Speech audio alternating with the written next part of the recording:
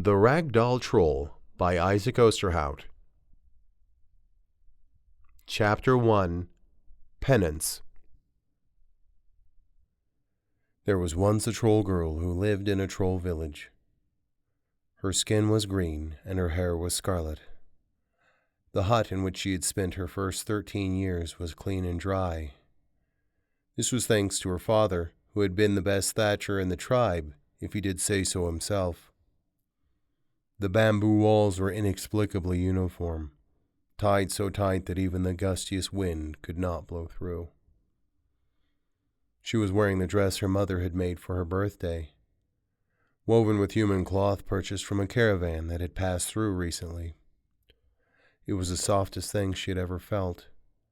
It had taken a lot of fish to equal the value, and the troll girl owned nothing of which she was prouder.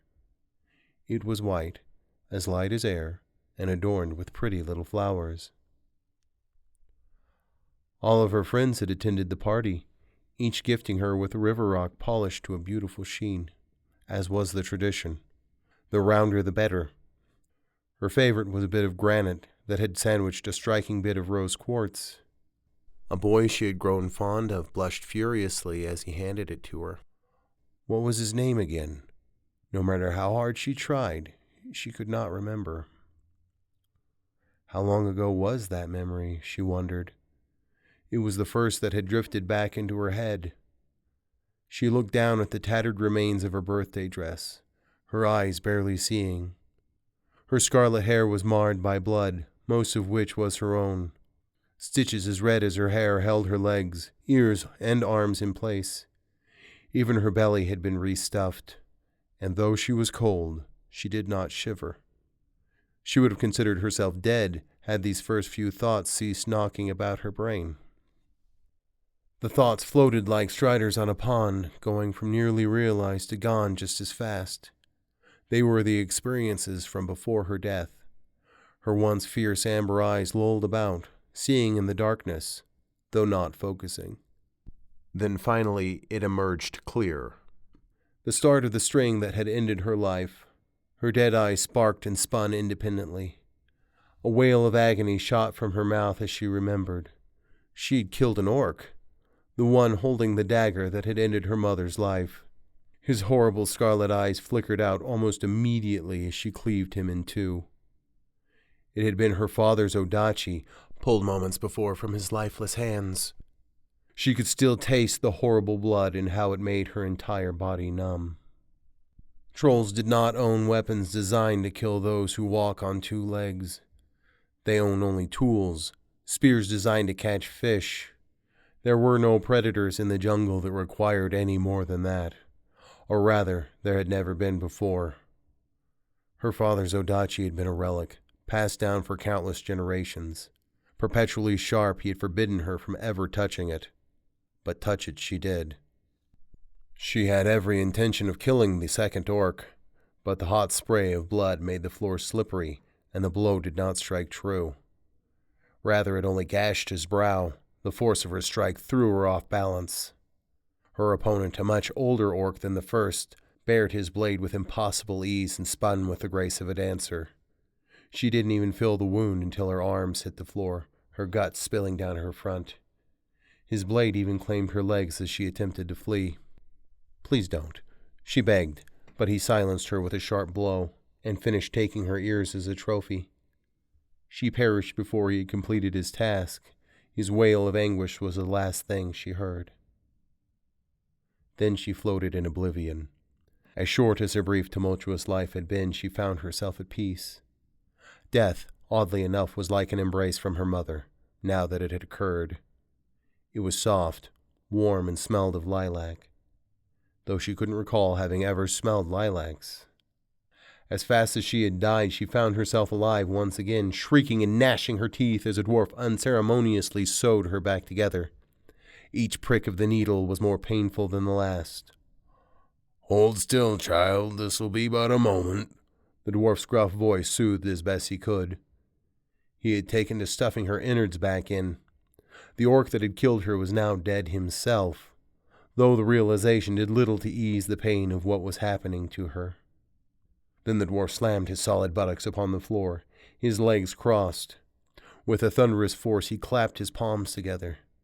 The stitches tightened in an instant, pulling her upright. She stood convulsing in anguish before collapsing. Then she passed out. It seemed the dwarf was carrying her for some time after this. She opened and closed her hand, looking ponderously at her palm. She knew, however briefly, what it was like to not have hands. Now that they had been returned to her, she felt as though she owned them no longer. Even the toes she had set to wiggling, and the guts that had tasted air for the first time not so long ago, felt as though they were not hers. Unlike regular thread, that would stick out as you would expect, the strings that held her together were smooth as though they were scarlet tattoos, impossibly contrasting against her green skin. Then she took to surveying her savior, the dwarf. He was old, to say the least. If he were a plant, he would be an ancient tree, gnarled and twisted into a grotesque display of muscles. Tattoos flowed down his bald head and chest, looking as though they were carved into his smooth bark. Despite his hard muscles, he carried her as though she were the most precious and delicate thing on the planet. His beard was white and wild as his crafty yellow eyes. On his hip was a satchel, undoubtedly for food, and he carried a smooth staff with a sharp metal ring at the top. It seemed he owned very little. "I can't carry you everywhere, Ragdoll," the old dwarf said, speaking the language of humans. How she had learned the tongue of beings she had never seen she could not recall.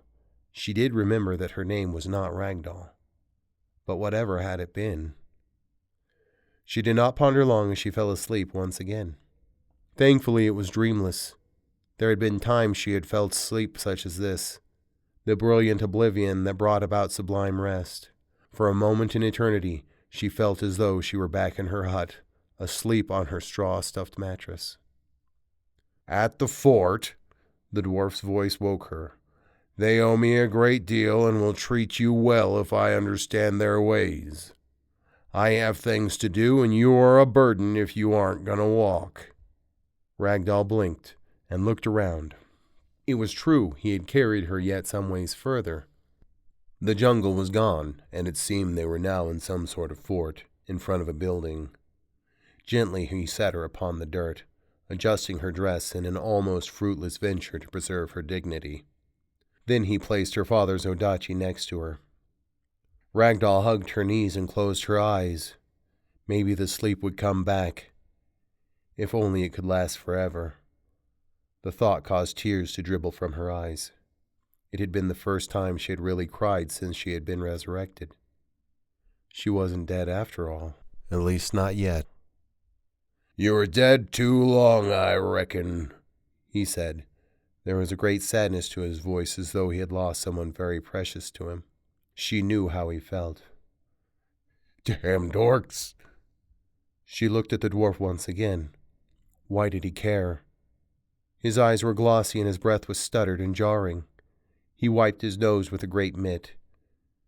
Ragdoll had an odd pang of guilt. What an odd thing, she pondered, feeling guilty about dying.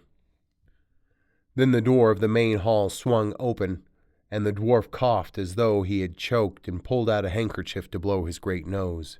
For some reason it seemed he didn't want whoever was inside to see him crying. A great woman burst through the door as though she would confront the whole world. In her hand was a nasty-looking club. Her hair was brown, and she was large, though not fat, with thick veiny arms that stuck out of her sleeveless nightgown. It looked as though she could have picked up the dwarf and threw him from the fort with little effort. "Grant Pole," the human woman barked, her gaze snapping back and forth between Ragdoll and the dwarf. "What in Gaian's name have you done?" the woman's voice quavered. "Maeve," the old dwarf greeted quietly. "She is my ward, or what's left of her." Ragdoll did not respond. "She is covered in blood, practically naked." The great woman looked as though she was going to be sick. "Oh, child, what horrible things have happened to you?" She kneeled next to Ragdoll and pulled her gently in. The woman's warmth made her skin tingle. "'Twas the orcs," Grant Pole spat. "She is half frozen. You don't have a blanket? Even the shirt off your back would have sufficed." Maeve demanded, squeezing Ragdoll in the most crushing hug she had ever felt. How old is she? 13, the old dwarf said, scratching the back of his head. Perfect age for training if her geist wasn't all fucked. And you trade with them, Maeve practically roared, lifting Ragdoll as though she weighed nothing. She could feel the woman's muscles constrict around her.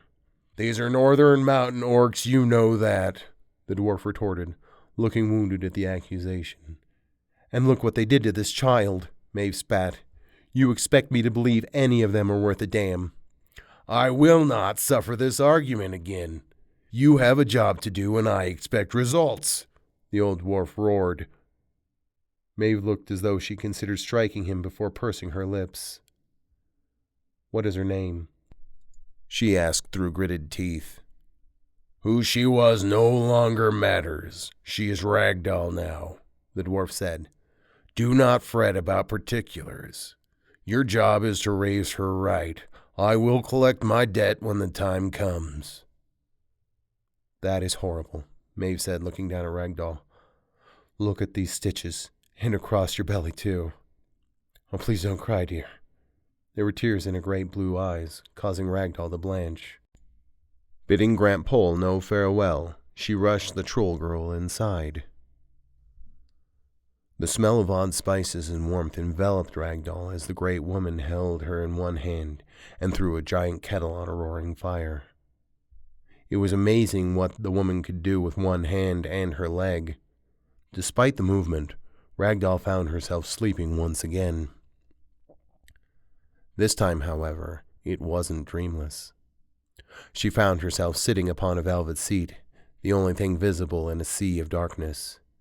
The smell of lilacs enveloped everything, as a voice hissed, Thief! Carwin woke me. What in heaven's name have you got there? A man's voice filled the room, startling Ragdoll once again. There was a power to his words that was uncannily similar to that of Grant Pole. His hair was long and white, and his chest was broad.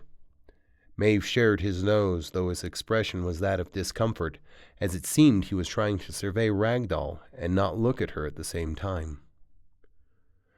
Grant Pole's foundling, I'm afraid, Maeve said, lowering her into a great wooden tub. The hot water stung pleasantly against her skin. Her birthday dress had found its way to the cobbles as she had slept, indelibly destroyed. Maeve produced a stout washcloth and began scrubbing the dried blood from Ragdoll's body. Heavens above, I thought she was an orc for a moment. The green is a bit different on 'em, though, ain't it? Hard to tell with the children. Regardless, if it was Grant Pole, that means orcs were involved, the man surmised. Calling in that favor, is he? He is, Maeve said, pursing her lips. You are certain she isn't an orc? The man asked. Check her teeth. She isn't an orc, Maeve snapped. They raided her village. I suppose she is too skinny, isn't she? He remarked. In any case, Dinnigan's old cottage is furnished. She will sleep in my bed, if just for tonight, Maeve said, though her voice was less than ultimate. It seemed she knew the old man would never go for such a thing. You know better, he said, leaving the room with a great yawn. With him his discomfort seemed to fade away as Ragdoll succumbed once again to sleep, as Maeve continued scrubbing her. Not long after, Ragdoll found herself in a comfortable bed in a comfortable cottage, nestled near the outer wall of Fort Eulith. It seemed they were going to feed and water her in hopes that she would sprout. Then sleep came once again, this time with dreams of her death looping one after the other. It was remarkable how accurately her brain could recreate the pain she had once felt.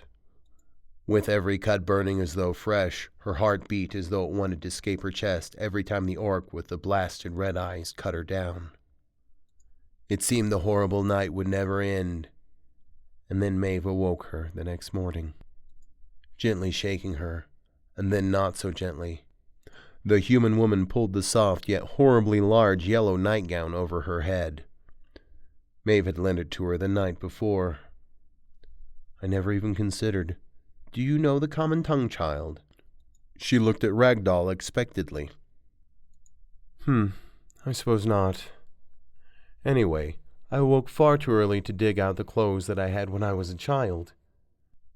She produced a large linen sack and began to dig inside. For a strong woman like Maeve, dressing an unwilling 13-year-old troll girl wasn't difficult. Getting her to eat wasn't quite so easy. "Damn it, girl," Maeve said, still breathless from wrestling the underclothes on Ragdoll. Trolls do not wear such things, and doing so made her feel even more uncomfortable. "You are strong, I will give you that." Ragdoll, if she remembered correctly, had never been an overly hungry child, and now the urge to eat had simply gone. It was impossible to force herself if she wasn't hungry. It wasn't as though the food looked bad. 3 strips of smoked meat, 3 eggs, and a bit of bread. She just wasn't hungry. "Well, you drank the water I left, and you used the bucket." I can see your pee, so this catatonic nonsense needs to stop." She sloshed the bucket around as though giving a demonstration would cause Ragdoll to burst into speech at any moment. She did not. Finally, giving up, Maeve dumped the bucket out the window, lifting Ragdoll into her arms. She bumped the door open with her butt, and they made their way outside. Unlike the wall-less village she had grown up in, the buildings were enclosed by enormous logs, felled and spiked at the top, banded together by iron links. The buildings inside the fort were sturdily crafted from split and smooth trees, held together with tiny iron spikes. "You may not remember, but this is my father Dolan," Maeve said as they entered the main building of the fort. "Dolan, meet Ragdoll." "Pleased to meet you, Ragdoll. That is a pretty yellow dress you have on there, young lady," Dolan said, greeting her merrily. Ragdoll did not respond. "Ah, yes, she probably speaks Trollish." "I don't know any Trollish," Maeve admitted, looking at Ragdoll curiously. "I would have thought she would have at least spoken a bit by now. I can't get her to even stand on her own, much less eat." "I've seen such things before. She will either recover or she will die. Trolls are such strange creatures, so who knows?" Dolan furrowed his brow, brushing a bit of Ragdoll's crimson hair aside to get a good look at her face. "I wager she has a bit of life left in her yet." Later that night, Ragdoll made sure to dump her chamber bucket outside the window. She wasn't hungry, but thirst certainly overtook her as she drained the entirety of the pitcher Maeve had left for her once again. She thought briefly about refilling it, though the stream wasn't within earshot. It must have been far away. "Cheeky girl," Maeve said the next morning. She pulled her out of bed and dressed Ragdoll as she had the day before, though this time she ran her hand across Ragdoll's bed. Cheeky girl indeed. There was little reason to walk about on her reattached legs, as outside her cottage was only dirt and more buildings, so she simply sat, growing skinnier, her emerald skin growing dimmer, and her crimson hair falling limp as she drew closer to her family in the darkness. Each day would proceed much as the last. Maeve would open the door and pull her in for one of her rib-crushing hugs. At first Ragdoll had tried to escape her grip, but the weakness did not allow for such freedoms. So she submitted. At least she would be warm as she starved to death, if only it did not take so long. Day after day, after dressing and attempting to feed Ragdoll, Maeve would sit upon the floor, squeezing her for all she was worth, muttering needlessly about the news of the valley, as though it was something to live for. Ragdoll really couldn't care less about the petty disputes of humans, the height of corn, or the abundance of scrub fowl. Despite her best efforts, Ragdoll learned about the humans in their settlement. Maeve was a paladin, one of the few females among her order. She was proud enough to repeat constantly. She had followed in the footsteps of her father Dolan, who remained a high-ranking member of their order. "Tomorrow we will go for a walk again," Maeve would say pleasantly, giving one last compulsory squeeze before departing. Then she would leave Ragdoll and the faint scent of her floral perfume behind. Without Maeve, the room was silent, save for Ragdoll's breathing. Much of her time was spent staring at the old brown walls and listening to the rain outside when it occurred. This time she rolled upon the floor and then under the bed. There was something comfortable about the hard boards as she drifted off to sleep once again. "What in Gaian's name are you doing?" she heard Maeve shriek. She had lifted the bed, looking horribly disheveled. "You nearly caused my heart to stop." Ragdoll simply closed her eyes and rolled over. Her family was in the afterlands. What was left but to follow?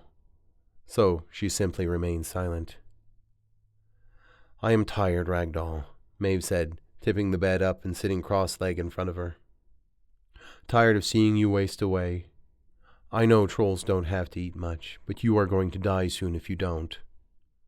Ragdoll did as always and remained silent. There was a pleasantness to starving, an odd spinning that seemed to ease the pain. She had first-hand experience that there were worse ways to die. "This is not fine," Maeve said forcefully. "You are not one for coddling, it seems, so instead I will bargain with you." The great woman stood up, bearing a determined look. With a blinding strike, she rose a welt upon Ragdoll's shoulder. "Ow!"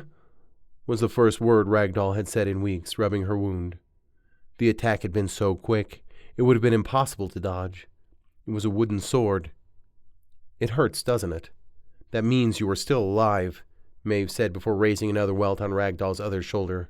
An odd laugh rose deep from the human's throat. "I haven't swung one of these in a while. It feels good." "Ow!" Ragdoll said once again, lamely grasping at both smarting shoulders. "It doesn't feel good," she screamed.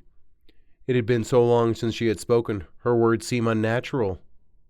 Ragdoll had forgotten her voice as well. "Oh, she does speak, after all. Such a pretty voice," Maeve gushed. "You will want to dodge, dear." Maeve's tone took a severe turn once again as she struck yet another blow. This time Ragdoll rolled to the side, but the woman was unrelenting. "Ow, ow, ow!" Ragdoll exclaimed, backing into her upturned bed. She rubbed the new goose egg on her head earnestly. "This isn't fair." "How is it fair that the rest of the children in your village rot while you wallow in pity? You of all people should realize how unrealistic the concept is," Maeve said, closing in on her. With another blinding blow, she raised a second knot upon Ragdoll's head. "Stop! Stop!" Ragdoll pleaded as Maeve struck her blocking fingers. For the first time in weeks, tears fell from her amber eyes.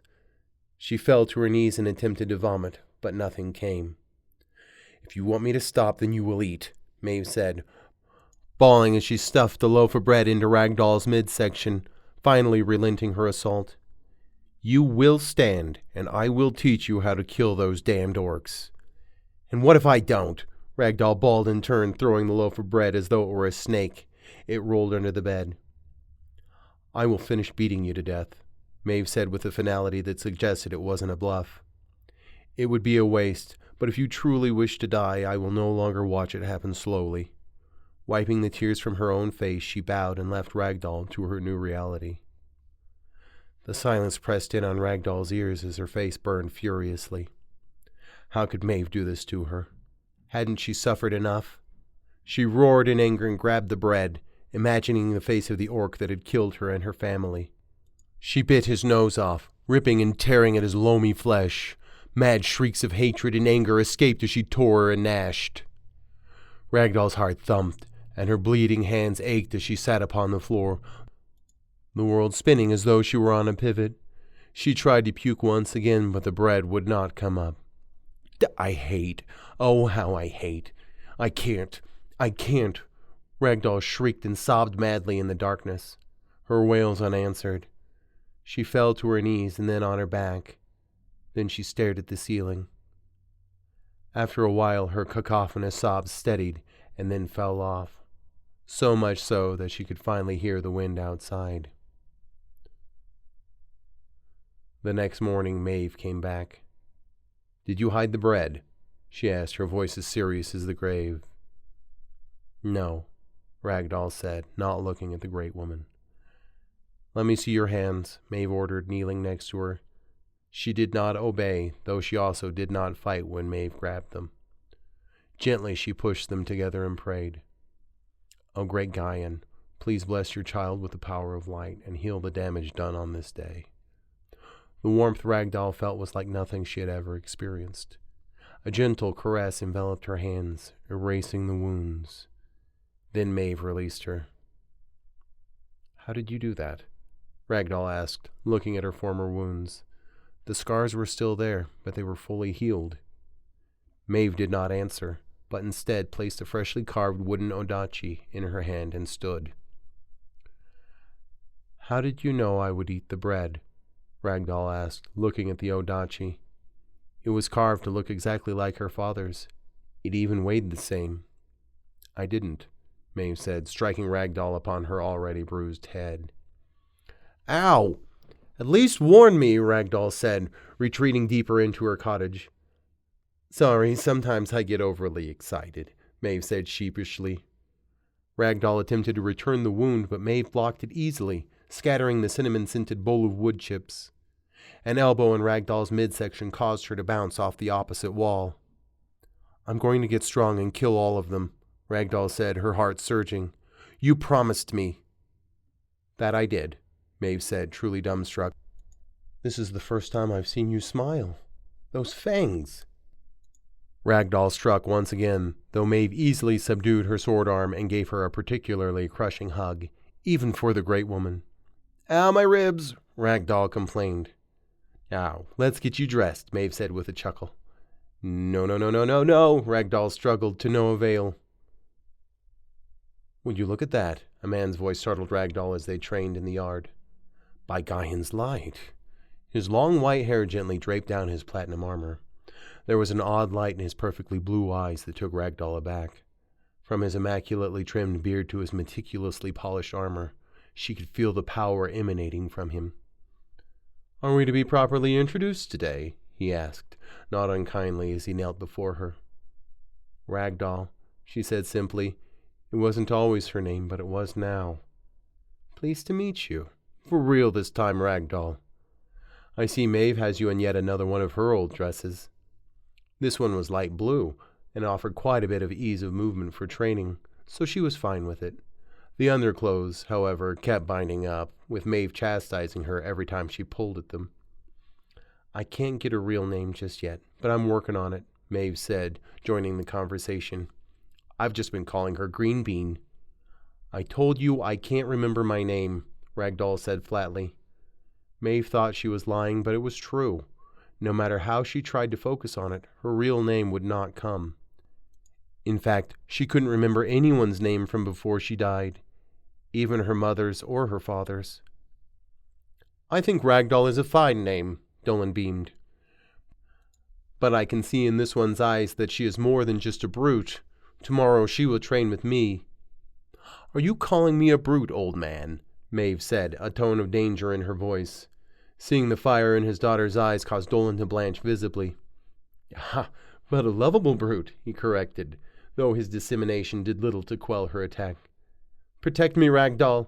Dolan lifted her in his arms, using her as a shield from his daughter's assault, both humans laughing merrily. Even Ragdoll couldn't help but smile. Day after day she practiced in the morning with Maeve and took lessons with Dolan. Diligently she memorized prayers and rites that would one day aid in her being a paladin. She would pray and beseech Gaian with all her might, and despite never manifesting any power, she never gave up. While training with Maeve, though Ragdoll never landed a blow of her own, each day she took less and less damage. Her adopted sister's eyes would twinkle as she circled and struck, laughing and jeering at Ragdoll while also guiding and advising. Little by little, Ragdoll paid for her sin of weakness with bruises, blood, and hard work as her muscles grew stronger, her legs faster. Chapter 2. The Peculiarity of Ogres. Ragdoll awoke from a dreamless night, dangling her legs from beneath her thick cotton nightgown. Upon her shoulders was a dark purple bruise. It was a dull ache, but she enjoyed it all the same. Over the last 3 years, Ragdoll had done her very best to become stronger. Unfortunately, without the runes of Gaian upon her palms, there was only so much her adoptive sister and father could teach her. She would need the help of her new god, and soon she would get just that. Outside her cottage, the sky was gray and melancholy, drizzling ever so slightly. A relatively moist Maeve burst through her door. "Good morning, Green Bean," she exclaimed pleasantly, shaking Ragdoll back and forth as though she weighed nothing. Today her sister wore a pretty purple dress. "Good morning, Maeve," Ragdoll said, groaning dramatically, returning the hug.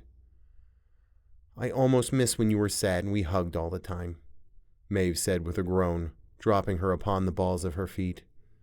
The memory caused Ragdoll to blush and to inadvertently avert her gaze. Her abashedness caused Maeve to chuckle merrily. Maeve's runes, when activated, were a brilliant green, and supposedly Dolan's were a piercing blue. But no matter how Ragdoll begged, he wouldn't give her an example, citing that a paladin should never invoke Gaian needlessly. Ragdoll had seen Maeve's runes quite often as she worked her healing on the peasants and farmers of the surrounding villages. Ragdoll wondered what color her own holy runes would be. A piercing red? She had even drawn them upon her palms using Dolan's ink, bringing a chastising from the old paladin. Such things were expensive, and though she had done an admirable job of copying the symbols, they remained powerless. Without an endorsement, even the most capable girls were often denied a position in the academy, a reality that seemed hardly fair to Ragdoll. Even the boy's armor that she wore during practice to soften Maeve's strikes had once belonged to her adopted sister, which was the only reason it had been tall enough. Not particularly well endowed herself, it was still difficult for Ragdoll to breathe during practice. Maeve must have been constantly lightheaded when she had worn it so long ago. Now that Maeve was retired, having received her runes at the age of 17, she opted to live her own life rather than re-enlist. Ragdoll would have imagined that once someone had become a paladin, one stayed a paladin. "I am still a paladin," Maeve told her when she brought it up during practice. "I've already given my 10 years and I am no longer conscripted. That means I can do as I please." This, of course, meant that she was acting healer of the fort and surrounding communities, taking pay when she could. Sadly, this often came in the form of chickens, goats, and even a dried bag of corn, of which Ragdoll had the honor to carry back to the fort. When they went on their healing rounds, Maeve wore her brilliant silver armor that Ragdoll couldn't help but stare at longingly. It was formed to her body, as the dwarves had crafted it meticulously. The left arm was bulky and thick, with the elbow coming to a point, while the right was covered in the thinnest of chainmail for ease of movement. It was even accentuated by a pretty, if not completely useless skirt. Her bottom was already covered with metal trousers, after all. The simple people they met on their trips had been curious at first to see a young troll, but came to dismiss her presence before long, their curiosity turning to passive scorn. Some humans harbored the misconception that trolls practiced cannibalism against anyone who didn't have green skin. Ragdoll had never heard of such things, knowing full well that her tribe ate mostly roots, vegetables, eggs, and fish with a staple of trollish flatbreads. But today was different. No more would she follow her big sister, hauling sacks of corn or pulling stubborn goats with a lead. It was time for her assessment. If accepted, she would not only be a female paladin, but the youngest ever, from what Dolan had told her. Maeve plopped a big basket of human bread on Ragdoll's dresser and opened the drapes. Not that it allowed for much sunshine. "You are likely going to leave soon," Maeve said, though the words seemed to come with some difficulty. "I know you're excited to go." "He's here?" Ragdoll asked excitedly, ignoring Maeve's alternate reality. It was so early yet. "Is he as big as the books say?" The proctor was an ogre. She had never seen one before, and the prospect made her heart race. They were supposed to be enormous brutes, living in the Midlands and northern mountains. Their body hair was thick and wiry, making them particularly good at surviving harsh climates. Eager for a peek, she rushed to the door when Maeve grabbed her by the collar, nearly strangling her. "Not in your night clothes," Maeve ordered, pulling the thick nightgown over her head. "And no pants again," she huffed, shaking her head in disapproval. "I have to wear my armor," Ragdoll protested, standing in only her skin, the cool morning raising goose pimples as Maeve pulled a plain white dress from the wardrobe. "You'll go out naked before wearing that ugly old set. You will be leaving it behind. Now dress," she ordered, and Ragdoll obeyed. "And put on some underclothes, you heathen." "It makes no sense wearing clothes under clothes," Ragdoll griped as she pulled the dress over her head. They had the same fight every morning, though Maeve always won. Ragdoll had tried abandoning them when she wasn't looking, but to no avail.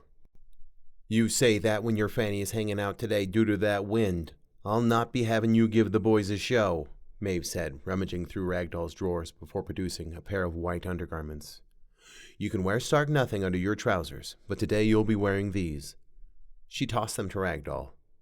Trolls did not wear underclothes, and doing so still made Ragdoll feel uncomfortable, but still she obeyed. The females of her tribe typically wore leather leggards and jerkins on normal occasions, making wind less than consequential. Not that they were terribly bashful people, often gathering to bathe in the hot springs. They itch, Ragdoll protested. Well, don't be scratching yourself in company. Now go see Father. Be quick about it. Tal is still chatting with the boys. She was referring to the 2 guards who, while seeming to have nothing but disdain for Ragdoll, were more than friendly with Maeve. Ragdoll was pretty, if she did say so herself, but hardly comparable to her big sister. Being a troll didn't help matters either, as far as they were concerned. Human males weren't fond of green skin, it seemed, or her big fangs for that matter. She looked down at her webbed toes and gave them a wiggle. She only had 6 altogether. Maeve had 5 cute little toes on each foot. Other than that, and Ragdoll's long ears, of course, she looked remarkably similar to a human. Ragdoll thanked Maeve and gave her a big hug before rushing outside. "Your shoes!" Maeve protested, though it was too late to stop her. A traveling cobbler had been commissioned to make her clumsy footwear shortly after she arrived, but her feet were tough enough to go without such things anyhow. Long legs were the boon of her kind, and Ragdoll's were particularly swift.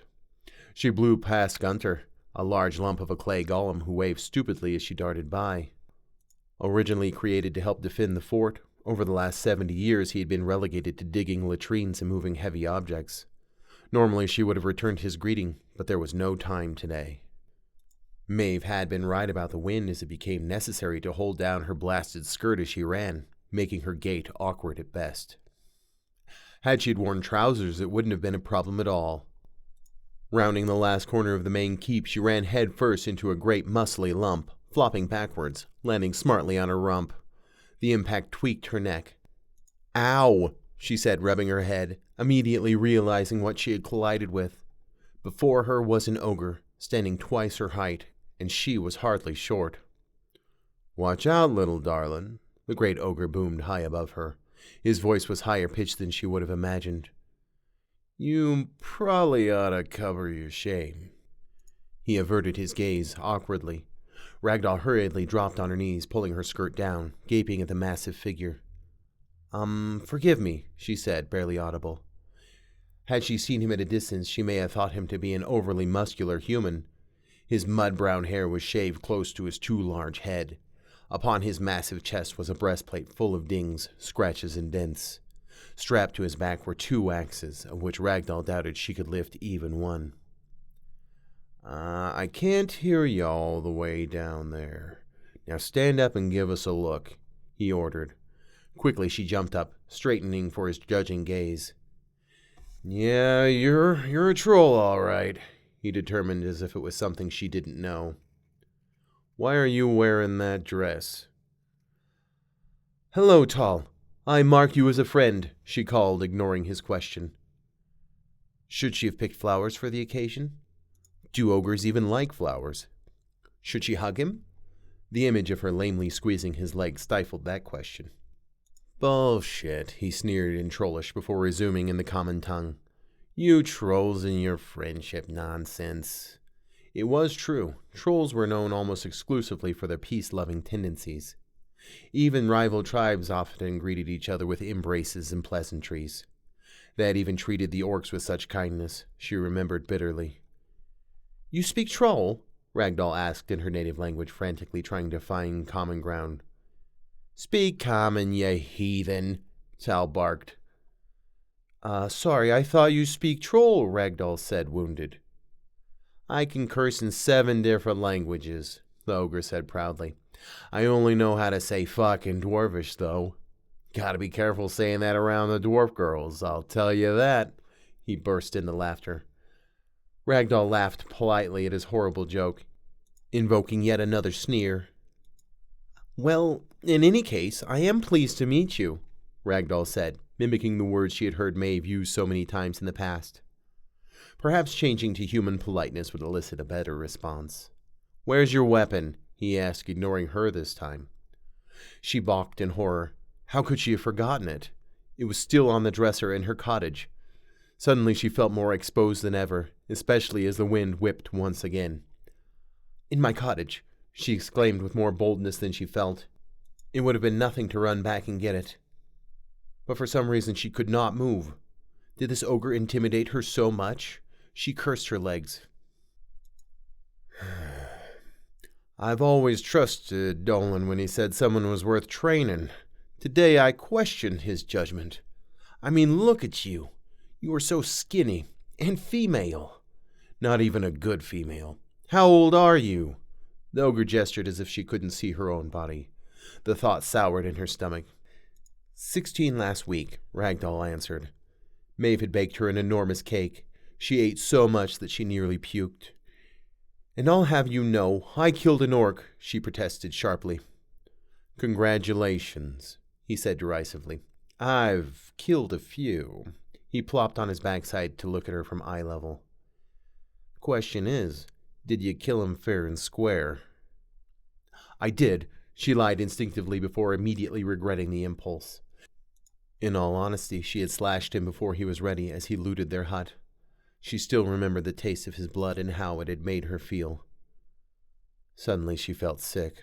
Surely Dolan had relayed the story already, making her lie all that much worse. "Is that so?" Tall asked dismissively. "The Academy doesn't take females, unless they got something real special. Like Maeve. Most paladins can't heal like she can." Her sister had been one of the few women to graduate from the Academy, something Ragdoll had been reminded of incessantly during her training. "What makes you special?" The question came and went, emptying the contents of her brain until she was left searching for a scrap of anything. "I hate orcs," she said gravely. It was the only thing she could think of. "You and every other asshole. What else you got?" The ogre's patience seemed to be dwindling fast as he rolled his enormous eyes. "They killed my family," Ragdoll said gravely. "That's a shame, but it doesn't make you special," Tall said unimpressed. His lack of a response caused Ragdoll to gape lamely. Why was she special? "You don't understand. I got a hate in me. It's eating my guts," she growled. The horrible realization that her dreams were slipping away caused her tears to flow unbidden. "Damn it," she swore, wiping them away with her forearm. "Hate, you say?" he snorted. "Hate will strengthen your arms. This is true. But it also makes you stupid. You'd be better off making babies. Go have a son that is worth training." The ogre shook his head as if he was looking at the most pitiful being in the world. "Wait! I'll get my sword," Ragdoll offered, unable to think of anything else as she sprinted away. "You can get an army of trolls. I'll still not take you," the ogre said as he rose to his feet, dusting himself off. What a fucking waste of time. It was obvious that his line of questioning was done, as he had already begun making his way to the main gate. "Please stop. I'll be back," she pleaded to the great figure of a man as he walked away. He ignored her and kept going. Desperate, Ragdoll ran into the main keep, a great chamber decorated with beautiful scarlet flags and a gilded map of the bad and the contested lands. The ledgers were stacked high on Dolan's great oaken desk as he scribbled endlessly. The old paladin, despite sitting at a desk, was still looking as impressive as the day they had met. Inside, she had spent countless hours learning to read, as was required of the Academy. The books she had read were interesting enough, and she picked it all up very quickly, according to Dolan. They were all about Gaian and the paladin order that was based upon his teachings. It didn't take her long to fall in love with the idea of joining the order. "Is there something you need, dear?" he asked patiently, looking up from his papers. Today he was wearing a sensible green jerkin, his wild white locks properly combed back, his beard neatly cropped. "He's leaving," she pleaded to the white-haired paladin. He pondered for a moment before responding. "That is a shame," Dolan said with a sad smile before continuing his chore. "Aren't you going to stop him?" she asked as the helplessness continued to spread through her chest. Odd gasping sobs began to rattle her, causing her whole body to shake. I would have liked to speak to him, but Tal has always been somewhat melodramatic, Dolan explained, this time not looking up from his work. Her despair didn't seem to bother him in the slightest. It is ultimately his decision if he takes you or not. If you really want to go, I suggest you persuade him. His words hung in the air for a moment, signaling that there would be no more offered.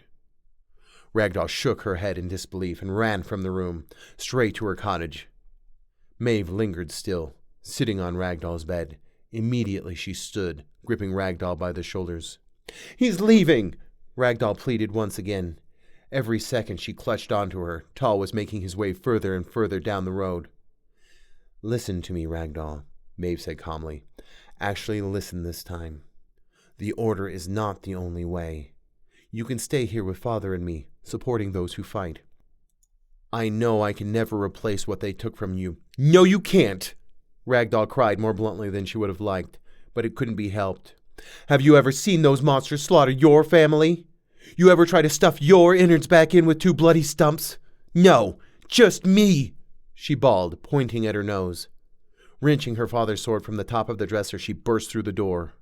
Running with more conviction than ever before, she made her way to the gates, though they were already closed. "What do you want?" Rupert, the chubbier of the 2 guards, asked her. Corson, the skinny one, was busy urinating on the wall. He had eaten asparagus recently, she could tell. The thought made her gag. "I need through," she demanded frantically, considering for a moment threatening them with her blade before considering the better of it. "If you think I'm gonna pull that ratchet wheel for you as well, then you got another thing coming. You'll be doing it yourself, I think," Rupert said with cruel glee, inspiring a laugh from Corson, who had managed to stuff himself back into his trousers. Ragdoll had always thought his voice was irritating, and today it was all the worse. His laugh became venomous as she struggled to spin the great wheel, the effort feeling as though it would pull her shoulders from the socket. Normally these 2 lummoxes would have to spin the handles together to lift the portcullis, but she would get no help today. By the time it was high enough for her to pass, Tal was gone, and she was nearly exhausted. She lifted her sword and took off. "She actually did it. Go run, strong troll girl. You're likely to get murdered by the bandits for that fancy blade of yours," Rupert called as she clambered past.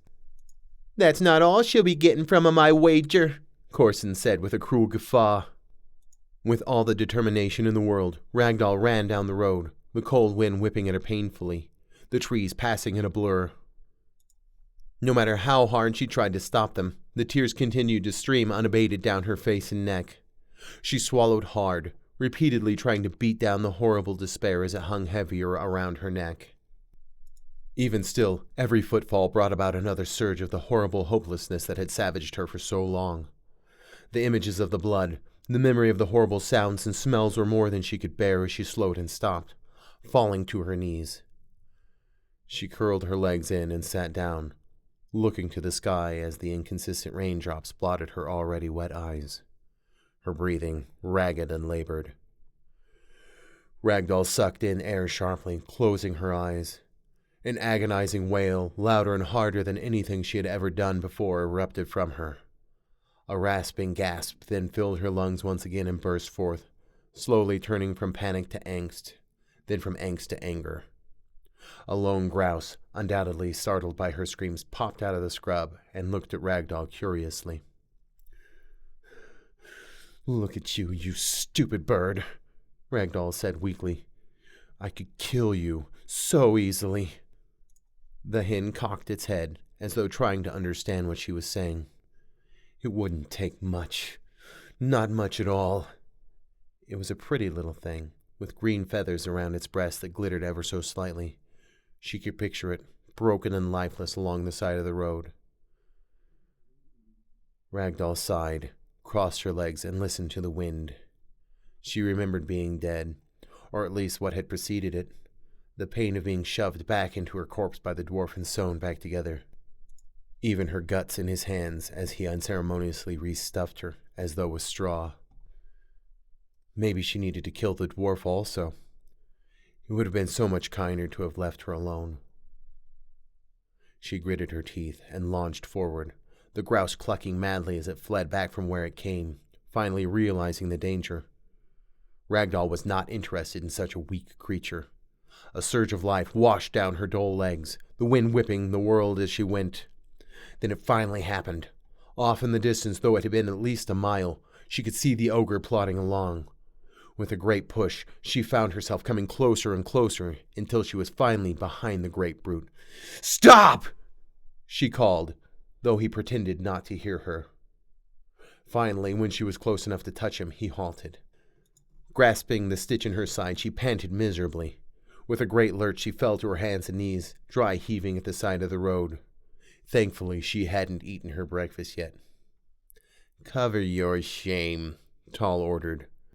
The wind had taken to whipping her skirt, exposing the panties underneath. "Fuck my shame!" she screamed, wiping her mouth and standing upright. "You are going to take me!" She bared her father's odachi. "Getting serious now, are we?" Tall said, a tangible danger in his voice. "We have 3 choices. Either you take me, I kill you, or you kill me," she demanded, her voice shrieking more than she would have liked.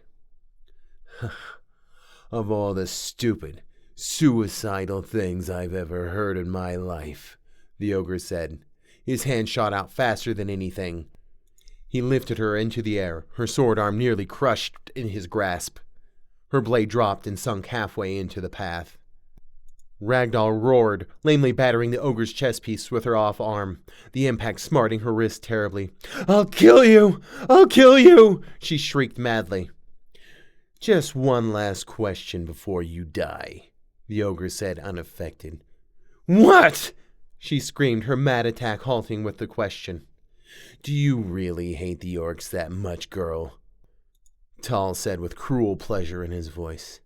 "Bad enough to skull-fuck 'em," he ordered, blowing her hair back, his enormous lungs causing the words to echo despite the wind. "I don't have a penis," she roared back awkwardly. Tall dropped her on her butt, bawling with laughter. She sat there, her sword ready, frozen in dumbfounded action. "Ha! I forgot that part," he said, wiping the tears from his eyes. "Damn, it did take you long enough to catch up." "What are you talking about?"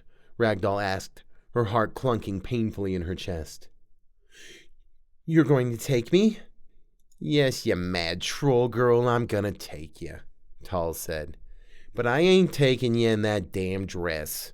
Let's head back." An odd wave of emotion hit her.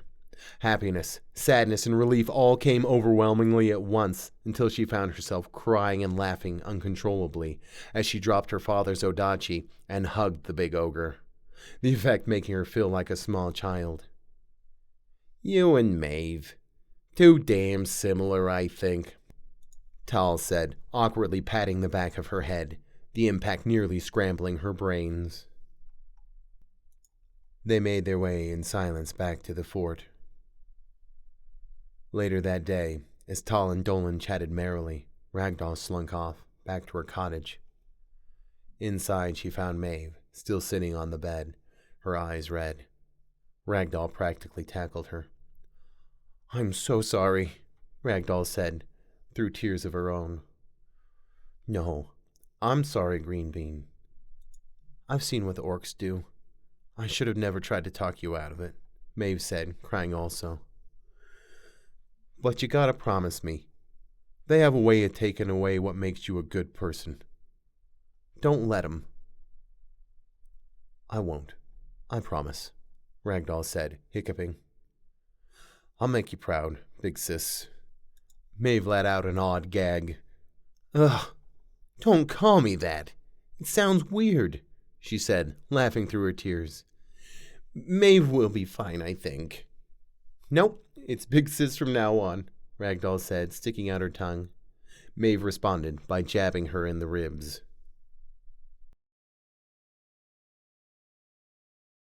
Chapter 3. Dwarves and Spite.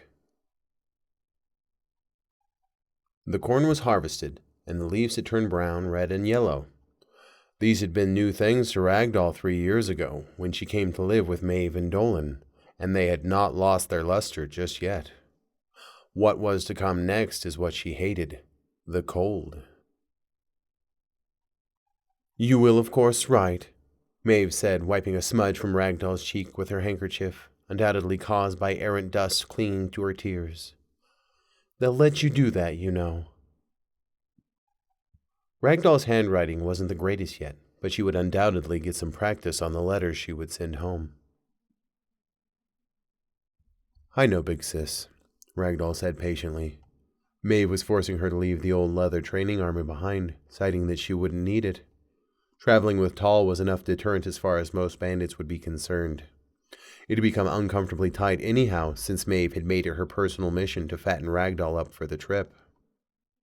Today she wore a sensible woolen gown Maeve had given her as a going-away present. Under the skirt, Ragdoll wore a pair of short trousers, so if she had to run, it could whip around all it wanted to. She had even given Maeve an awful fright when she had lifted her skirt in the yard, giggling madly. "You'd best be wearing something under that skirt, acting like a heathen," she chided Ragdoll before turning to Tall. "And you'll be kind to her, you great oaf, and make sure she eats. She keeps trying to starve to death." Ragdoll had gotten a bit of a belly, she noticed in the mirror that morning. She would have to rectify that in the coming weeks. It was doubtful the ogre cared that much about keeping her fat anyhow. Yes, teas and cakes," Tal said dismissively. It wasn't like Ragdoll was trying to starve to death anymore. In any case, trolls could go a long time without food and water, and sometimes it was difficult to remember until the hunger sat in. Her ribs would poke out, and she would get sleepy. "Here are your papers, dear," Dolan said, hardly able to look her in the eyes. It was his written recommendation and certificate. She had received a basic enough education in order to join the academy and was properly prepared. Most students had to undergo combat training as well as education in order to enroll. Thankfully for Ragdoll, such things could be subverted by a high enough ranking paladin. Her practice with Maeve had been a proper enough substitution, Dolan concluded, as well as their daily studies. "Thank you," Ragdoll choked. She covered her mouth, surprised at her own response. Dolan himself had taken to chewing his lower lip in order to keep his easy-flowing tears at bay. "I am just so proud of you," he said in the most strained voice she had heard from the old paladin. Ragdoll, unable to contain herself, pulled him in for a hug. This, of course, led to him bawling, which led Maeve to joining in, and the whole lot of them, save for Tal, practically wailing at the gates. After a long and tear-filled farewell, Ragdoll and Tal left.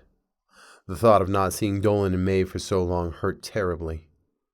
However, not sadness nor loneliness, and not fear would keep her from getting stronger.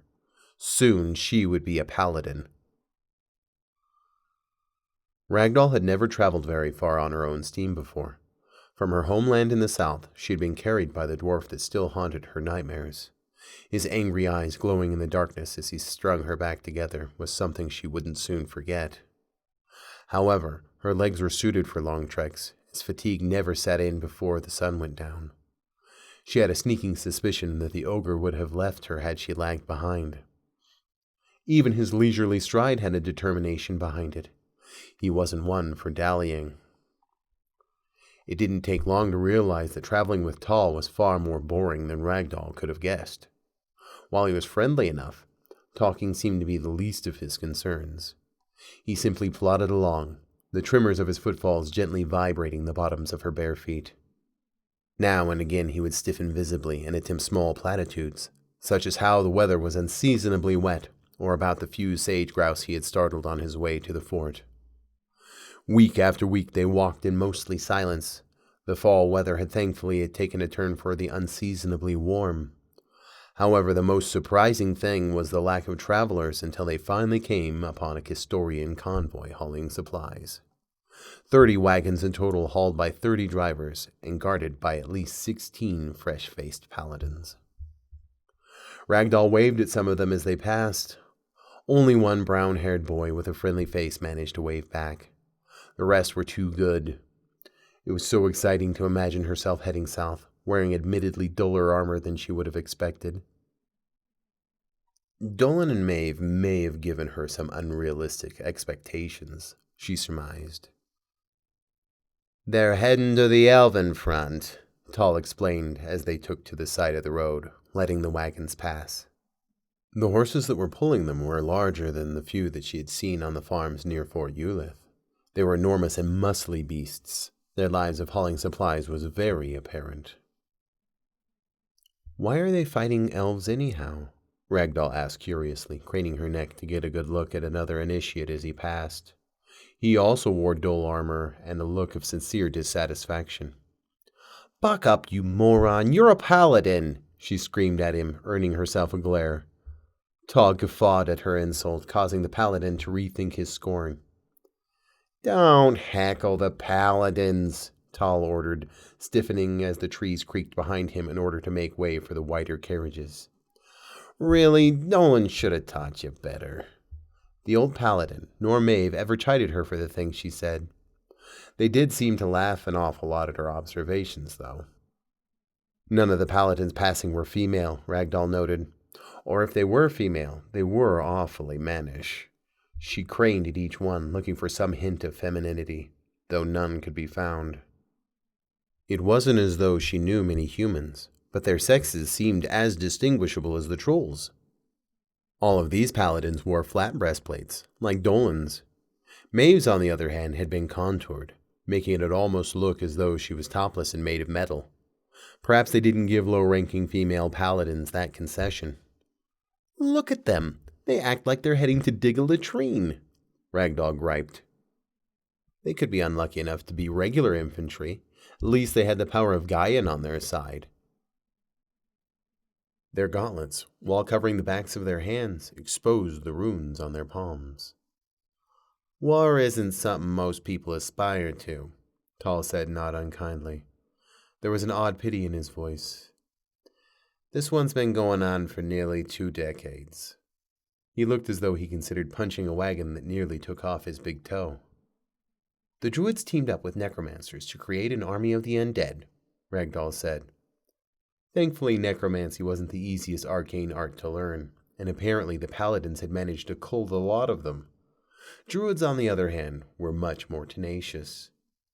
They're called dustmen, and it's not funny, he snapped, prickling at her humorous voice. And they aren't undead.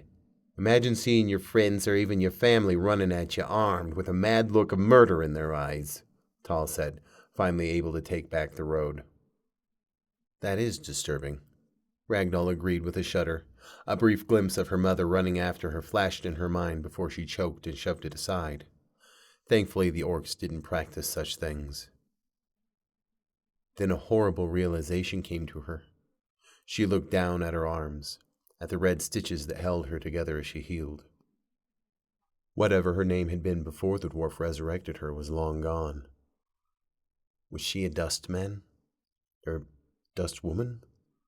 Were her memories the results of something placed there by her terrible savior? Reanimated corpses can be a bother, but if you use a druid to heal them to the point at which they stop rotting, they become a big problem. They can even communicate, Tall explained as patiently as he could. They have no soul, and with it comes no qualms against committing atrocities. What's worse, they keep their memories, making them easy to interrogate. And you think orcs are bad. Am I a dust person? She said. Her words caused Tall to stop in his tracks. He whirled upon her and took to his knee. One eye closed, he eyeballed her as though he was trying to discern something. Nope, he said with all the certainty in the world before flashing a huge smile. How can you tell? Ragdoll asked, still not certain. I told you already, they ain't got souls. You may not be a dustman, but you are an idiot, he said gruffly. How can you be so sure I have a soul? Ragdoll demanded.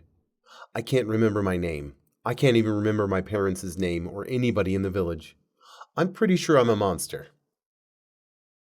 You are an idiot. How many times I gotta tell you? Tal reiterated, dropping a knuckle on her head. Ow! Ragdoll said, rubbing the newly rising knot. You want to know how I figured it out? Tall asked with patient exasperation. How? She said, lowering her hand. When I met you, you cried. I saw mothers attack their children without a second thought.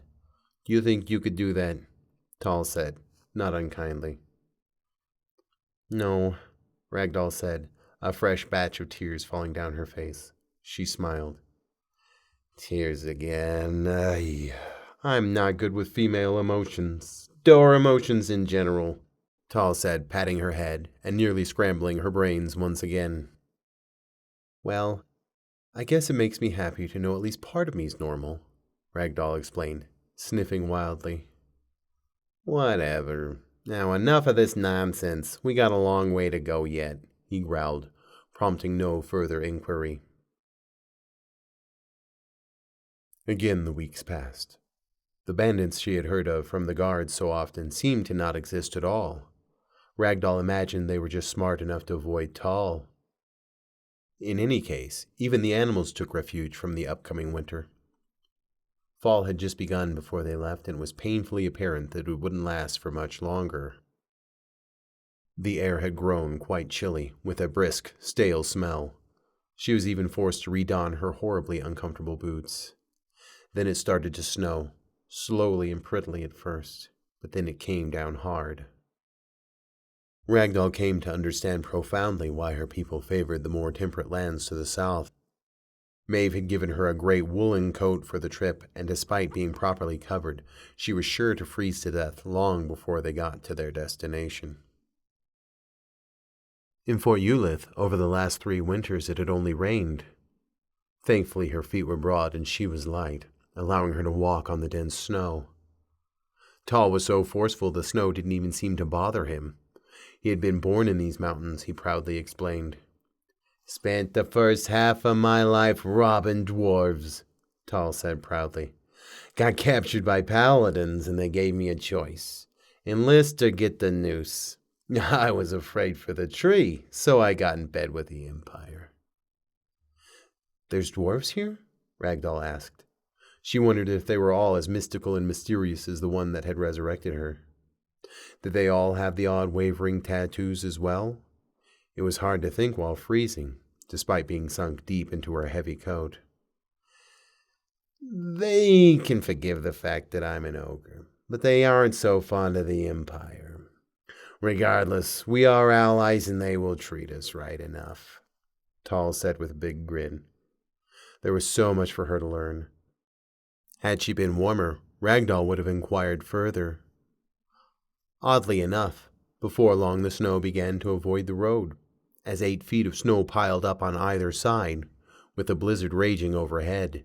It was almost like walking through a tunnel of glass as the flakes changed their path, gently lilting to the edges. Ragdoll surmised that perhaps the cobbles below their feet were enchanted, though if that was the case, she was far too cold to give them a proper look. And there it is, Tall said, looking properly impressed. Herthel, the southernmost dwarven settlement. It made Eulith look as though it was constructed by amateurs, as Herthel boasted enormous stone walls with parapets, massive smiling gargoyles, and a shining keep that stood proudly in the center. Snow swirled around the entire thing, flowing down a great invisible dome, dropping the snow on the sides of the impossibly tall outer walls. Ragdoll's breath was quite effectively taken away. Magic, Ragdoll said, too enchanted and nearly frozen to say much else. Runeworks, Tall corrected her. Dwarven magic. Halt there! One of the 2 guards shouted as they approached the gates. The dwarf on the left was as fat as he was tall, which was remarkable given how short he was. Even if he were to stand upon the tips of his toes, he could barely manage to come up just past Ragdoll's navel. In his hand he held an axe, looking as though it would have taken 2 dwarves to swing effectively. No hill apes, the taller one said. The point of his helm would have reached Ragdoll's sternum. In his hand was a broad spear. A shield lay on the ground beside him as he sucked the smoke from a pipe nearby, what was nearly as tall as he was. His beard was triply impressive as it nearly touched the ground, white as the snow piled on either side of them. "That there's racist," Troll barked at him. "You old bastard." "Racist?" Ragdoll asked curiously. It had been a few years since she had left her tribe, and though she had learned many new words, this one had escaped her. "It means being unfair or hateful to someone 'cause they are of a different race," the fat dwarf said helpfully. "Good afternoon, darling. My name is Quimble." He introduced himself with an odd bow. He was obviously much younger than his compatriot, sporting a chestnut beard and all of his teeth. "Hello, Quimble," Ragdoll greeted pleasantly through her own chattering teeth. "I mark you friend." "Heavens! Is it a troll? I can hardly see your green face through that coat. It's no wonder your lot ain't made for this weather," the dwarf said. "That's racist," Ragdoll said brightly. "Isn't it?" "Not if it's true," Quimble argued. Her observation had rankled him quite a bit as he began sputtering madly. "That's not quite right, Quimble. Maybe she's perfectly comfortable," the tall dwarf observed. His partner conceded the truth of the matter, giving a nod and calmly considering. "I'm really not," Ragdoll almost pleaded.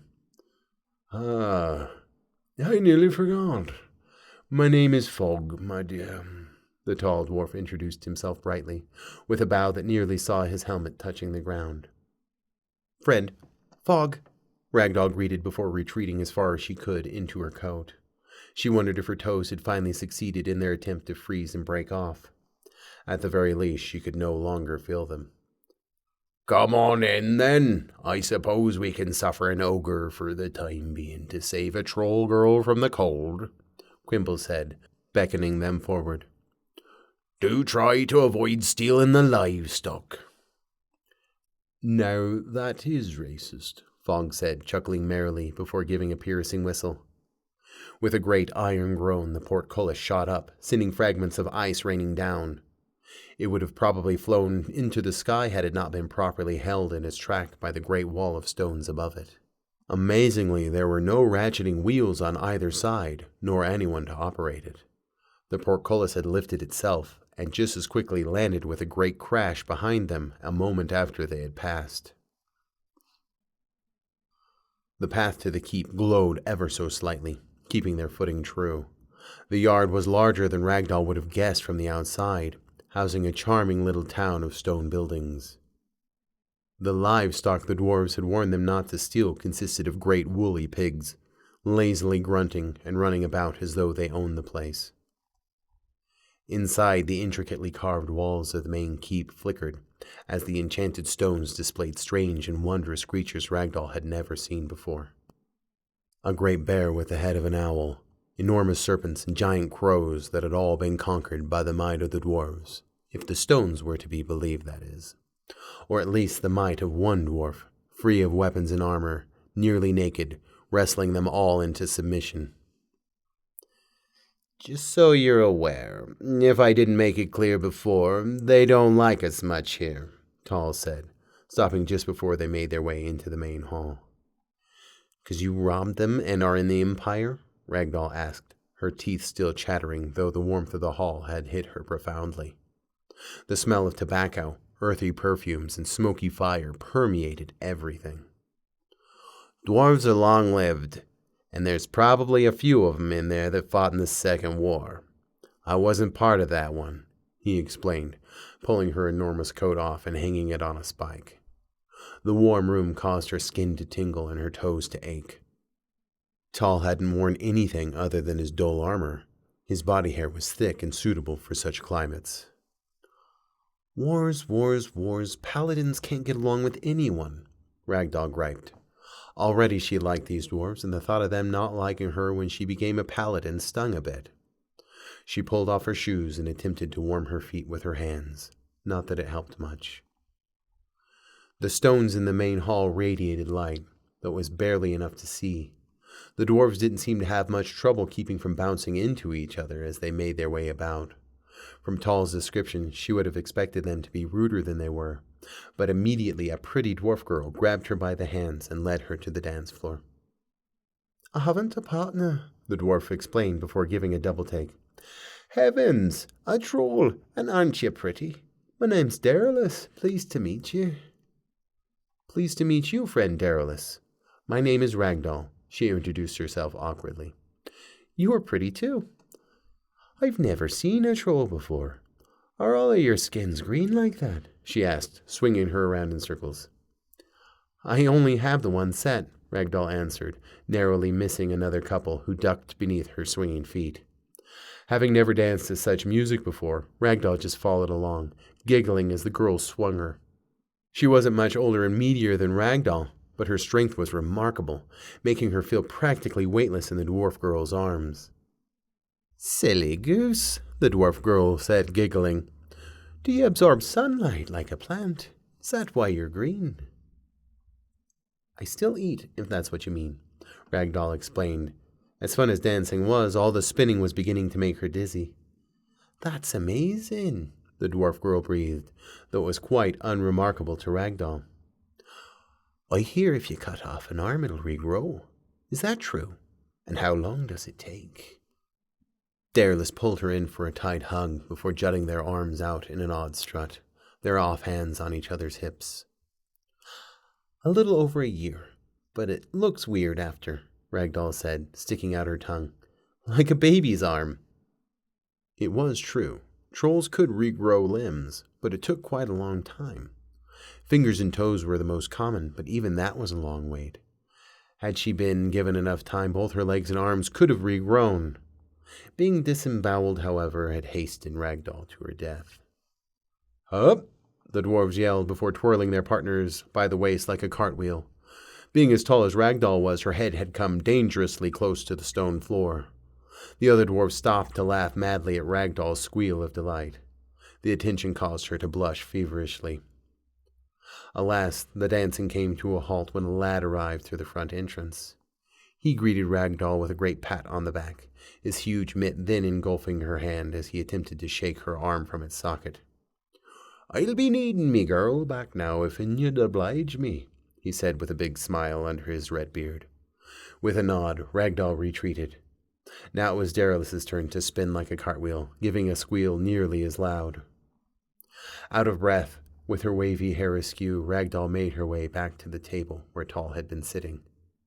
Trolls were known to celebrate feverishly, but the amount of dancing, alcohol, and singing was mesmerizing. Even the smoke in the air was intoxicating.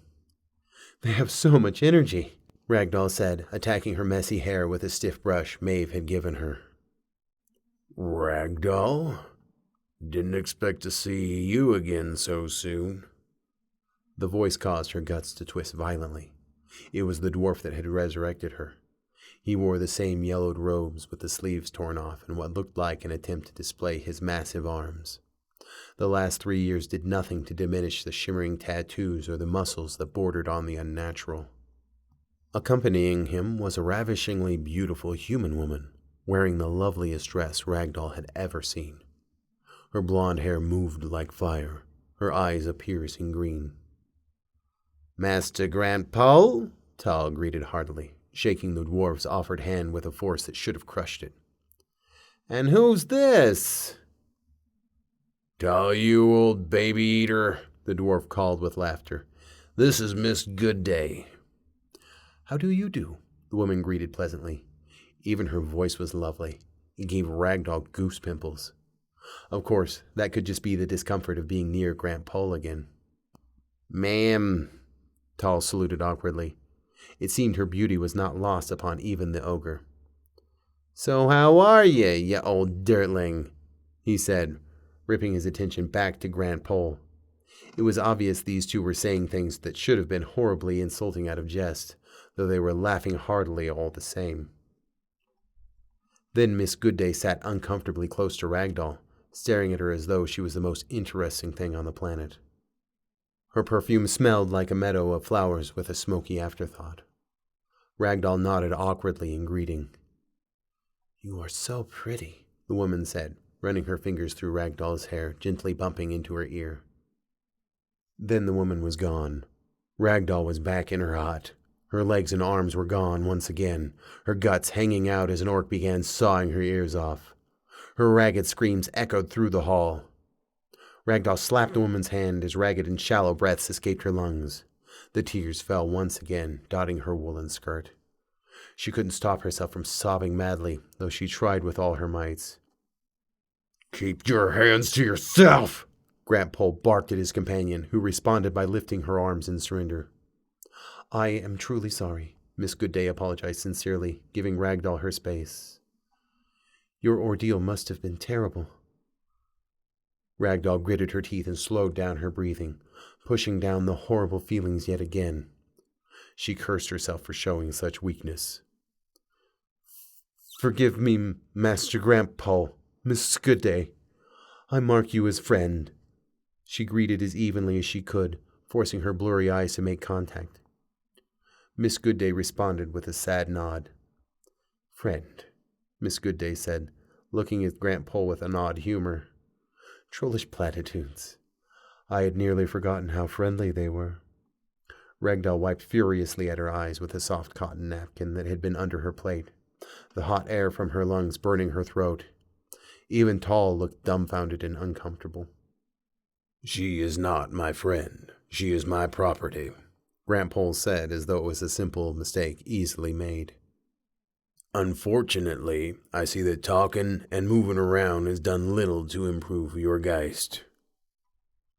"I remember now," Ragdoll said, though it seemed like a dream. "Mother told me I was to be your apprentice." It was very obvious that this monk was powerful. He had easily killed the orc that had felled her. As much as she wanted to be a paladin, perhaps this was the way to get stronger. She perked up and looked curiously at the old dwarf, who seemed to read her mind. "I put you back together, that is true. But it is a shame that Maeve could not fix you. It is obvious that she failed," Grandpole said, a look of sublime disappointment on his face. "Geist is a fickle thing, I suppose." "I've heard quite enough," Tall growled. "In the Empire there is no owning of people, regardless of what backhat deals you may have made." "Not my empire. I do what I want. Not you nor a whole army of paladins can control what I do," Grandpole said, jabbing his thumb into his chest. The dwarf leaned back, his assessment of Ragdoll complete. "Well, I'm taking her to become a paladin. What do you think of that?" Tall asked, his iron gaze upon the old dwarf. Miss Goodday's eyebrow cocked as she adopted a mischievous look. She was waiting for Grandpole to snatch Tall's head from his shoulders, Ragdoll thought. "Well, that suits me just fine. I can't train her," Grandpole said, simply enough. "Being a paladin might make her useful to me one day." Immediately the pressure left the air now that the matter was settled. Of course, when Ragdoll became a paladin, she should have no problems telling him off if he came to collect. "Do you even know what the paladins are?" Miss Goodday interrupted, as if it was her sole mission to make Ragdoll as uncomfortable as possible. "They're an order of holy knights tasked by Gaian to rid the world of evil and to protect the innocent," Ragdoll responded reluctantly.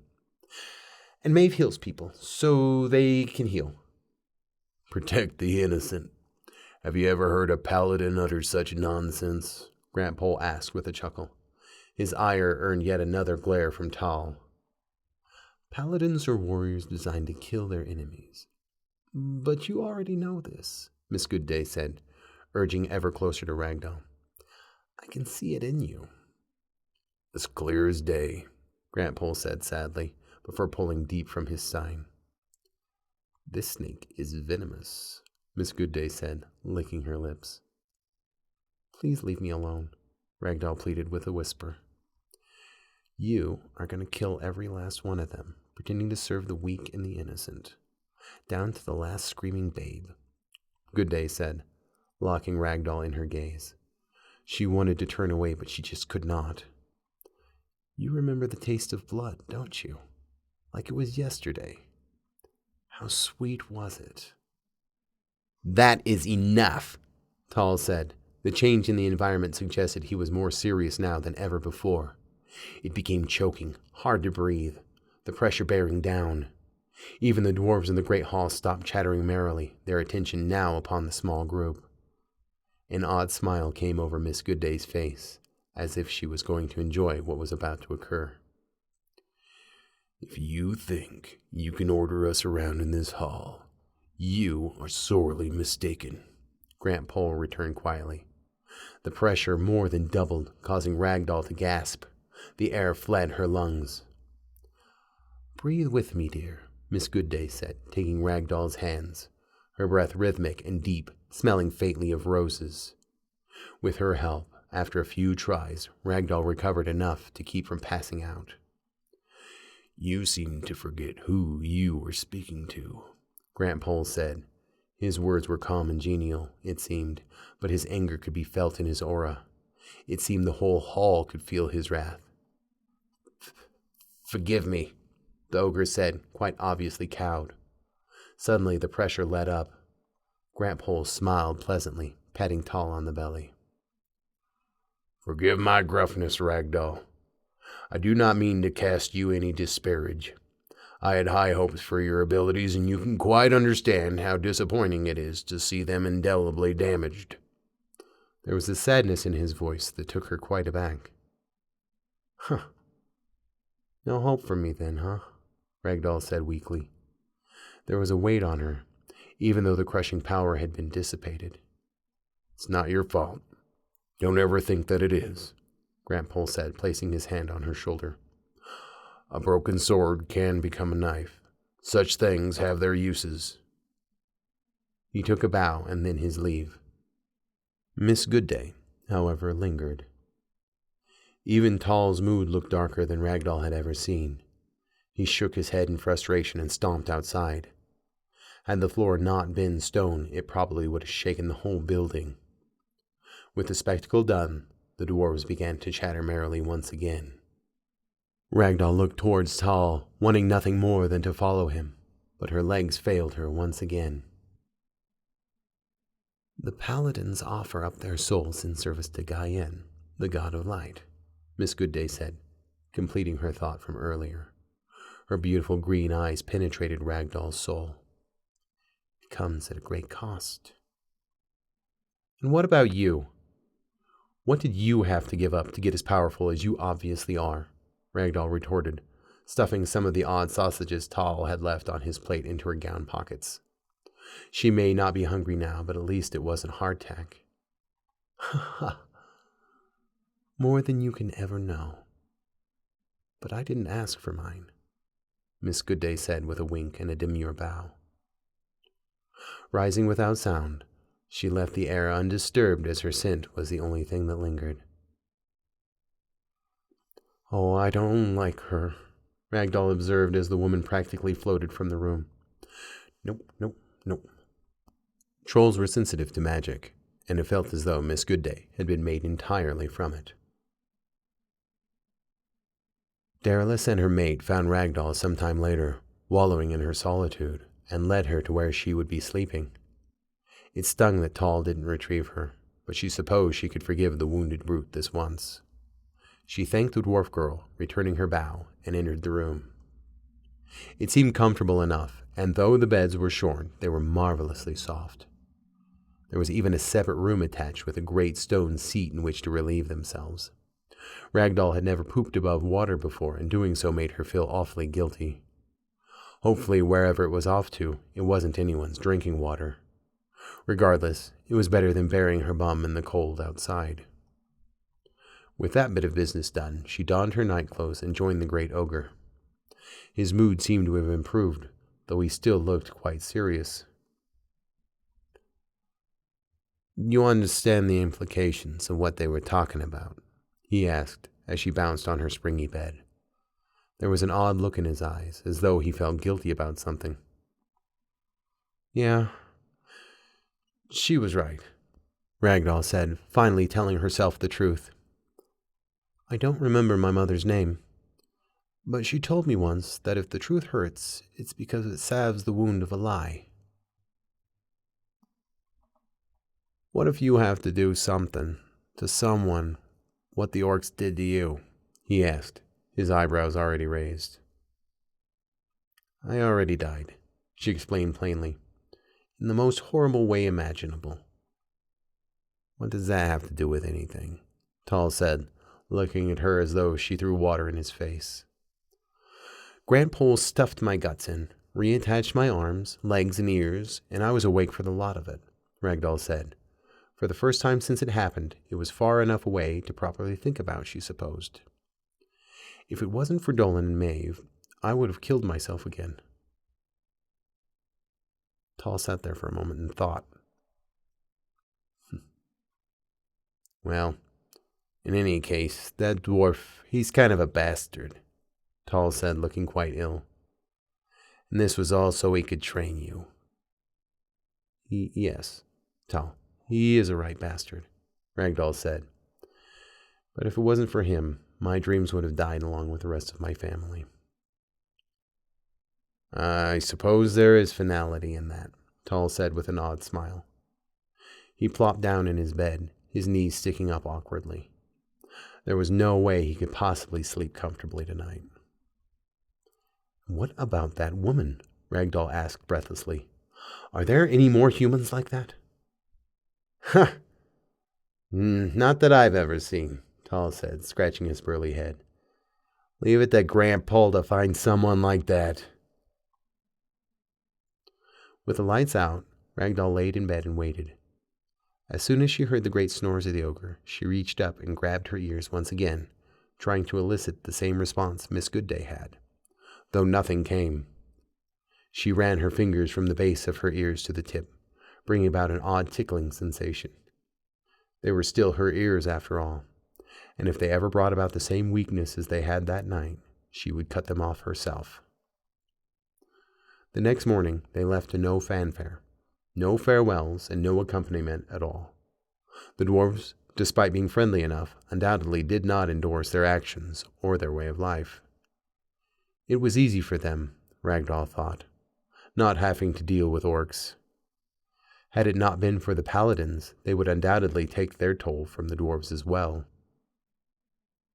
Let them live their happy lives, Ragdoll said, not an ounce of hate in her heart for the funny little people.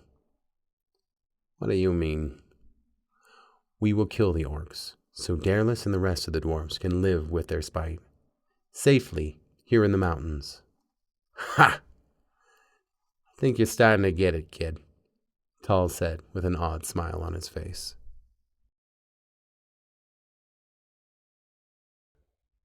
Chapter 4 The Wolf in the Swamp. Thankfully, after leaving Hearthill, the mountain dropped quickly and the weather warmed considerably as they made their way northwest. By the third day, Tall was struggling in his armor, while Ragdoll was completely comfortable in her heavy woolen gown. Even the foliage changed, the plants greening back up.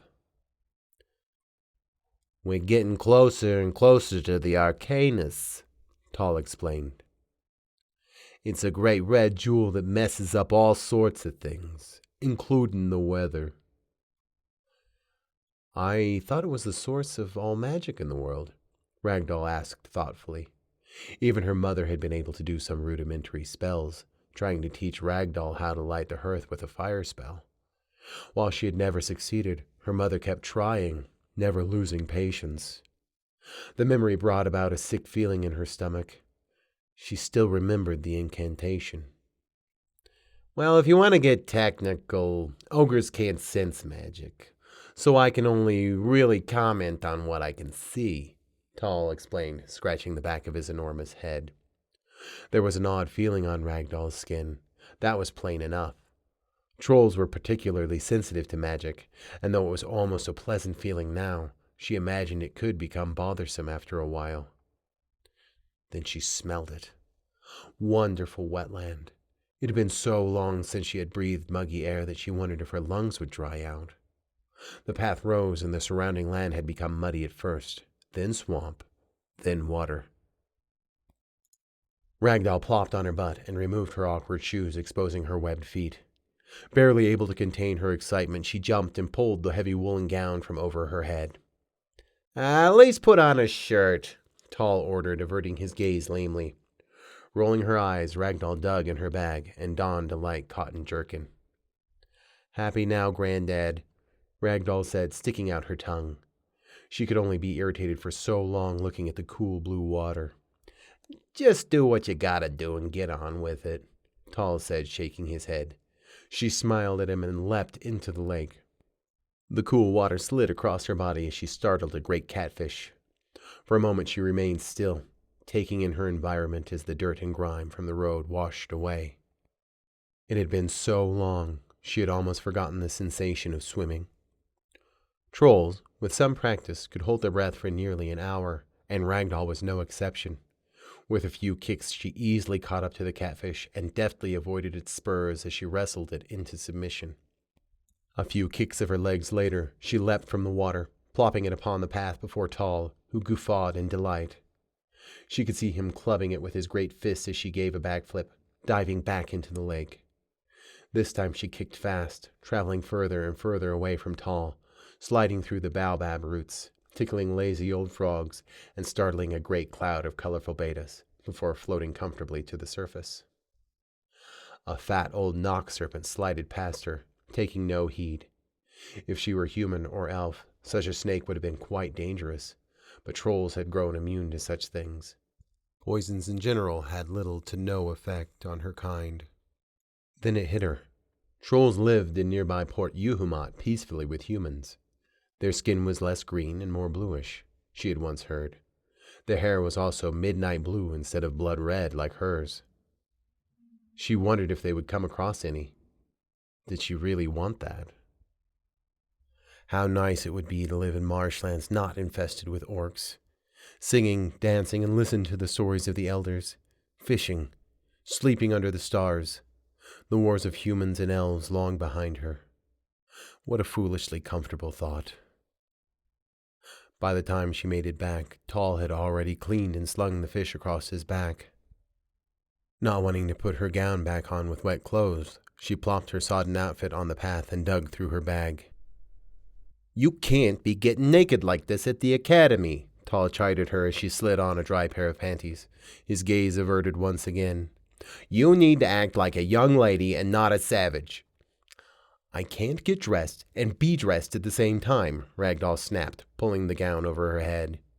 It was a shame she would have to wait for her trousers to dry, but there was no wind today anyhow. At least Maeve would be proud of her use of undergarments. "I thought ogres weren't supposed to be so sensitive." "You could have changed in the bushes, couldn't you? I'm just telling you for your own good, darling. Humans are the ones to really worry about," Tall explained patiently. "They'll lash you for exposing yourself so flippantly. At least find some cover next time." "Wah, wah, wah," Ragdoll mocked. She wasn't sure what he expected her to do, as there wasn't exactly cover in the area. With her shoes properly packed, the sodden trousers and jerkin would have to hang from her satchel until they dried. With the warm air wafting around them, it wouldn't take any time at all. Upon rising, she bumped into a shabby-looking human who had been standing there patiently waiting for her. His hair was messy and brown, his chest and arms were muscly and exposed similarly to Grant Pole the dwarf. He wore a clean brown shirt and white trousers. Upon his feet was nothing but air. "He's right," the human man said with an irritating smile. "You never know when a pervert will show up." Ragdoll felt compelled to never undress outside again as she stumbled back awkwardly. "I've been expecting you, Finn," Tall greeted. "Tal," the human greeted pleasantly, beaming up at the great ogre. How he had snuck up on them so quickly and so quietly she could never have guessed. "Ragdoll, this is the second monk you're gonna meet. Grant Paul was the first," Tall explained. "Oh, hell," Ragdoll swore, taking a few steps back. "Why, that is hardly a proper introduction for such a beautiful young lady," Finn said, looking legitimately hurt. The attention caused Ragdoll to blush. "And my name is not Finn. I'm Fenrir, master of the guiding wind." He struck an odd pose, as though he was attempting to look heroic. You are not a master, Tall jibed cruelly. You never finished your training. Fenrir responded by grasping his heart as though the ogre had mortally wounded him. I did so finish my training, though not my masterpieces you are so bold to refer, Fenrir said, pointing dramatically at his accuser. In any case, are we going to spar today? Fenrir is fond of being a bandit. The only one stupid and strong enough to vex me every time I pass, Tall griped, looking as though he yearned to bury his axe in the troublesome human. Then why didn't we go around? Ragdoll asked irritably. She had no love for the one monk she had met before, and this one was similarly insufferable. Self-absorbed madness seemed to infect all of their kind, if her experience was to be trusted. She supposed the real question was why the enormous ogre seemed to balk at separating this human's head from his stupid shoulders. He was impressively built, but rather small. Even Ragdoll stood a good 6 inches taller than him. Because, genius, this is an accursed swamp. And, as I said earlier, Fenrir is a monk, he said through gritted teeth. He would have undoubtedly chased us down. Monks are crazy. And I'm quite strong. Did he mention that? Fenrir repeated the fact proudly, choosing to ignore the comment on his sanity. He walked forward and offered his hand to Ragdoll, who instinctively took it. Ah! She exclaimed, nearly pulling it back. Trolls often greeted each other by hugging and kissing each other on the cheeks. Doing so on the hand just felt weird. Reluctantly, she kissed his hand also, not wanting to seem rude. Enchanted. I will of course allow the lady to pass, free of charge. Unless you'd like to spar, he asked her, looking utterly enthralled by the prospect, causing Ragdoll to jerk her hand away. Her soul is absolutely massive. My what? Ragdoll asked, aghast. It seemed as though all humans were crazy. He really does mean sparring, Tall explained dryly, noting her reaction. I told you, monks are freaks. That really does sting, Fenrir said, smarting at the insult. Now then, what will it be? He turned back to Ragdoll. As much as I would like to try to kill you again, I'll pay today, Tall said, tossing a small sack at his feet. You know he nearly got me last time, the monk gushed at Ragdoll as he picked up the package. With that sorted, did you meet Grand Pole at Hearthill? Fenrir asked, taking an odd conversational tone. Unfortunately, Tall answered bitterly. Do you have any food? He asked the young monk. I haven't had any travelers for some time, save for Grand Pole. He managed to beat the stuffing from me yet again. I am nearly to starve, Fenrir answered as though thrilled with the idea. You look fine to me, Ragdoll said wryly. Why, thank you, Fenrir said graciously. Grand Pole's healing really is quite remarkable. I was hoping you scored something decent this time, Tall grumped. Have you seen that woman he travels with? Miss Goodday, she calls herself, Fenrir said breathlessly. Frankly, she terrifies me. I thought nothing terrified you, Tall said with a boisterous laugh. Too dangerous by half, that one. She's made of wonderful stuff. I dare say she could kill me easily. I didn't even bother to ask her to spar. Yeah, she's something all right, Tall agreed.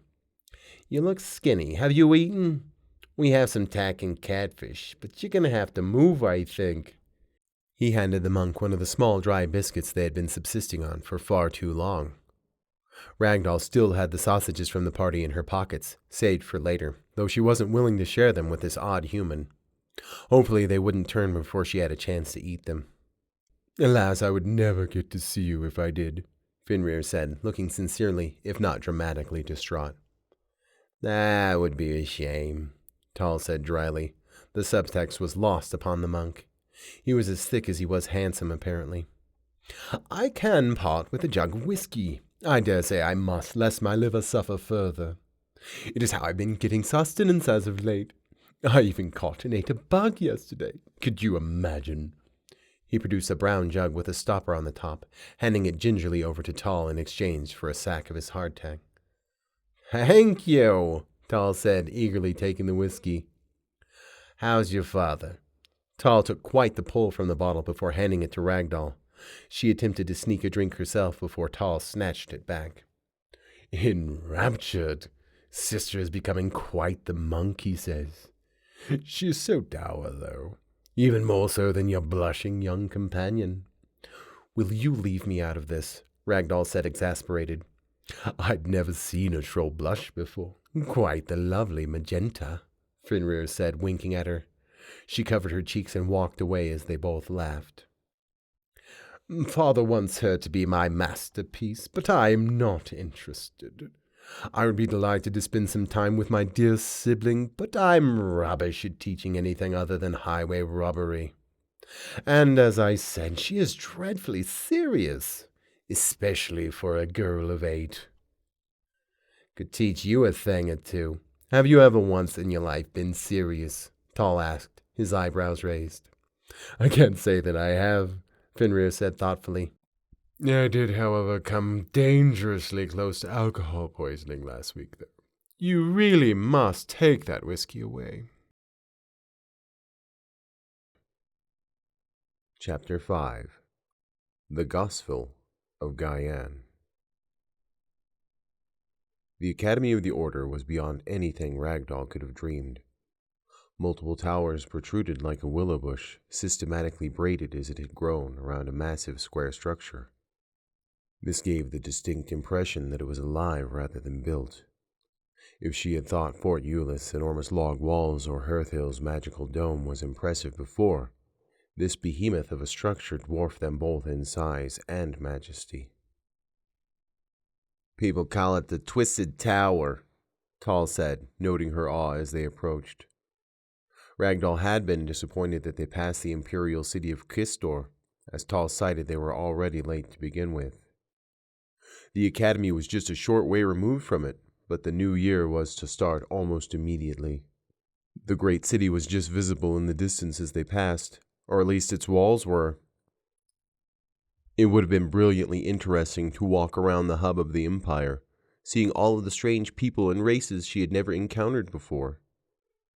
Past the walls of the school, everything was unnaturally uniform, from the hedges to the paths, currently in the process of being trimmed and cleaned by students pursuing the most perfect of order.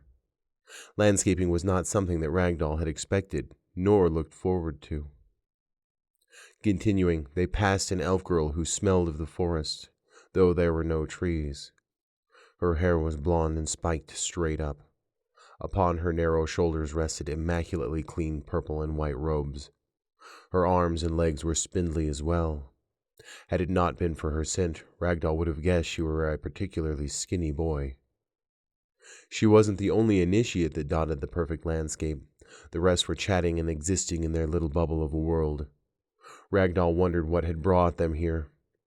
Had any of them experienced a fraction of what she had? Did any of them deserve the training she had longed for? They all looked so happy. This brought about a concerning dislike that she could scarcely explain. This must have been why the paladins on the road were so dissatisfied. They had grown so accustomed to such order that disorder was nothing short of blasphemous. She wondered if they would cry upon getting their armor dirty for the first time. Did these naive fools truly believe their perfection was anything more than a facade? Then the boggling eyes came as they progressed further. The dwarves had been friendly and curious. These humans shared their curiosity, but friendliness was nowhere to be found. They were so stunned they didn't even bother to whisper. An abominable, imperfect creature had dared to enter their realm of purity. If there were any females other than the elf girl among them, it was hard to tell the difference at first glance. Troll men were often burly and muscular, standing at least a foot above these small creatures. Even Ragdoll was quite a bit taller than the tallest males she could identify. "They've never seen a troll before," Tall explained louder than she would have liked. A broad, yet obviously uncomfortable smile broached his gruff face. Though he acted as though such considerations did not bother him, his face couldn't help but betray his pretense. "I couldn't tell," Ragdoll said sardonically. A particularly handsome boy had taken to staring at her as though he had encountered a pile of feces in his bedchamber.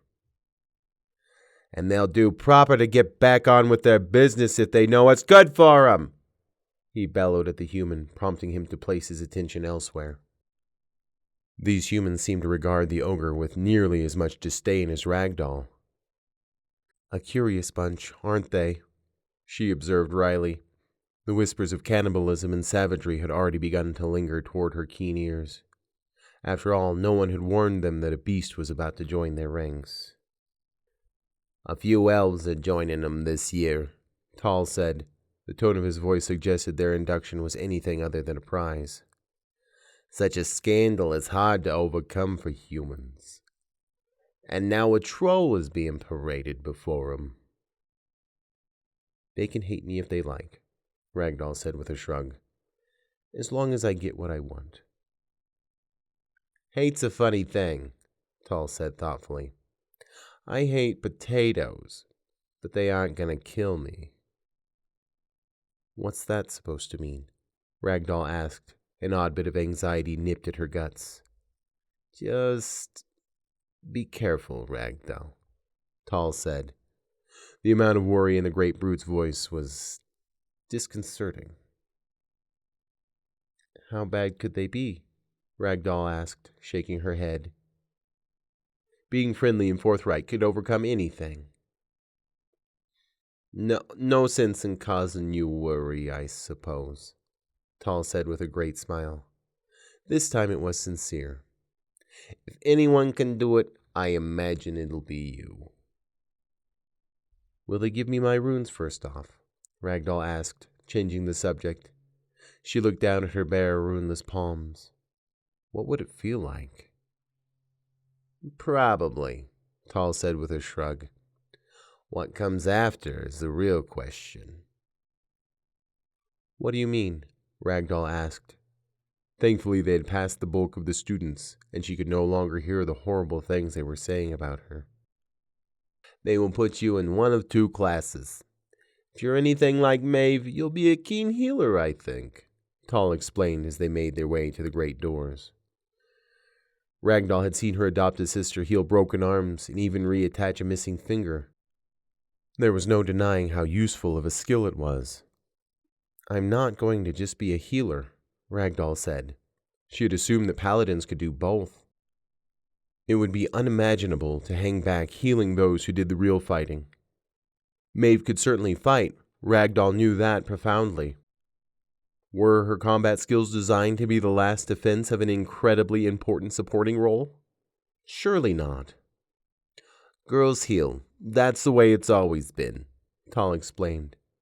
"Blame the gods if you will, but unless you sprout a pecker, chances are you're going to heal also."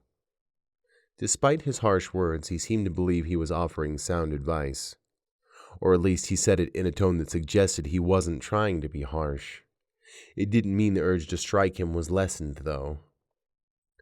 Obviously, healing wasn't without its uses, but Ragdoll was hardly interested, regardless of how much she admired Maeve and her skills. Then she thought of Grant Pole and instinctively placed her hand upon the scar under her navel. The memory of its infliction was still fresh, as though it had just happened. "I don't care," Ragdoll said, her mind made up. If this Gaian god wasn't going to give her the power to topple her foes, then what good was he? Paladins weren't the only source of power in this world, she surmised. "That's something you're gonna have to take up with Gaian," the great ogre said, eyes forward. "It's not like healers can't fight. It's just a specialization, like how Dolan can heal, though enrichment prayers are his specialty." "Enrichment?" Ragdoll asked, curious to hear it. Her adopted father hadn't exactly been forthright about what he could do. Maeve talked about him as though he could move mountains. Ragdoll had only seen him move books and documents. His healing is pitiable, though. Enough to stop minor wounds from bleeding out, but not enough to stave off death." "Now Maeve is a marvel," Tall said, looking as though he remembered something. "But if I'm a healer, I won't be able to fight like Dolan?" Ragdoll asked, wishing sorely she had learned this troublesome truth before leaving. The thought of returning to Maeve with her palms unaltered was intolerable. It goes without saying, you'll be weaker as a fighter if you're a healer, Tall said with a shrug. But you'll be worth 12 meat-headed paladins in the trade. I will not be a healer, Ragdoll reiterated stubbornly, stopping in her tracks. You and these paladins may think that being without a cock was grounds for subservience, but I know better. Whether or not you got a cock, being a paladin is grounds for subservience, Tall said, stopping as well. Did you really think you'd do as you please upon joining? I will kill orcs, she said, her resolve unwavering. Maeve promised me. Ragdoll would split orc skulls with her odachi. There was no other acceptable end to her training. If you heal or swing a sword, orcs will die, Tall argued, pinching in between his eyes. Can we start walking again? I'm hungry. It is hard to heal with your guts in the dirt, Ragdoll said gravely. There's truth in that, Tall agreed, his teeth now gritted. What do I know, girl? Just because they've always been healers doesn't mean they will always be. I will make Gaian see, Ragdoll demanded as she began to walk once again, her fists clenched. Then you'll make him see for all I care, Tall said, laughing incredulously as he followed her. Her face had grown hot.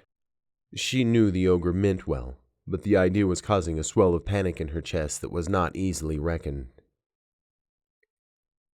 We've been expecting you, a skinny human greeted, bringing her back to reality. Oddly enough, Ragdoll had not seen him as they approached. His voice was eloquent with a hint of finality, as though his words could summon death. His aura was like nothing she had ever felt.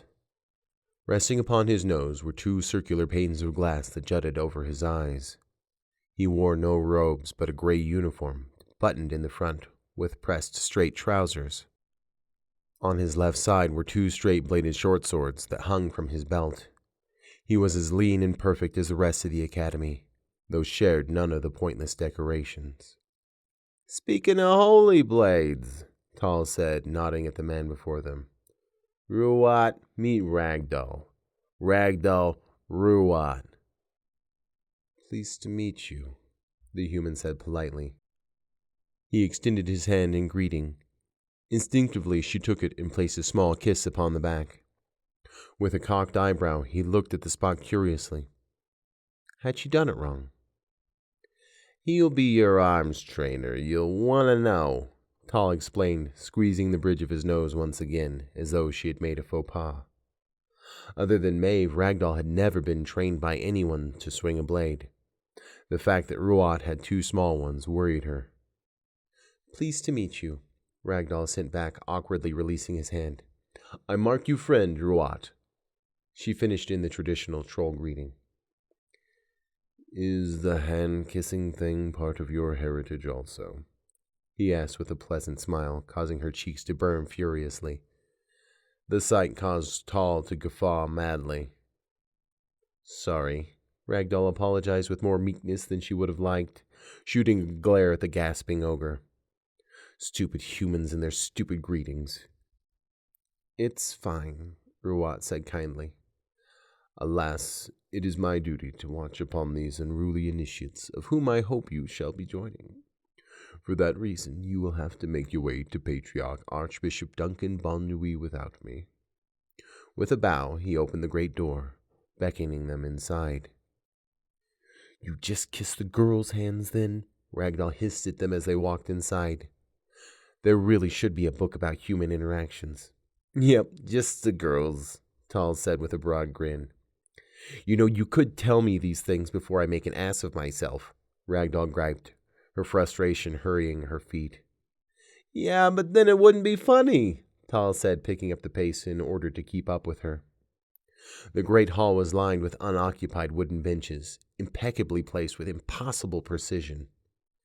Color light twinkled in from the prettily painted arch windows above the doors that dotted the walls with similarly uniform intervals, undoubtedly going to the twisting towers that they had seen outside. The world spun, causing her to stumble a bit before Tall took a hold of her shoulders. "That's the incense they burn in here," he explained. "You'll get used to it." Surely enough, the closer they got to the parapet, the more stable she felt.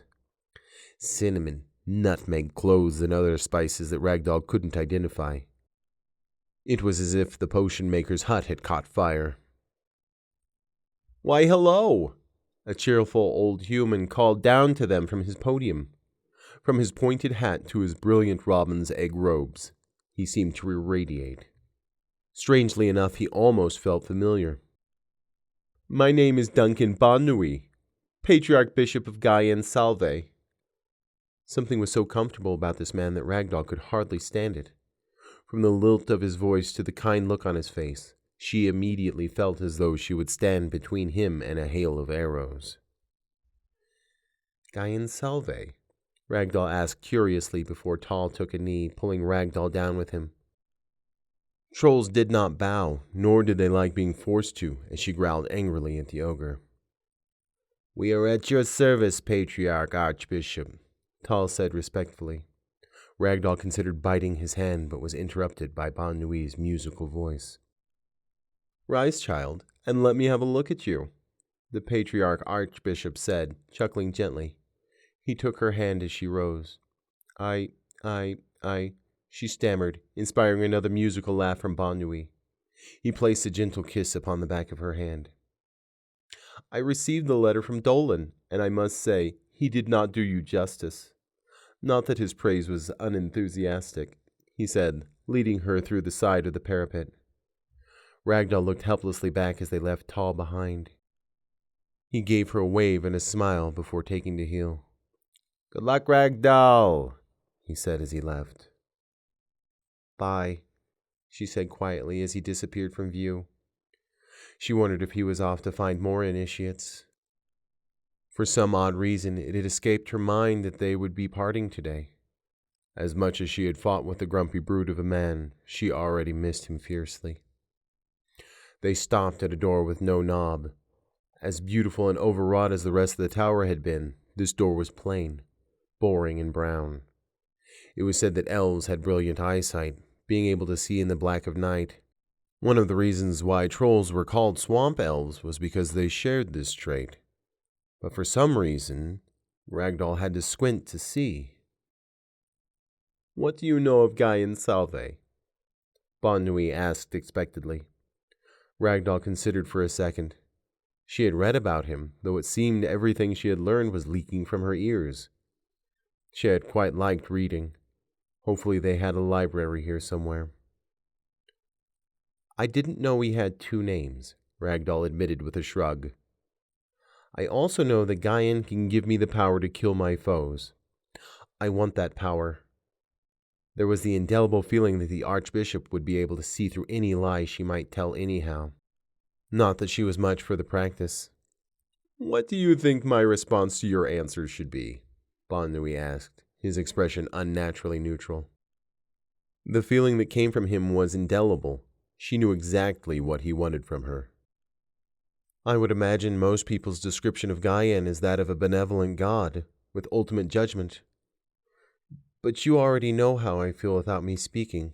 That much is plain," Ragdoll answered.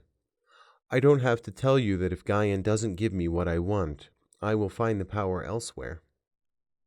"And you will find it nowhere else, I'm afraid," Bonnui said, scratching the white hairs on his chin. "You are a remarkable girl. Most people believe me to be quite foolable."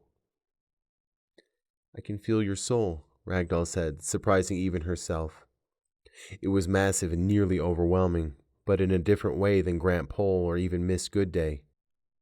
She had expected Bonnui to blanch at her reasoning, but he didn't seem disturbed in the slightest.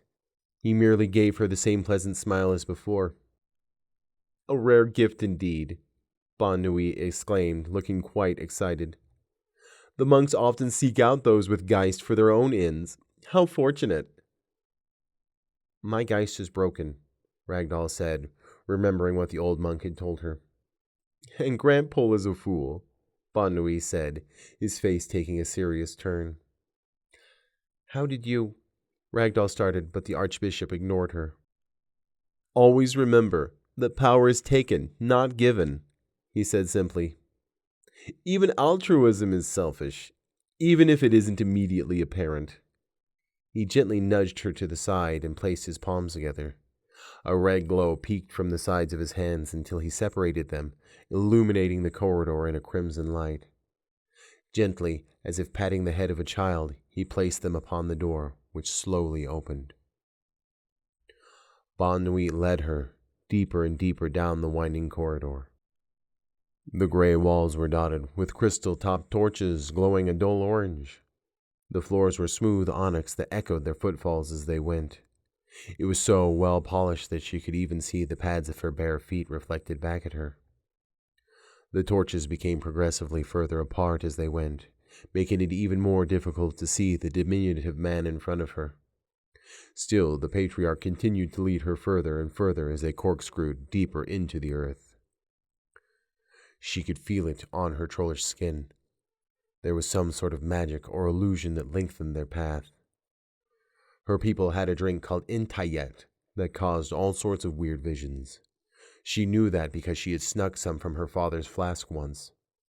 She could still remember the hallucinations she had as she danced merrily with a giant turtle with tomatoes for eyes. This felt similar, but far less colorful, and significantly less entertaining. Then it became cold. Combined with her nerves, her body began to shake uncontrollably. When it got to the point she could hardly stand it, the small man stopped. He released her hand and the whole world disappeared. Even the floor beneath her feet vanished.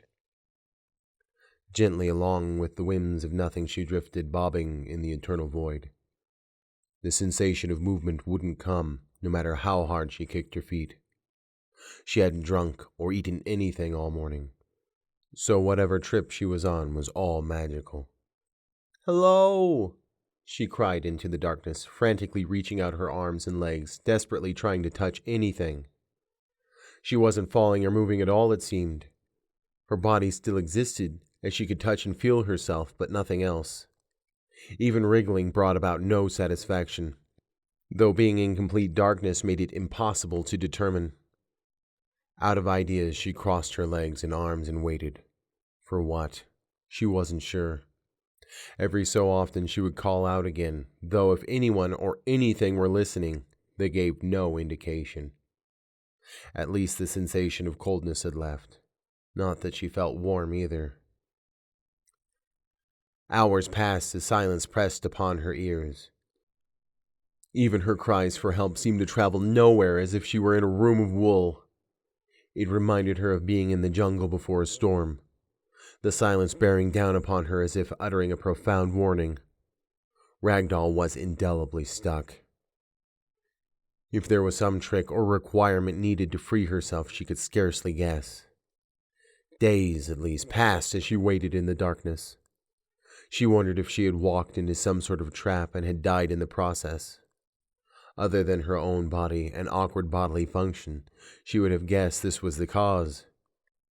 If this was truly Gaian's realm, she had managed to poop in it, she thought smugly. Sadly, it had brought as much satisfaction to this accursed place as anything else. Trolls, unlike other beings, could spend large amounts of time without food and water. However, hunger had profoundly sat in. She wondered if this were a test of will. If it was, she would still demand what was owed to her, even if it meant withering into a husk, a concept that was becoming more and more of a reality. The most unsettling thing was when she would fall asleep, forgetting where she was. Upon waking, she would flail in panic before realizing her situation.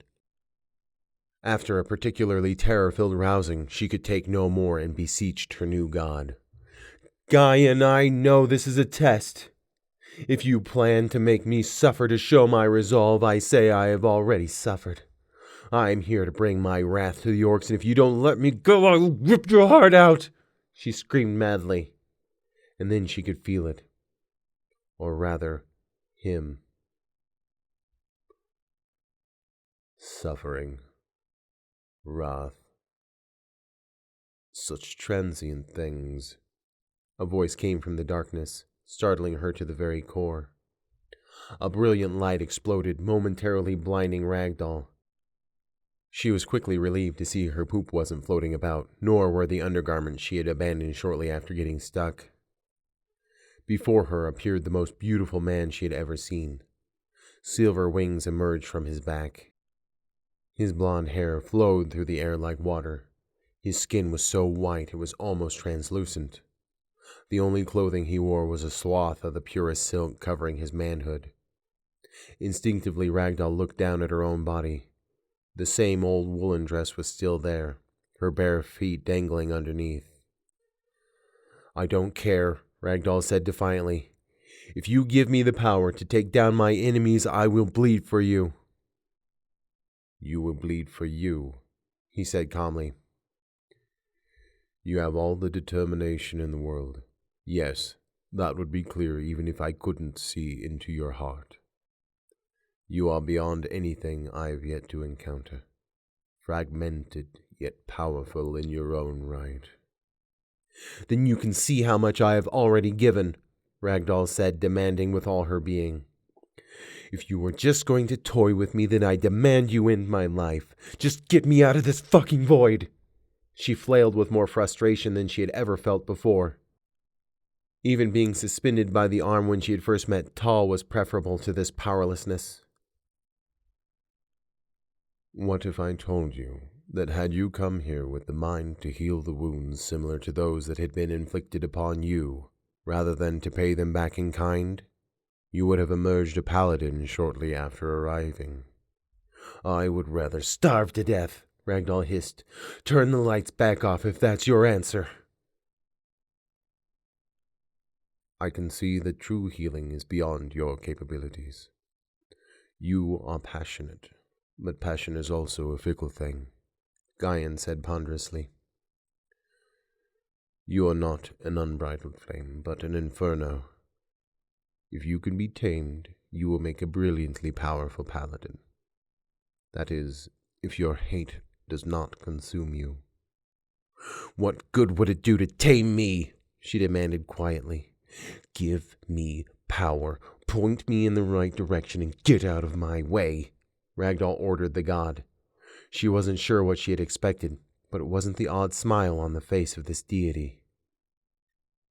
"A fine egg they have placed before me," he said, but Ragdoll was unflinching. "Cracked. Most certainly, but a fine egg nonetheless.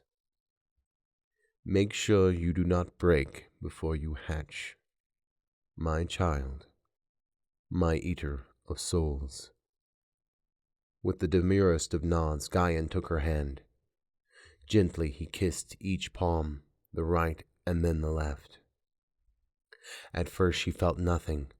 She simply looked down at the bare flesh of her hands, eager to see the symbols appear. It felt tiny at first, but then a sensation as wonderful as creation ignited. Electricity enraptured her entire body as she writhed uncontrollably in the void, culminating with a flash of light that illuminated her very soul. With a pop, she found herself crumpled before the pulpit. Her breath was hard and ragged as she continued to convulse involuntarily. Then it stopped. She flopped upon her back and stared at the fresco on the ceiling. There she could see Gaian, looking down upon her with his gracious eyes. The sounds of her fellow students muttering and musing roused her, and after a few moments she recovered enough to stand in the great hall, her legs barely stable enough to hold her own weight. Before her were the wooden benches she had passed upon arriving, now full of initiates, staring at the profusely sweating troll before them. She looked into her hands, reassuring herself that the marks that made her a paladin were still there. Raising them triumphantly before the crowd, she was greeted with rapturous disinterest. At least Bon Nuit congratulated her, patting her on the back merrily as he led her to the nearest pew. Staggering, she plopped down next to a skinny human boy who, in response, held his nose in earnest, gagging. "You try pooping in Gaian's realm and see how you smell afterwards," Ragdoll said sardonically. The room continued to spin as her heart beat furiously in her chest. All that was left was to become stronger. The thought caused her to give a fanged smile before drifting off in the first stable slumber she had felt in weeks.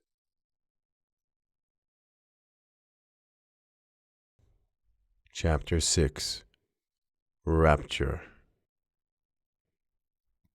"Wake up already!" a girl exclaimed, shaking Ragdoll. It took a few good jostles before she was successful in rousing the bleary-eyed troll. "Finally!" Her hand was poised to smack her awake had the last attempt not been successful. "Hello?" Ragdoll said dreamily, blinking at the plain-looking girl who was now pulling her from the pew. As hard as she tried to support her own weight, this girl was doing most of the work. The dominant one of the pair had seemingly tasked the unlucky short one to do all of the grunt work. She groaned dramatically before getting Ragdoll to a comfortable position. They took pains to make sure Ragdoll knew that Duncan Bonnui had assigned them to this task. They would have done no such thing otherwise, they assured her. With some effort and more than a few stifled gags, they helped her to a large room with a dozen wooden tubs. "I didn't know trolls smelled so bad," griped the tall human girl with sable hair cut like a boy. Now finally helping, she nearly dislocated Ragdoll's shoulders as she pulled the gown over her head. It had been a gift from Maeve, and though Ragdoll no longer needed it, she was sad to see it stuffed in a sack destined for the fire. With some effort, Ragdoll managed to climb over the tub wall and sink into the water. Her grimy skin tingled as she submerged. The short girl lifted Ragdoll's arm and began to scrub at her with a stiff brush. She had stark black hair pulled into the tiniest of tails. Unlike the other girl, she had a somewhat kind look on her face. She was also a good foot and a half shorter than her counterpart. "It's been a while since I bathed," Ragdoll said quietly. It wasn't like trolls were the only ones who smelled bad after a long time of not washing. After so long in the void, it was doubtful she could do much of anything for herself. Despite her discomfort, the scrubbing felt marvelous. "The Archbishop thought you had died. From your smell, I would have to agree with his original determination," the sable-haired girl said, now starting on Ragdoll's legs, resulting in an odd tug-of-war between the two of them. "It's not all that uncommon for people to die during the trial, you know." "Did you both speak to Gaian also?" Ragdoll asked after recovering from the tall one dunking her head into the tub. She began scrubbing an odd foaming lather into her hair. "She's lying," the short girl said quietly, avoiding eye contact. The other simply scoffed. It seemed these girls had had a different experience. "He kissed my palms," Ragdoll said dreamily, showing the newly emblazoned holy marks. They were so vivid and so pronounced. Maeve's, as beautiful as they were, had grown dim, the edges soft. Perhaps it was just because they were Ragdolls, but she felt as though they were beyond any others she had ever seen. Even these girls' symbols seemed dim by comparison, when she could catch a glimpse. "You were hallucinating from lack of water and food, ignorant troll girl. You do not see or speak to Gaian during the trial. You feel and accept his presence. If you go around saying stupid things like that, you'll not get far here," the sable-haired girl said with a sneer. Not waiting for a retort, she dunked Ragdoll once again, rinsing her hair. Then they helped her from the tub and handed her a scratchy towel. Once she was dry, they gave her a small bag. She looked down at her emaciated body. Her ribs were clearly defined and the bones of her hips protruded grotesquely. She hadn't realized before, but death by starvation had really become a reality. Had she just hallucinated everything? It had felt so real. "In the sack is your training garb, 3 uniforms, and your unmentionables. Though by looking at you, I doubt they'll fit," the shorter girl said, adopting a pitying look. It seemed her demeanor had softened somewhat now that Ragdoll was clean. "Unmentionables?" Ragdoll asked, having never heard the term. Upon closer observation, she learned they were underclothes. Despite the girl's observation, they fit perfectly, though they were quite plain. She slid the robes over her head and retrieved her father's odachi from the cobbled floor. "I am Ragdoll. What are your names?" "3rd year, Calrin, and this is Tyr, she is 2nd, the short girl said, extending her hand. Ragdoll accepted it, placing a gentle kiss upon the back. She would have imagined the taller girl was further along. In any case, by the time Ragdoll finished her stint at the Academy, she would still be younger than these two were at the moment. "Calrin and Tyr, I mark you friends," Ragdoll said, despite the girl jerking her hand away rudely. "Keep your friendliness to yourself," Tyr said, protecting her own hand from such an assault. Ragdoll would have remarked on her uncouth response had her brains not started spinning once again. After the lady steadied her, they made their way to the dining hall, abandoning her as soon as she was close enough to an unoccupied seat. Their mutterings could still be heard as she tottered towards a table. This part of the Academy wasn't quite as brilliant as the main hall, but it was still a sight to behold. Much more wooden and noisier, it was packed nearly to the brim with initiates. Scuttling among them were what looked like people-sized weasels. They ran about on their hind legs, popping down bowls, cups, and jugs of wine in front of the initiates, before carting off the spent vessels. "What in the absolute hell are you?" Ragdoll gushed at a weasel girl with a pretty pink dress. Around her soft neck was a blue scarf. She had just dropped a basket of bread on the nearest table. "We are watermen's, rude troll girl.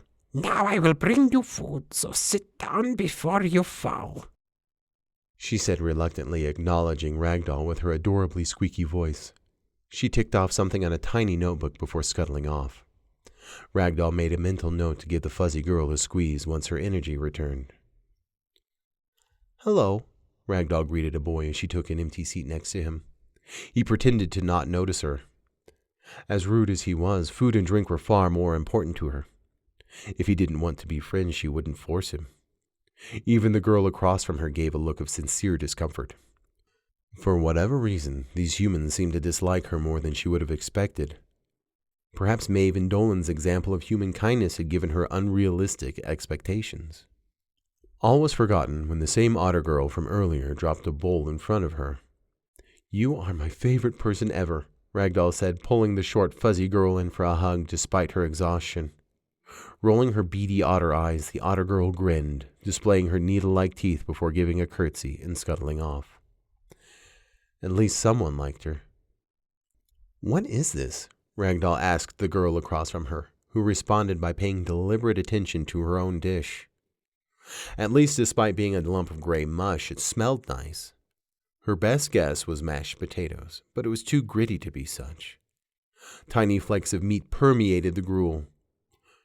With a shrug, Ragdoll spooned it greedily into her mouth. It may have been bland, but she appreciated it all the same. A boy plopped his own gruel upon the table and sat uncomfortably close to the girl across the way, who softened up in response. His hair was chestnut, his eyes were a piercing blue, and his aura was something to behold. If he were not powerful now, he would be. Even his robes were a higher quality material than what was provided to Ragdoll.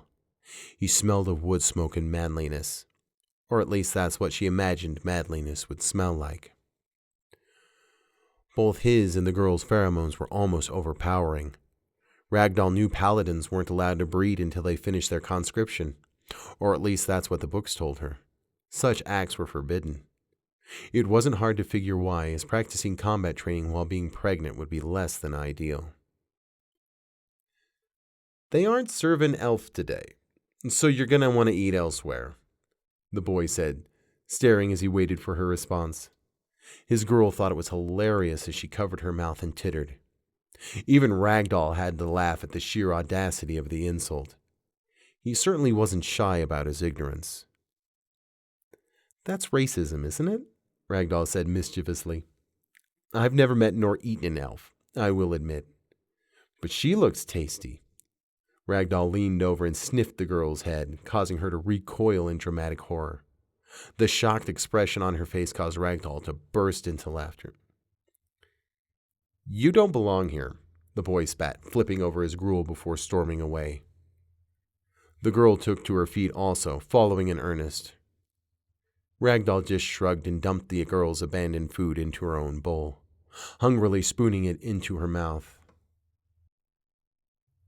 Another girl sat quietly across from her, undeterred by the upturned gruel. There was a slight glow to her blue eyes when the light hit them properly, like a wildcat. She was slender, very short and very pretty, with strawberry blonde hair that shot up alongside her indelibly pointed ears. This was the elf girl who had been sweeping the path. "Now that you've met an elf, if you can refrain from eating me, I imagine we'll get along well enough," she said, offering a bright yet somewhat sad smile. She still smelled of the forest. "Elves and water things. I'm seeing a lot of new races today," Ragdoll said, nearly choking to death on the gruel. Odd she had only read about humans being paladins.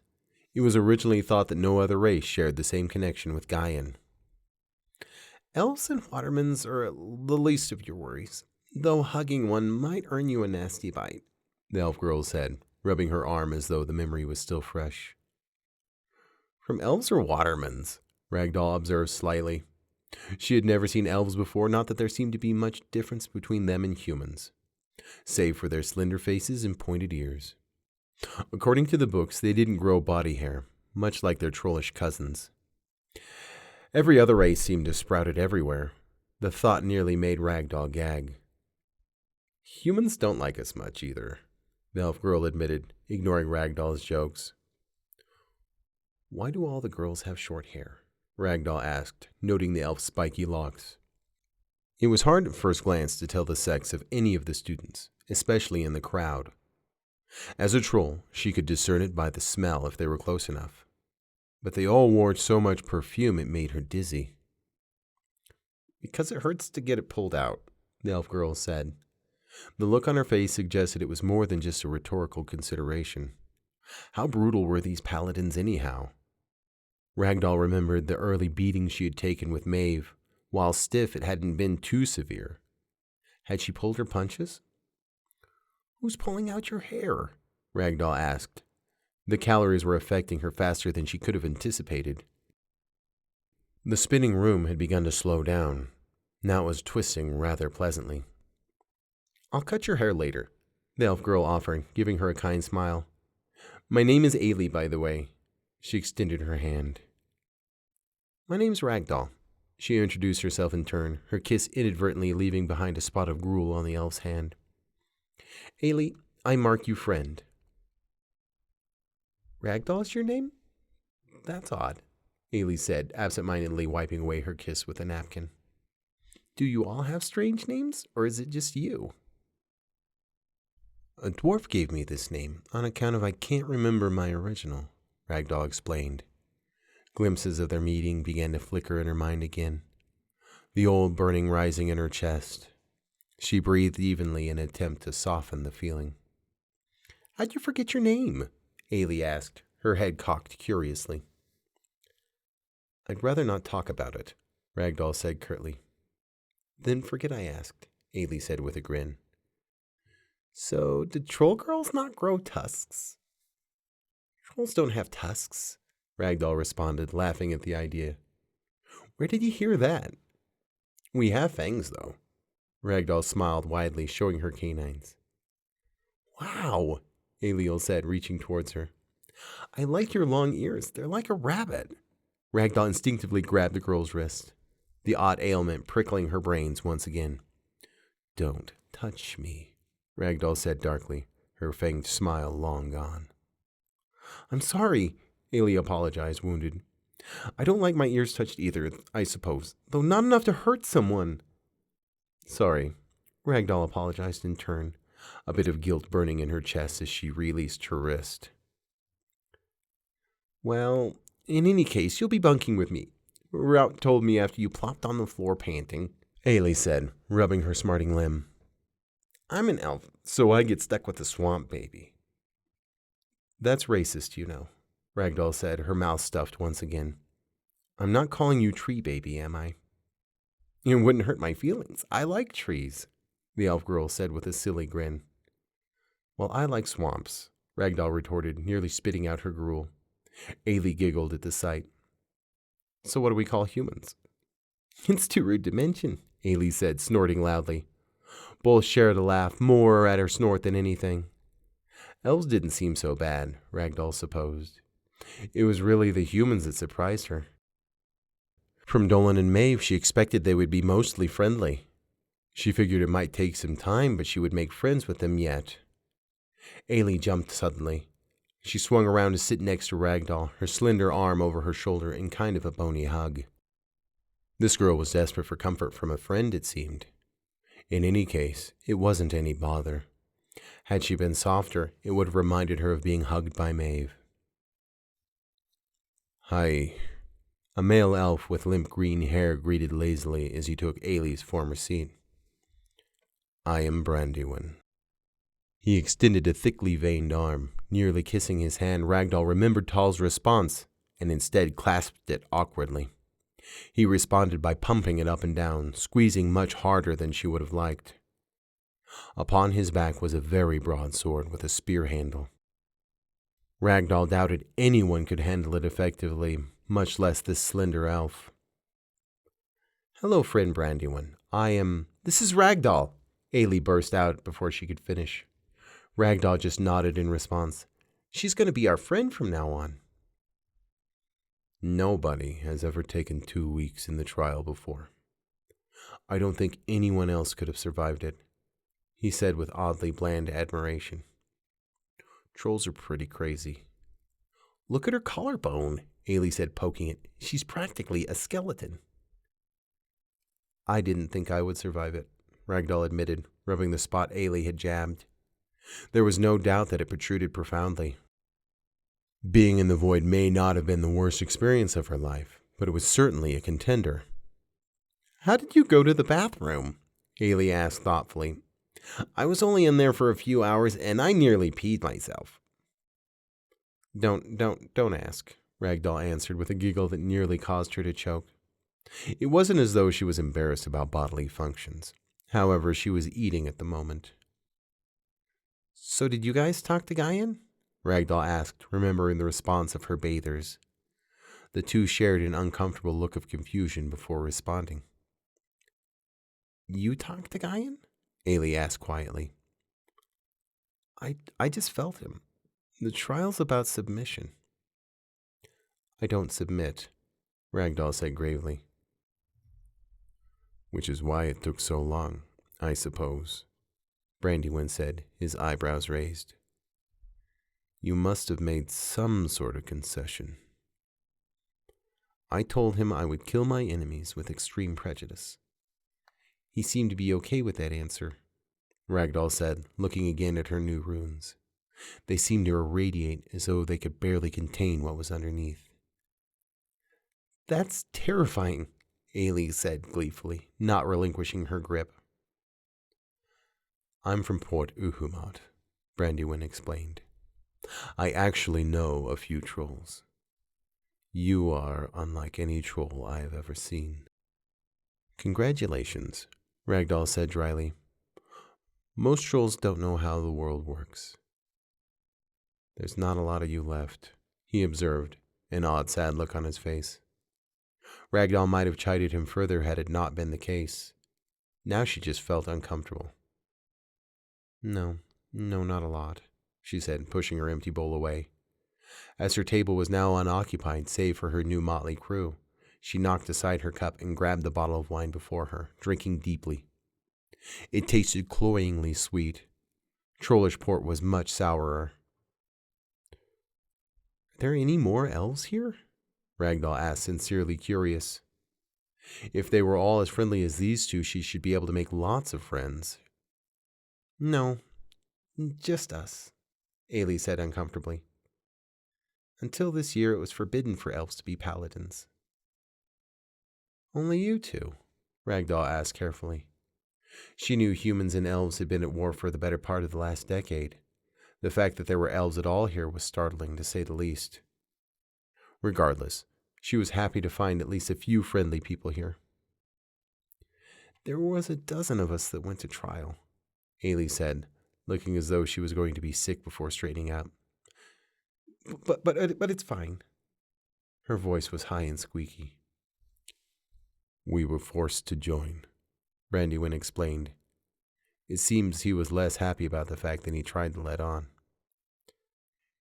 "We're part of an experiment to see if druids can be truly indoctrinated." 10 of you died in the trial?" Ragdoll asked, choking on the wine.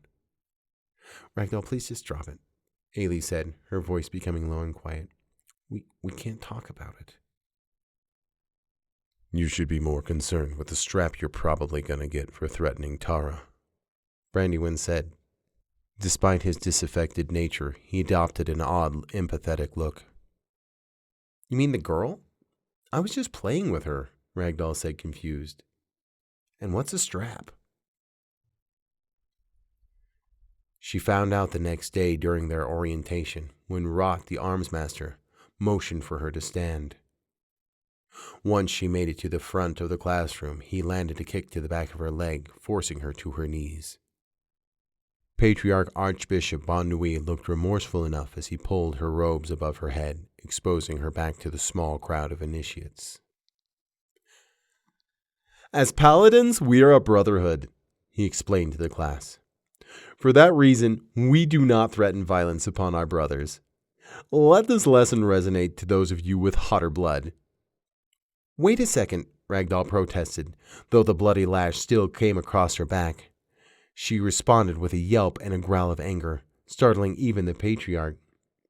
Wear your wound in penance, child, he ordered solemnly. For if you heal it, you will receive another. The danger in his warning was beyond tangible, as the steel-tipped whip dangled from his hand. Ruat knelt quickly and helped her to her feet, whispering into her ear. Keep your silence, girl. You will have your chance. He released her from her penance to lean awkwardly in her seat. There must have been some magical means of making the whip as painful as possible, as it felt as though 1,000,000 bees were stinging her all at once. Try as she might, she couldn't keep the tears from falling. Complete with empathetic looks from Ailey, her first day looked to be a particularly bad one. Though she tried to choke back the old feeling of powerlessness, it still came. How weak she felt. It made her sick. Despite her punishment, she learned that the first-year initiates were relegated to study in order to understand the holy marks upon their palms and how to use them. Each rite came with a set of words to be memorized from a leather-bound, gilded grimoire. Your grimoire is beautiful, Ailey whispered to Ragdoll in an obvious attempt to make her feel better. While the elf girl had been given a tatty-looking tome that looked likely to fall apart at any moment, Ragdoll's was marvelously bound with deep red leather and golden studs. The letter that fell from inside the cover only caused Ragdoll to weep more. Though oddly enough, it did make her feel better. Dearest Greenbean, I suspect you would have still undergone the trial had I warned you what would happen, but my guilt is great nonetheless. Gaian is a fickle god after all. I do not anxiously await the news of your success, because I know you will make me proud. I know you will always make me proud. Give him hell. Big Sis. During lunch, Ragdoll met back up with her new friends, all glowering as they ate their lunch. I am going to gut them, Ragdoll whispered to Ailey during their lunch as her head reeled from the pain. Though she was angry, getting another strap was something she certainly did not want. As if receiving a bloody lash wasn't bad enough, she would have to show it off each day to prove she hadn't used a healing rite. Shh, Ailey hissed, looking around to make sure nobody was listening. You will get 2 next time. It really hurts, Ragdoll complained, rubbing her back awkwardly. The blood had permeated her robes as the little red dots peeked through. She hadn't managed to wear them for an entire day yet, and already they were ruined. So I could see, Ailey said empathetically. Jaiwin is a real bastard. Jaiwin was the boy, right? He is a bastard, Ragdoll griped. You long ears must really like getting straps, Jaiwin said, walking through the entrance to the mess hall. Damn it, Ailey swore, looking panicked. Don't you have anything better to do than antagonize us? Ragdoll exclaimed, exasperated. Are you really going to run and tattle again? You see, that's your problem. That's your problem right there. You think just because Dolan decided to keep a bony troll as a pet, that it hides what you really are. Jywin said, leaning over the table, his nose nearly touching hers. Even these elves know their place. And just what am I? Ragdoll asked calmly. She could feel something dark lurking in the back of her mind.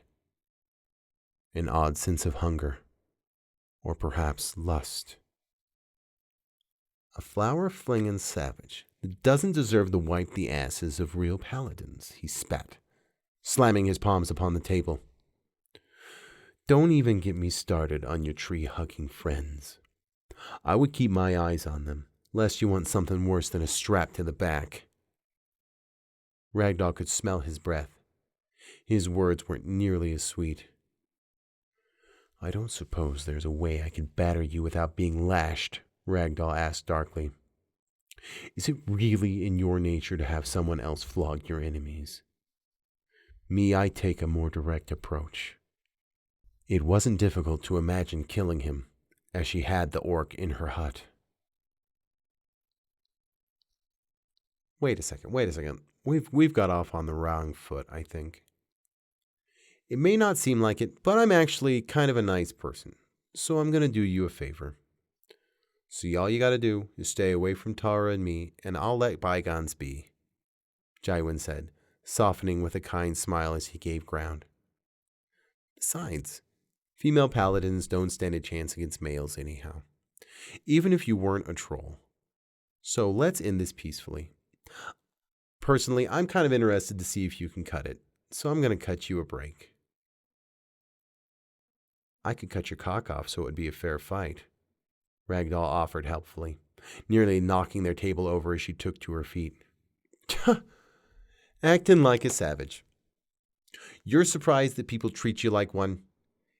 It's obvious you would be much happier with the others of your kind in Uhumat, complete with shit huts and mumbo-jumbo, Jywin demanded incredulously. You spineless fucking trolls just roll over and die anyhow. Handing out flowers and getting raided by orcs is all you're good for. Immediately she found herself subdued, her sword arm in the iron grip of the arms-master Rot, his left arm wrapped around her neck. It was as if her father Zodachi was desperate to taste Jywin's flesh, not that she was reluctant to prevent it. That will be quite enough of that, Rot said pleasantly, despite the venom that currently ran through Ragdoll's veins. I'll fucking kill you, she shrieked in vain, trying to free herself. This savage would have attacked me right here and right now. You all saw it, Jywin said dramatically to his audience. Peace-loving indeed. Perhaps I did misjudge you. We will take this to the ring, Rot ordered, giving Ragdoll's wrist a squeeze, causing her to drop her father's Zodachi. It clattered noisily on the floor. No, Ailey protested in vain. Lead the way, Ragdoll demanded through gritted teeth. Her heart thunked terribly as Rot released her and lifted her Odachi from the ground. She followed the instructor through the courtyard, past the west side. She hadn't given it a good look until now. Training dummies were lined up next to a 30-foot stone ring with sand in the middle. The smell of blood permeated her nostrils. It was obvious this wasn't the training she had received at home with Maeve. There was no doubt of that. Jywin began to strip down to his underclothes, exposing what was admittedly quite an impressive physique. From his knapsack, he donned a similar set of sleeveless shirt and short trousers Ragdoll had received earlier. She changed as well, ignoring Ailey's protests as she bared herself to the crowd.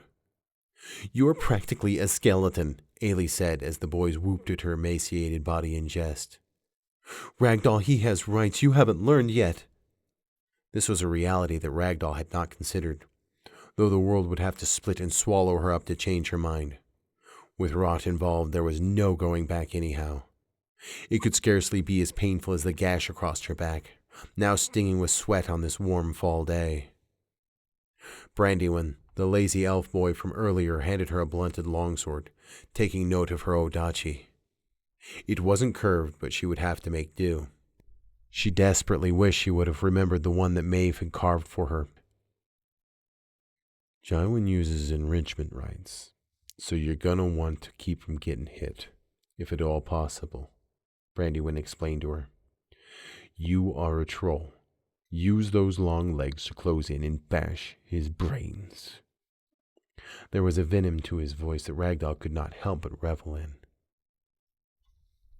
Alas, we all know she is too skinny for the Uhumat whore district now, boys. Gaiwan had already begun working the crowd from the ring. Do you think she'll lie down and spread her legs if we throw an orok at her? Laughter erupted from the audience. Ragdoll, he is going to kill you. You need to submit, Ailey said breathlessly. We don't know your specialty, but we can guess, Brandywine said, ignoring his fellow elf. All the females here use healing rites, but it does dick for a real battle. Go for the head. He rubbed her shoulders stiffly, the sensation causing sharp pains to run down her back. She nodded thankfully at his advice. I will bash his brains in, Ragdoll said gleefully. The skin on the back of her neck tingled. She could feel the force of will coming from her opponent. The thought of hitting him, striking him, hurting him engulfed every thought. Rot joined Jaiwan in the ring, shoving the boisterous initiate out of the way. This is an impromptu training battle between the third-year initiate Jaiwan and the first-year initiate Ragdoll. If you aren't prepared to feel the pain you are about to experience, then I suggest you forfeit. He looked gravely to Ragdoll, who stepped into the ring undeterred. Even the arms master blanched at the smile on her face. Much to her surprise, the markings on her clothes began to glow a pale blue. The effect was unsettling, to say the least. Then her feet sank into the sand as she gained what had to be 40 pounds. Why am I heavy? She asked angrily as she desperately tried to accustomize her legs to the newfound weight. That would be your training clothes, Trollop, Jaiwan said, chortling as though she were the most ignorant creature on the planet. It mimics the weight of armor. He was walking around much more deliberately than he had before, though it didn't seem to weigh upon him as it did her. She hadn't noticed the thickness of his legs before, but it was painfully apparent now. Trollop, clever, Ragdoll spat, now fully confident in her strong legs. It would have been her end had he attacked immediately, but her footing had been found. She had trained with Maeve for 3 years. While she had never managed to strike her sister, Ragdoll couldn't imagine this fool was half the fighter she was. Rat approached her, placing his hands upon her shoulders as though he knew what was best for her, complete with concerned look. It is your choice, he said quietly to her. If you were so bold, take your punishment. However, I strongly advise submission. Take your straps and leave in peace. Paladins are supposed to be about justice, right? Ragdoll demanded darkly. If I cannot get it fairly, I will take it. Her words inspired an odd cheer from the crowd, spoiling for a spectacle. Funnily enough, it did manage to boost her confidence, even if they wanted to see her beaten. Those who are knocked out will be given the count of 5 and rendered thus, Rock called after offering an odd smile. Submissions are also accepted after the fact. Leaving the ring will also be considered such. Do not kill each other. No promises, Ragdoll exclaimed, taking her battle stance. Oh, wow! Is that Dolan's stance? Jaiwan said, mirroring it. They teach that here. Her adopted father was a legend, after all. Jaiwan may have learned how to fight from his school, but Ragdoll had trained with Maeve. She darted forward, slashing with her longsword as Brandywine had advised. Jaiwan blocked it easily enough before driving his elbow into her midsection, causing her to stagger back. The training clothes were designed to mimic the weight of armor, but she felt the entirety of that blow. Her malnutrition profoundly affected her still, it seemed. You ignorant troll, we're supposed to bow first, Jaiwan said, admonishing her, but keeping his distance all the same. Sorry about that, Ragdoll said, a smile on her face. The same thrill that overtook her when she killed the orc was now back in full effect. She could hardly wait to attack again. I use enrichment rights to fight. Let me give you a demonstration of what you'll not be learning here over the next 3 years. Sticking his sword in the ground, he brought his palms together as if praying. With a rush, he felt a pressure. While it was not as strong as when Tal stood up to ground pole, it was remarkable nonetheless. Jaiwin's muscles bulged through his clothes, making him look oddly similar to the ogre, though much shorter. With a smug smile, he lifted the sword and was upon her. His speed was remarkable. "Back off!" Brandywine bellowed from the side. Ragdoll, having trained for 3 years with Maeve, was able to block the blows easy enough, though the thunderous impact caused her hands to sting mercilessly. "Damn, trolls are strong," Jaiwin said with a smirk. Giving a feint, he took hold of her long hair, nearly tearing it from the roots. With one well-placed blow, he struck her sword hand. She howled in pain and dropped her weapon into the sand. Jaiwin followed up by lifting his sword and administering a massive blow to her ribs. She deliberately rolled away, fighting to regain her air as the other initiates cheered for their human champion. Knowing that she was vulnerable, she painstakingly took to her feet. Jaiwin raised a great clump of her scarlet hair as if it was the decapitated head of his foe. Her right hand was wrecked, making it impossible for her to swing a sword. Still, she stood defiant before her attacker. Still smiling. "Aren't your ribs broken?" he asked, blowing her disembodied locks away as if it were a handful of dandelion seeds. "I hear you wept this morning after your strap. Let's see if we can inspire more tears." "I am Ragdoll, troll maiden. I have seen more pain than you could possibly imagine in my life," she demanded. The world pulsed, and she felt it once again. The feeling of rapture. All of the pain in the world went away as the gasps of pleasure escaped her lungs. "What in the hell?" Gaiwin asked, lifting his sword as though he was trying to figure out the best way to strike a tiger with a weapon terribly suited for the job. The blow caught her on the shoulder, but she did not blanch. Underhooking his sword arm, she hugged him like a snake, forcing his limbs towards the sky. "That look in your eyes," she said with smug satisfaction. "I've never seen something so beautiful." Then she bit him on the nose. A sickening crunch between her sharp teeth. He shrieked in agony.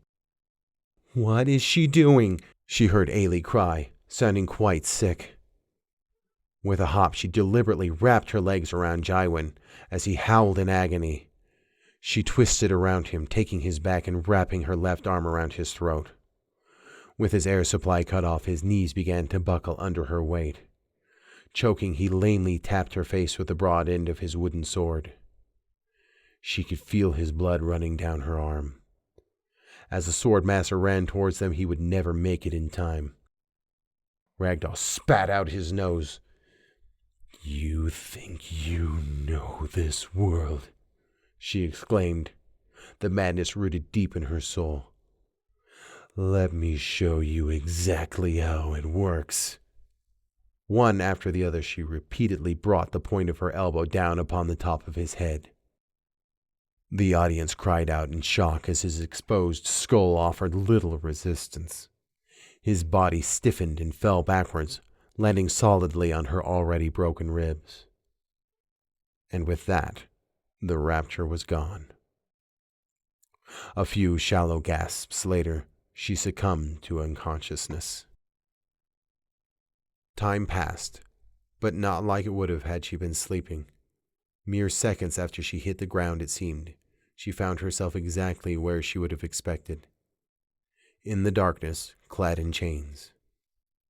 The smell was musty, though clean. A paladin's dungeon. Her trollish eyes were able to cut through the black to see the impossibly smooth stones and pristine bars that imprisoned her. Oddly enough, her ribs were no longer broken, nor were her fingers. Even the lash upon her back had been healed. She supposed they wanted her fully intact before they executed her. Surely she would have been easier to subdue wounded. Then she thought of Maeve and Dolan. The tears fell immediately as the anger and madness were no longer guiding her hands. Everything she had worked for had been destroyed in a fit of rage. "Why are you crying, child?" Bon Nuit said. She hadn't noticed him before, sitting quietly in the dark on the other side of the bars. "That was quite the battle, I will say. A first year beating a third year days upon arriving? Unheard of! And this third year was Jaiwan, no less." There was an odd excitement in his voice. Even his genial demeanor had been replaced by a nearly insane look of anticipation. "Jaiwan is dead," Ragdoll choked, her voice stuttering as she struggled to catch her breath. She swallowed painfully, still tasting the copper of his blood. It wasn't the first time she had killed, but this time it was different. Jaiwan was just showing off. He didn't want to kill her. "I didn't mean to," she lied. "Yep, Jaiwan is dead. As a doornail," Bon Nuit said, his voice betraying nothing. "As the dirt his body will be interred in once he arrives home, I'm afraid." "What do you think I should do about this?" His question hung in the musty air. Ragdoll's body vibrated as she processed the information. Surely they would execute her. Of course they would. What other choice did they have? It wasn't just humans that took murder as the highest crime. Even trolls would see the culprit bound and thrown in the swamp to be eaten by the dusk rats. Her head reeled at the horrible possibilities. "I really didn't mean to," Ragdoll repeated weakly. "Your lies do you no favors, child. 'Tis a sin," the patriarch admonished her. He waved his palms as if greeting an old friend, the rune in the center glowing red. He seemed so strong.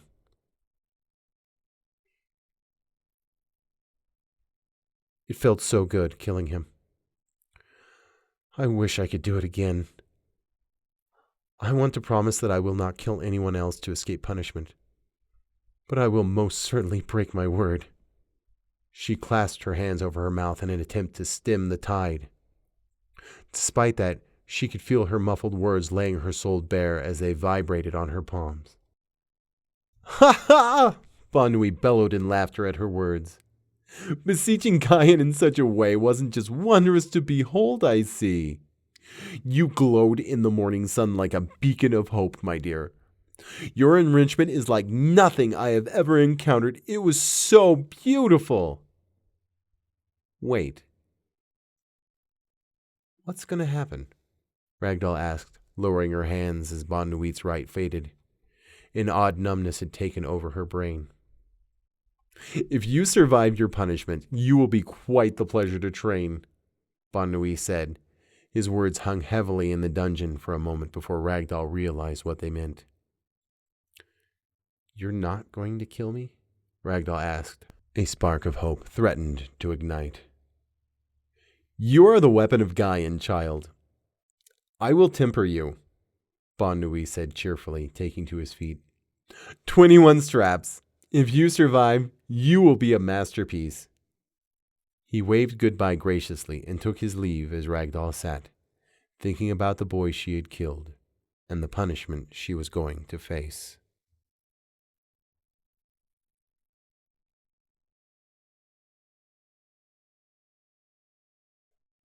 Chapter 7. Flagellation.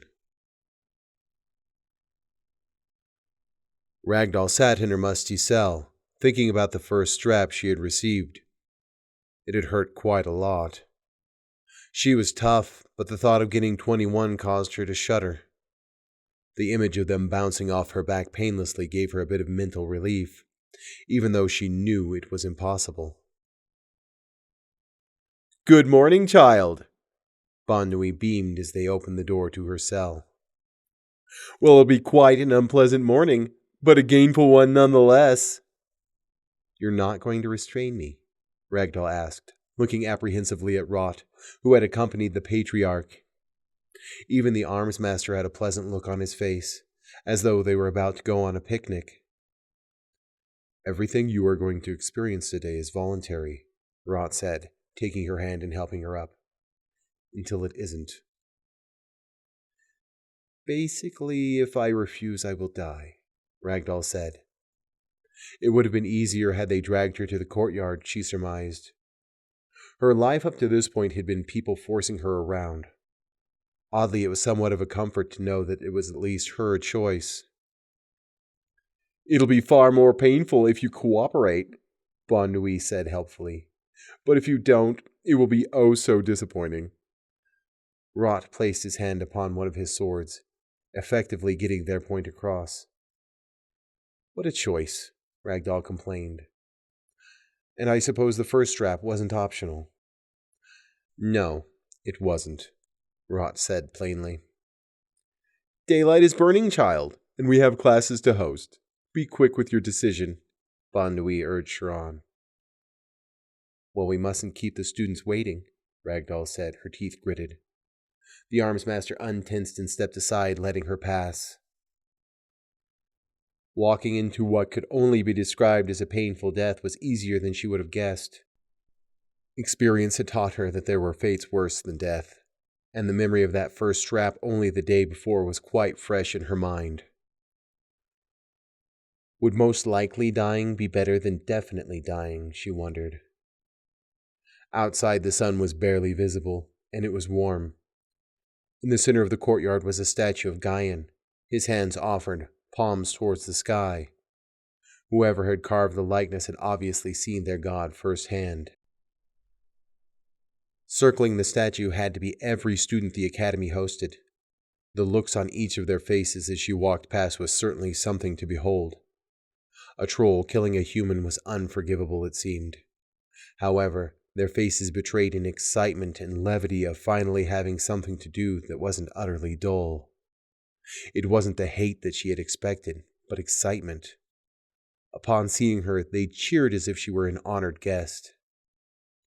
You will take Gaian's hand for the ritual, Bon Nui said, his voice unnaturally amplified with some sort of magic. Reluctantly, Ragdoll obeyed, steeling herself for the first blow, but it did not come. You will need to remove your robe, Rot said, offering his hand to hold it for her. With a glare, she pulled it over her head and dropped it at his feet. Whoops and wolf whistles came from the audience. She ignored them and took the statue's hands once again. We are the sword of Gaian, Bon Nui's voice echoed through the courtyard with a grandiosity that could scarcely be rivaled. We are the torch that lights the darkness. Above all else, we are warriors. Warriors who are forged in fire. Just as such things. Then he struck. The crowd gave a deep cheer. Fire was an apt description of the pain that Ragdoll felt. She had burned herself in the past, just as every troll who had ever grown past the totting stage. This was an inferno in comparison. The pain caused her to howl in anguish. It was apparent that the strap she had received in class was merely a warning of how bad it could be. Then the next came. If she had expected the first to numb the second, it did not. Rather, it amplified the blow. She removed her hands and grasped at her ravaged back. The blow had taken her breath, making her unable to muster even a whimper of pain. How could they possibly expect her to take 19 more? The back of her hand slid on the blood, bringing no relief. We will be needing you to resume your stance, my dear, Bon Nui said cheerfully. You will not move again until we are finished. The helplessness once again crept into her brain. She looked at the crowd and felt their disappointment. They knew she couldn't handle such punishment. The glance brought Jaiwen's girl, Tara, into Ragdoll's field of vision. It had been easy to forget about her until now. No longer pretty and soft, she was broken and pale, hungry for blood. Ragdoll hated the orcs with every fiber of her being. Would this girl feel the same way about her? The thought gave way to sublime pain. Will you be continuing? Rot asked her. He had not readied himself to kill her just yet. I am Ragdoll, troll maiden. I have killed the one known as Jaiwen, and I am ready to accept my punishment. I will be continuing, Arms Master, Ragdoll said calmly, pushing down the fear, the hatred, the helplessness. She placed her hands back upon the statue, smearing her blood upon Gaian's fingers. The crowd roared in approval, stamping their feet in unison, all save for Tara. One after the other, Ba Nui rained hell upon her, until the white-hot fire of the blows finally seemed to fade away. Then they stopped. There was silence. Even whispers had concluded. "Are we done then?" Ragdoll asked, not looking away from Gaian. "It may not seem like it now, child," Ba Nui said kindly as she panted, sweating and bleeding in the morning sun. "You have asked for Gaian's blessing, and you have received it. Now, attend to her." The elves emerged from the crowd. Ailey looked particularly distraught. "What a blessing," Ragdoll said ruefully as they approached. "Oh, Ragdoll," Ailey said through her tears, attempting to wrap her with a blanket. She snatched it from the weeping elf. "No!" Ragdoll growled. "Let them look. Let them know that I have survived, and if any fucking one of you try what Jaiwin did, I will gut you and take 20 more. She slipped on her own blood and fell to her knees. The world spun mercilessly. "Hoorah!" Rat bellowed to the crowd, who echoed his words over and over again.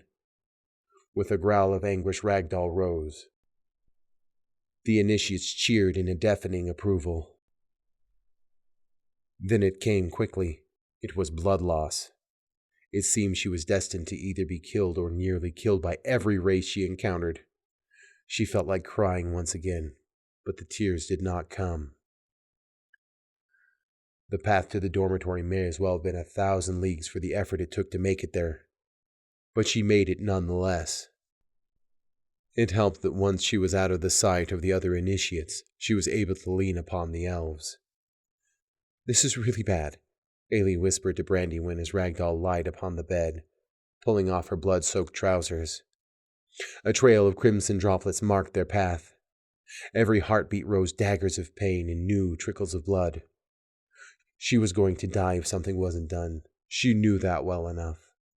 "I'm not dead yet. Sew me up," Ragdoll rasped, the words barely forming. Brandywine took the heel as Ailey stayed. After a few moments, she returned with a small kit. Then Ailey started her gruesome task with supernatural speed, torturing Ragdoll in a cacophony of agony. Thankfully, she was fast, very fast, as she finished in no time at all. "The bleeding has stopped," Ailey whispered in her ear, as though the loud sounds would cause her to slip off the mortal coil. The elf gently dabbed her back with a moistened cloth. Whatever solvent she had used numbed the pain somewhat, giving no end of relief. "Thank you, friend," Ragdoll said sincerely. It boggled her mind. Why were these elves so intent on helping her, even though they had barely met? She would ask if she managed to survive. In a blip, Ailey was gone, to where Ragdoll had no clue. Then the fever slowly rose. As a troll, her race's healing capabilities and resistance to infection were second to none. Even so, death came to call once again. For some reason, Ragdoll had forgotten the first time they had met. The very petite goddess stood in the corner, her head cocked curiously, as if attempting to determine if Ragdoll was alive or dead. She was garbed completely in a silken black robe. In yet another blip, she was next to the bed. "Unfortunate, aren't you?" she asked with legitimate empathy in her voice. The smell of lilacs filled the room, and time stopped once again. It was nice, being free from pain, if only for a moment. For that, she felt an immeasurable sense of gratitude toward the funny little goddess. "Yeah," Ragdoll said lamely. "I can't seem to stop dying." Death lowered her hood, exposing a button nose, chestnut eyes, and dull blonde locks. Had Ragdoll seen her on the street, she would have taken her for a relatively plain-looking human. It was when she took her hands that her divinity became apparent. There was something so intensely comfortable about her grip, as if Ragdoll's soul yearned to follow her to wherever she was off to. Why do you fight? Let me take away your pain, Death offered softly. I have a choice this time, Ragdoll asked ruefully. It had been so painful when she died 3 years ago. As dainty as Death was, her grip was reluctant to give up the souls she had come to collect. Last time you were undeniably dead, and that dwarf stole you from me. Death's voice lost its lovely tone. It seemed she cared for Grant Pole as much as Ragdoll did. This time, you could endeavor to live, if you so choose. What part of my actions make you think I would follow you? Ragdoll asked dreamily. Kill my enemies and I will follow you without hesitation. Until then, please visit again some other day. You don't have to struggle anymore. It's time to come home. Death squeezed Ragdoll's hand to punctuate her point. She had undoubtedly led countless souls to a comfortable death with such honeyed words. Home, you say? Well, my home was raided by orcs, Ragdoll said ruefully. The only thing that remains is the bones of my family, scattered by the dusk rats. I decline your offer. I was pretty sure that would be your answer, but I had to try, Death said sadly. Fight your battle for now, child. No matter how you struggle, my mercy will find you eventually. With a pop, time resumed, along with all the pain Ragdoll had forgone. The horrible agony, seized with frantic screams, filled the room with its reality. Gasping as the world twisted and spun, Ragdoll could hear the muffled sobs of Ailey in the bed across from her. The first night came and went with no respite, as did the night after.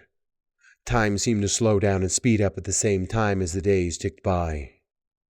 Each moment labored forth, then seemed like an instant. Ragdoll had learned once before that it was easy to forget intense pain once it had passed, but when it was happening there was nothing more profound. Every thought, every feeling, every consideration was focused on the horrible sensation and the alleviation thereof, especially when there was no means of alleviation. 3 days after her penance began, Ailey stood next to Ragdoll's bed, her palms glowing a soft pink. It didn't last long as something hit her, knocking her to the floor with incredible force. She's going to die, Ailey said with a wail. You're not even supposed to be in here. Whatever had tackled the elf had pinned her to the ground. You are going to kill her if you don't stop, Brandywine said with some effort as Ailey struggled to free herself. They will just line you up next to her. I wasn't going to heal her very much. Just enough, Ailey said through gasping sobs.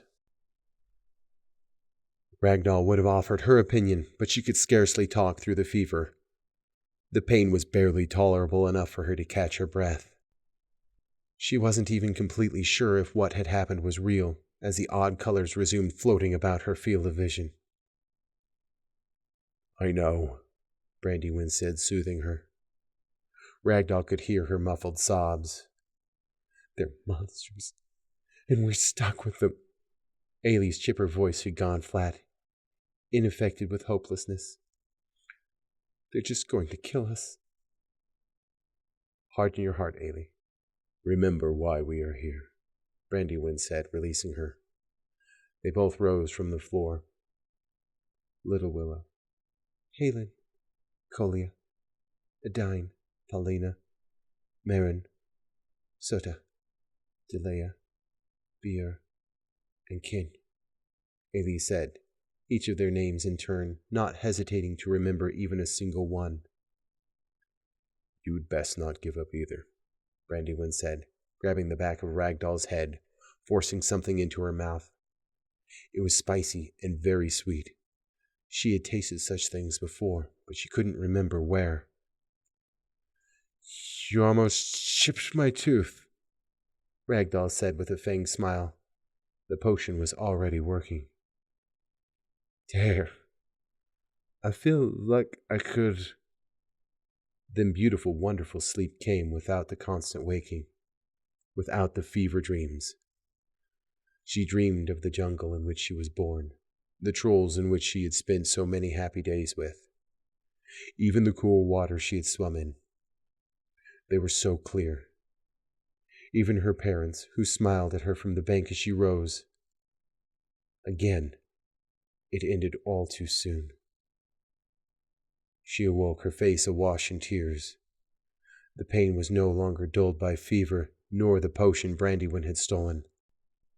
Returning in its full profanity, she could scarcely contain her wails of agony once again. Then she felt Brandywine press his body against hers. "Grab my neck," he said, not unkindly. She obeyed despite the pain. He gently lifted her from the bed, his hands tucked under her butt. In a quick motion, Ailey quickly rolled her sheets and replaced them with clean ones. Then, as easily as he had lifted her before, he laid her back down again and left the room. Once Ailey finished cleaning her with a rag and a bucket of warm water, she applied ointment to her back and left for class. It took the better part of a week for the pain to become bearable. Even then, it was nearly impossible to sleep. So she spent her waking time memorizing the rites in her tome. It wasn't as interesting as the history books and stories she had read in Dolan's study, but they helped to pass the time. "I will never forget this," Ragdoll said as Ailey and Brandywine entered the next morning. "You'd best not," Brandywine said sardonically. Ailey just stifled a sob and pulled Ragdoll in for a painfully moist hug. "Ow, be careful," Ragdoll hissed, her head reeling. The elves helped her up, and with Brandywine out of eyeshot, Ailey helped her to get dressed. It took more time than she would have liked to get to class, and though all three were late, she was not absent that day. The incredulous looks from the humans made it all worthwhile. "Yeah, look at me, you pathetic creatures," Ragdoll thought with all the venom in the world. "I'm back."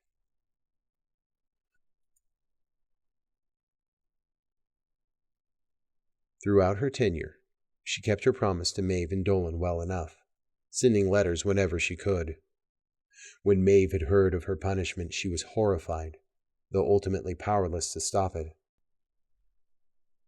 While this did little to subvert the pain Ragdoll had endured, knowing her sister's reaction made her feel better somehow. "Dearest Greenbean, you know better than anyone how unfair life can be. In the end, this will make you stronger. Remember this and understand that though the Order will help you achieve your goals, they are unforgiving, wonderful, hateful, honorable, and scandalous, as all folks are. You may never forgive them, but also never forget who you are. While I know how hard the punishment would be for you, I know how strong you are, and that you would survive. Continue to make me proud. With all the love I have, Big Sis Maeve."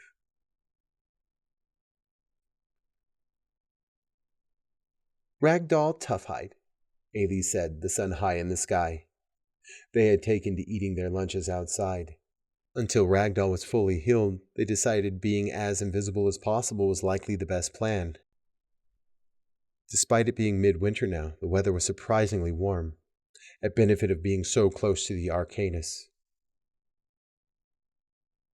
"I assure you it wasn't that tough," Ragdoll said ruefully. She wasn't exactly fond of remembering the event, much less talking about it. "It's the elven way to have a second name chosen for you by your family when you become an adult. Ailey Willowbranch is mine. Brandywine Longbow is his.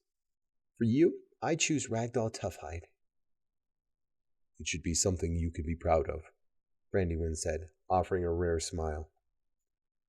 "Surviving such a horrible thing. Ragdoll Toughhide it is." "No fair," Ragdoll griped. "I didn't get to name the two of you." Despite everything, she couldn't help but smile. From that point on, Toughhide was her name, at least as far as the humans were concerned. They would say her surname in a deep bass and pat her solidly on the shoulder in greeting. It seemed as though she had proven herself.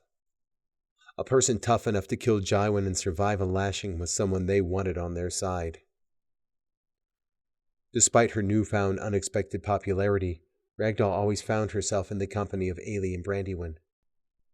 Even though the humans had no problems with their new troll compatriot, the elves held no such esteem, as her long-eared friends had a supernatural ability to repel humans. Frankly, Ragdoll would have it no other way. "Renjuvald, Jaiwan's father, has petitioned to have you removed," Ailey whispered to Ragdoll as they made their way to class one morning. "I heard some second years whispering about it. Apparently the Patriarch Archbishop told him off." "Did he?" Ragdoll asked thoughtfully. "Would they take away her holy symbols if they kicked her out?" In any case, Duncan Bondui had given his word that if she were to survive her ordeal, that she would be trained. Her end of the bargain had been upheld, and apparently so had his. Though she wasn't nearly as fond of the funny-looking little man as she had been upon their first meeting. Before long, her back healed completely, and Ailey pulled the stitches. The odd threads tickled as the elf unwound her work. At Ragdoll's behest, Ailey had held up a mirror behind her. The dark green scars were grotesque next to her light emerald skin, even with the elf's remarkable sewing skills. They ran down her back to the top of her buttocks. "They make you look like a jungle cat," Ailey said brightly. If she was trying to hide how she truly felt about them, it was impossible for Ragdoll to tell. Regardless, she appreciated the comparison. The next day, Rot greeted her as they passed in the hall. "Ragdoll," he said with a nod. He was holding her father's odachi. "Arms, master," Ragdoll greeted back awkwardly, though not unkindly. Had it not been for him stopping her from killing Jaiwan in the mess hall, she would have been executed. This thought made it oddly all the more difficult to talk to him. "You will be training directly under me every afternoon until you graduate. It goes without saying that Patriarch Archbishop Duncan Bondui has taken a special interest in you," the arms master said with a bright smile. "Why did you stop me?"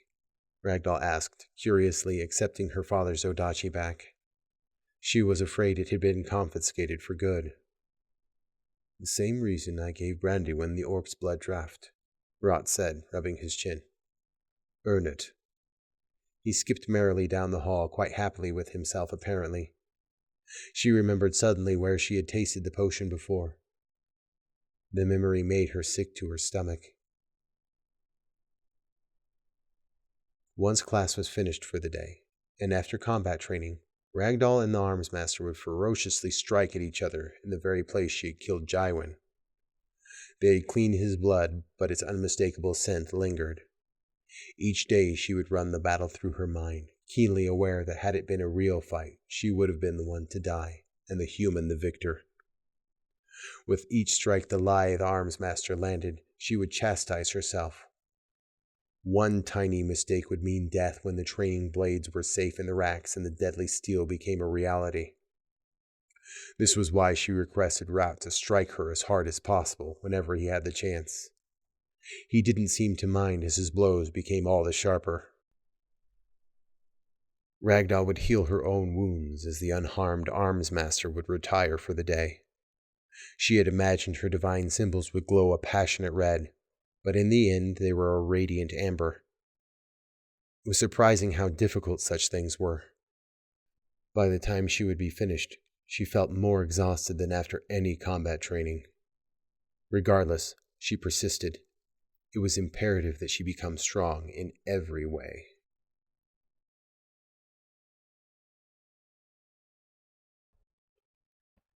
Chapter 8. The March of Time. 3 years had passed. Ragdoll stood in line, looking down at the rune on her palm. In the center was an innocuous line. She hadn't even noticed it was different than Dolan's or Maeve's until Ailey had told her about it.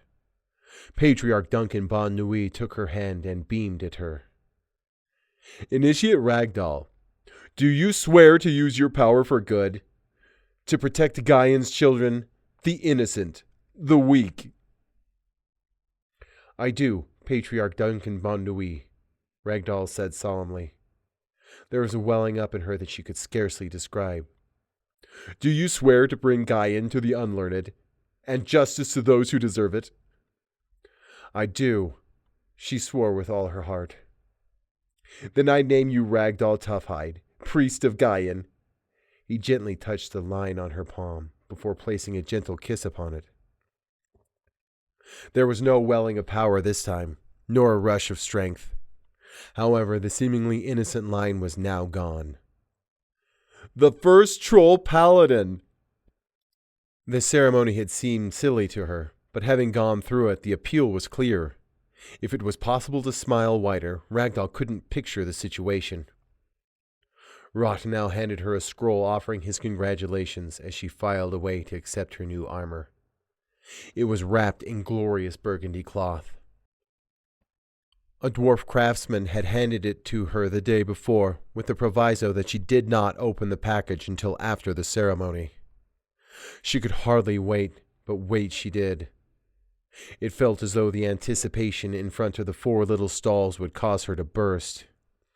Each new paladin before her emerged in varying quality of armor. Some in old repaired sets, obviously passed down, and others in new, all from dwarven forges. Even the basest example was of solid build.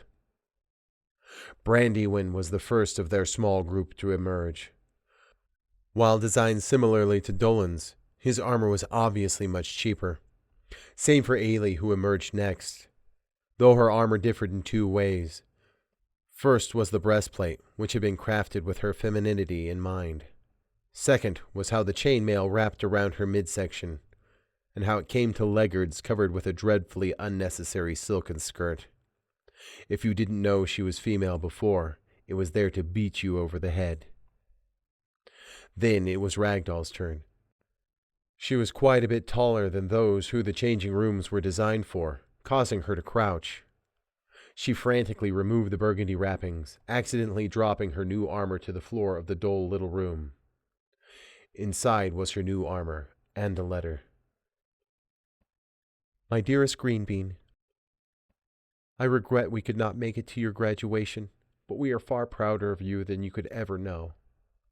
I remember how you griped about my set when you were little, so I gave the smith a bit of directions, and I think you will like it. My warmest regards, Maeve." Wrapped in the letter was an illustration, sheared neatly from a book, it seemed. Upon it was a picture of a troll maiden, dressed in the traditional hunter's gear. Ragdoll's new armor wouldn't glitter in the sunlight as Maeve's had. In fact, the color was a matte red with brown highlights and looked like leather, despite being made of metal. It fit upon her body as nothing had ever before, almost as if she wore nothing. It even seemed to weigh nothing.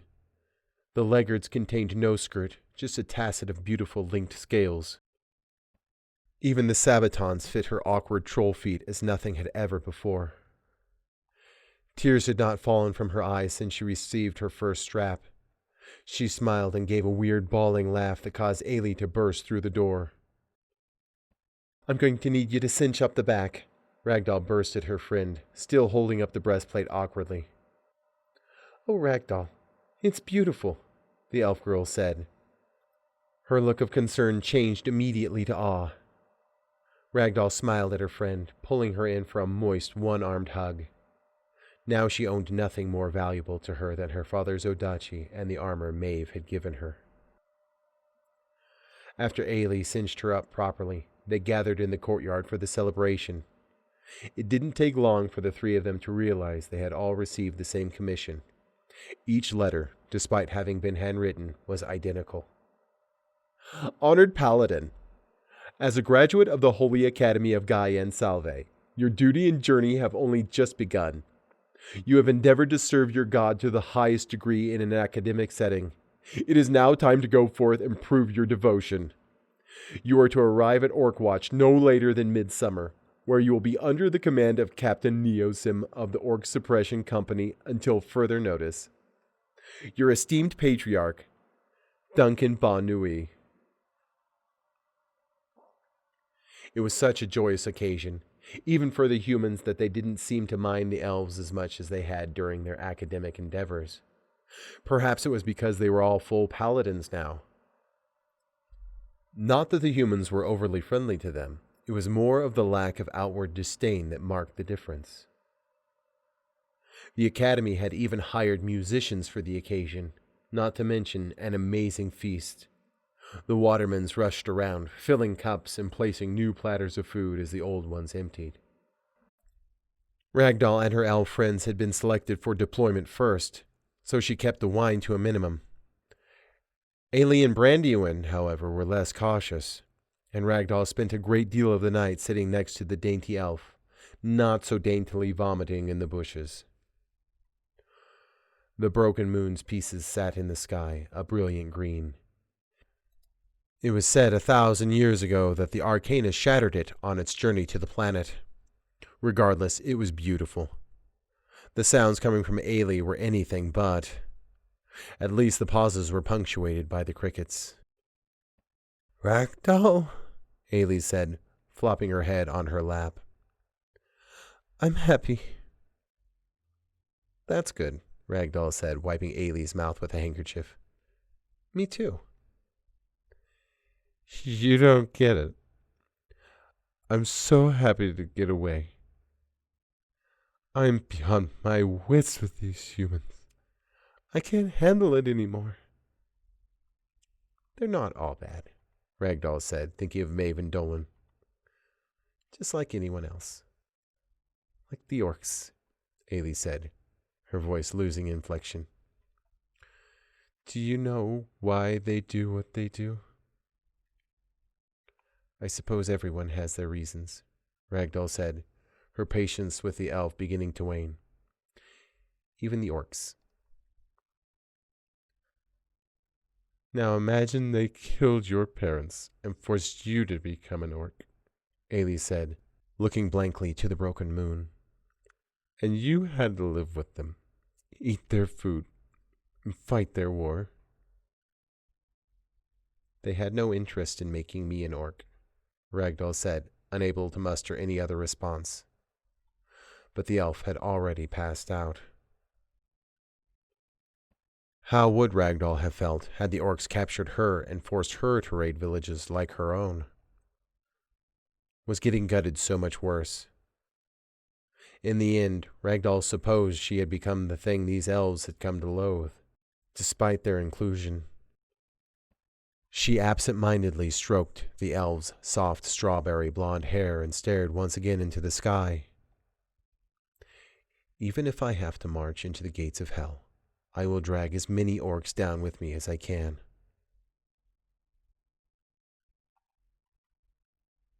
Then the next day came.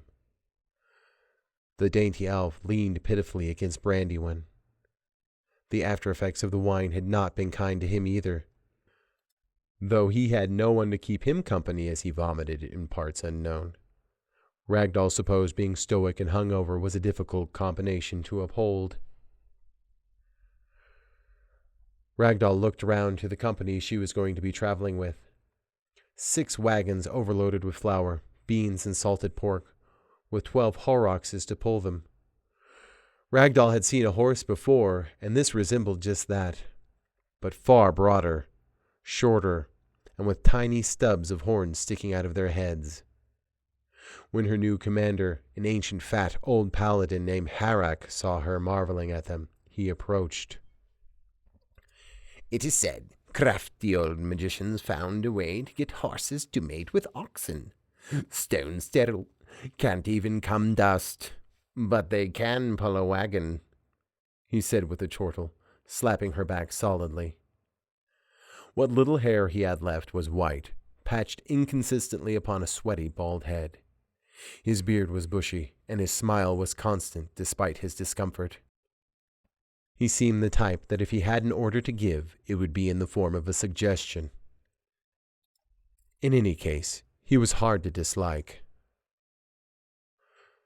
Those who would drive the wagons were plain, somewhat older human men, far beyond fighting shape had they ever been to begin with. In a scrap with bandits, they may hold a bit of sway with a club, but they would fall quickly. The 6 humans she outranked looked nervous but rather proud. Whatever had caused the dissatisfaction of the acolytes she had seen on the road more than 3 years ago, she couldn't guess. Everyone, save for the 2 elves, seemed overbursting with excitement to get to their destination. Apparently, it was scandalous that a troll be the second in command of humans, but her company didn't seem to bother them too much. Her now legendary fighting skills and the fact that she was the only one who had made the trip before factored into their compliance. It wasn't as though she would bandy about orders either, so they would coexist rather nicely, she determined.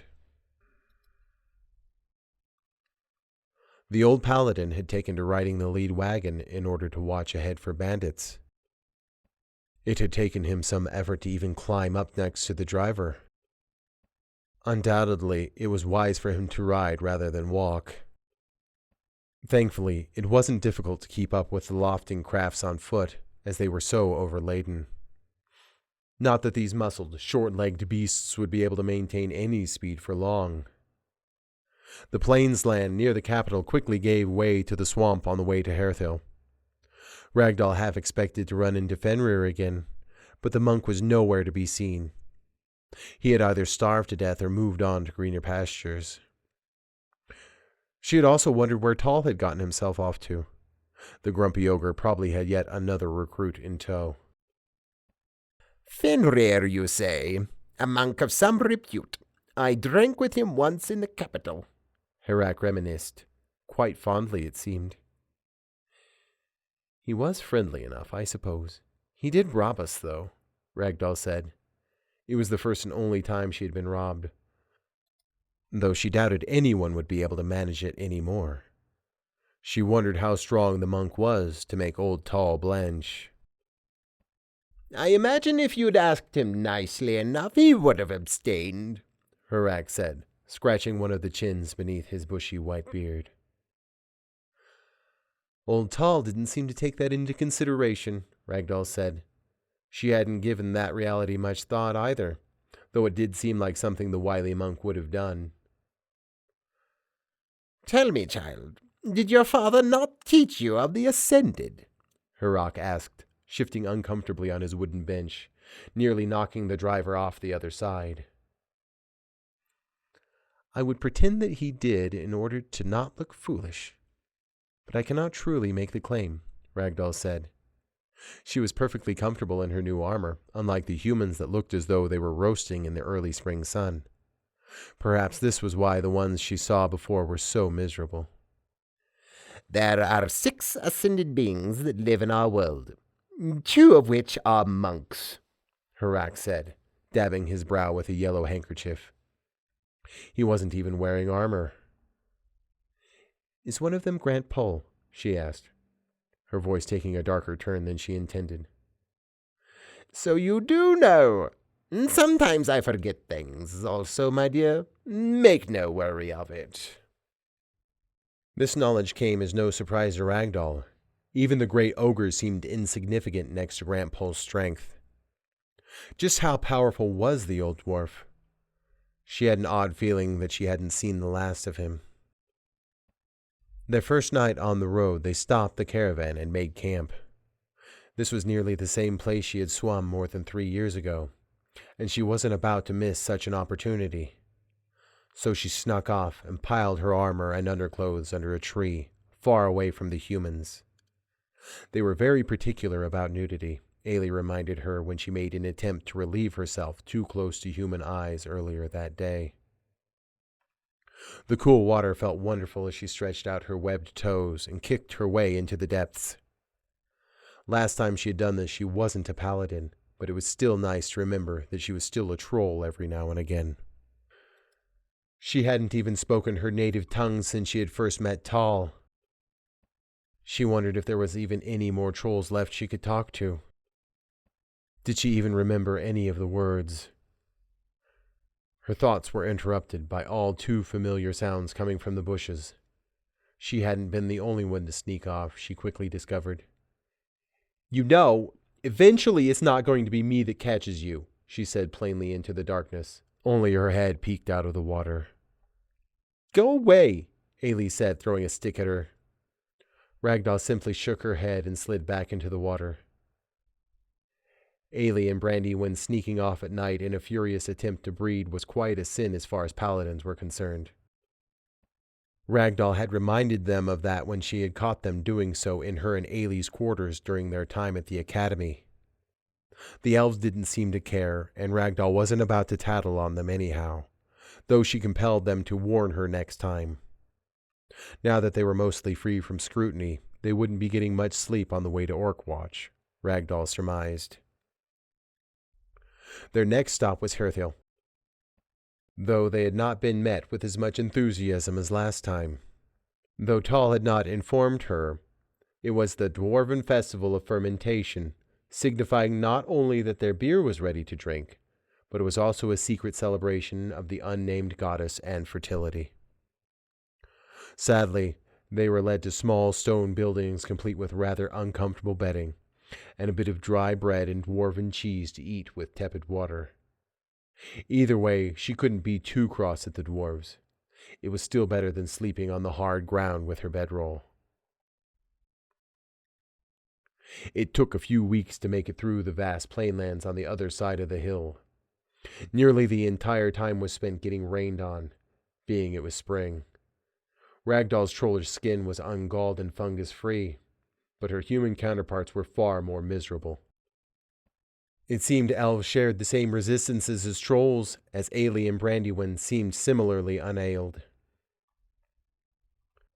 Relief came in the form of Fort Eulith. As soon as they raised the portcullis, she sneered at Rupert, causing the human to stammer uncontrollably. She couldn't help but smile at the dull wit's reaction.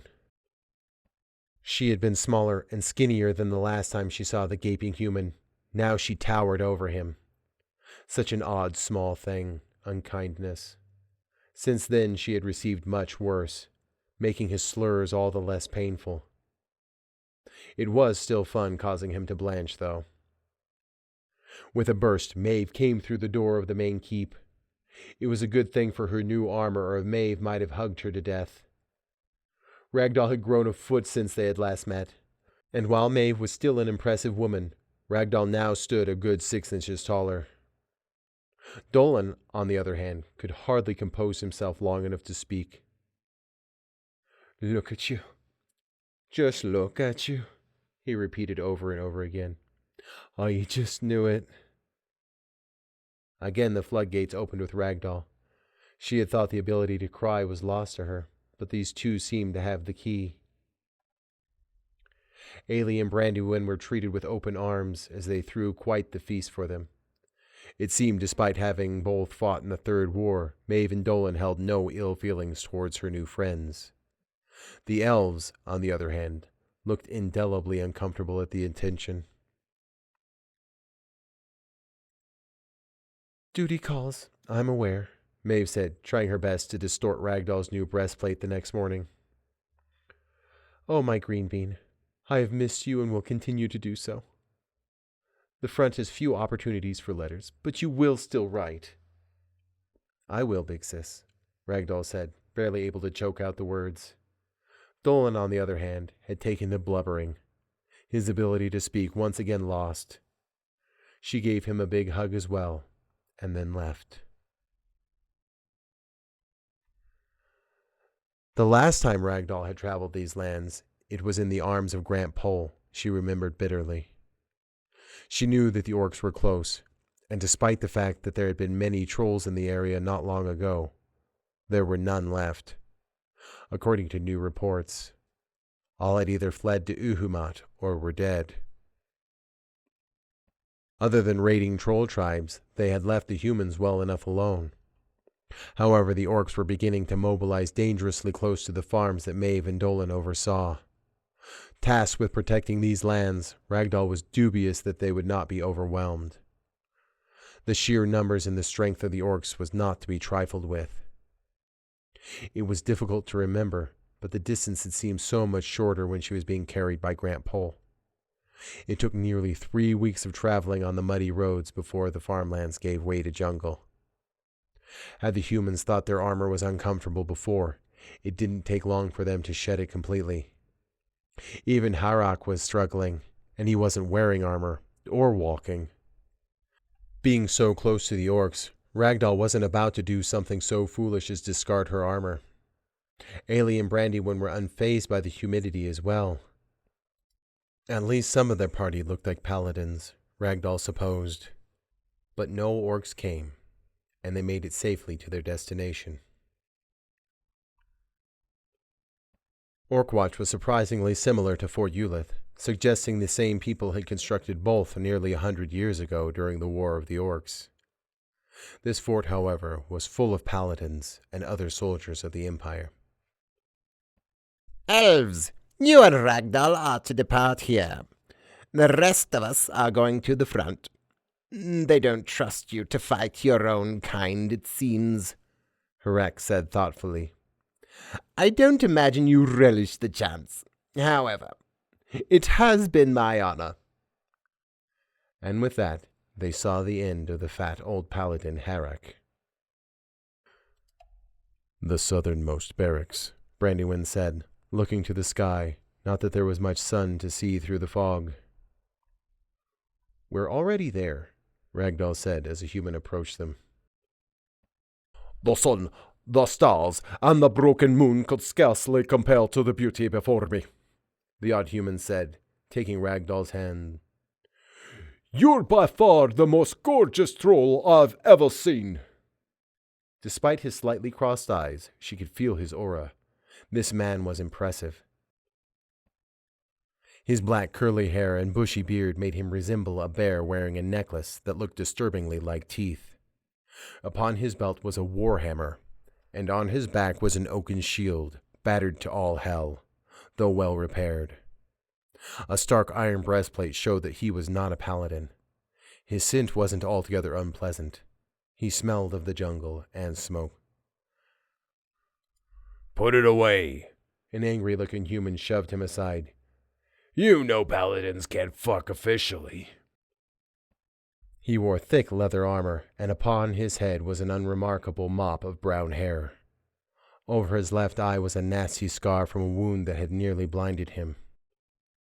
Upon his chest was a holy crest stamped with 3 stars, showing him to be a captain, their commander.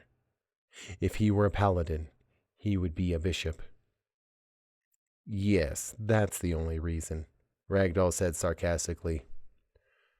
3 paladins this time, and one of you with the rank of priest, the commander said, giving all 3 of them a judgmental look. Your father sent me a letter about you. He pointed to Ragdoll. I am Ragdoll, she said respectfully. I am at your service.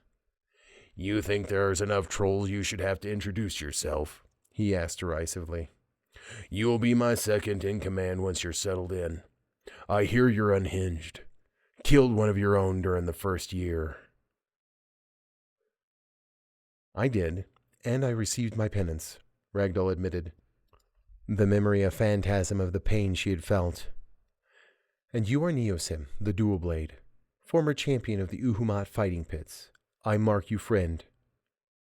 Killing Jaiwan had been a large part of her persona at the Academy, one she would just soon forget. She does her homework, Neosim said, his judgmental look turning to a smile. He pulled her into a headlock and rubbed his knuckles on her scalp solidly. You'll have to cover this scarlet mop, or you'll get ganked in the jungle.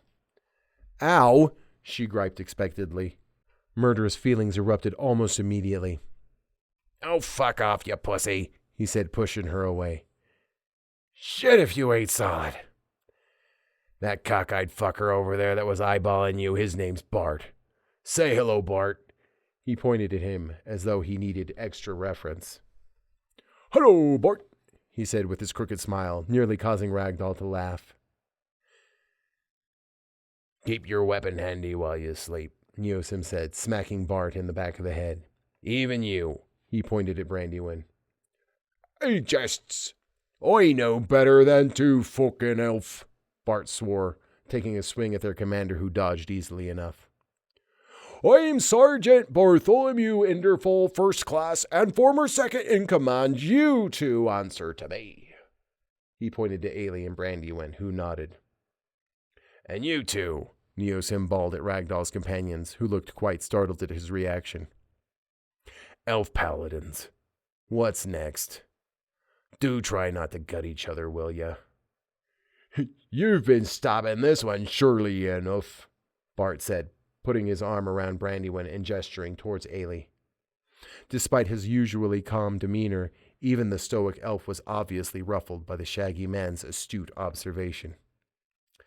I'm Ailey, she interrupted stiffly, offering her hand to change the subject. Though a full-fledged paladin now, she still seemed better suited at a dance than at a battle. Sadly, Ragdoll's attempts to toughen her up at the academy through sparring had been quite in vain. You'll be our healer, of course, Neosim said, taking her hand and planting a dainty kiss on it. Brandywine's reaction was not lost upon their new commander, who smiled wickedly at his underling.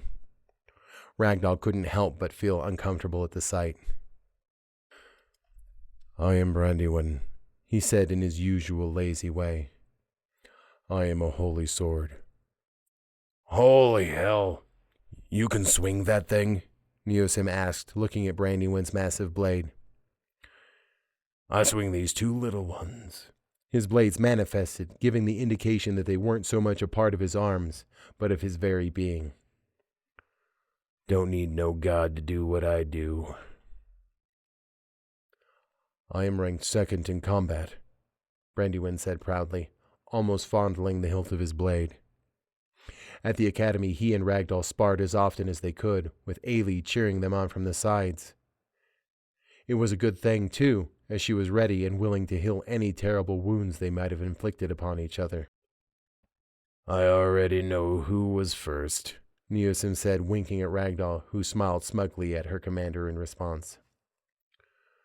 The Empire truly are fools for wasting you lot on me. You must be careful. Ragdoll will murder you, Ailey said, sticking out her tongue in jest. Of that I have no doubt, Neosim said, mock shuddering.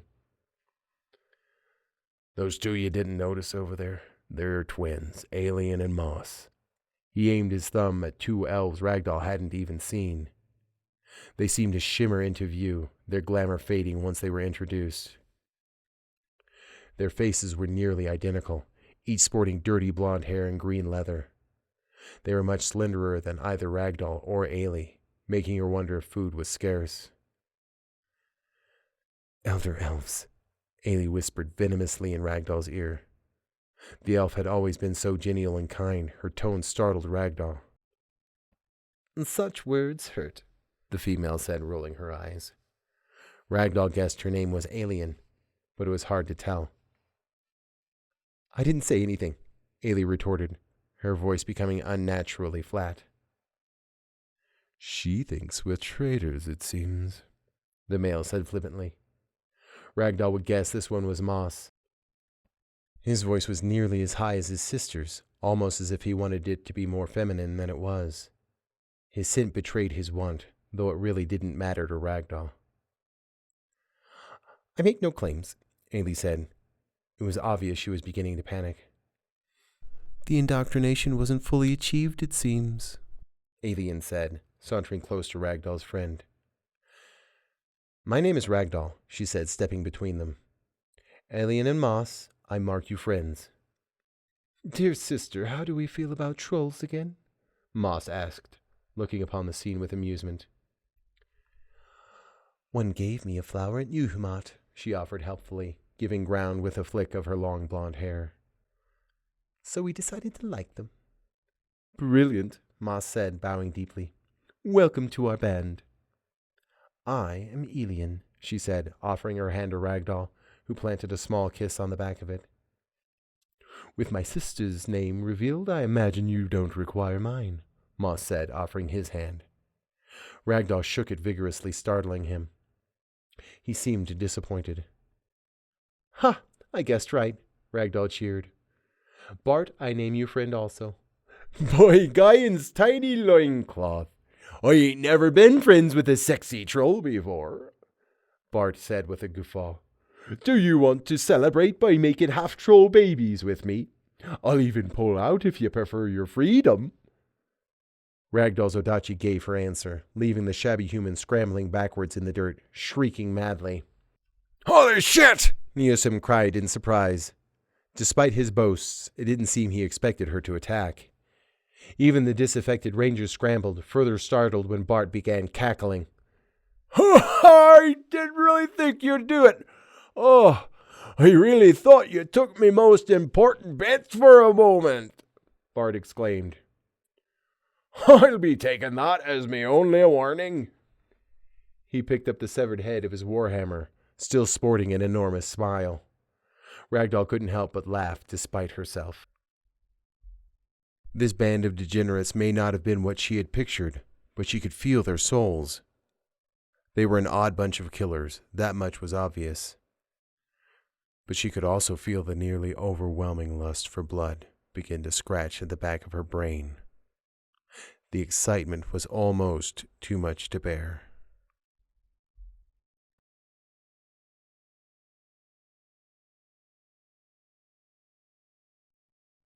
Chapter 9. The Third War Closes.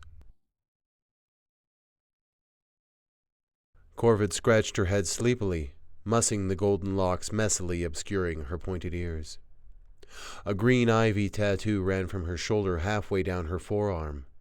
It had been there since she popped out of her mother's womb. Sometimes she could feel it growing, creeping further toward her hand and across her back.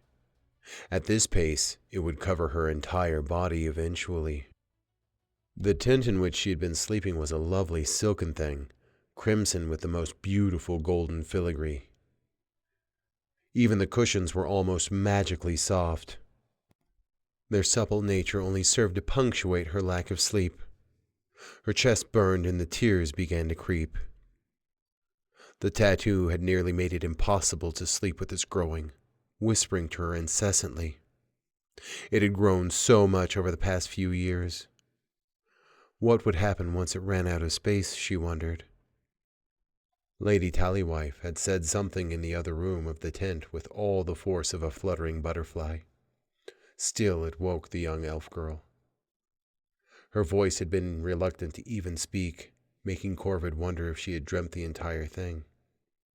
Even imaginary sounds were enough. Even dead silence could be too noisy. With no further talk, Corvid surmised it had been a dream after all. So she closed her eyes and tried with all her might to sleep once again. It had never really worked before, but maybe this time would be different. Then the whispers came unbidden, as they often did, running through her mind like a rainstorm. It would be quiet if we killed them all, the vines whispered in her head. It would be so easy. The vines were not nice. They had always wanted her to kill people for some reason. We need them, Corvid said, searching her mind for evidence that would keep the vines from killing the elves. However, panic arose in her chest as she couldn't come up with a compelling reason. We have the sun. We have the earth, the voice answered with her mouth. It was true.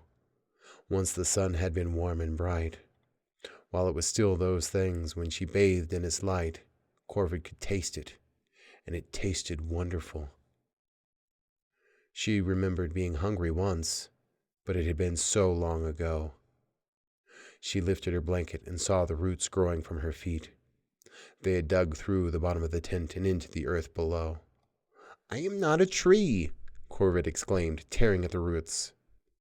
This was not a good idea, as it hurt terribly, causing her to wail in agony. Little drops of blood leaked from them before retreating back into the bottoms of her feet. She clung to them, gasping and sobbing. We will speak outside, Tallywife hissed from the front of the tent, obscured by a silken covering. Her voice was no longer soft and reluctant. Restraint was something she wasn't great at, but she tried her hardest for Corvid's sake. It seemed whoever had decided to visit in the middle of the night was set to incur the full wrath of the Archdruid. Talawife was the matriarch of the Goldenrod Elves, a people established almost a decade ago in their new homes. She was an ancient elf woman with ears longer than Corvid had ever seen. Her glimmering corn-colored hair nearly touched the ground. She was a master druid healer renowned throughout the elven world. Corvid grabbed her own head and shook hard, trying to dislodge the thoughts that plagued her mind. What would it be like to sleep deeply, to engage in such beautiful rest? Corvid plugged her ears to keep the whispers from jumping in, but they came all the same.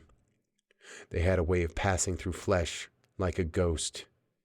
The ivy was angry with Corvid for tearing at her roots, and she was certainly punishing her. She focused on the imaginary image of her mother, Lady Ione. Having killed many paladins before her death, she had been the former leader of the Goldenrod Elves. Brandonbard, the Archdruid, often told Corvid the stories of her mother and how she assaulted the capital city of Kistor as she directed thousands of dustmen to attack. She couldn't remember her mother, but as pretty as Corvid was, she imagined Lady Ione had been a raving beauty before the paladins ceremoniously burned her soul. Sadly, no one would ever describe her, no matter how often Corvid asked. What was worse was how she was hardly dead 7 years before her father remarried, something Corvid wasn't sure she was ready to forgive just yet. Brandonbard, who was her teacher and escort, had left a few days prior for Eladin, the holy land of the nameless goddess. It was an ancient, magically obscured place that only the strongest of druids could find. He was set to return once Corvid finished blessing each and every one of the countless druids for the Festival of Rebirth, a particularly important festival now that they had settled into their new home. What a lovely place Eladin was, too. Trees shot into the heavens as stairs twisted through the barks to the dwellings grown inexplicably into their woody flesh. The smell of the earth and the flowers gave Corvid odd tingles every time she left and returned. It was the only thing she had to look forward to. Until then, she remained in boring old Goldenrod. It had been dreadfully tedious, blessing the meager warriors that remained, but Corvid was nearly finished. They certainly seemed quite afraid of her, looking terrified each time she placed her left hand upon their heads. She wasn't sure why, but the ivy leaves on her tattoo would wiggle slightly as if blown by wind. She couldn't make it do that any other time. In all honesty, she had no idea what the blessing did, other than tickle her arm. But the elves seemed to want it nonetheless. "Honorable Lady Talawife," a boisterous voice boomed. "It seems death has come to your doorstep once again." "How dare you? The Avatar is sleeping," Talawife practically exploded. His voice was beyond courtesy. Even pretending to sleep was beyond Corvid now. Rolling her eyes, she slipped out of bed, poking her head out of the silken cover. There she saw 3 elves swathed all in black, each with a dark red sun emblazoned upon their clothes. The funny man on the right swayed as though he had drunk too much wine. Corvid could see Talawife's aura, poised to murder the 3 black-swathed elves who had dared enter their tent. An odd sensation welled up within Corvid. She ducked down and covered her ears and clenched her eyes shut as hard as she could. The vines began to laugh. "Our lady bid us travel all the way here to keep her tiny guts from spilling. I suggest you take the favor graciously." Corvid gave up on trying to keep the sound out. Who wanted to spill her guts? Originally, she thought it was these 3 elves, but apparently they offered her no harm. It was almost disappointing. "Your lady represents everything we hate. Why would she help us?" Talawife hissed. Corvid wondered which lady they were talking about, but no names came to mind. "She knows exactly why the Avatar is so important," the boisterous elf said with exaggerated exasperation. You think she would risk so much for nothing? Nearly everything about him seemed overwrought, from his spiky black hairdo to the way he stood with his hips jutted forward. Corvid disliked him immediately. Having woken her didn't help matters either. "And where would you have us travel? Further south and we will run into orcs," Tallywife said, shaking her head.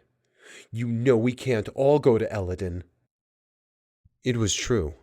While the nameless goddess would certainly allow Tallywife to enter, the rest of these dull druids were hardly worthy.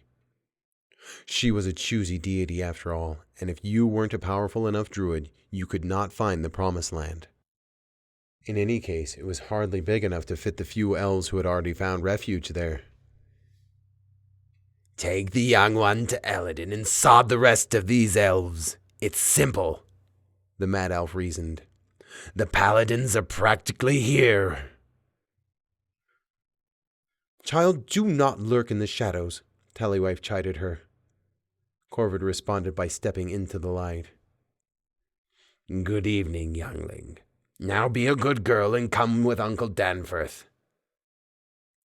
"I couldn't keep her from killing you," Corvid warned plainly. The urge was nearly insurmountable. I hardly think the Archdruid wants to kill me, Danforth said with a guffaw.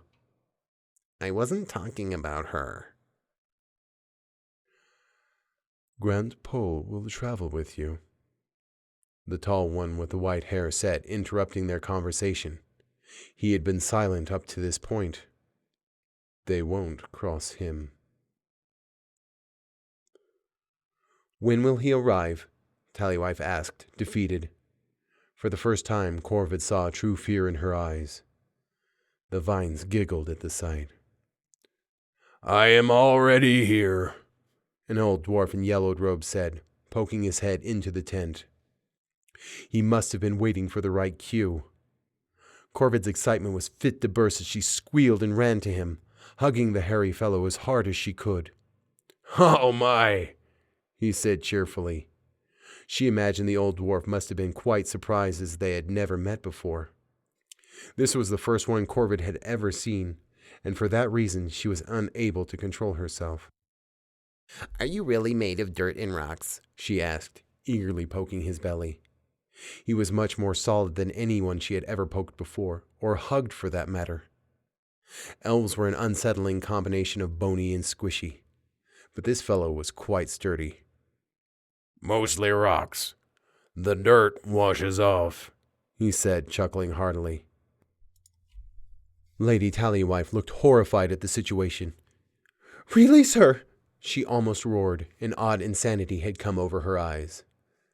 Yes, Grant Pole conceded, pushing Corvid away gently as she groused. "Do you remember what happened the last time you hugged someone?" Tallywife scolded, her eye twitching madly. Corvid slunk back scorned. It wasn't as though she meant to kill the last one. An elfman, excited to see the avatar, had hugged her too hard. His blood was really warm, she remembered. I know what you're planning, Grant Pole said. His genial voice took a turn for the grave. They will show you no mercy. Corvid knew he was censoring himself around her. He didn't know that she was much smarter than others her age. She knew the paladins were coming to brutally murder all of them. She could almost see their armor glimmering in the sun, or at least the moonlight. "And where is Miss Goodday? I dare say she could help us far more from beyond the shadows," Tallywife said with all the rage of a storm. Her aura began to slip, choking the life of everyone in the room, save for Grant Pole and Corvid. She could feel her vines flicking in the unseen wind once again as the other three elves gagged and writhed.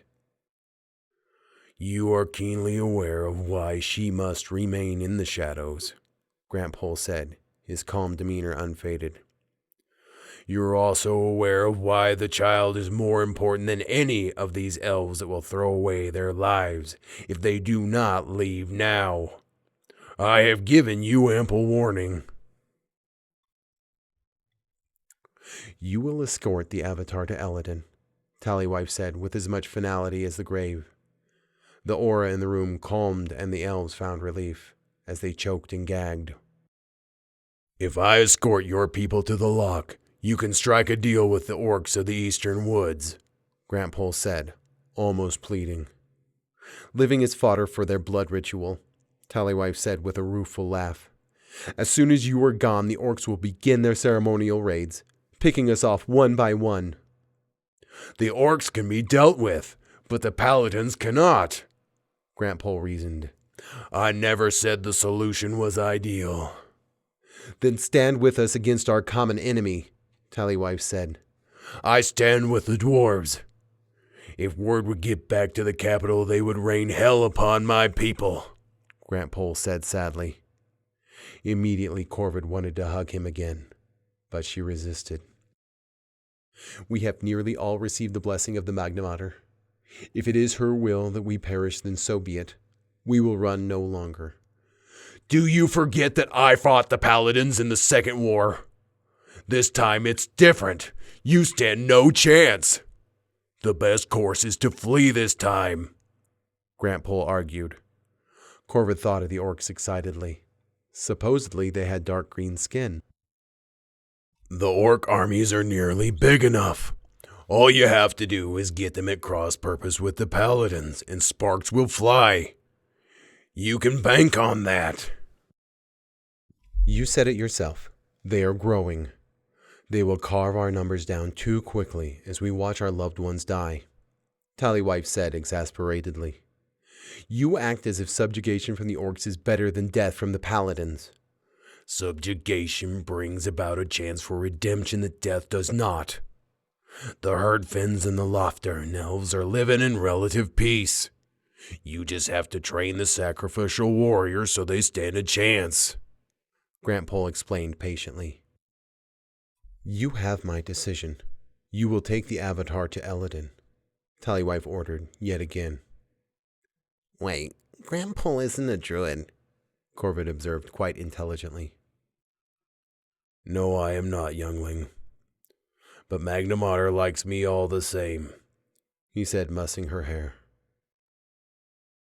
What you said earlier, that she would kill Danforth? Do you mean the entity that's inside of you? That is not your concern, Tallywife said apprehensively. It seemed as though she didn't like talking about the subject. It is so my concern, Grantpole snapped, his calm demeanor slipping. The leaves on Corvid's tattoo halted all the movement as it tightened around her arm almost painfully. I'm a dullard. At least that's what Brandon Bard says, Corvid admitted with a shrug. She didn't feel slow, so she simply assumed he was wrong. Like a knife, her mind was sharp, acute, being able to cut through the most complex of enigmas. She just got distracted easily. You know what I think, youngling? I think Brandon Bard is the dullard, he said to her with a wink. That's what I told him, but he hit me on the knuckles. She rubbed her hand, remembering the strike with his walking stick. It hadn't hurt terribly, but bad enough. The vines had wanted to murder him. But she got distracted by a kitty cat that had wandered into the room. Let me see that arm, Grantpole said, grasping her gently by the wrist. Corvid smiled peevishly at Tallywife as the dwarf pushed back the sleeve on her nightgown. Oddly enough, she looked horrified, as though she wanted to leap from the tent. That's Entity, Corvid asked. She talks to me sometimes. Oh, does she, darling? He asked, his attention stuck on her vines as he ran his finger down one. The leaves reacted to his touch, fluttering as never before. The sensation caused Corvid to giggle as it tickled terribly. Then something sparked in the back of her mind. She has manifested, you fools, Grantpole said, looking as though he had made a terrible mistake and was about to die for his foolishness. Is dwarf blood warm too? Corvid asked. But it wasn't her voice. Not anymore. It just so happens to be, Grant Pole admitted, as kindly as he could. Then great vines shot from Corvid's arm, pushing the old dwarf from the tent, knocking the 4 elves to the side. The entire thing collapsed as Corvid fought one-handed into the open. The entity's rage had sent bees buzzing in Corvid's mind, clouding it terribly as she attempted to make sense of what was happening. "I don't like to be touched," Entity shrieked with Corvid's throat. Tallywife emerged from the collapsed tent, her intelligent eyes searching for a solution. The sight was madness as the dwarf struggled. The vines pinned his arms to the side. Larger and stronger they grew, squeezing tighter and tighter. Like great green snakes they constricted Grant Pole. His 3 elf companions circled her, their weapons exposed. "Back off, you fools!" Grant Pole said in a strangulated voice. Though she applied pressure enough to burst the elf from before, the dwarf was a tougher creature, it seemed. A second bundle of vines wrapped around his throat. She would be pulling his head off. "We're just gonna cut the vines nice and easy like," the boisterous elf said, sounding as though he relished the thought. "It won't hurt a bit." "Go away!" Entity and Corvid exclaimed, their voices synced up, their souls intertwined perfectly. She hadn't enough strength to crush them and deal with the dwarf at the same time, so the vine shot from her other arm, catching the black-haired elf and slamming him into the blonde one. It wasn't certain if the elves had died, but they were definitely dispatched. The one with the white hair was smart enough to dash back, barely avoiding their attack. "Don't touch me! Don't ever touch me!" Corvid and Entity screamed, wrapping more and more vines around the old dwarf's throat, lifting him from the ground. "Okay, darling. Lesson learned," the dwarf called before the vines engulfed him completely. She turned him sideways and began to pull his head off. "Corvid," Tallywife said calmly next to them. They could feel her hand upon their shoulder. "We are going to tear him apart," they said, their voices enraptured. "Corvid," Tallywife chided, her voice bumping something in Corvid's mind. What was she doing again? "Why are we pulling his head off?" Corvid asked Entity.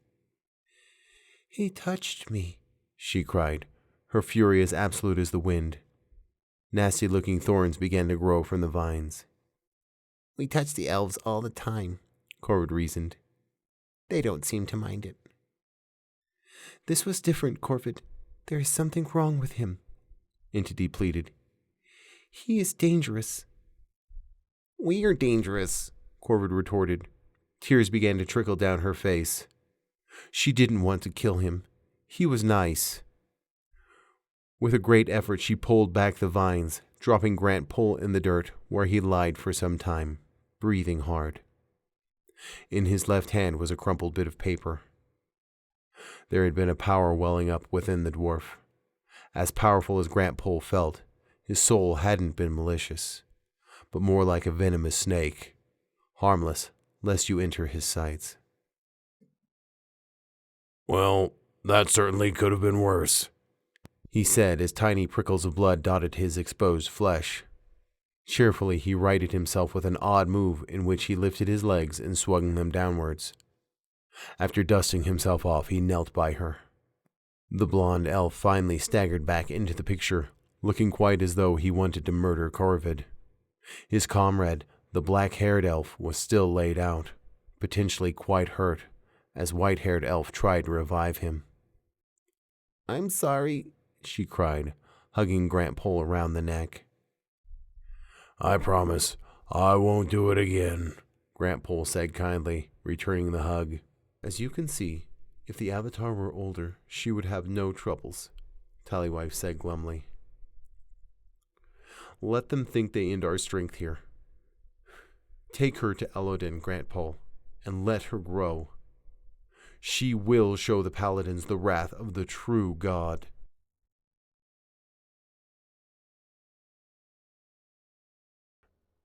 Chapter 10. Lust and Blood.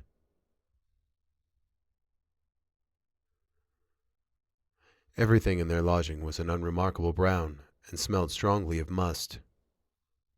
The floorboards were squishy, and the stars twinkled through the inconstant roof.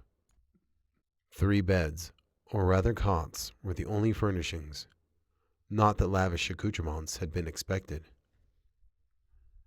The lack of comfort aside, there was something in the air. Ragdoll could feel it in her trollish bones as she unbuckled her greaves. A change had happened in her friends, or rather, in their auras. Something she hoped was imaginary, though she could hardly repress the feeling that it was not. "Could you try to control yourselves tonight? I don't really want to see that again," Ragdoll joked dryly, in a feeble attempt to break the tension. Ailey responded with a weak smile, as she continued to look terribly uncomfortable in her new armor. Without a word, she started dumping parts of it on the floor. Standing in only her white underclothes, the petite elf girl was getting quite a belly. "Come with us," Ailey hissed, pulling Ragdoll in close so she wouldn't be heard. "They will protect you." The elf girl looked terrified. She was always afraid, but this time it was intense. Even Brandywine's usually cool demeanor smacked of fear. "Why didn't you guys run earlier?" Ragdoll asked, hugging her friend. Paladins weren't allowed to take mates or have children until their 10 years of service was up. Had they been caught by anyone other than Ragdoll at the Academy, it would have resulted in at least a dozen straps for each of them. Having succeeded in breeding, Ragdoll could only guess the punishment in store for them. "We are close to our kin now," Brandywine explained as quietly as he could. "We have bided our time for as long as we had to. So what is it going to be?" "I've got orcs to kill," Ragdoll said, her heart beating fast. Trolls don't usually experience nausea, but she imagined this was how it felt. "The Goldenrod elves will take you in," Ailey pleaded, almost bawling. "They fight orcs also." "Huh," Ragdoll laughed ruefully as the tears burned her throat. "I'm a paladin now. I know they nearly beat me to death, but I asked for it. So I get it that you guys want to leave. That you have to leave." "I'm going to miss you," Ailey said, squeezing Ragdoll even harder. She couldn't feel it through her armor. "Name the baby after me," Ragdoll said, hugging her dear friend back. Ailey paused for a moment. "You have a terrible name, though," she laughed through her sobs, causing Ragdoll to chuckle. Fine, Ragdoll said, rolling her eyes. "The paladins aren't fools. They expect you to escape. You know that, right?" Ailey took a step back and showed the tiniest of burns on the lower part of her palm, breaking the holy circle. Ragdoll was dubious it would be enough, but kept the fear to herself. "Goodbye, Ragdoll. Don't let them change you, whatever you do." With a great sniff and ferociously chewing on her lower lip, Ailey disappeared through the window. Next, it was Brandywine's turn to offer his farewell. He had abandoned his armor also. "Bye, Swamp Baby," Brandywine said, giving her a stiff hug as well. Other than battering each other in arms practice, they had never really come into contact before. "Give them hell for me." With nary a sound, he snuck out the window also.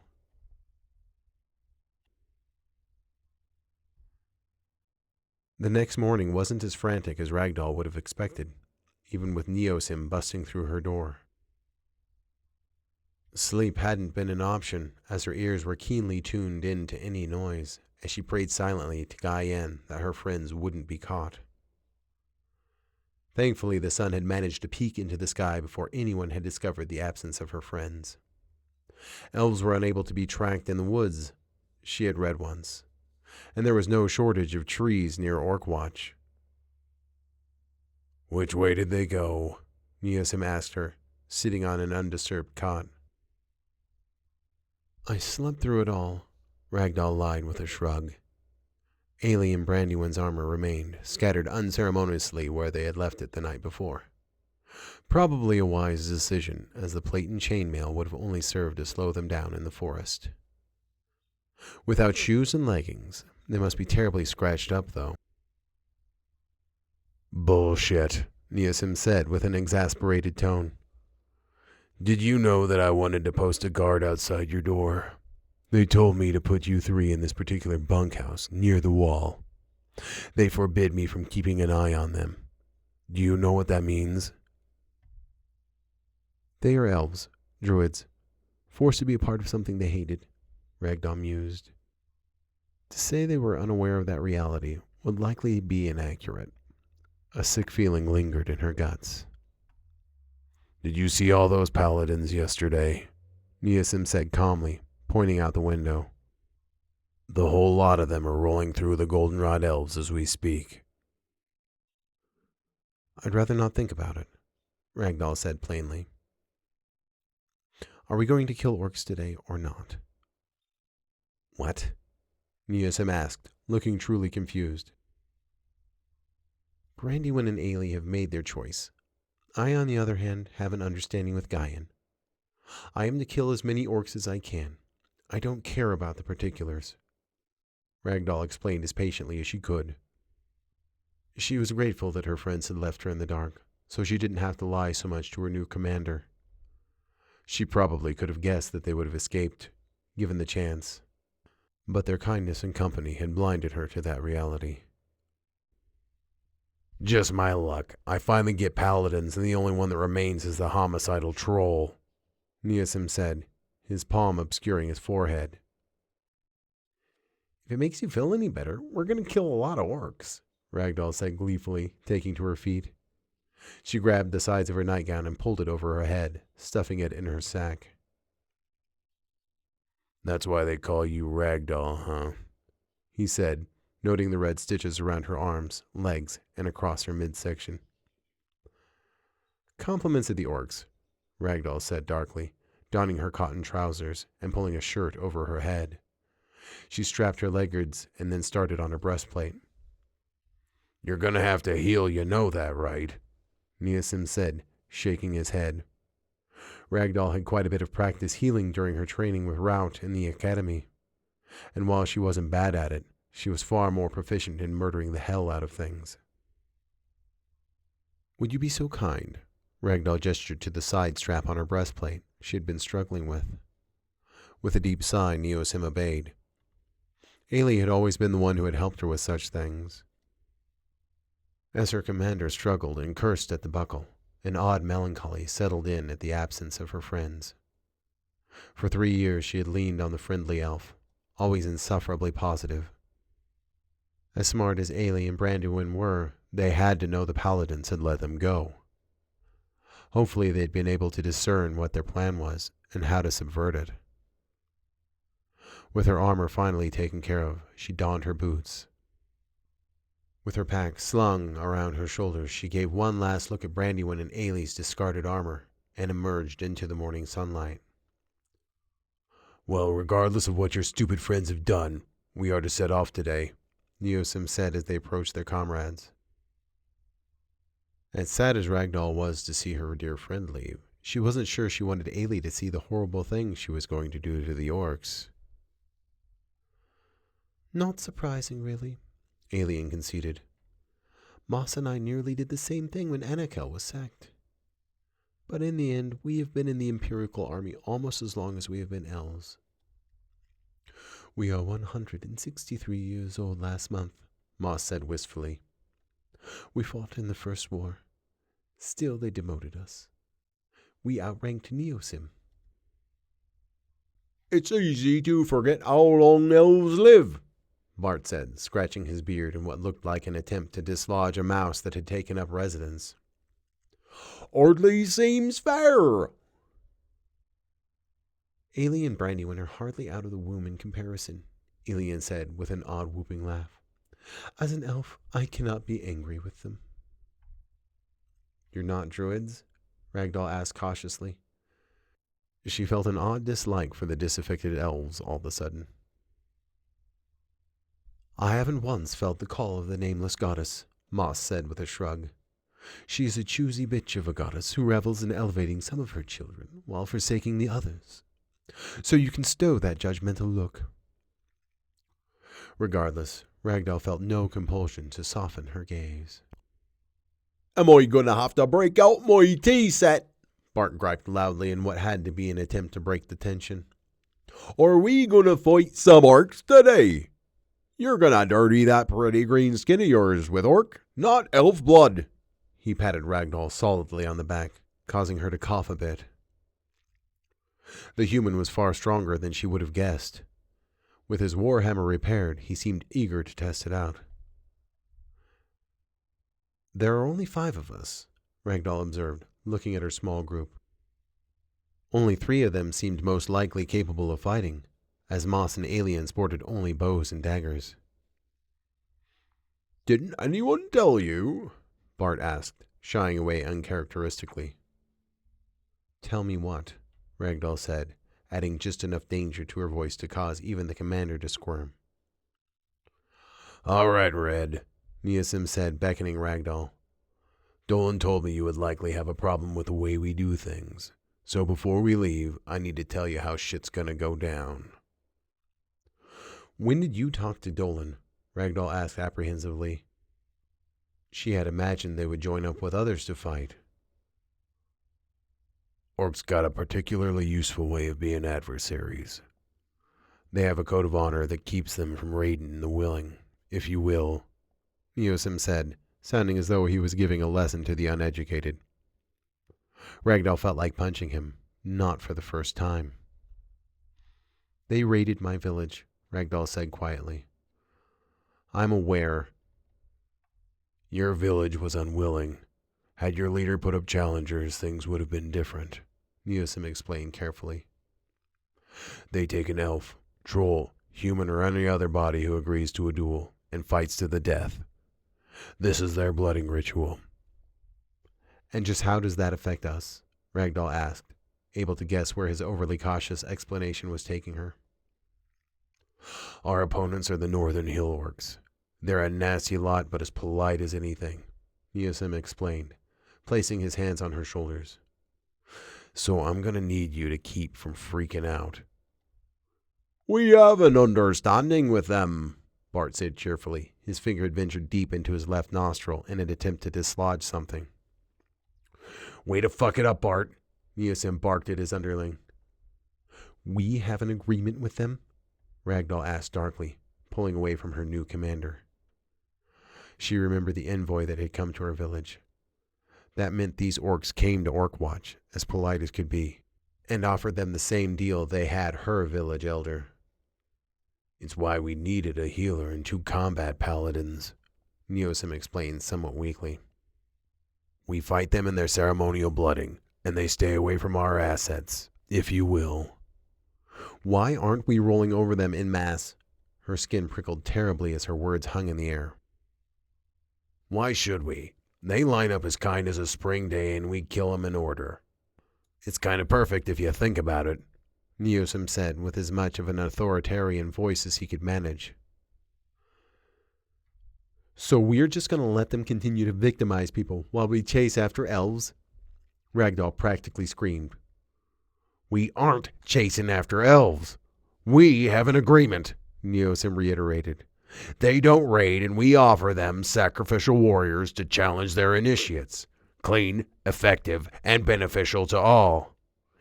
This is the most egregious bullshit I have ever encountered, Ragdoll said, her head reeling.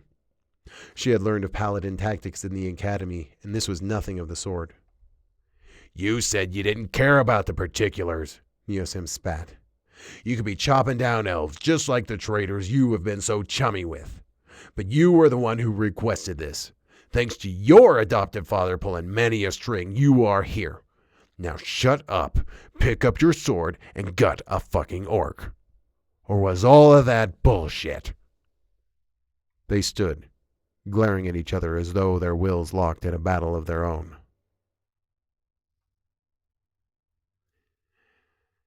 It's not what I imagined, that's all, Ragdoll exclaimed, her tone wavering more than she would have liked. Regardless, Keep calm and we will take them all down, Neosim promised. In the meantime, let's get some practice killing orcs for real. Very well. With that settled, they made their way past the portcullis. Young orcs, Ragdoll griped. The blooding ritual was a rite of passage for orcish warriors. How do we kill the older ones? That's the beauty of it, Neosim said, obviously excited from the momentum of their conversation. If you kill an initiate, a warrior has the right to challenge you. And don't think they won't. And if there are no initiates? Ragdoll asked. Then you have the right to challenge any warrior, save for the chief, Neosim said, looking positively gleeful. So are we in accord? He offered his veiny hand. We are in accord, Ragdoll agreed, shaking it vigorously. The rendezvous point was remarkably closer than Ragdoll would have expected, as it didn't take long to arrive. The fact that orcs had been so near and she hadn't even realized it stung horribly. Ragdoll had never seen orcish buildings before, but their craftsmanship was remarkable.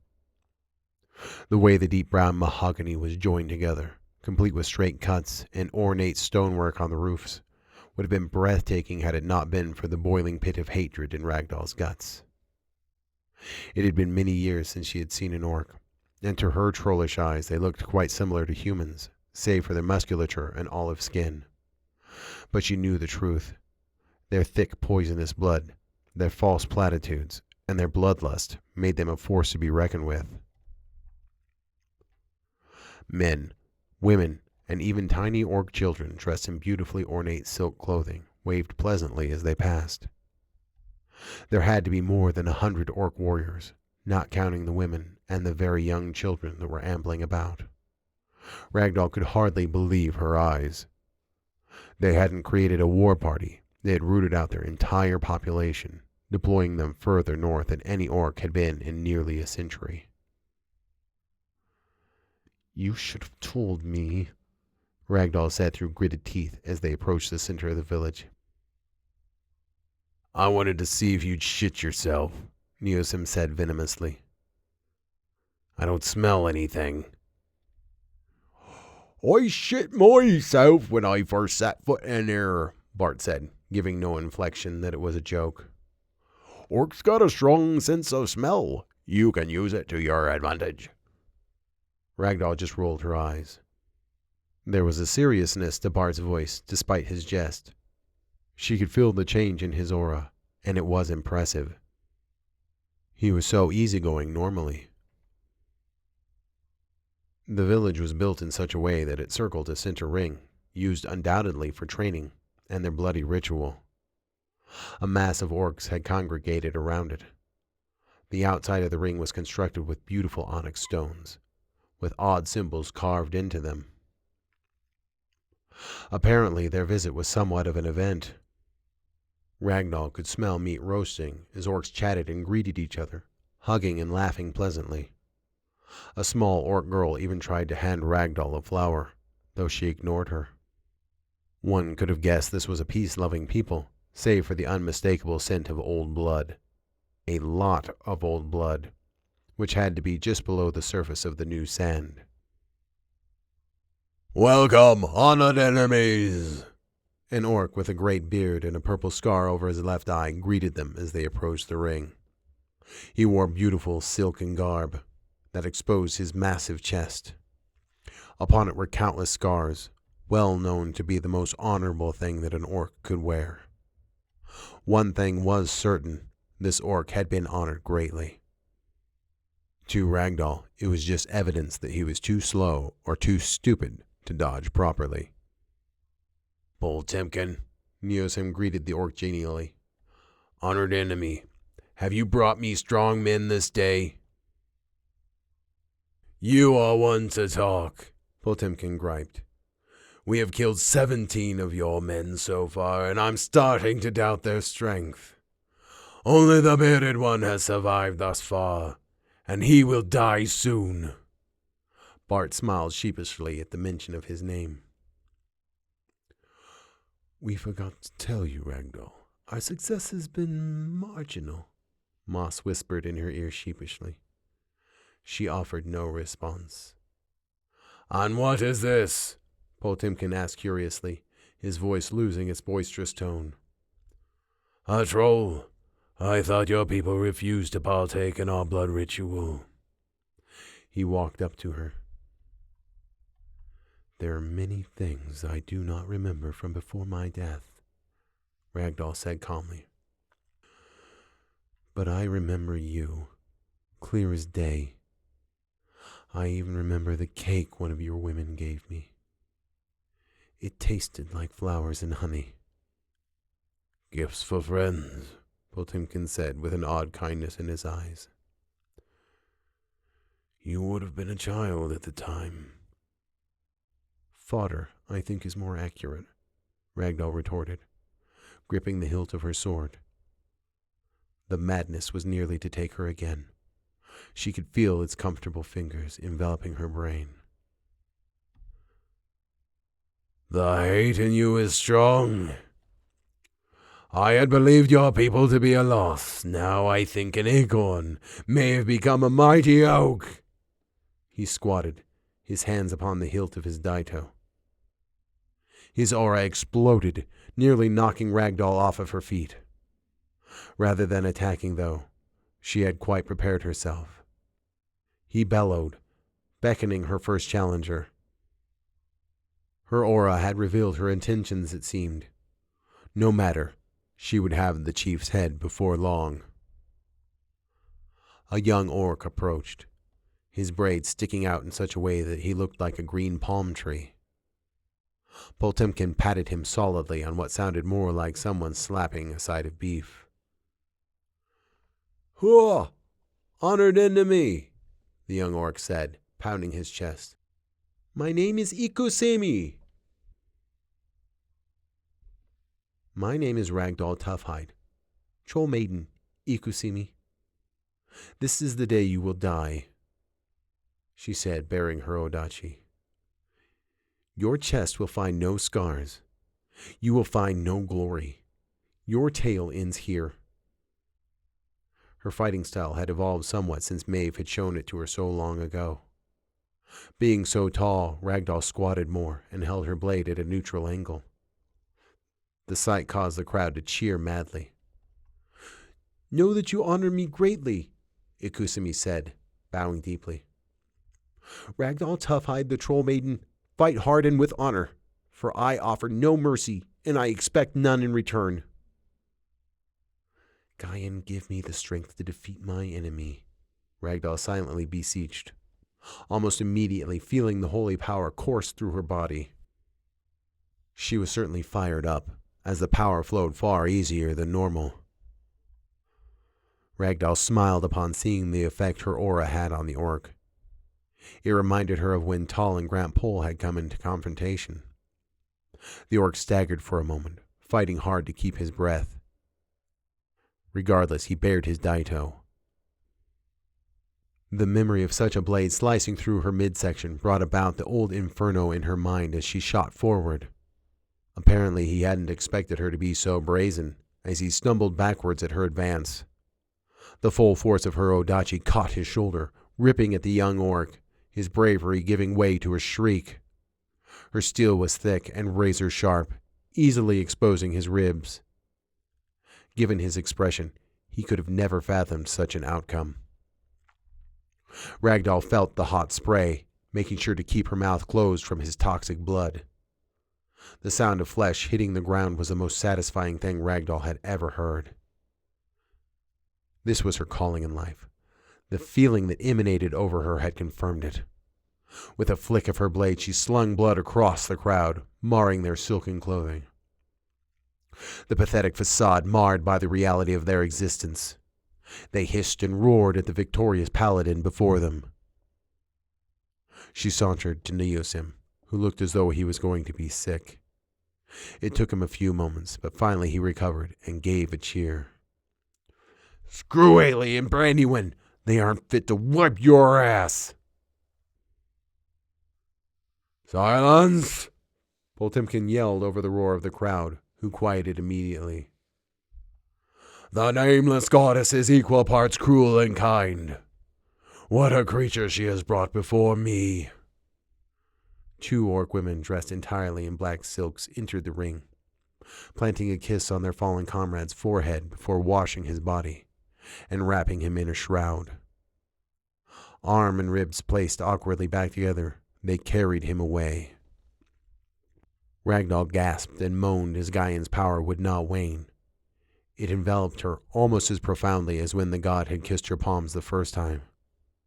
She could scarcely keep her body from writhing as she shook uncontrollably. Quite impressive, lass. Now you get to see my style, Bark said, patting her on the back.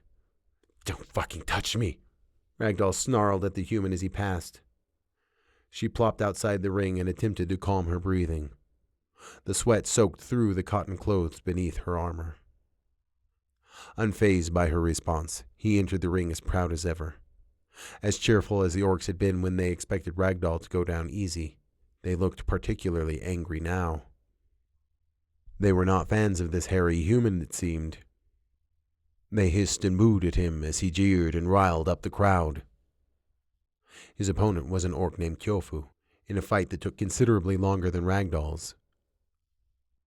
Her comrade's use of a shield was hardly fair, as the slender orc had no hope of subverting it. The fact that Bart was a southpaw also threw the orc off as well. The inexperienced youth kept attempting to avoid the blows from the wrong side, absorbing far too much of the punishment.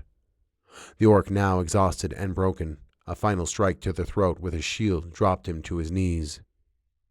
Bart then unceremoniously broke his skull like an egg with his warhammer. If Ragdoll had been fighting Bart, she would have gone for his exposed legs, she surmised, leaving the shield and warhammer effectively worthless against her long blade. An orcish Daito would have never been able to accomplish such a thing. What a worthless weapon. Finally, Gaian's power began to wane, and she regained her composure.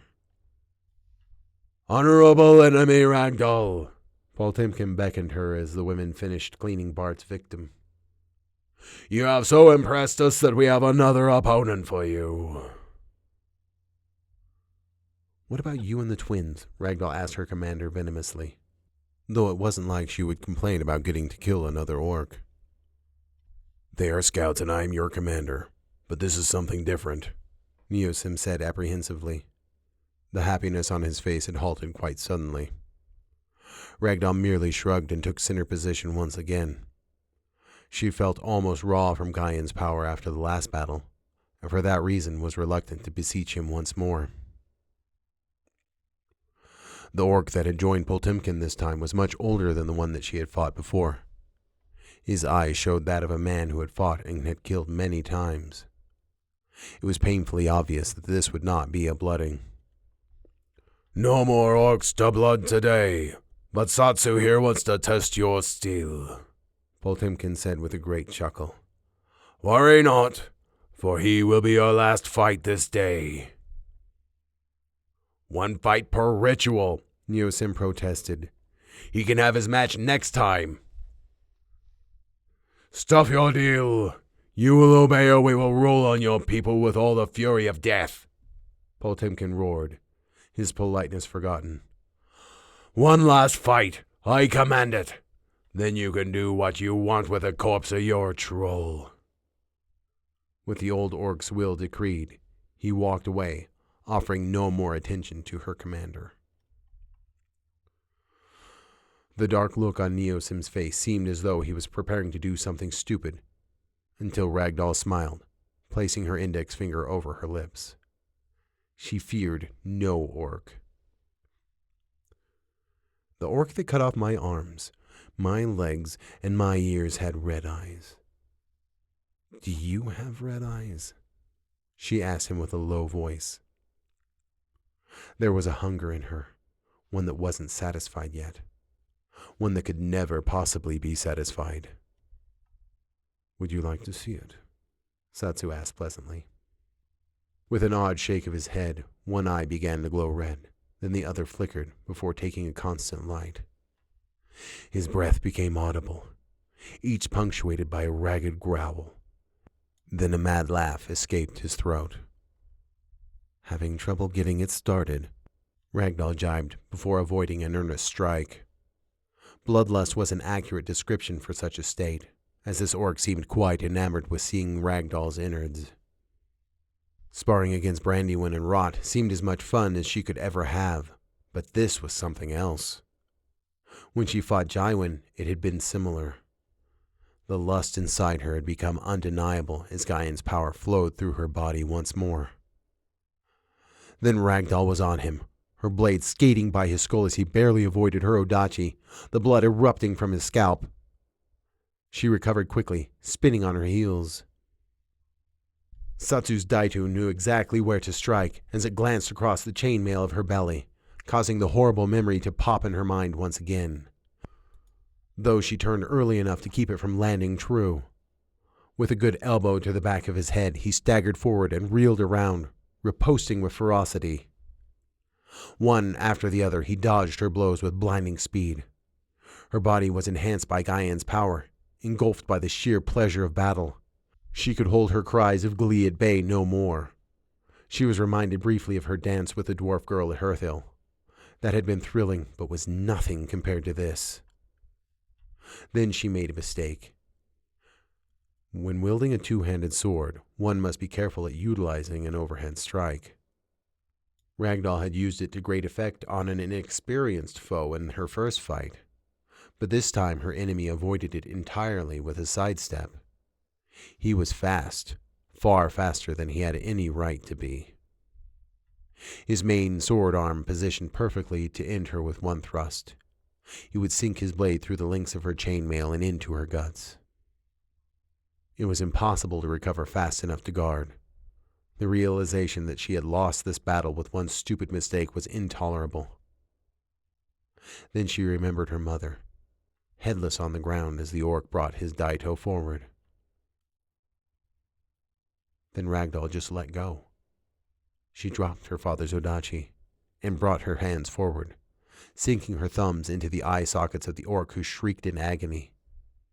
She rolled her lithe midsection as only a troll could, skating his Daito once again, thrust with all the desperation in the world. Bending her right knee, she slung the orc into the audience with a roar, knocking half a dozen orcs asunder. Holy shit! Bart whooped, jumping up and down. How is that possible? The enormous man's eyes boggled madly. Ragdoll was as stunned as anyone as she looked down at her bloody hands. Trolls rarely fought, and when they did, they seldom used weapons. Such an attack had felt natural to her. Neosim had taken to gaping at Ragdoll. Moss and Elian looked as though they had witnessed a true miracle. After a few moments of chaos, the orcs managed to recover enough to help Satsu back into the circle. With a horribly mutilated face, his once brilliant red eyes were burst beyond sight. "So you've won," he said as bravely as he could, given the horrible pain. "Send me to the afterlands with on—" He was unable to finish his sentence as his mouth spoke wordlessly while his head rolled into the crowd.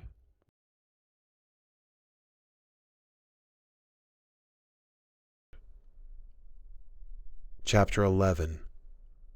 Bloodlust. In the deepest, most rain-drenched jungle in the south was an orc village. Now old in its own right, it had not been their ancestral home. Long ago, they had lived in the eastern woods, quite near the now human capital of Kistor and the Academy. Regardless, they still called themselves the people of the eastern woods. Nobody else called them that, save for themselves. Orcs epitomize power and pride. Unlike other races, they made their homes with great oak beams, placed at each of the corners which connected at the top in a great four-sided pyramid. The eaves jutted out far, protecting their expert craftsmanship from the copious rains. Their walls were made from perfectly hewn and smooth stone, each indistinguishable from their peers. In the center of each wall was a great window, adorned with a quick shutter. The people of the eastern woods were far too good for plain old wood. They surmised that if wood were to be used, it should be carved with beautiful ornamentation. For the eastern woods orcs were the best woodworkers in the world, if they did say so themselves. In one of the most beautiful homes that the orcs had ever created, there slept a boy and his great-grandfather, the current and soon-to-be former chief. The boy was plain as an orc could possibly be. His hair was black and his eyes were yellow instead of red. His arms and legs were wiry and thin, much too skinny for that of an orc. One could easily mistake him for being sickly, had it not been for his undeniably pointy ears. Across from him, the air hunger of the elderly orc startled the boy awake. Despite his concern for his great-grandfather, the rain had lulled him into a deep slumber. A fever had taken hold of the old orc, for the third time this month, and now blood punctuated every cough. "Boy!" the great-grandfather rasped, knocking over the gourd of wine from the table next to his bedroll. The young orc boy righted the vessel and obeyed, kneeling beside him. The old orc's name was Oragog. His skin had grown pale, his once keen eyes milky and lulling. "Yes, great-grandfather," the boy asked with much reservation. Oragog had taken to saying odd things over the past few days, such as calling him Koryu. That was his father's name. He was Toku, meaning mixed. It was the best they could do, considering abomination would be too on the nose. "I'm going to die today. I can't help that. But you need to run. Get out of here. Find Grandpa. Take my die to find Grandpa." The old orc's words trailed off with a pained wheeze before pushing Toku away with less force than obviously intended. Toku had been told many times that Grandpa would take care of and train him once he returned. It had been said that the old dwarf would show up every few months to trade, but no one had seen or even heard from him for the last 14 years. Toku had never even met the dwarf he had heard so much about. Surely he had died by now. Toku walked outside and filled a clay bowl with water from the pump, thinking of the day his great-grandfather's cough started. The orc was obviously ancient, but he still moved as though he could have taken on anyone in the village. There had always been an aura of power emanating from him, and Toku could feel that power no longer. Back inside, he dabbed the old orc's forehead with water, but something had changed. Though he had been tumultuous before, now he was still. His breathing had quieted. Barely wheezing, the old orc had guessed the time of his demise correctly. A terrible burning sensation arose in Toku's chest. Despite the beautiful paintings, the intricate carvings, and the furniture, their home had never seemed so empty. Silence filled every nook and every corner, from the floor to the ceiling. It all seemed to spin, around and around, into horrible nothingness. "Toku," a woman's voice came from the door, startling him greatly. It was Luan. Out of everything that had changed, she still brought him food each day.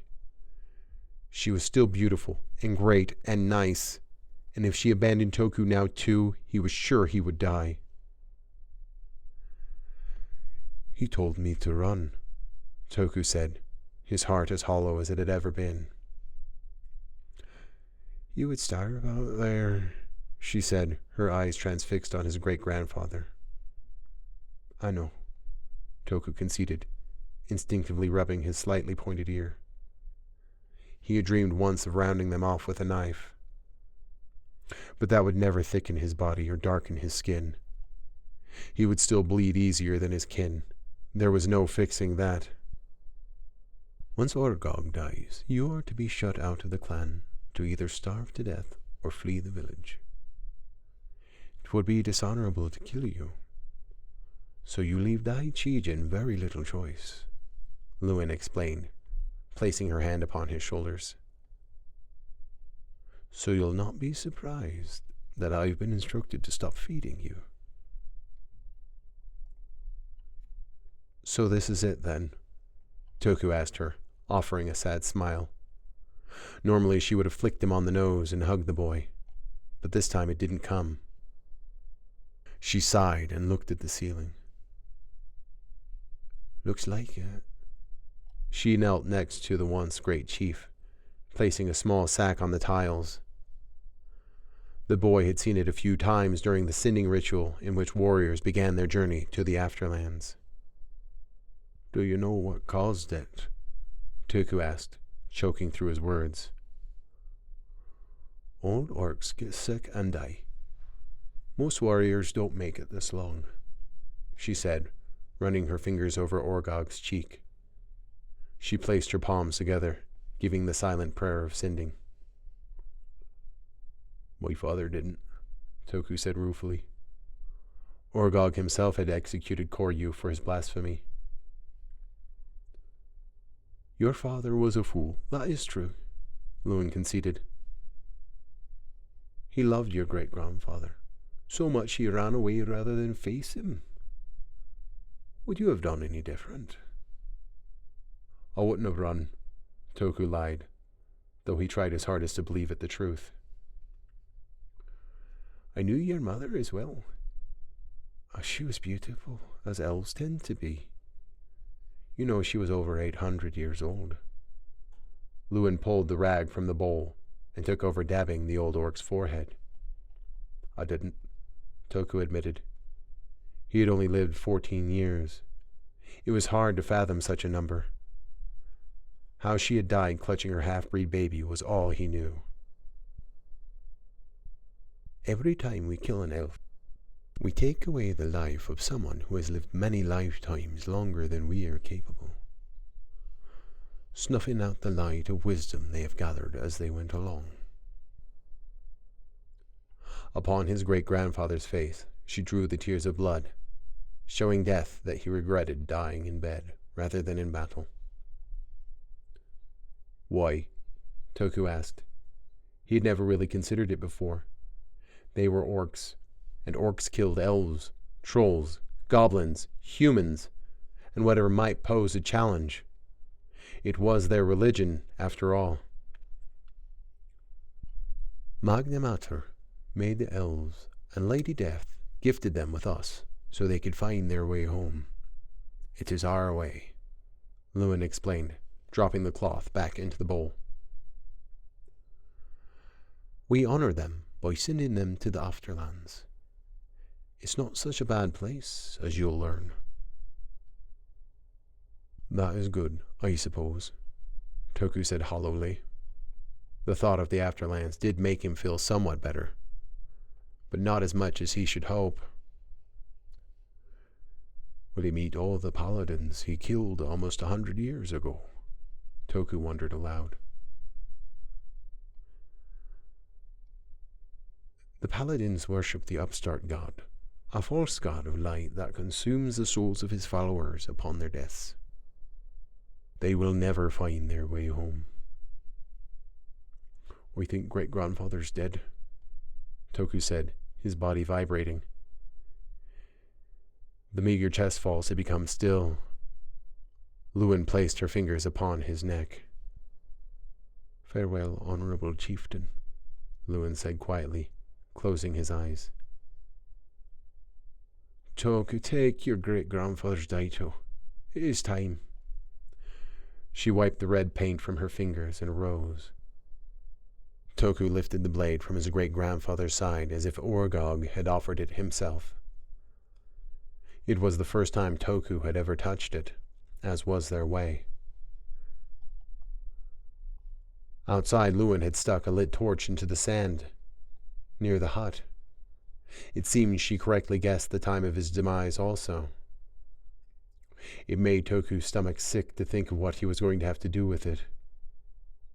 A few moments later, Lewin emerged as well, the tiny sack slung over her shoulder.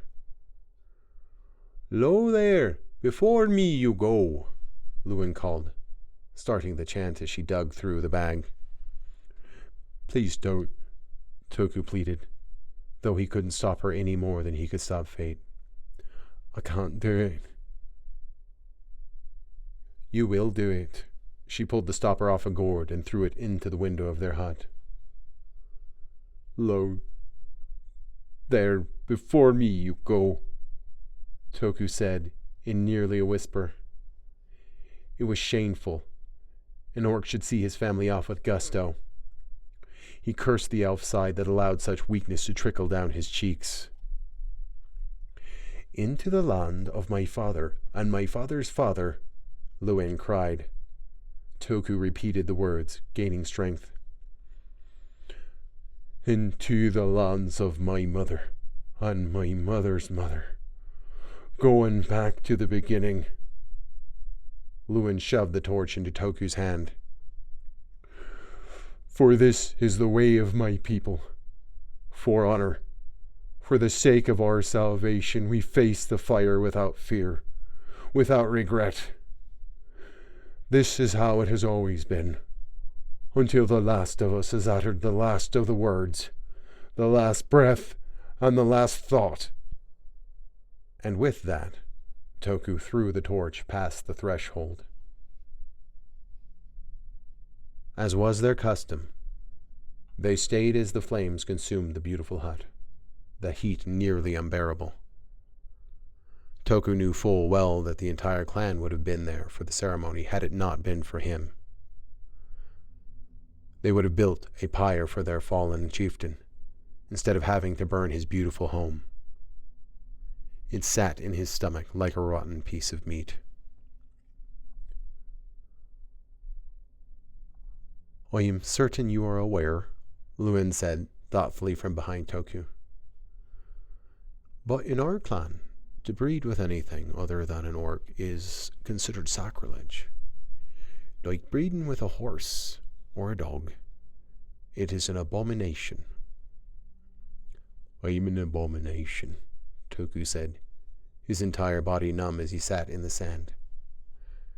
She knelt behind him, running her hands through his braided hair, raising goosebumps on his neck. "I do not care for men," Lewin admitted, with as little shame as she always had. "But I do not care for women either. So I am an abomination also, as far as our people are concerned." He could feel her gently running a knife through his hair, dropping the severed braids into the sand. Orcs only cut their hair during major events in their lives, symbolizing the change. This was the first time Toku's hair had ever been cut. "Then what do you like?" he asked blankly as she worked. "I like not shoving a child out of my parts, being able to do what I please without anyone telling me that I cannot. This is what I like," Lewin said thoughtfully. "Which is why I am going to adopt you." Her words sat out in the open, waiting patiently for Toku to respond. He attempted to speak a few times, but all that would come out were punctuated hiccups, until the words finally burst forth. "You can't," Toku was finally able to say, though he desperately wanted her to. "They won't let you." "They do not have a choice," she said evenly. Suddenly he felt ashamed, even as she embraced him. "They're gonna hate you," Toku said, though she pretended not to hear. "My home's not as nice," Lewin said wistfully, holding him tight. "But it will suffice. This should work out for the foreseeable future, I think." "Who's gonna train me?" Toku asked. She released him and helped him to his feet. Dusting off his trousers, she took his hand. "The only man in the tribe who is willing to train you has died," Lewin said, leading him from the smoldering hut. "For that reason, you will learn how to fight like a woman. Unless you find that abominable." "Abominable," Toku repeated. His mind was an odd wash of exhaustion and relief. "Well, then let us be abominable together," Lewin confirmed with a smug look. Toku's period of mourning passed slowly as he sat in Lewin's hut. He had seen others partake in the ritual, unable to leave their homes as they remembered their fallen family member, while other villagers fed and took care of them. This, unfortunately, was never going to happen for Toku. Thankfully, Lewin was around to feed him, bring him water, and empty his chamber bucket. He would have done it himself, but she threatened to beat him sincerely if he did so. Her home, while nowhere near as magnificent as Toku's previous, was as cozy as it could possibly be. Lewin kept it neat.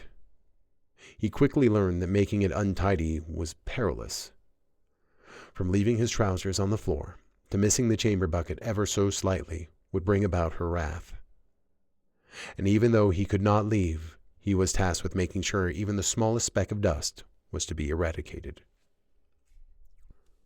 When he wasn't cleaning, he spent his time doing squats, push-ups, and swinging the weighted daito he had snagged from the training grounds. He could hardly wait to start training with Lewin, but she was frustratingly tight-lipped about how they would go about it. Thankfully, the days came and went, and the final night of his mourning period came. That was when the curtains of their home opened, and Daichi-jin stepped inside. While Toku's great-grandfather exuded strength, Daichi-jin was an external paragon of such things. His hair was long, his muscles grotesque. He moved like a predator and smelled of burnt oak. "Boy!" Daichi-jin greeted kindly.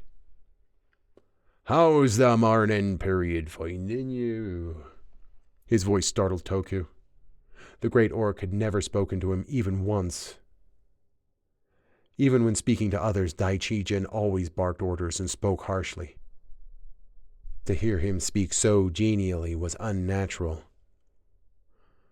Had he changed his mind about Toku? "It's fine," Toku said, as forcefully as he could.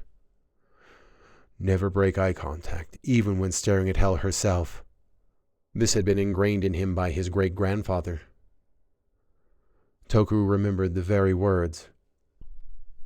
"Boy, even if the one you're standing up to is sure to beat you to death, make sure they know the endeavor will not go unanswered." "I see your father in you," Daichi-jin said, staring hard at the boy. "Thank you," Toku responded. Daichi-jin laughed boisterously and slapped him hard upon the back, nearly knocking him over. "Do not mistake my words for admiration, elf spawn. Do not accept my insults so proudly." Daichi-jin's voice did not change, though his words cut fiercely. "Truthfully, I see more of your great-grandfather in you than I had anticipated. Your father would have been smart enough to run." "Yes, chieftain," Toku said. An odd wave of calmness overtook him. "But I've never been accused of being smart." "I have no doubt," Daichi-jin said, roaring with laughter once again. "In any case, I want you to know where you stand. Lewin will have her way for now, but you will come of age in the next few years. Then the matter will be settled, I wager." "Yes, chieftain," Tokushu answered.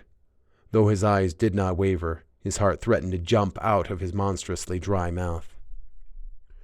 In any case, you'll not be training with the plebeians, as Argog had wanted. His mind had been weakened by age, don't you know? We don't want you getting hurt by the other boys before your time, now do we? Daichijin said, furrowing his brow in fake concern. I have been trained by my great-grandfather. I think the other boys would be the ones in danger, Toku said, his hackles now up. Foolish and delirious, Daichijin said calmly. I am chief, and my words will stand. Hide behind Lewin's skirt and stay safe for now.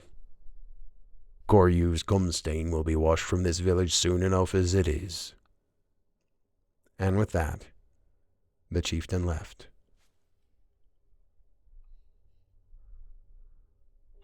Toku sat in the darkness for what felt like hours, running his meeting with Daichijin through his head repeatedly. Did he plan to kill him when he came of age? He could hardly think of no alternative. How could he possibly fight such a monster of a man? Over and over again the chieftain's piercing eyes burned in his mind. Then Luen appeared, as silent as a butterfly. "Are you ready?" she asked. Her voice, though quiet as a whisper, may as well have been a bellow in the silence.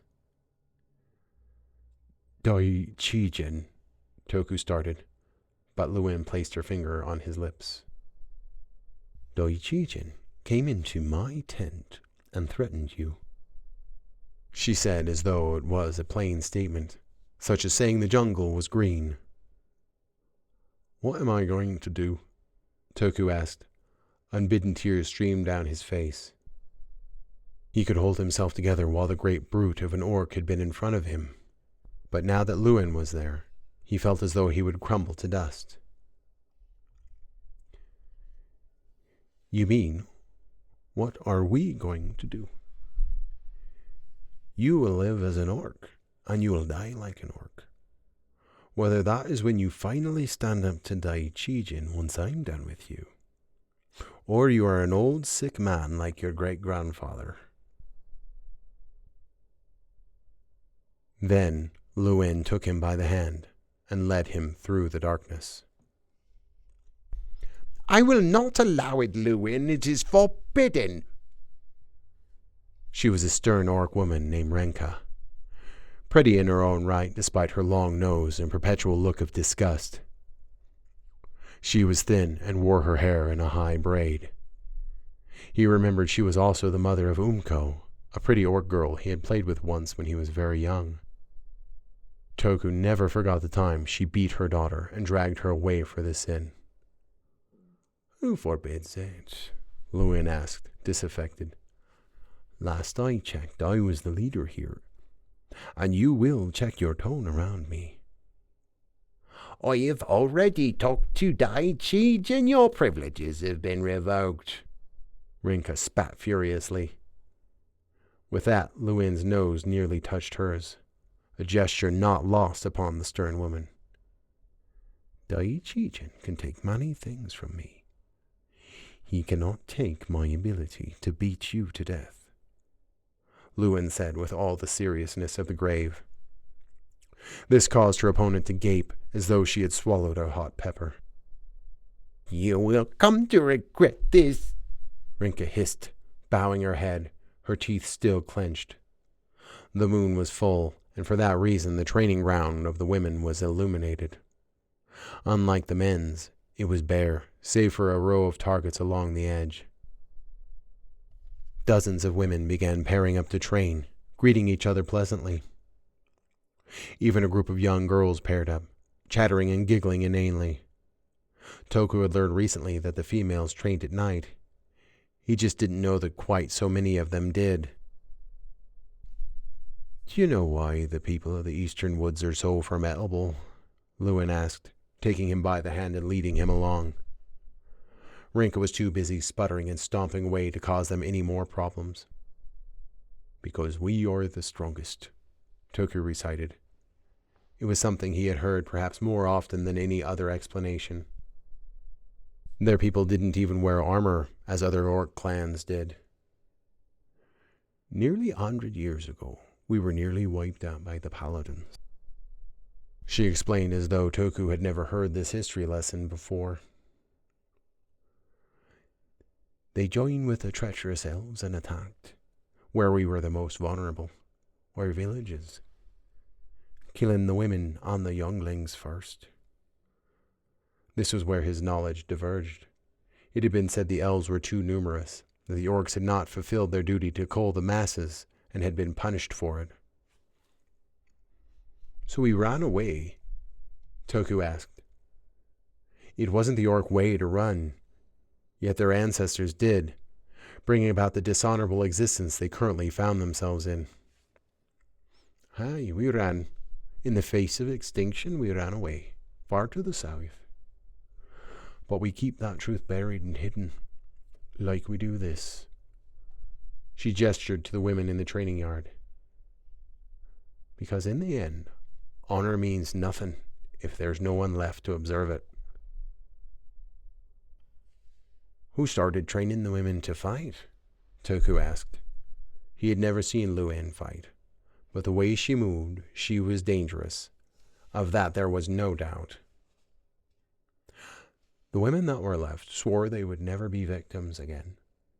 So they started training in secret, learning a new style from the trolls who had once lived here. We made it our own, and through our strength we changed orc law, Luen said proudly. What happened to the trolls? Toku asked. He had certainly never seen one. That is not important. What is important is that our strengths are different. For that reason, we do not allow the men to even watch. It wasn't like Luen to choke on her words. Toku would have to pry more later, he surmised. Like a shadow, a girl emerged. Dressed in black silks, she bowed before him. Hi, Toku, Umko greeted pleasantly, her fingers interlocked behind her head. He had not spoken to her since he was 8, and the last 6 years had changed her into quite a lovely girl. It wasn't as though he had never seen her since then, but now it was difficult to even maintain eye contact for some reason. Hello, Umko, Toku said nervously. He looked around to see if Renka was going to explode with rage at Luen's choice, though she was nowhere to be seen. Sure what you have learned, Luen tossed Toku a training daito. And do not hold back, she ordered. He nearly dropped his training weapon as his hands immediately went numb. You're going to attack me? Umko asked, sounding shocked. What did I do to you? I can't attack her, Toku said, gesturing toward the timid girl. Her lower lip had even begun to quiver. Please don't, she said with a whimper. Do it, Luen ordered, smacking Toku in the back of the head, nearly scrambling his brains. Perhaps he would obey, but only lightly, so as to not hurt the girl. Having been hit by a wooden daito a time or two, Toku knew how badly it hurt. With gritted teeth he struck. Umko screamed and dropped to her knees, covering her head lamely, causing Toku to blanch. He lowered the daito and knelt beside her. I'm not gonna hurt you, Umko, he said defiantly. The girl pulled him in for a great hug around his neck. Thank you, Toku, she exclaimed with a sob. Before he realized what was happening, a horrible pain shot through him as she buried her fist deep into his midsection. Her left arm locked behind his head. Vomit shot from his mouth as she hooked his leg, dumping him into the dirt backwards. Elbows and fists rained down upon him with a fury he had never felt before. Umko's eyes glowed red, her breath ragged and bestial. The demure girl before him had been replaced by some sort of monster. Each strike felt as though it would cut through his skin. Toku had no choice but to lamely cover himself, though the impact was sure to break the bones in his hands. "Enough," Lewin ordered, and Umko stopped. Her teeth were bare, and her breath was still ragged. Continuing to straddle him, she grabbed his tunic and exclaimed with an almost roaring voice in a rhythm that became quieter after every burst, before easing further and further, becoming punctuated breaths. Her eyes then dimmed to their original color. Finally she smiled and planted a gentle kiss upon his battered forehead. "Whew!" she gasped, flopping off of him. His ears rang terribly as the world spun ever so slightly. Lewin offered a hand that Toku hesitated to take. I think I'm going to wait here for a moment," Toku said, breathing hard himself. He had never received such a beating in his life. "On your feet," Lewin said, pulling him up before rolling her eyes at his state. Toku turned away from them and composed himself as well as he could. He hoped sincerely that Umko didn't see. The other women of the clan who had gathered to watch the spectacle paired up and began sparring. Those who hadn't paired up had taken to sinking throwing knives and arrows into targets with frightening accuracy. "You know what to do, Umko," Lewin said, wiping a bit of blood from under Toku's nose. If he had expected her to be empathetic towards his beating, she was not. "Listen to her, Toku. She is your key to survival." She then lowered her voice and whispered in his ear. "And be sure to keep that thing in your pants, or Renka is going to kill me while I sleep. Pretend that she's a boy or something." "That's not going to be easy," Toku said, his face burning furiously. He nodded stupidly and followed his new teacher. "We're going to be training with the younglings," Umko said pleasantly, taking Toku by the hand. She led him to an area with 6 little girls feverishly elbowing training dummies. "Say hello to Toku," she ordered. Immediately they stopped training and lined up. "Yes, teacher," they said in unison. "Hello, Toku." His head was still aching. He offered a small wave back to them. "Toku is about as good at fighting as your training dummies, so we are going to have to teach him the basic strikes quickly, and then he will spar with me," Umko explained brightly. Toku wasn't sure how he felt, being compared to a training dummy. But his beating hadn't exactly refuted the fact. The rest of his night went by in almost a blur as she taught him the clinch, forward knee, forward elbow strike, half mount, full mount, side elbow strike, overhand right and left punches, uppercuts, chokes, kimuras, arm bars.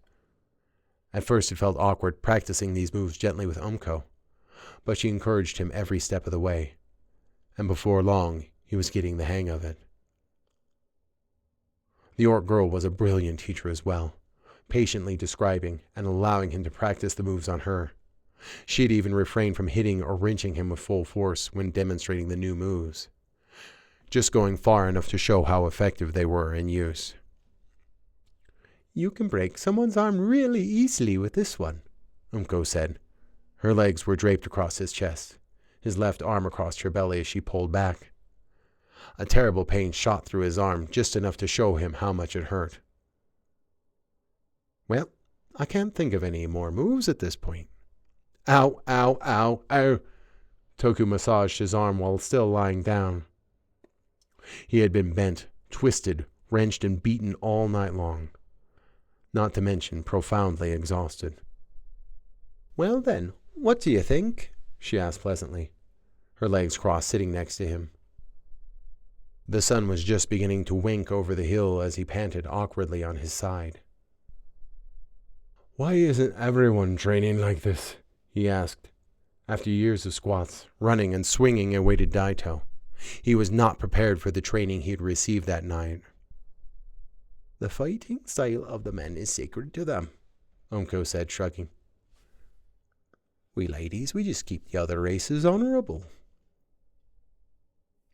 "So they can't sack our villages anymore?" As an honorary woman, you will do your part to make it very difficult for them, Umko said, giggling. Thank you, Toku said sincerely. He couldn't help but smile.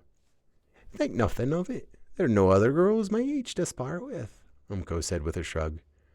And no one kicks my butt. It will be nice to win for a change. He spent the rest of the morning learning how to throw a knife and shoot a bow.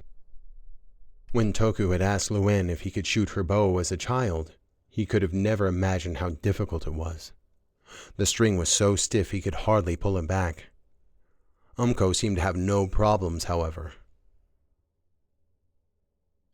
You develop different muscles, she explained. Feel this.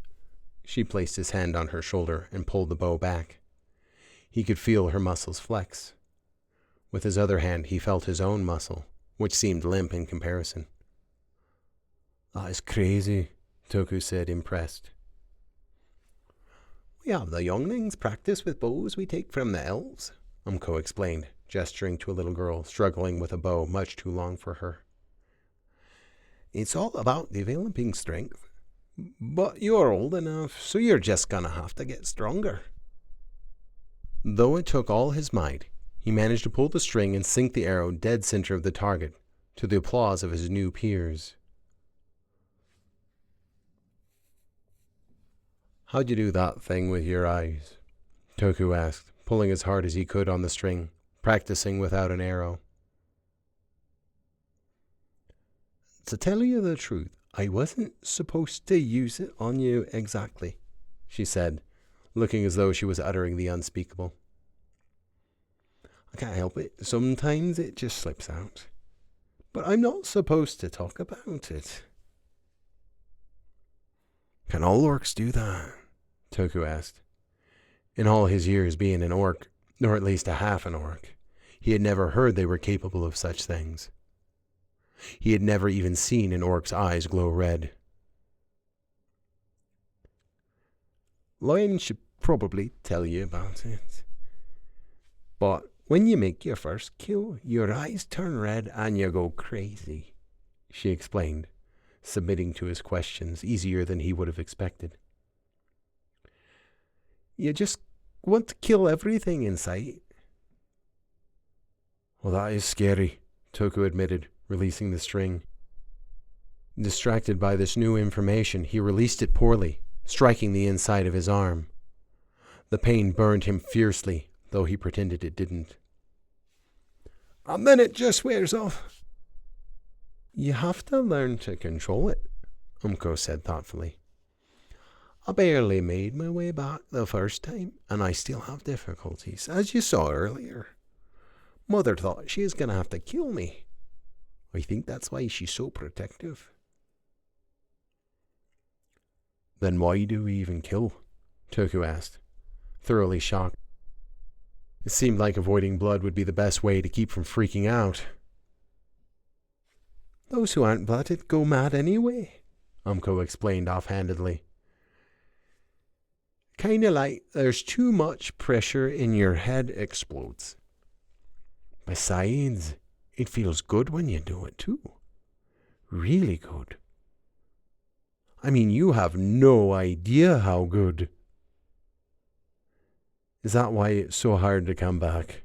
Toku asked, almost afraid of the answer. Well, you know how it feels to scratch an itch, or to get a really good hug. It's kind of like that, but 1,000 times better, Umko said, shuddering at the thought. Oh, especially when you kill something. Oh, I wonder if the other boys know about this, Toku said, scratching his head. Nope. Girls get blooded during their first hunt, boys during their ceremonial raid, Umko explained, sinking an arrow into the left side of the target. They say it's harder for the boys to come back, which is why they wait so long. They have to be put down pretty often. I don't know that you've got much of a chance. Put down? Toku echoed, feeling sick to his stomach. It seemed like such a horrible way to describe killing one of your own. So then why don't we all just kill animals? It seemed like the only logical choice. We are Lady Death's creation. She gifted us with strength and bloodlust to keep the world from being overrun by elves. I imagine she wouldn't like it if we stopped entirely. And we still have to eat, so it all works out. I'm gonna kill an ugly old frog, the little girl said, sinking her arrow deep into a target.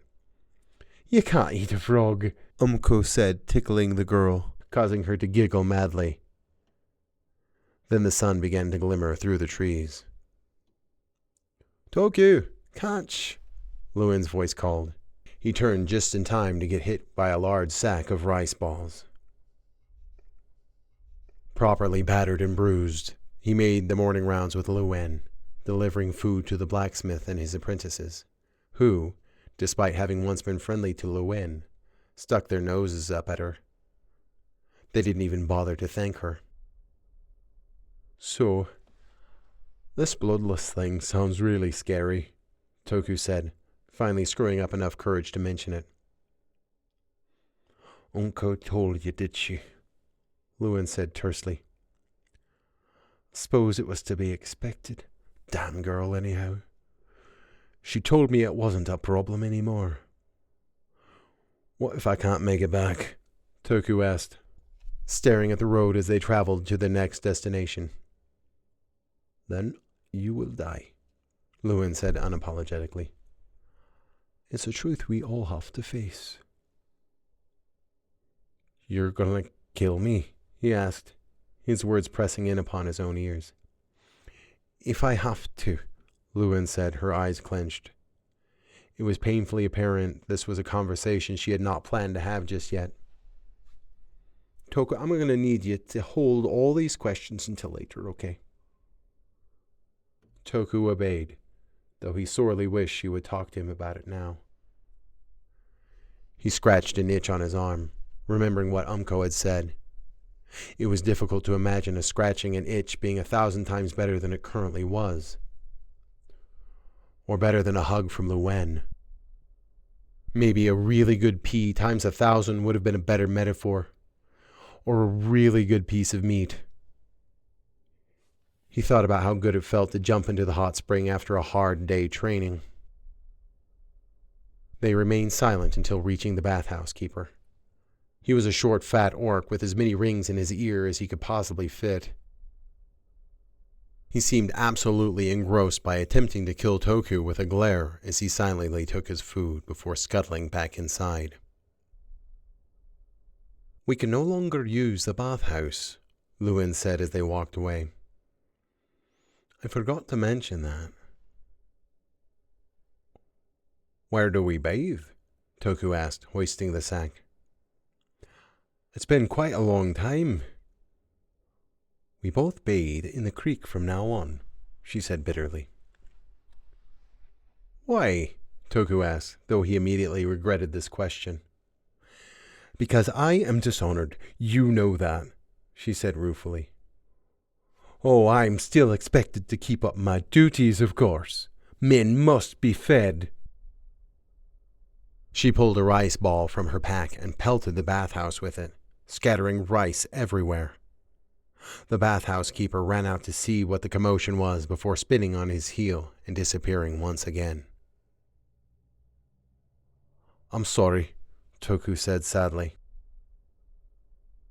Fuck boy, if you apologize to me one more time, I swear I'm gonna knock the head from your shoulders, Luen screamed at him, dropping her sack.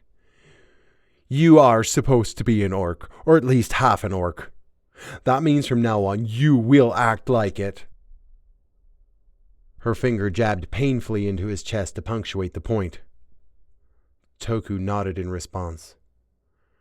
She huffed, shook her head, and jerked her sack from the cobblestones. Now that is taken care of, let us finish.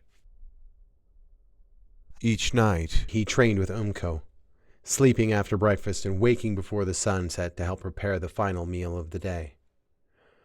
The other boys his age sniggered and sneered at his presence but said nothing.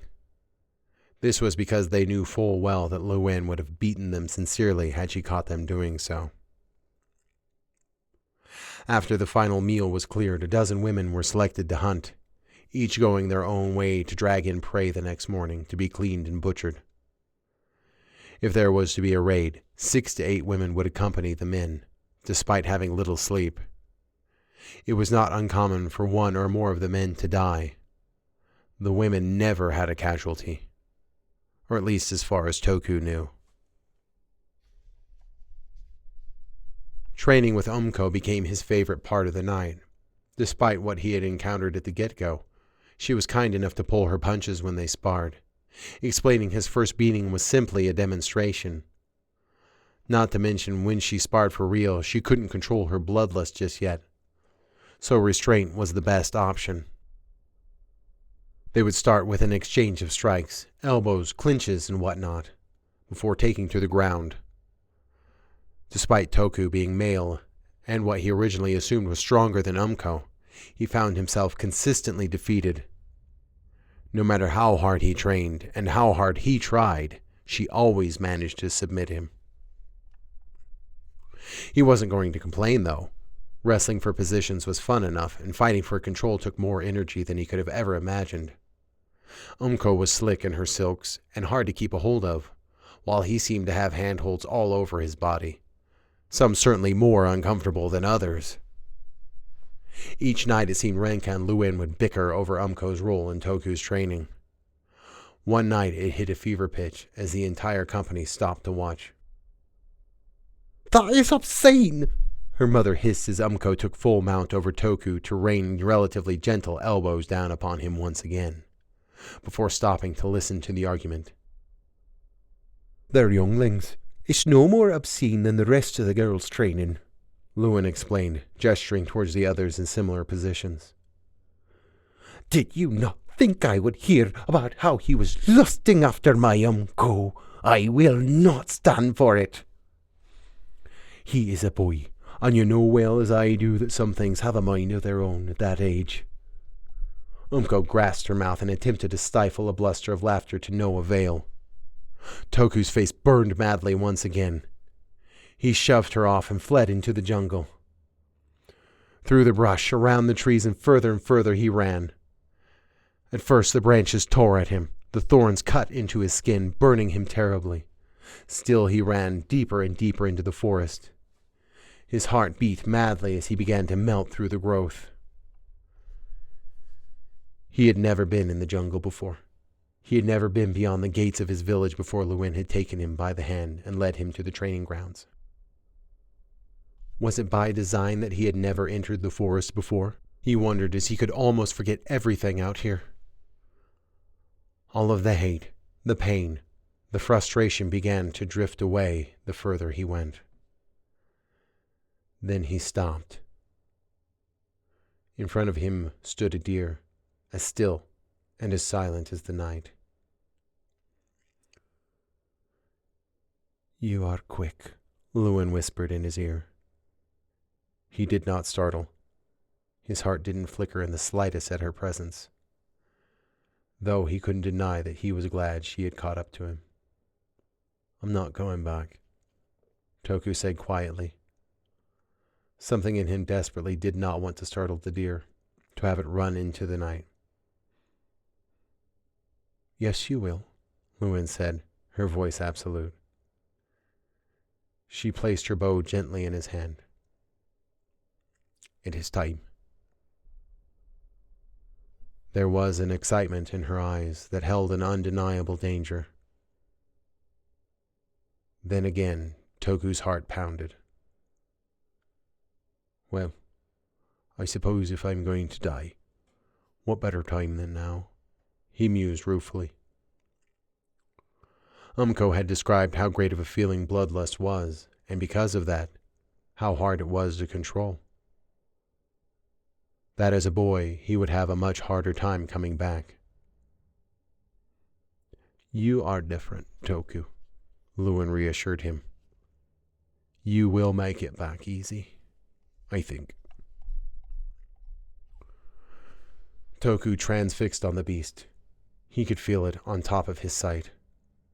The very life that coursed through its veins permeated the surrounding forest. Even if Toku had no eyes, he would have undoubtedly been able to fell this creature. His eyes had always been acute in the darkness, and it may as well have been daytime for the difficulty he had seeing it. Though he struggled once again to pull back the string of her bow, he loosed the arrow as truly as he had ever, without hesitation and without regret. In a flash he was upon the beast, nicking its main artery with his dagger.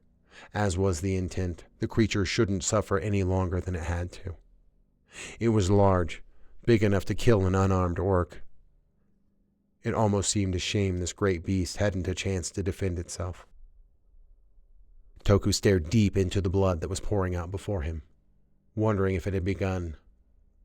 As quick as Toku had been, Lewin was quicker in tackling him. With far more ease than Umko ever had, Lewin obtained full mount. Instinctively he fought for position, but there was little point as she held his wrist tightly to the ground. "Look at me," she ordered, nearly touching her nose to his. "Show me your eyes." "Is it happening?" Toku gasped, as terrified as he had ever been. They waited in the darkness, the smell of blood punctuating the night air. The elk's legs kicked fruitlessly in the night. Moments passed, one after the other, as they lay there, her breath bearing down upon him. The crickets chirped in the darkness, and everything remained as it had always been. He didn't feel good. He didn't feel different. There was no great insane pleasure overtaking his mind, only the realization that he wasn't truly an orc after all. "You really need to learn how to control that thing," Lewin said, releasing him and taking to her feet. "Sorry," he apologized, his face burning once again as he sat up. "No bloodlust?" Toku asked, his heart still beating ferociously in his chest. "No bloodlust," Lewin said sardonically, pulling him up as well. He turned away to compose himself once again. "Oh man, Umko hates me," Toku said, trying to shake the abashedness from his head. "I think you might be surprised," Lewin said, before bursting into laughter. "Seriously, though, Renka is going to kill me."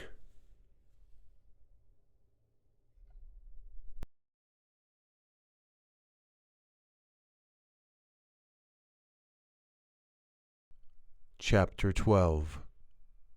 Inhumanity. 2 years had passed. There was once a troll, as terrible as she was beautiful, known to the orcs as the Ginger Demon. Her cackles of glee rang through the village as she cut through the men. The days of them greeting her as an honorable challenger was long gone. No longer did the children wave as she passed. No longer did vendors serve food or drink at the bloodings. As bloodthirsty as they had been, their deathly goddess had blessed them too copiously. The elven front, if you could call it that, broke almost immediately. The paladins that had been tasked with routing the elves were quick to offer their services, as they had seen very little action. Few came, at first, then in droves.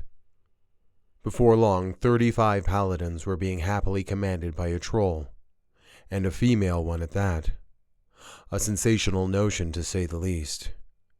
Complete with scandalous scuttlebutt, even in the capital, from what she was told. Neosim was still the first in command, but with her prowess quickly spreading, it wasn't long before Ragdoll was a deacon, and the second in command of their contingency. Never one to parse words, Neosim just shrugged off the news. As long as she didn't outrank him, he was fine. They soon learned that the elves liberated by the paladins were now under their command. Given the opportunity to serve or meet the end of a noose, they followed their conquerors. The orcs had been their enemy longer than the paladins, after all. It was only natural that they eagerly volunteered to face such a foe rather than die. They were quite safe with the ginger demon anyhow, given the orcs only faced off against her in single combat. Only allowed to be armed with their tools, such as sewing kits, shovels, and the like, these elves offered no real danger, Ragdoll could tell. It was said that the more dangerous elves had been clasped in chains and carted far north to the capital. How they could discern which elves had strong druidic magic was beyond Ragdoll's understanding. But these ones seemed defeated at least. None of them even tried to escape as Brandywine and Ailey had. Not that they had many places to go. They all carried on dutifully and respectfully nonetheless. If there was a position to be filled, the elves did not go unutilized. If they felt the same way Ragdoll did when the orcs sacked her village, they gave no such signs. It was hard to believe they were so subservient, stuck indelibly in an existence in which they must support their most successful enemy. At least they had a peaceful way of earning their lives back, Ragdoll hoped. She had attempted early on to ask about her friends. Understandably, the elves had either been ignorant of their existence or pretended to be. Ragdoll knew full well that they were likely dead, but in the end she still prayed to Gaian, despite his potential stance on the subject, that they had survived regardless. The Northern Hill orcs, having finally had their fill of being slaughtered, fled. Their beautiful homes were frozen in time. Even their pots had been left upon the hearth. So much of their belongings had been left behind, it seemed as though they had simply faded to dust. Ragdoll approached Neosim in their graveyard. Beautiful porcelain urns sat at the bottoms of dozens of thick oak posts carved, split in perfect rectangles, their names carved with reverence. The sky was gray and moody. The mist of the afternoon was almost overwhelming. 2 years ago, they could have washed over Orc Watch, and we would have been powerless to stop them, Neosim said, kneeling to look at one of the beautiful urns. See what diplomacy and a mad troll will get you? You wound me, Ragdoll said darkly, though she knew the truth. The last 2 years had done little to quench the fire in her mind. I suppose it is time to meet them in battle the old-fashioned way, Neosim said, flinging it against one of their beautiful huts. The shards exploded into a puff of ash. I do have so much more honor to bestow upon them, Ragdoll said with a smile. The pursuit hadn't been long before they caught up with the orcs, or at least a small group of them, quite obviously selected for sacrificial means. Where's the rest of you? Ragdoll asked during the parley. It seems you only celebrate your goddess when it is someone else doing the dying. You already know where they are, a young orc said. A few years past the age of blooding, he had managed to kill a paladin shortly before Ragdoll's arrival. As young as he was not innocent. 12 of you against 39 of us, Neosim said in his usual gruff manner. You are orcs, so you won't accept the offer, but we'll put it forth anyways. This is a demand of surrender. You will be allowed to live and repent your ways. For our ways we will remain unrepentant, the orc said, bearing his daito. It is time to fight with honor.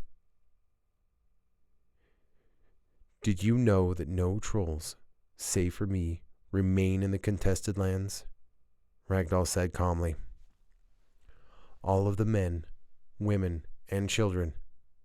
Your people killed every last one of them for your precious ritual. She slid her odachi from its sheath. And now you flee, like the hypocrites and cowards you are. The young orc rushed forward, his eyes glowing scarlet, only to taste the blade of the ginger demon. She wasn't the paladin he had slain not so long ago, after all. At the end of the battle, no orcs remained. The paladins received no casualties. The corpses of their enemies were hung in the nearby trees for the crows. They would not be allowed the ritual of sending. They would not see the pyres. Time and time again, this farce played out with fewer and fewer men as they retreated further south into the contested lands. To their credit, Ragdoll supposed they did manage to make it to the Badlands. As thick as the jungle Ragdoll grew up in had been, the Badlands were especially dense, with bamboo and forests so thick it became progressively more difficult to track the orcs. Even breathing had become a chore. Thankfully, they had enough elves to help slash their way through the heavy growth. Even they seemed to be in good spirits, often greeting Ragdoll merrily as she checked on them. Though everyone was sluggish due to the heat and humidity, the morale was as high as Ragdoll could have hoped. She was a troll, so the heat did not bother her. Moss and Elian had only their light armor, so she joined their scouting party. "How many do you think are left?" Moss asked as they painstakingly made their way through the foliage. He had a wilted look about him, as though the heat was certainly taking its toll. Ragdoll, on the other hand, couldn't be more comfortable. "Around 45, if I recall correctly. That is, counting the women and children." "I would doubt there are even a dozen men left," Ragdoll responded. "Do you even see any tracks?" She wasn't exactly an expert scout, but the vegetation they were moving through didn't seem startled in the slightest. "Someone has taught them to move through the brush, I'm afraid," Moss said, frustrated.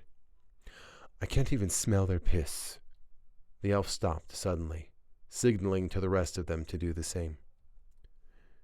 "Speaking of piss," Elian whispered, looking down upon the group of starving children before them, all lying down in the scrub like grouse trying to avoid detection. A single orc woman rose, her bow drawn. "I was wondering where the babes went," Moss said sardonically. Both he and his sister's bows were trained upon the orc woman. Her arm shook as though she had hardly the strength to pull it. Ragdoll's Odachi was ready almost independently. The day her village was sacked, an orc woman had given Ragdoll an elven cake, undoubtedly wrenched from the dying hands of its baker. The realization that this was that particular orc woman shocked Ragdoll more than she could have expected. Far skinnier than when they had first met, she resembled a starving mountain lion near the end of her life. "Thank you for the cake," Ragdoll said to her, though the orc woman did not respond. An odd laughter escaped Ragdoll's lungs, sounding far madder than she would have liked. Maybe she was insane. What a problem these orcs were. This woman was certainly a part of it, and if orcs lived to breed, more people would suffer. Of that Ragdoll had no doubt. Then the children began wailing, quietly at first. In her bitter revelry, she had nearly forgotten about them, until she could hardly think over the noise. They were dirty, smelling horribly of filth. Their shoulder blades, ribs, and spines stuck out as they hadn't eaten in weeks. There were even a few girls around Ragdoll's age when she had been gutted. They had begun bawling as well. Ragdoll remembered bawling when the orcs killed her mother. But she also remembered the faces of these children, each one of them smiling and waving at her as she walked through their village. A horrible sickness washed over her mind. "We can't let them go," Elian yelled over the cries of the children. "They're going to die of starvation anyhow." "That's dark, even for you, dear sister," Moss said, though he did not lower his bow. "I am not prepared to execute younglings. Let the Gaianites deal with them. But first, their protector." "What will they do?" Ragdoll's mouth asked. What an odd sensation. She had not meant to speak. She didn't even need to ask. She already knew. What they always do, Elian said darkly. Mark my words, it is better that you do what you do best than let your god get a hold of them. Ragdoll closed her eyes and beseeched Gaian. Please grant me the strength to defeat my enemies, she prayed. In a flash, she struck. The severed bow shot back, striking the woman in the head as she toppled, the poised arrow now impotent. The children shrieked in horror as Ragdoll bore down upon their guardian. "Beg for your life," she ordered, lifting the woman by her collar, her odachi poised. "Beg for your life as I begged for mine." "Please don't," the orc woman sobbed, tears falling from her face as her calorie-deprived body shook terribly. "Please don't let the paladins take them. Do not let them suffer." With a scream of rage, Ragdoll sheathed her odachi and struck the orc woman in the face with her gauntleted hand. "As I suffered," Ragdoll shrieked. "My guts were upon the ground as they ripped off my ears." She lifted her chainmail and showed the great scar across her belly. "And you, smiling and handing me cake, knowing what they were gonna do to me." "You don't understand," the orc woman said, hiccuping violently. "Tell me where your people have fled," Ragdoll demanded, shaking the intrusive thoughts from her head. "Tell me." A great nausea overtook her. "Trolls don't get nauseous," she reminded herself. "I can't. I won't," the woman said, sobbing madly, the magenta blood running down her nose. "Please don't." "Stop saying that!" Ragdoll roared, striking the woman once again before swallowing hard, determined to keep the vomit inside. "Fuck! Damn it! Please don't! Please!" the orc woman repeated, over and over. "Get the fuck away from me!" Ragdoll ordered, briefly knocking her out with one more punch. The world spun as it had never done before, and Ragdoll staggered away. She grabbed her ears and began sobbing madly. Something was wrong. Something horribly wrong.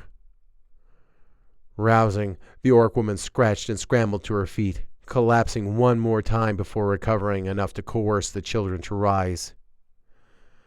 Despite continuing to wail uncontrollably, they followed and disappeared into the scrub. Then something flashed into Ragdoll's brain, and an arrow appeared in her palm.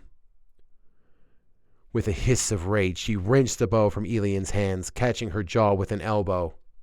The elf tumbled through the shrubs, an odd squeak barely escaping as she disappeared. Ragdoll singularly dropped the bow and placed the very tip of her odachi on Moss's throat. "Do you think your arrow will find its mark?" she asked him, as calm as death, though the tears still flowed down her face. "I will admit I prefer you on our side," Moss said, his bow still drawn.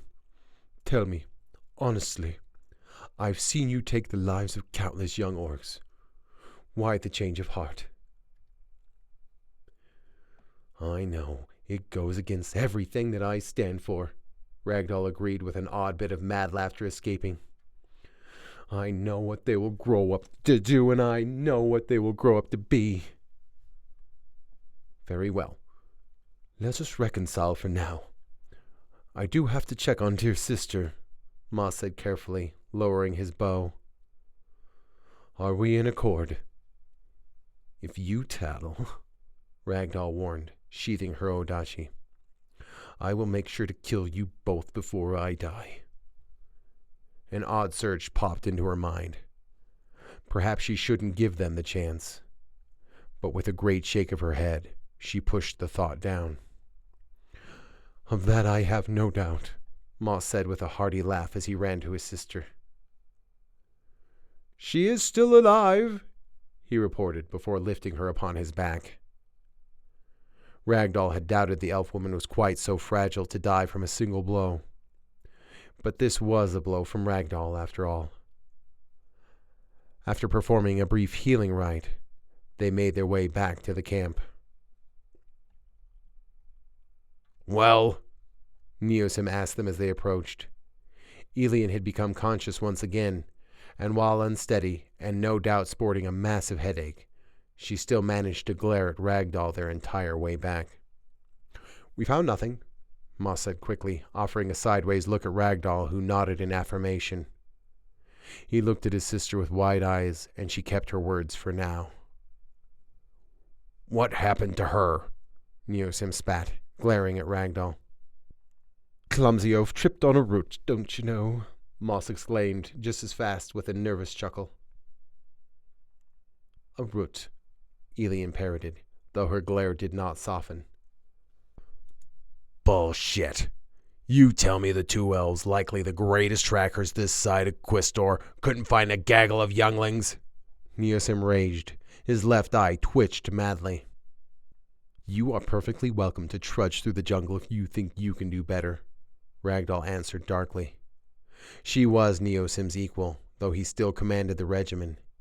He never really had that much control over what she did anyhow, before her promotion. "What? Have you been crying?" he said, looking as though he was going mad.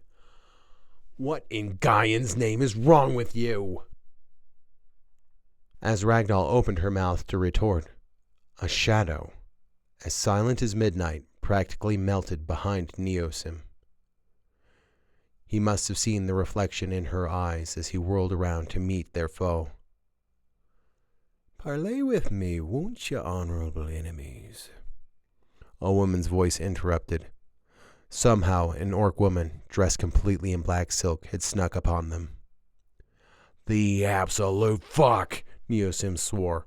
"Hold off!" he ordered to Ragdoll, who had nearly leapt forward. The orc woman's face was obscured, save for her amethyst eyes. The shape of her body and the lilt of her voice suggested she was quite the beauty among orcs. "I'd been under the impression you were honorable enemies," she said, her eyes transfixed on Ragdoll. If there was any fear of the people standing before her, she gave no indication.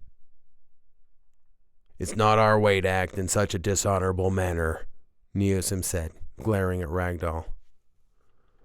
"The false honor of orcs does not concern me," Ragdoll said, though she stayed her blade all the same.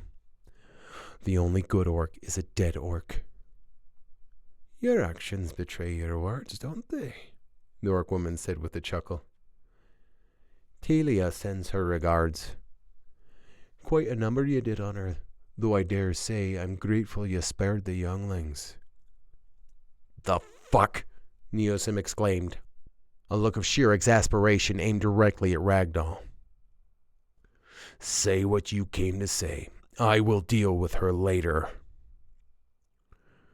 "We, the people of the Eastern Woods, do not appreciate you on our land," she explained patiently. "That's a shame," Neosim said cautiously. "So I take it you're here to strike a deal." "Of sorts," the orc woman said brightly. "How many paladins are here? 30? 35? "Your eyes are keen, honorable enemy," Neosim confirmed. "I assume you would like help with your ceremonial blooding." Your intuition is keen. In fact, we have 20 younglings who are coming of age," the orc woman explained. "That's quite the crop." "That's impossible," Neosim said, looking as though he was going to be sick. "Our sources—" "I think your 35 paladins will suffice," she interrupted. "You are surrounded, you know. You will fight, and you will die valiantly, so our people may continue." "She's bluffing," Ragdoll said with a scoff. "Even so, 20 young orcs should be no problem for their party." "Orcs don't bluff," Neosim said darkly. "And I wager it won't just be the 20 of them attacking either. So we don't have a deal then." He turned to the orc woman before them. "We, the people of the Eastern Woods, have learned of the ginger demon," the woman said with all the seriousness in the world. "Do you expect us to line up as she slaughters the lot of us, then?" Then don't line up, Ragdoll said, beseeching Gaian for the second time that day as she struck. The orc woman clutched her sword arm and with impossible strength whirled with the base of Ragdoll's skull at the point of her elbow. A great flash of light overtook her as oblivion flooded her mind.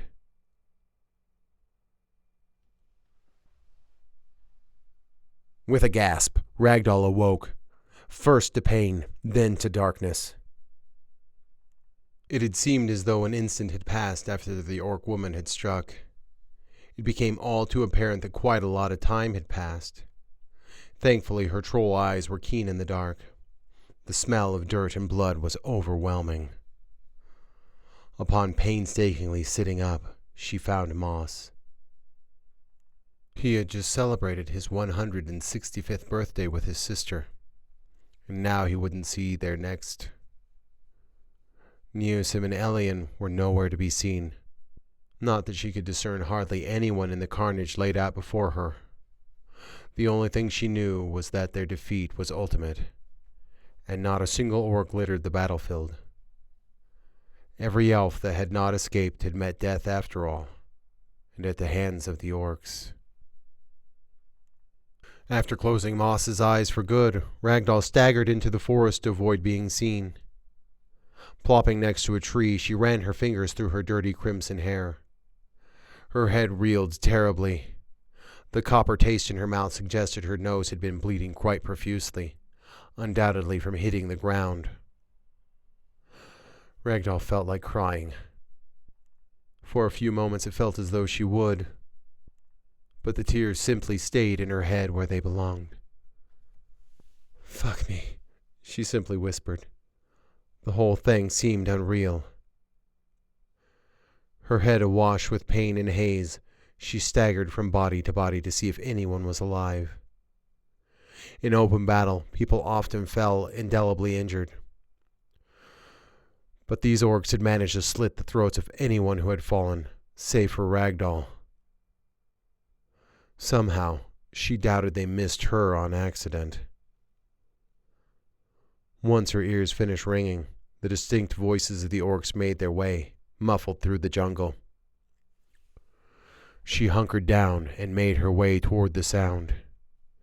If nothing else, she would observe them, to mark the direction in which they would travel. She would then make her way back to Orc Watch and give her report. "Dai-Chi-Dan, Honorable Chieftain!" an orc woman could be heard saying as Ragdoll, now on her belly, crawled closer. The smell of venison and some other indeterminable meat permeated the air. "Yes, priestess," his gruff voice growled. Ragdoll poked her head over the ledge, looking down upon the group. There were countless orcs, so many that she doubted even her own eyes. Was she dreaming? It had been a hard-fought battle, as quite a few orcs sported decent wounds that would have rendered any other race disabled or dead. Even the leader, Dai-Chi-Jin, had a nice wound across his chest. Orc blood was thick, after all, and did not flow easily. Ragdoll's first notion that the orcs had suffered no casualties had been wrong, as a dozen of their kin lie dead, each upon their own pyre prepared for the flames. What had to be hundreds of mature male orcs surrounded the spectacle. Their revelry at their victory gave way to immediate silence. Next to the leader was a skinny old orc woman, garbed in ceremonial gear. It was her raised finger that had silenced the group. "Upon this morning, we send our fallen to the land of our fathers, and their fathers' fathers," the priestess cried into the dawn. Most of the orcs they had fought were young, very young. Not much older than she was when the orcs raided her village. The orc woman from the attack had told her, "Your actions betray your words." It sat in Ragdoll's stomach like a stone. She cursed her weakness. "Sing it, Honorable Mother," the chief named Dai-Chi-Jin called, his hands raised into the air. "Upon the morning, we send our fallen to the land of their mothers, and their mothers' mothers," the priestess continued. Yes, we do. Hoorah! He cried, inspiring a call from his people. The huntresses emerged from the shadows one by one, lifting the torch before each of their pyres, kissing the foreheads of the fallen. For this is the way of our people. For honor, for the sake of our salvation, we face the fire without fear, without regrets. This is how it has always been, until the last of us has uttered the last of the words, the last breath, the last thought. We beseech thee, death, honor our enemies as you would honor our kin. Take them into thy bosom and lead them to the afterlands. The priestess called into the dawn. One by one they lit the pyres. The smell of charring orc wafted all the way up to even Ragdoll. The orcs did not seem fazed, though each saluted their fallen comrades, cheering with sincere celebration. She had once heard a rumor that orcs burned in a hail of red sparks. This was untrue. They burned like anyone else, she learned that night. And their meat smelled pretty good. The bile that Ragdoll felt for such an unnecessary ceremony was beyond compare. These people were dying and killing for such a pointless reason that it beggared explanation. It made her sick to think of her comrades that had fallen just so these creatures could have their sacrilegious party. She would have liked nothing more than to have Gaian smite the lot of them, though no matter how hard she prayed, his hand remained still. As much as she wanted to scream in rage and rush the large group of orcs, she held back the tide. Hatred and frustration flowed down her spine, her arms wanting nothing more than to rip the guts from her enemies' bellies. Then it happened once again. It was overwhelming her mind to the point that she could not stand it. Her muscles tensed, and as soon as she was ready to leap, something soft pressed against the small of her back, and something sharp against her neck. "Hello again, pretty troll," a voice said quietly. It was the orc woman who had struck her before. Ragdoll cursed under her breath. How could she be so careless? What a position we find ourselves in. "Get on with it, then," Ragdoll said spitefully. Perhaps rushing the pack hadn't been such a bad idea after all. What a pathetic way to die. "You seem to be under a misconception. Do you feel my manhood upon your back? Wasn't aware I had any. You don't look like a deer or a hog." Her sultry voice wandered unseen. "You here to invite me to your barbecue, then?" Ragdoll asked as quietly as she could. "You are a desperate woman. I am not a desperate woman. What would you like me to do?" Her breath upon Ragdoll's neck caused electricity to shoot down her spine. "Why don't you kill me?" Ragdoll asked. "Why didn't you kill me?"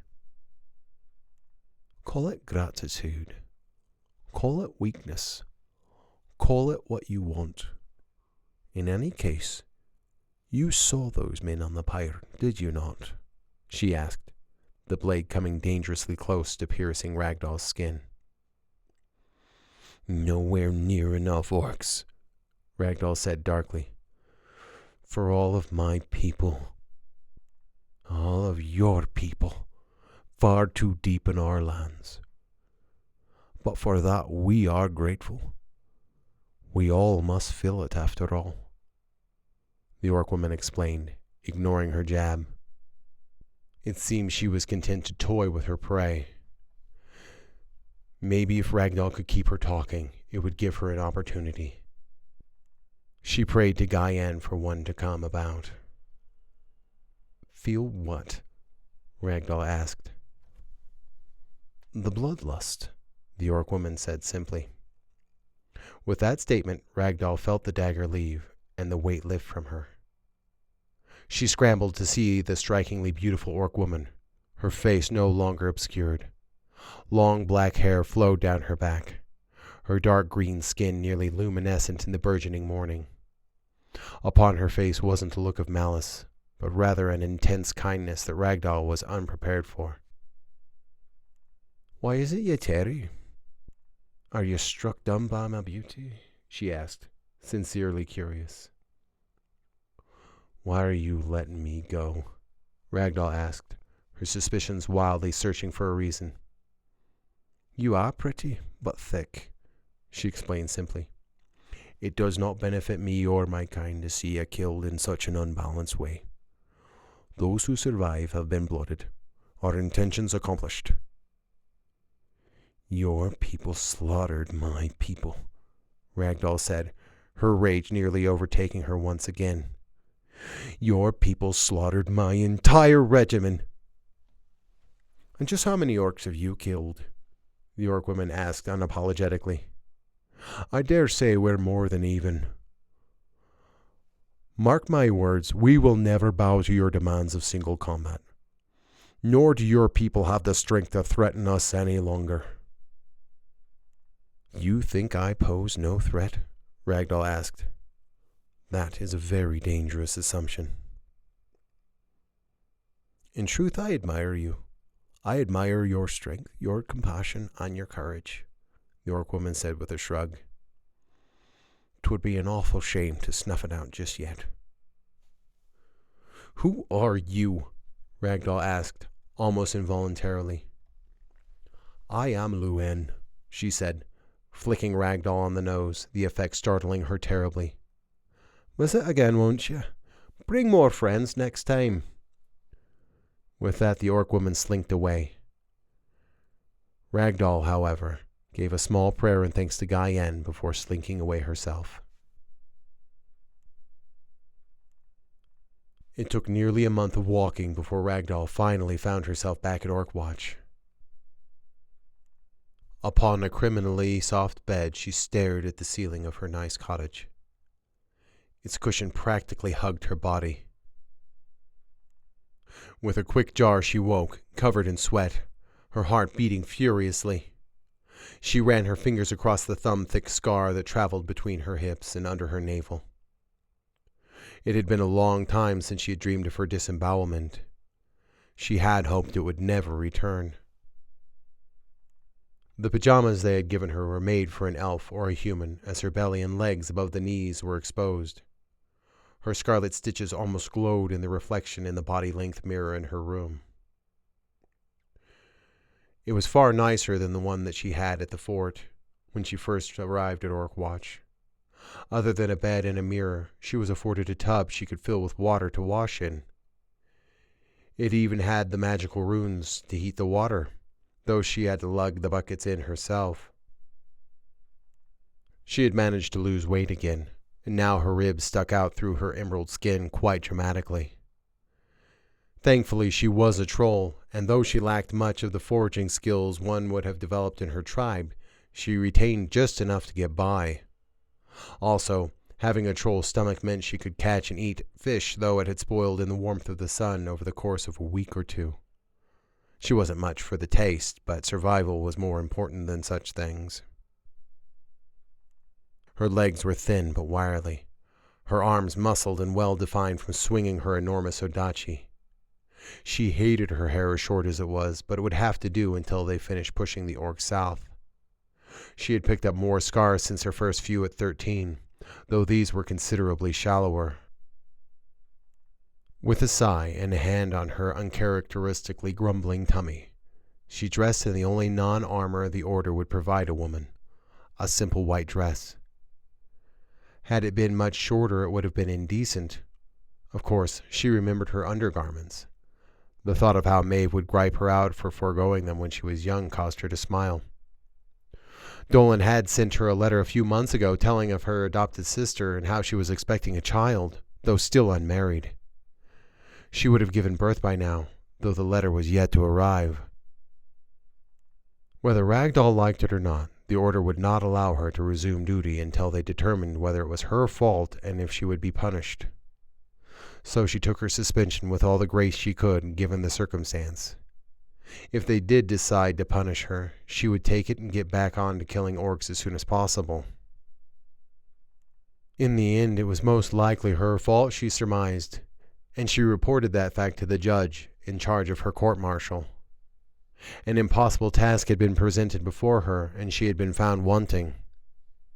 He had sat behind a long table and questioned her incessantly.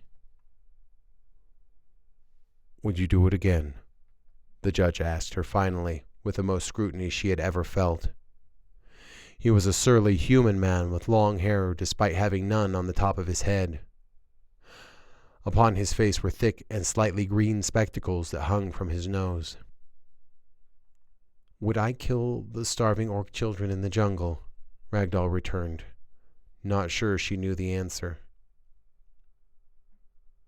"I don't know." It was the most honest answer she could think of at the time.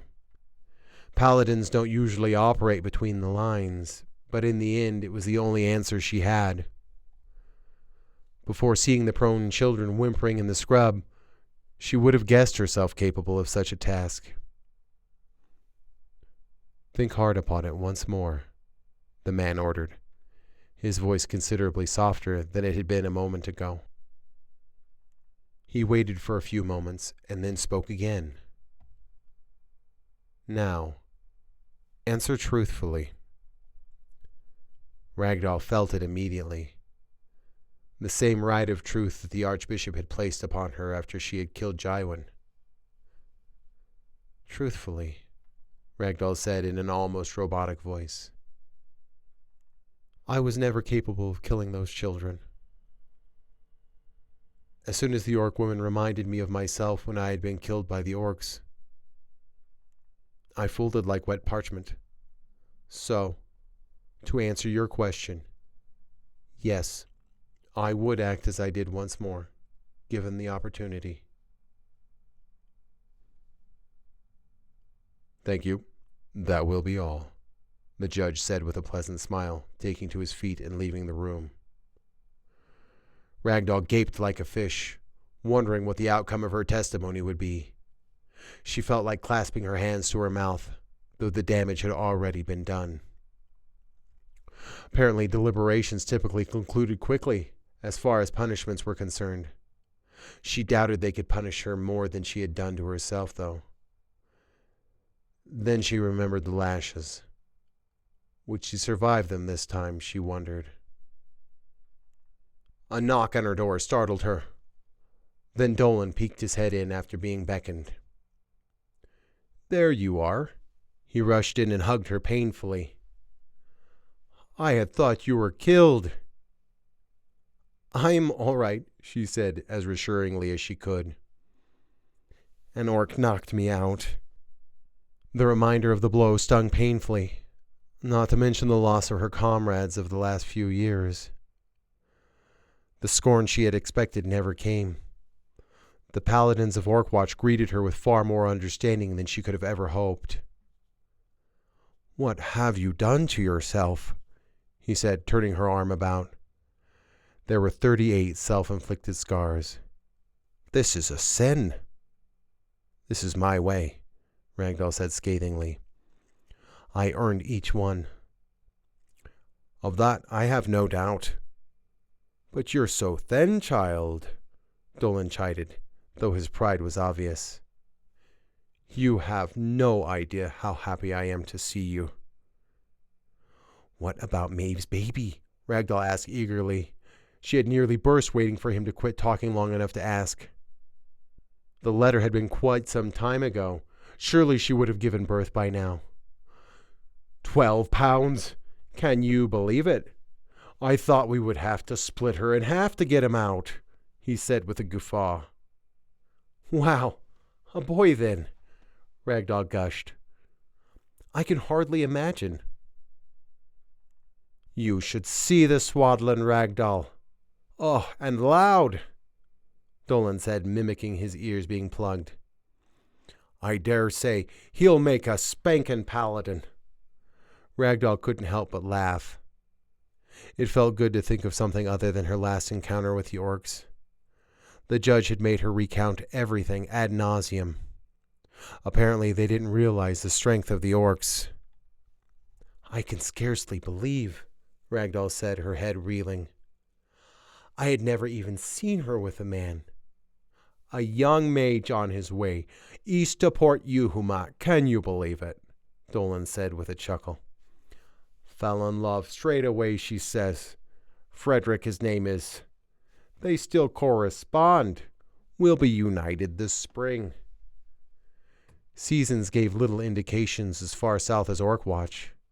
It was currently fall, so that just meant it was slightly less hot and muggy. A mage? I can hardly believe it. Mages were rarer than female paladins even. Ragdoll had heard of them before, but had yet to encounter one. It must have been a match made in the stars. "What's the baby's name?" Ragdoll demanded. She would most certainly have to return to Fort Eulith during her suspension to meet her nephew. It had been so long since she had seen Dolan and Maeve. Other than a few more inches of hair and a few more wrinkles, Dolan looked much the same as she remembered.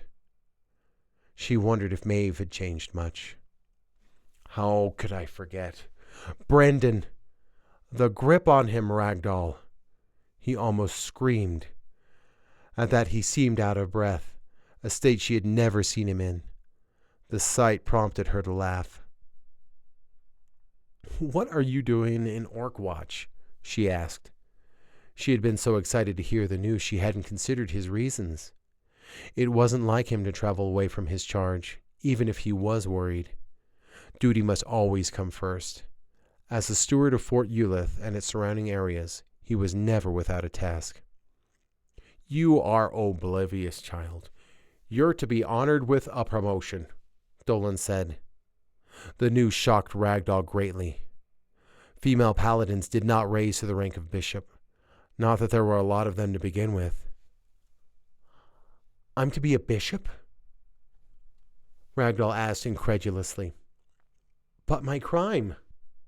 "The next ranked after would be archbishop, and then patriarch archbishop. But she supposed hers would have to be matriarch archbishop. Not that any female had ever achieved that rank either." "You are the orc slayer. Allowing a gaggle of children and a woman to survive is hardly a sin. A deaf-mute orc could have found your party the size they were besides," Dolan said, his hackles up. "That fool of a commander of yours should have known better than to travel that far into the Badlands." While it was true, there would have been little they could have done to hide their presence, she surmised. Ragdoll had been just as eager to pursue. Were the paladins unconcerned with allowing the children of orcs to escape?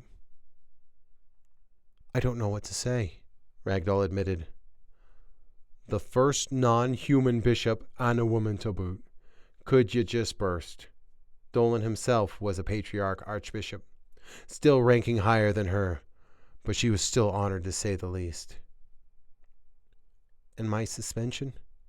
Ragdoll asked, still dumbfounded. 3 months. It would have been worse had it been your command. Remember that," Dolan chided her. "Alas, that will stand. But that's why I'm here.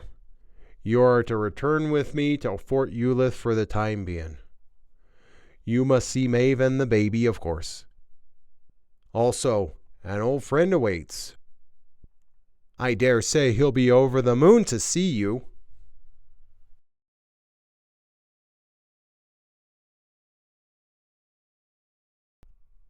Chapter 13. Expectations.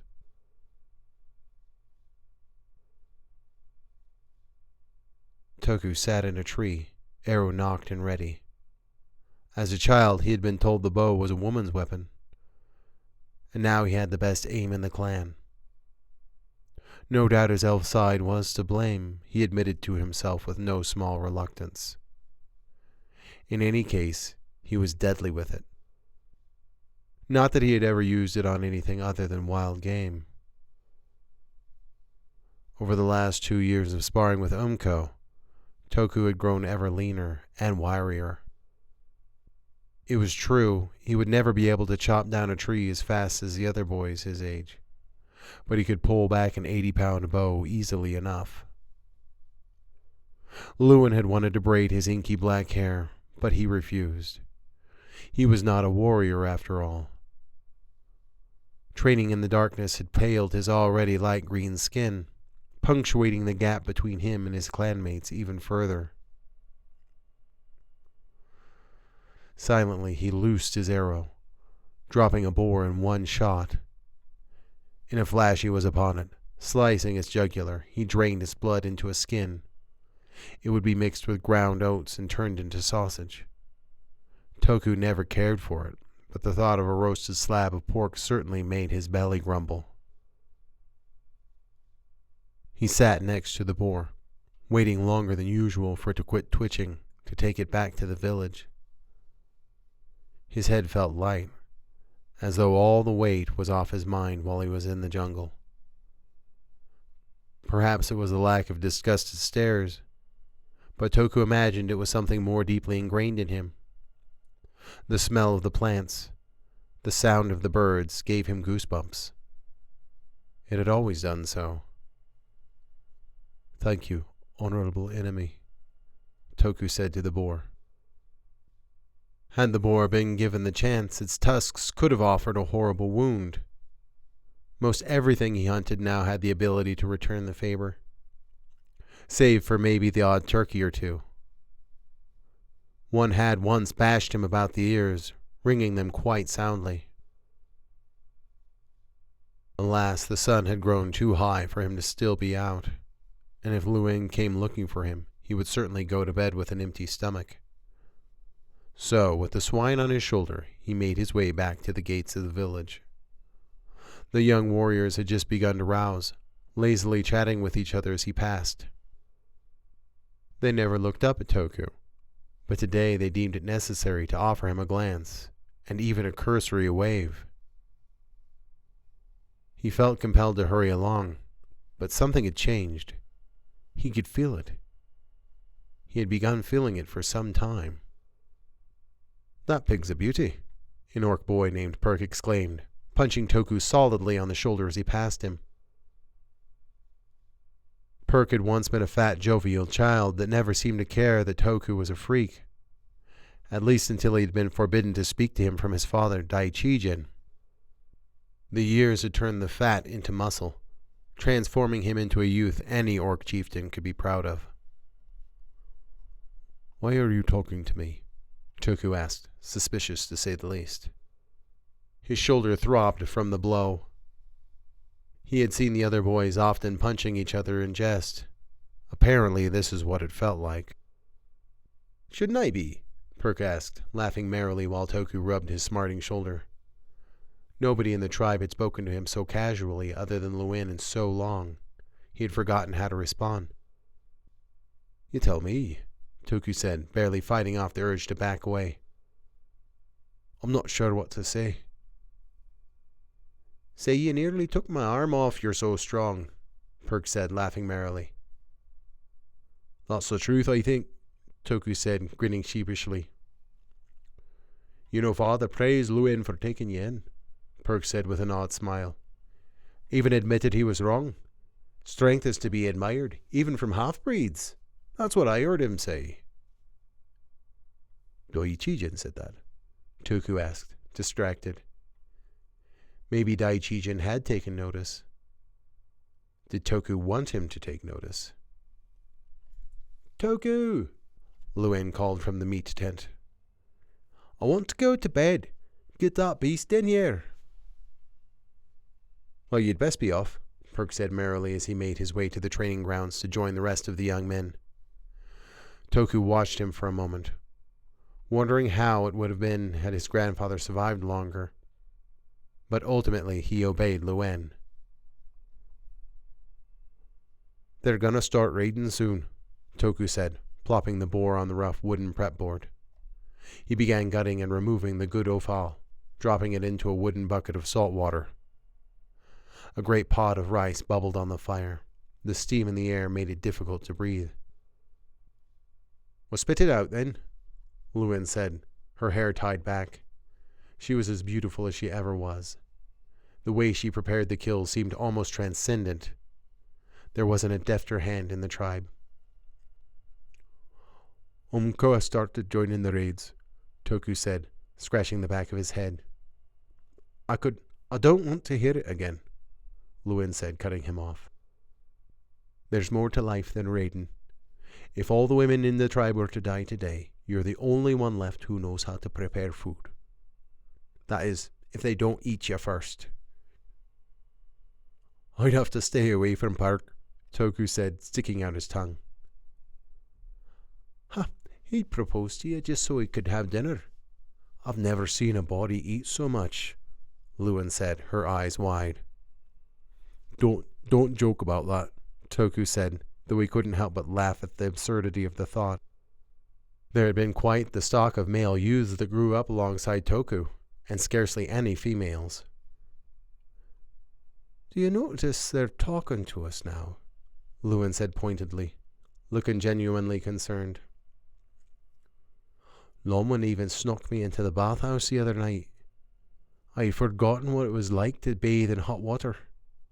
She jabbed Toku in the ribs, nearly causing him to cut off his thumb. You got to take a bath, Toku griped, sticking his thumb in his mouth. His orc blood was thin, but in mere moments the wound had already stopped bleeding. After going so long without one, it was probably the greatest experience of my life, she said wistfully. Then the sound of arguing distracted Toku. It was coming from just outside. The voices belonged to two orcs very familiar to him. Then Renka stormed in, dragging her daughter to a pot. With a slap to the back of her head and a spoon stuffed in her hand, the severe orc turned on her heels. The sight caused Lewin to laugh, earning her yet another glare from the thousands Renka had already offered. "She is not to leave," Renka hissed, "and you will keep these two separate." This time the glare was directed at Toku. With her decree made, she finished stomping out of the hut. Once Renka disappeared, Umko dropped the spoon and sat upon a sack of rice, smiling dangerously at Toku. The orc girl had taken to sneaking off and shirking her duties quite regularly. Now it seemed she had no intention of wandering off again. You are probably gonna get me murdered, Toku said, blushing furiously. Probably, Umko said, neither her gaze nor smile wavering. A few months ago, they had begun training new girls the clan had adopted from the northern mountain orcs, including a few older than Toku. Despite being unfamiliar with their fighting style, they kept volunteering to spar with him, though Umko would have none of that. After a few stiff beatings, they decided he wasn't worth the effort and began to pair up with each other instead. The real trouble came during their last training session 3 days prior. Umko, still smarting from Toku's new attention, took full mount yet again. Rather than raining elbows as she always had, she pressed her lips hard against his, her arms locked around his neck. This was a move Toku didn't mind in the slightest until Renka wrenched her daughter away. Never one to be manipulated lightly, Umko nearly tore his head off in the process. Though Lewin had thought it was terribly funny at first, her mood turned sour when her laughter inspired a fist to the nose. Despite the beating Renka received in the ensuing scuffle, Lewin still promised to spar with Toku for the remainder of his training. Lewin wasn't as gentle or pleasant to spar with as Umko, mostly because she never pulled her punches. Perhaps it was punishment, though Toku wasn't sure how he could have avoided the situation. Maybe if he had suggested sneaking off from the training grounds. In any case, it was pointless to consider such things now. "Hey, Lewin, ask Umko why her mother is in such a mood today," Toku said with a cross-eyed look to his adoptive mother.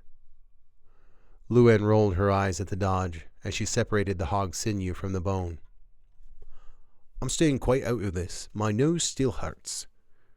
Luen said, rubbing her smarting proboscis. It was true.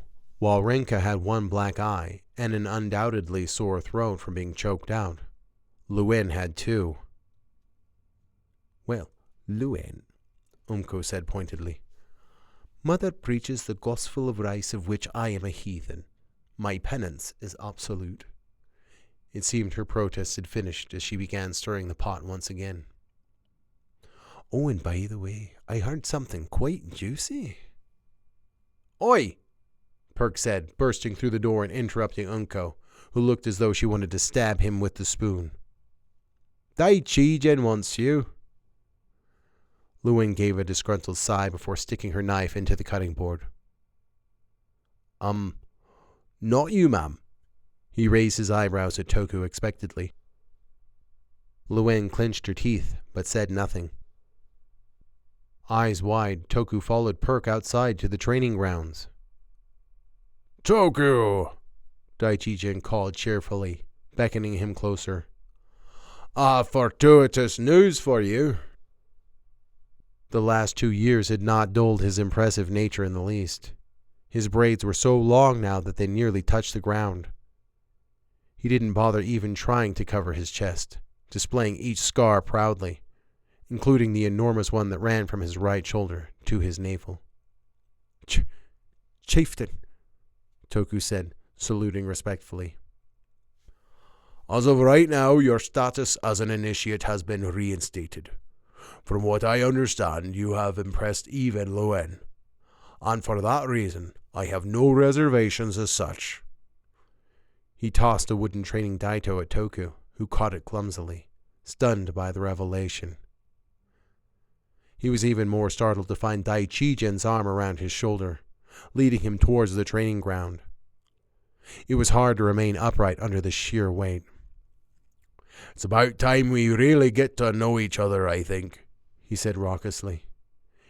If I am to be your father, I will be in charge of making sure you're the best warrior you can be. You're marrying Luen? Toku asked, gaping at the enormous chieftain. An odd burning sensation engulfed his very being. The taste of bile was overwhelming. Luen loves you, and I love Luen. It is in everybody's best interest if we get along, Daichi-Jin explained, his smile never wavering. I was too hasty to revoke your status as a warrior, and excommunicating Luen was a mistake. I see that now. Probably should have known how she would act. Anyhow, we have some catching up to do. He shoved Toku into the pack of his peers. Perk and the other boys acted as though he was an old friend returning from a long journey, patting him solidly on the back and mussing his hair. This marked 8 young men, rather than the 7 that had been training together. They had not been overly aggressive towards him over the last 3 years, but had acted like he didn't exist at all. Toku couldn't help but grin. The ensuing day seemed to drag on forever, though. Normally, Toku would have finished dressing his kill, delivered the food, and had gone to bed. But apparently sleep would have to wait. Had he known of this turn of events, he would have returned early and had gotten some. The first half of the day was spent doing overhead swings and squats, with Daichi-Jin keeping rhythm as they went. It wasn't long before Toku's legs began to cramp. He hadn't been slouching on his training, but this was different. Swinging a sword was not the same as subduing someone without a weapon. Brother, this means you can get a woman, Perk said to him while they squatted. Yeah? Toku said, still horribly distracted by Daichi-Jin's declaration. Then he thought of Umko and their kiss. Would they be able to do that again? Would Renka let them? Somehow he doubted it. But he couldn't help but smile at the thought. I'm going to marry Luen, Perk said, sticking his tongue out at Toku. So I'm going to be your daddy. Undoubtedly he remembered Toku's constant proposals to Luen as he was growing up. The memory made Toku uncomfortable all of a sudden. He had not proposed to her since his great-grandfather had died. Now it seemed so disturbing. Don't let her catch you saying that, Toku said, legitimately afraid for Perk's well-being. Daichijin's claim probably wasn't much safer, though if there was anyone in the tribe who could say such a thing and keep his life, it was probably him. Certainly, Luen would have told Toku if she was planning to marry the chieftain. Something was wrong. He knew that well enough. Once they finished exercising, the boys all paired up to spar. Perk rushed to partner with Toku, who took his fighting stance as well as he could remember. His body had become so accustomed to the stance he had used over the last 3 years that doing so felt unnatural. "Haven't you been practicing?" Perk asked, circling Toku, who, combined with his aching legs, felt more awkward than ever before. He would have never guessed that he would be training with the boys again. Had he known, he would have certainly added squats to his nightly routine. "No, I've not," Toku said, mentally preparing for the beating he was about to receive. He knew full well that orcs play rough, and Perk was about as orc as an orc could be. But, at the very least, Toku was fast. Seizing the opportunity, Perk struck, catching Toku on the ribs smartly before knocking him back with a shoulder block. The huge orc boy was no slouch, making his attacks difficult to detect, let alone dodge. It took all of Toku's will to keep from tackling Perk, showing him how to fight. Though Luen would likely kill him if he did. "Well, brother, your lazy days of slouching with the women is coming to an end," Perk chided before resuming his stance. Toku shook his head and followed suit. He had learned Luen's fighting style easy enough. He would just have to catch back up to the boys. Thankfully, the wooden daito, while still painful, was not sharp. Toku had learned to roll against impact, lessening each blow. After each strike, he could see Perk slowing. Before long, he could strike with impunity, and despite having received a great number of horrible bruises, he gave Perk just as many. That night, his legs were sorer than they had ever been before. Luen waited for him in their hut. Quietly, she pulled him in for a hug. Her strong arms caused his ribs to flex painfully. "Ow!" "You are not like them," she said solemnly. He could almost hear tears in her voice before remembering that Luen doesn't cry. "Remember that?" "I know," he yielded. "But you haven't a choice," she said, her hands on his shoulders. "You will go, and you will be a good warrior." "I will," Toku said, his resolve strengthening. "Please don't marry Daichijin," he begged. "Not if he was the last orc on Earth," she said with as little doubt as she ever had. Her words caused his entire body to untense as he gave an odd laugh of relief. "Huh, that's good. Well, at least Uncle can talk to me again," Toku said brightly. "We might be even able to kiss again." "You get to fight with her mother this time," Luen said as they shared a laugh. "Now go clean up. You're stinking up my hut." Toku nodded in agreement. "We can use the bathhouse again," Toku said brightly. "I've already took another one," Luen said, giving a sheepish smile. As he approached the hot spring, he could hear Daichijin's boisterous laughter from behind the walls. Being an initiate and all, Toku considered continuing, but thought better of it and decided to bathe in the creek as usual. He wasn't accustomed to the attention Daichijin was giving him, and the cold water would be better for his bruises anyhow. Or at least that's what he told himself. He stripped off his tunic and trousers before jumping in. The water was bracing, though not terribly cold as it was midsummer. It had been so long since he had bathed in the bathhouse, he had almost forgotten what hot water felt like. Doing so almost seemed like a betrayal. "You are my man. Mother can do nothing about it now," Umko said, startling Toku. Instinctively, he covered himself as she emerged into view. "What?" Toku asked, feeling more exposed than ever before. She plopped on the boulder next to the creek. Her purple silken robes glimmered prettily in the moonlight. She had just come from the bathhouse, it seemed, as she smelled of hyacinth. Her onyx hair glimmered in the dusk. "Well, now you are a warrior. When we come of age, we will be married, which will undoubtedly make Mother quite furious," she said, her smile even wickeder than before. "I will say it has been a day," Toku said, hardly able to catch his breath. "Oh, don't misunderstand, Toku.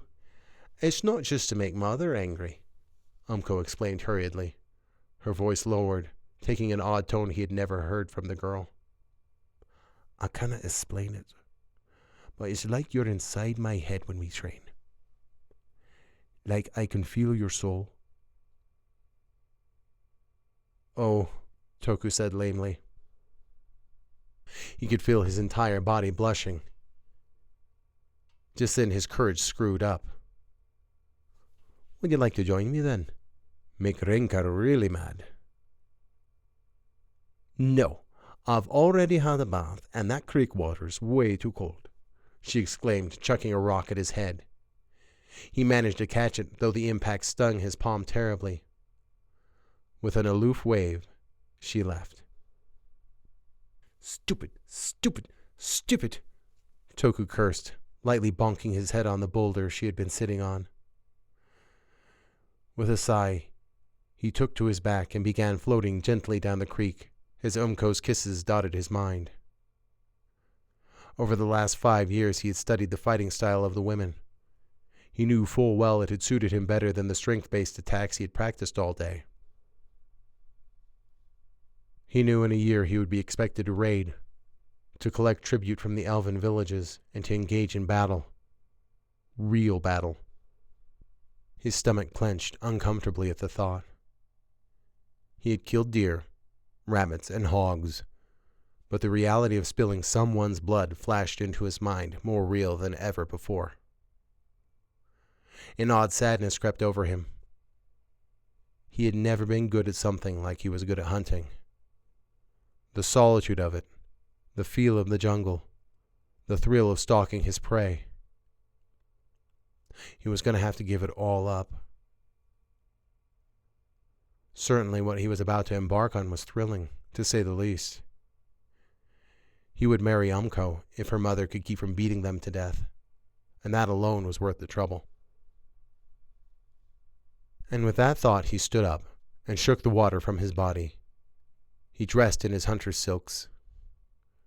It would be difficult, but he would still train with his mother. He could sleep when he was dead.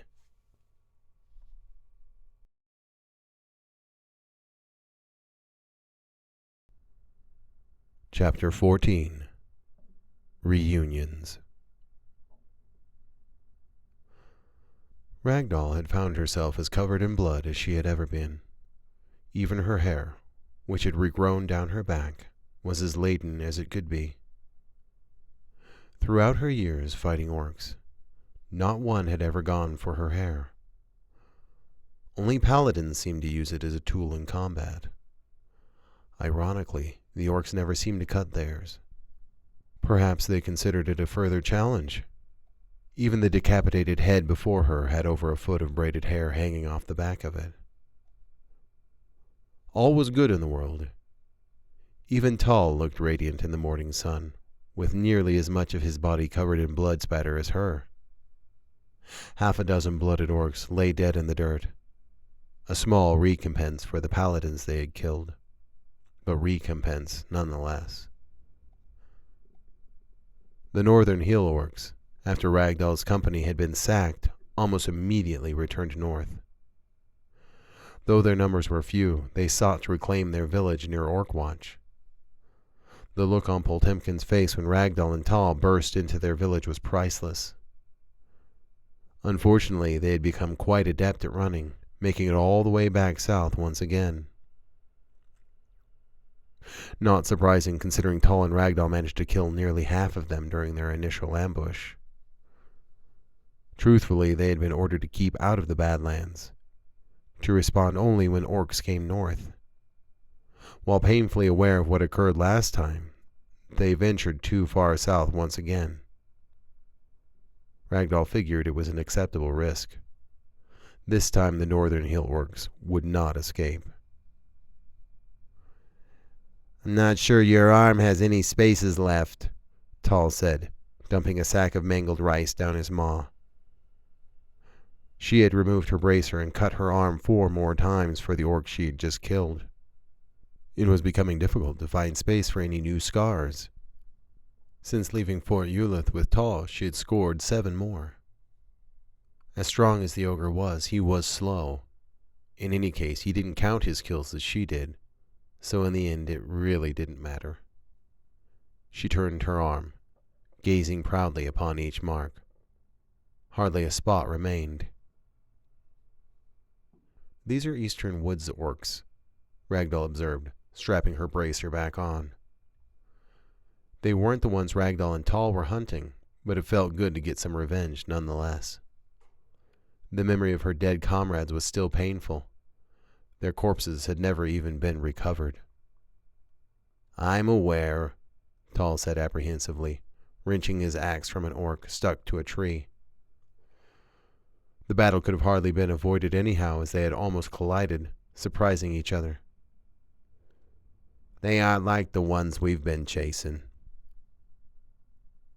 "Of that I am aware," Ragdoll said, rummaging through the nearly empty sacks of the fallen.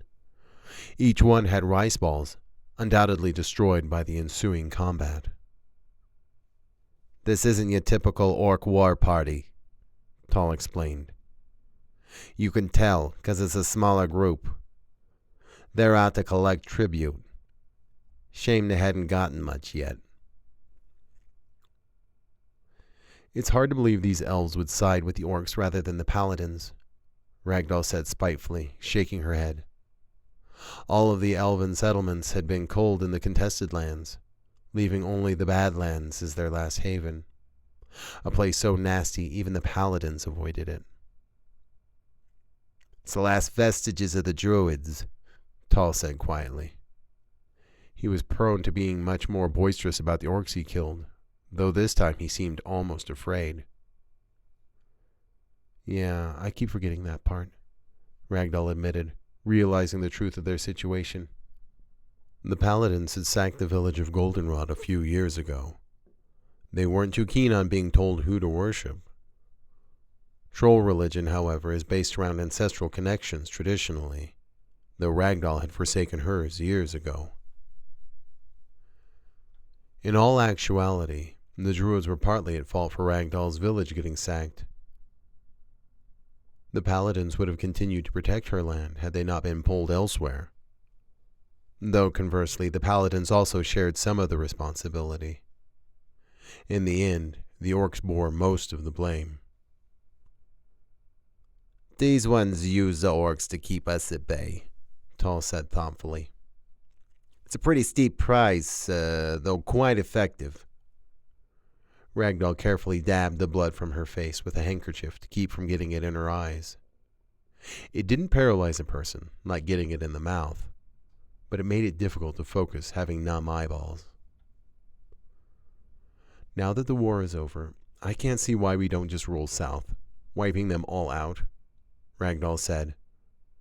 Honestly, anyone aligned with the orcs was fair game as far as she was concerned. What a brutal predator they had picked. At least the paladins gave them a chance of surviving. "Yeah, a long and arduous one, Ragdoll," Tal said, wiping his own face with his enormous handkerchief. "We are tasked with protecting the southern empirical settlements from raids, as you know. As good as the paladins are a genocide, we are only a deterrent." I know what our orders are, Ragdoll said spitefully. And yet here we are. Yeah, and if they find out where we are, we're going to get put to the rack. If the orcs don't kill us first, Tall said apprehensively. Despite that, we can't stop until the northern heel orcs are completely done for. It was true. In the short time the northern hill orcs had raided 3 human farms, killing everyone in the process. They hadn't even bothered being polite about it. We will get them this time, Ragdoll swore.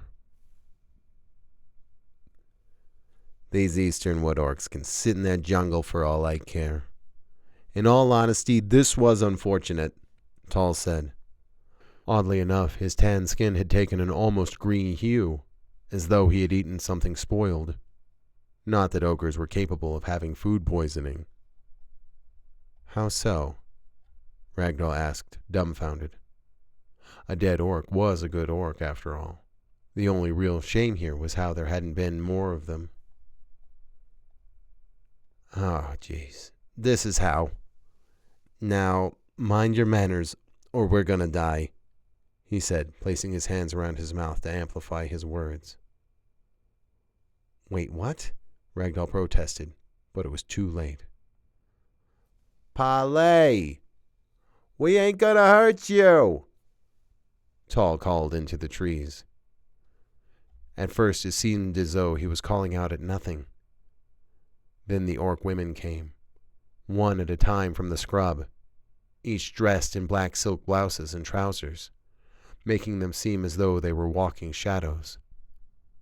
Their faces were obscured with balaclavas, with only their sharp eyes visible. Honorable enemies, the eldest greeted. She was an older woman, but moved as though the rules of sound did not apply to her. At first Ragdoll thought it might be Luen, the orc who had caught her off guard before, but quickly realized this wasn't the case. As polite as she was, her scowl seemed indelibly attached. Ragdoll, you may have already guessed, but we're in trouble, Tall said evenly. Producing wooden buckets with rags, the women began to clean the bodies of their fallen men. Seeing female orcs was something Ragdoll wasn't overly accustomed to, especially not this many. This was really stupid, Ragdoll agreed with the ogre, her hand on her hilt. There was no avoiding the battle, Ragdoll, Tall said with a sigh. Thankfully, the orc women are as honorable as their male counterparts. Let's just hope they want something from us. So why don't we just kill them? Ragdoll asked, exasperated. There are only a dozen of them. Her unveiled threat didn't bother the women, save for the youngest, who stared at her blankly for a moment. Umko! The older orc called, startling the girl, who continued her task. You hold your tongue, Ragdoll, Tall said. Though he was a consummate warrior, his stance had become uncomfortable. Then at least a dozen more women appeared in the clearing, their bows ready in an obvious gesture to Ragdoll. This would be why. You look distressed, the leader said, looking as though a cat that had just caught a mouse. It was becoming painfully apparent that they would not get out of this situation on their own terms, if at all. How is Luen? Ragdoll asked, prompting an odd look of surprise and disgust on their leader's face. Tall managed to clench his eyelids in frustration. I'm well. Luen's voice came from behind Ragdoll, startling her so badly she nearly fell over. And how are you? Instinctively, Ragdoll readied her blade, though Luen seemed unconcerned. The orc woman had changed very little since they had last met. Out of all of them, she wore no balaclava. Doing worse by the second, Ragdoll admitted sardonically. The orc woman stood before her with no hint of malice whatsoever, almost as though she was approaching an old friend. An odd realization came to Ragdoll at that moment. The way these women moved, their arrows undoubtedly dipped in orc's blood, the flawlessly honed daggers on their belts. They were a force to be reckoned with. Had they all fought, she and Tall would have been hopelessly outmatched. Even the teenage girl moved with a frightening purpose. It was truly a game for these creatures, one they were poised to win. "You look worried, child," Lewin said, an expectant look on her face. "I have to figure. If you were going to kill us, you would have done so already," Ragdoll observed. The situation made no sense. Orcs were such odd creatures, lining up to have a go with Ragdoll during their blooding ritual. But these weren't orc men, nor were they Northern Hill orcs. "I'd call you wise, but you did enter our land and kill our men. Which brings doubt to that observation," Lewin said. Ragdoll could almost feel the danger in the air. It was different than it had been with Grant Pull at Hearthill, but still tangible. "I get it. I'm an idiot. Now what do you want?" Ragdoll spat. "To see you squirm," Lewin admitted, nodding her head before adopting an infuriating smile. "Tell me, does it make you feel less like a warrior to know that we could defeat you if we so choose?" Lewin asked. The self-assured way in which she spoke caused Ragdoll to choke. "You are just toying with us," Ragdoll said with as much exasperation as she could muster. "If you think I'm going to die without a fight, put down your weapon," Tall ordered, though Ragdoll remained absolute. She would not lie idly by as these women laid waste to them. "You are so eager to follow your comrades," Lewin said with an ultimate finality in her voice. Each of the women stopped what they were doing and stood as still and silent as death. One by one their eyes began to glow red, adopting the bloodlust that made the orcs such formidable foes. Even the young girl's eyes glowed, her teeth bared. The air changed immediately, stifling everything. Ragdoll would have choked once, but today she stood firm. "Oh shit, you've got us killed," Tall said, panicking. He was nearly hugging his axe. "Not yet, ogre," Lewin said. She began to huff, in a bestial fashion, as orcs did when they fought. Her eyes exploded with crimson light. Then she turned back to Ragdoll, her voice gruff like an animal. "The men you slaughtered here today were merely a greeting. We are far stronger than you can ever imagine." "You want to make a deal, right?" Tall asked as quickly as he could and backed away from the women closest to him. Not that he had much space to retreat. "We want a deal." "The troll will remove her armor and follow me. There are no provisos. There are no negotiations. This will be," Lewin ordered, "or you will die." Ragdoll looked at Tall defiantly. "Damn it, girl, if you get me killed, I will never forgive you," Tall barked at her. With gritted teeth, she returned her odachi to its scabbard, placing it gently on the loamy soil. One by one, she unbuckled and dropped parts of her armor into the sandy soil, exposing her once white underclothes, now marred from sweat. Even Lewin, who had seemed unflappable, blanched. Had these not been orcs, Ragdoll might have been embarrassed.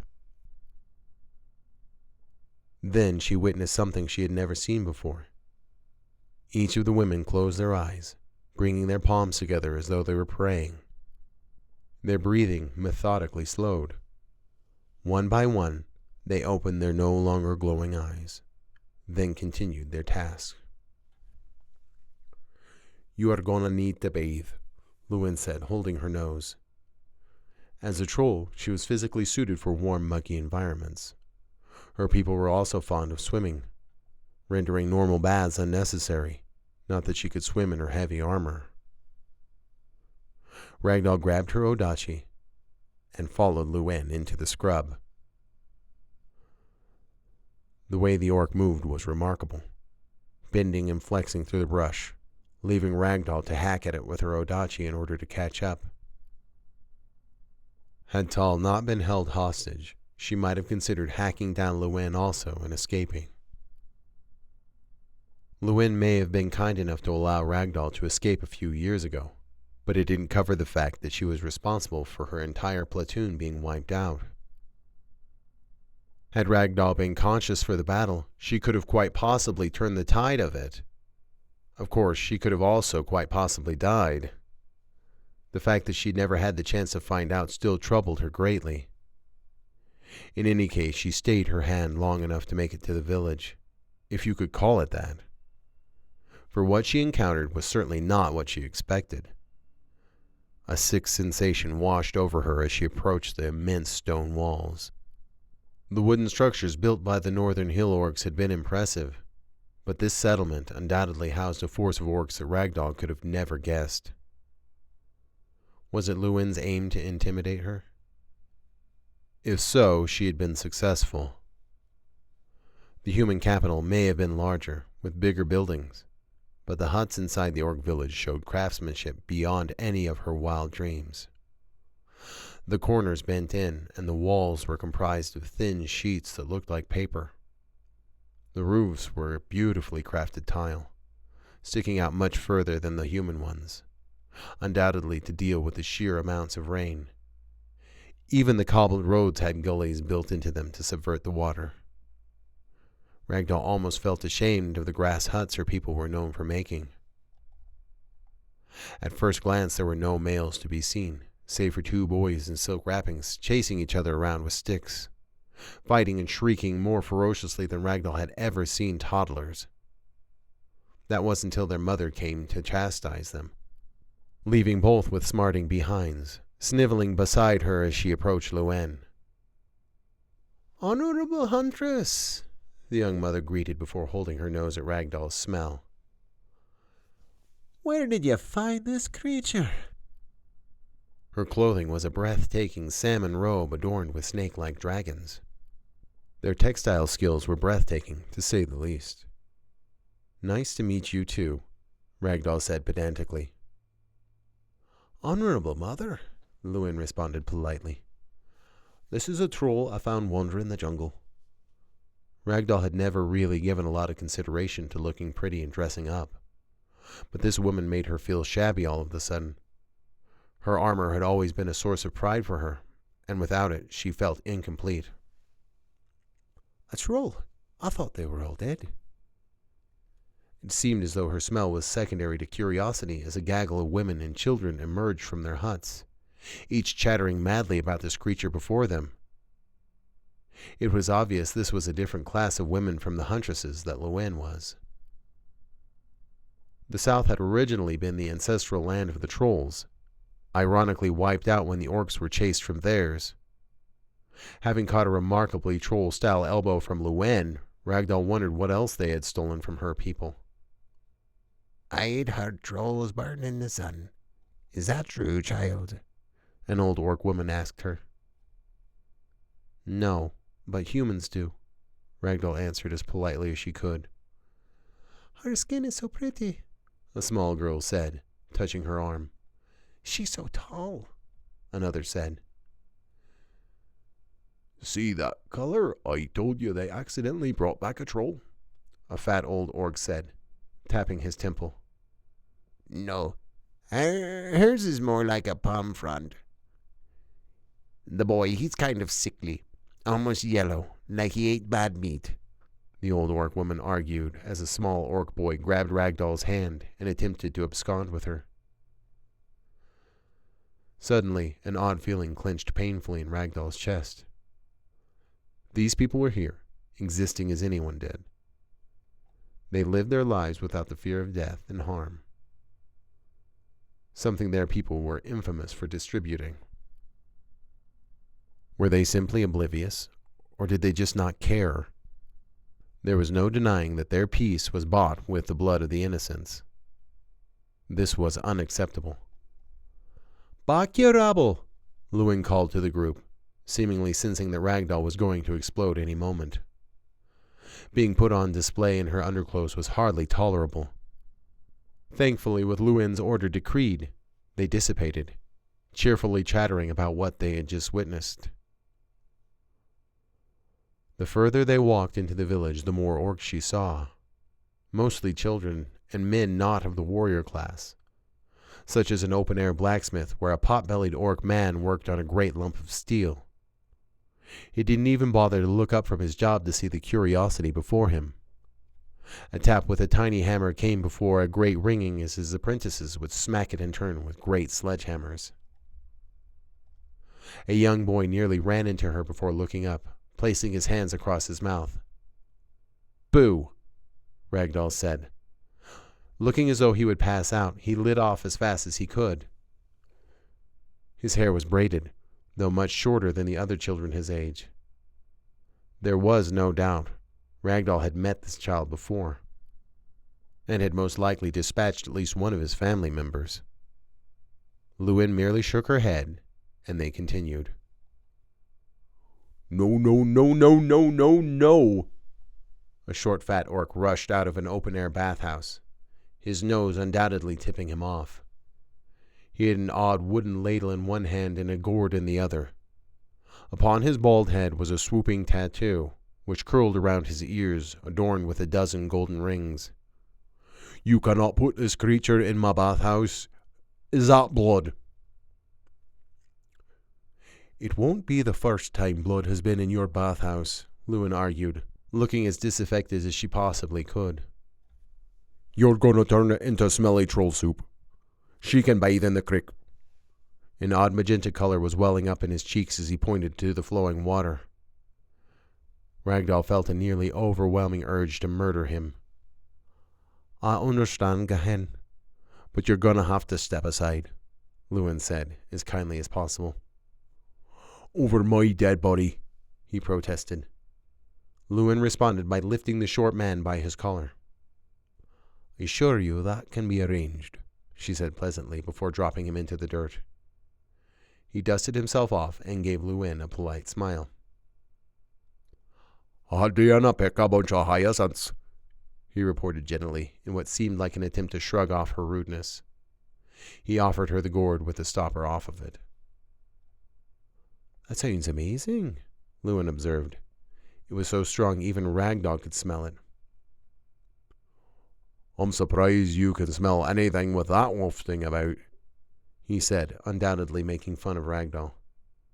"I get it. I smell," Ragdoll said, pursing her lips and nodding. "Now what you also need to understand is that I am an unstable troll with a big fucking sword." She bared her odachi ever so slightly. "Please enjoy your bath," Gaian said, bowing deeply. Despite everything that had happened, Ragdoll really wanted that bath. Without her armor, she was vulnerable anyhow, so exposing herself in front of this orc woman wasn't a problem. She could fight naked or clothed either way. "After you, then," Lewin said, lifting the curtain so Ragdoll could step inside. The water was more floral than she expected, almost reminding her of the Academy had it not been for the sulfur smell. A girl wrapped in silk strips that ended under her armpits scrubbed at the stones with a stiff-looking brush. Apparently a troll disrobing in front of her was something new, as she gaped in surprise. With some reservation and a shake of her head, she picked up Ragdoll's crumpled underclothes, tossing them in a basket. "Sorry," Ragdoll apologized awkwardly. "You're probably just going to want to burn those." "Make no apologies," she said, smiling politely. "I am Deanna, by the way." "Hello, Deanna. I mark you as a friend," Ragdoll said instinctively before realizing what she said. "I am Ragdoll," she finished awkwardly. It didn't escape her that this girl's accent was quite different than Lewin's, or any of the other orcs from the Eastern Woods tribe. "We have met," Deanna said. The punctuated silence that came after their words weighed heavily in the muggy air of the bathhouse. "Oh. From a few months ago, right," Ragdoll said, trying not to react too blatantly. How have you been? Well, Gehenna adopted me, so pretty good, Gianna said with a weak laugh. Ragdoll could feel the horrible sadness in the girl, despite her smile. That'll be enough, Diana. Now go get us some food, Lewin ordered. The girl stiffened considerably before giving a demure bow, then retrieved her silk robe from the hook near the doorway and disappeared through the curtain. The water was nearly too hot for Ragdoll, despite her being a troll, though it felt marvelous. Lewin tossed her a wonderful-smelling bar of soap before taking a seat near the water's edge.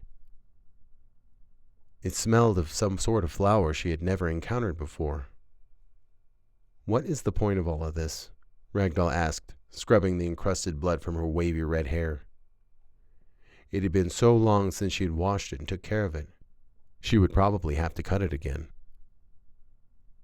The brush that Maeve had given her when she was 15 was lost when Lewin knocked her out a few years ago. Yet another thing to be disgruntled about. What is so hard for you to understand? You stunk, so you needed to bathe, Lewin explained simply. She pulled off her sandals and dipped her feet into the hot water. So you're doing this so I can sneak up on you easier, Ragdoll surmised, now scrubbing her arms. The soap seemed almost magical, causing tiny pink bubbles to spread across the water before floating up to offer a little burst. In a sense, Lewin admitted thoughtfully. I should have thanked you for sparing those children. The sudden earnestness of her words caused Ragdoll to blanch. Yeah, well, I'm sure they'll all grow up to be fine killers, Ragdoll said tersely. It seemed brevity wasn't this orc's strong point. Is that why you spared me? Truthfully, yes. I would have killed you, most certainly, had you not. However, there's something about you. Something I cannot put my finger on, Lewin admitted. Oddly enough, the revelation did little to improve Ragdoll's mood. Regardless of whether or not she was directly responsible for the death of her comrades, they were still dead. Did they all make it? Ragdoll asked, still scrubbing. Orc blood wasn't exactly the easiest thing to wash off, and this time it seemed to have gotten everywhere. Yes. Well, you know, the girls old enough have been properly blooded. The damn northern hill orcs were late on that, Lewin griped. Apparently she wasn't terribly fond of her cousins. The rest of the children are still below blooding age, and the woman you beat so terribly has recovered. I offered no apology. I needed to find her people. Not that it worked out that well in the end, Ragdoll admitted ruefully. I seek no apology, Lewin said flatly. We all do what we must. Unless that entails not killing or raiding, Ragdoll suggested sarcastically. I wonder why it is that paladins think everything is so simple, Lewin wondered with a rueful laugh. Does it make you feel less guilty to ignore the truth? Somehow I doubt it. That's rich, considering you make sacrilegious offerings to your goddess of death while stealing the possessions from the dying grasps of your victims, Ragdoll spat, emerging from the water. She was clean enough. Lewin handed her an impossibly fluffy towel. During her first encounter with the Northern Hill Orcs, they greeted her small group with open arms, practically inviting the paladins to come in and kill them. Their obsession with ceremony was their purpose, and it would be their undoing. Did you see that man who runs the bathhouse? The blacksmith and all their apprentices. Every one of them have killed, Lewin explained, redonning her sandals. Those who they have killed made the decision to sacrifice themselves for the greater good. Greater good? What a farce! Furiously continuing to dry herself, despite being utterly dried. She wasn't sure what to do without any clothes, so she plopped the sodden towel on the stones, lifting her odachi, holding it as though it was the only cover she needed. Make no mistake, we are driven by a divine task, Lewin explained seriously as she took to her feet. Have you ever wondered why the elves, despite breeding incessantly, haven't taken over the world yet? Oh, now it's a divine task, Ragdoll said with a tiresome sigh. Would you like me to offer my other leg so you can pull that one as well? Listen to me, you absolute chore, Lewin snapped, finally losing her composure. We literally have to kill. Why in heaven's name do you have to kill? Ragdoll nearly screamed. Because if not, we go mad, Lewin said, grasping Ragdoll's shoulders. You have seen our eyes glowing red. If we don't kill, it becomes overwhelming. We become no better than the beasts, randomly killing until we die of thirst or get killed ourselves. Either way, it ends the same. Ragdoll gaped a moment before finding her words. Even still, this is supposed to justify your actions? Ragdoll asked. All those people have to die so you can live. That is the epitome of selfishness. She had learned of the blooding ritual when she faced off against orcs at the age of 17. The fact that it was designed to keep an orc from going mad, she had never heard before. It seemed so ludicrous. What kind of goddess would be so horrible enough to curse her people in such a way? Would you do any different? Lewin asked, poignantly exasperated. I dare say the mother you so sanctimoniously kill for would have stuffed a dagger in your hand and pointed you at the weakest elf, orc, or even a human. You know so much about me, I suppose. Did you know it was my father and my villagers? Ragdoll asked spitefully. It's easy to spout your bullshit when it hasn't been your guts on the ground. This was really hard to find. She is too tall, Deanna interrupted like a ton of stones, effectively halting their argument. In her arms were 2 rice balls and a stack of neatly folded black silk clothing. Well, don't you smell better? She unfolded the trousers and handed them to Ragdoll. Where are the panties? Ragdoll asked tersely, her hackles still up. What are those? Deanna asked curiously, as she whipped the blouse through the air to get the creases out. Oh, you mean those little things you wore on your bottom? I thought they were troll clothes. Not very modest, if you ask me. Humans wear them under their clothes, Lewin explained, the steam completely out of her argument, it seemed. I wasn't aware trolls wore them. Ragdoll just shook her head and donned the leggings. Despite them being hand-picked for her, her calves remained bare. The blouse buttoned in the back with the girl's help, leaving her navel exposed. The fit was comfortable enough, to say the least. The silk slid across her skin pleasantly, though it felt as though the trousers would slide off her bottom, prompting her to tie the belt much tighter than she would have normally. Are you really going to kill a person? Ragdoll asked Deanna, leaving a shocked look on the girl's face. Well, I'm a girl, she gushed. We hunt. We kill animals. Girls get blooded with animals? Ragdoll asked, aghast.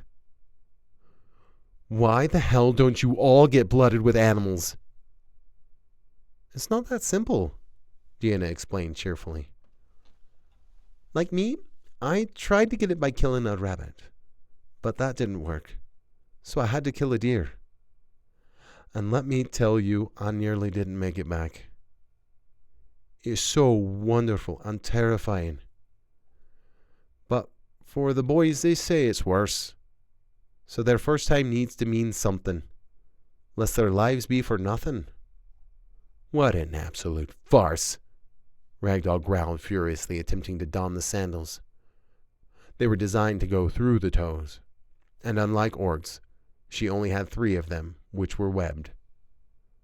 The girl kneeled beside her and attempted to tie them as well, before giving up and taking a moment to poke at Ragdoll's webs. She responded by spreading her toes as wide as she could, giving Deanna a good look. Her feet were tough enough to handle any terrain this jungle had to offer anyhow. Wow, I'll bet you can swim really fast with those, she marveled, showing Ragdoll her own unwebbed toes. It had been so long since Ragdoll had swum.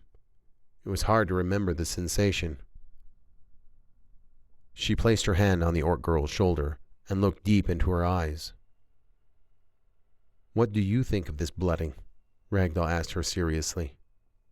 "Should your people really go around killing everyone just so they should survive?" "My brother went mad during his blooding and had to be put down.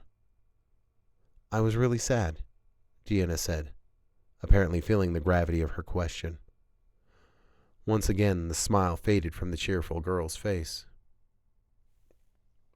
"And what of the elf or the troll that he killed?" Ragdoll asked, expecting this girl to blanch at the thought.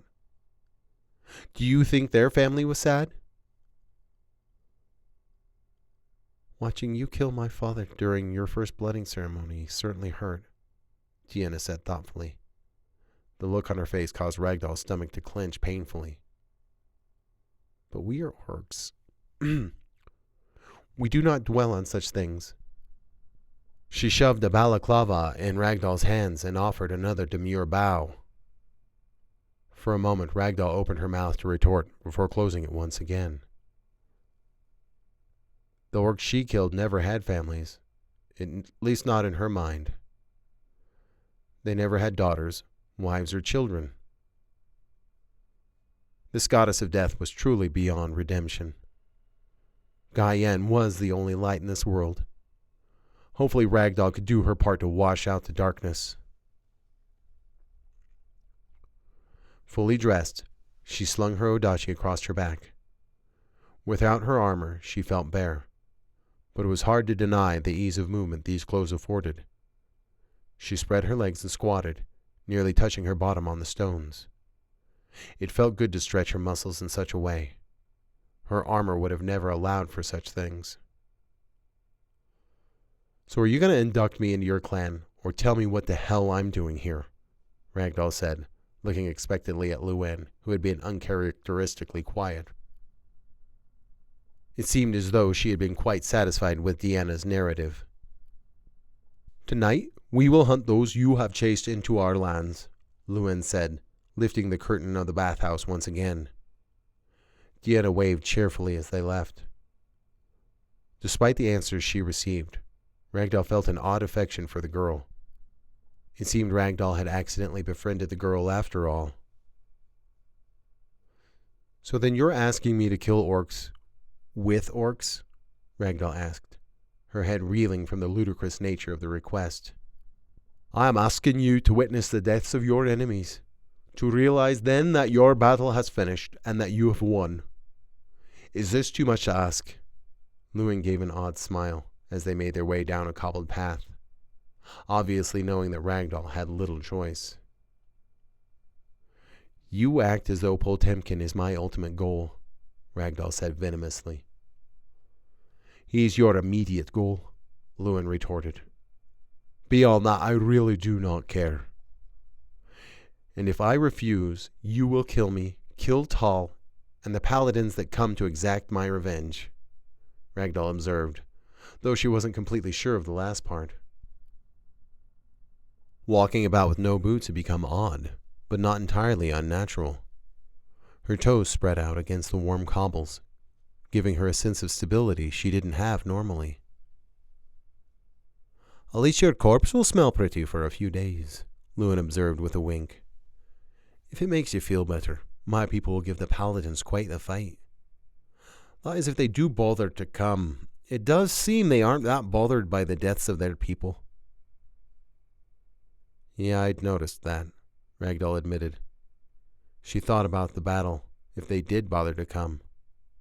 She would be profoundly sad to miss such a skirmish. It would take the entire combined strength of the Empire to roll over the settlement, and still the losses would be massive. "Could you imagine?" Luann asked, obviously picturing the large-scale engagement it would be. "Quite the glorious thing, I think." She lifted a silken curtain of a pretty little hut, gesturing for Ragdoll to enter. Inside were 2 cozy-looking bedrolls on the bamboo floor. Folded at the foot of the second one were black silk clothes. "You have a daughter?" Ragdoll asked, taken aback. Lewin didn't seem like the motherly type. "Something like that," Lewin said, gesturing to the bed. It was surprisingly comfortable, as Ragdoll pulled the soft blankets to her chin. Oddly enough, she felt as though she could sleep. "Aren't you afraid I will lead the paladins here if you let me live?" Ragdoll asked. As large as this village was, she wondered if the entire paladin force would be enough. Orcs were nothing to joke about on a real field of battle, and while their code of honor extended to raids, she doubted the women would stay their hands when properly defending their home. "Tell every paladin what you have learned here today," Lewin acquiesced from her own bedroll. "We'll deal with the particulars later." It may have been the smell of the flowers, or even the sheer exhaustion of her pursuit, but Ragdoll quickly found herself snoring ever so softly.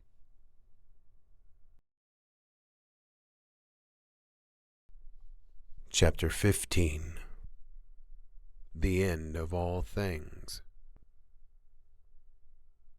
As lithe and wiry as Ragdoll was, it was immediately apparent that she could hardly compare to these orcs when it came to traveling through the jungle.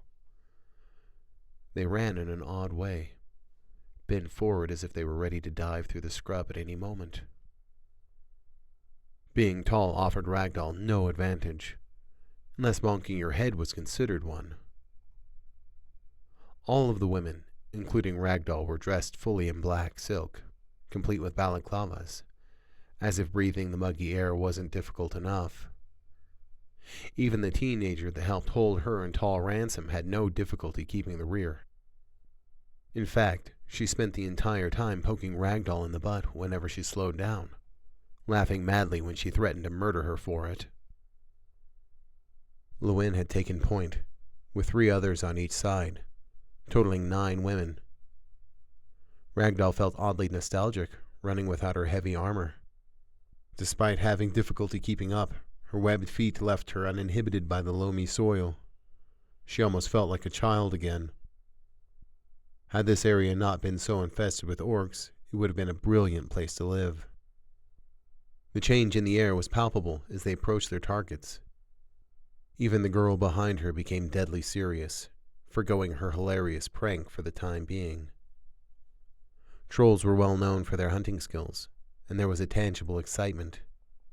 She had almost forgotten what it felt like to crouch silently in the brush, eyes upon her opponent. She could almost feel her old bow from when she was a child. Her new comrades fell silent in the darkness.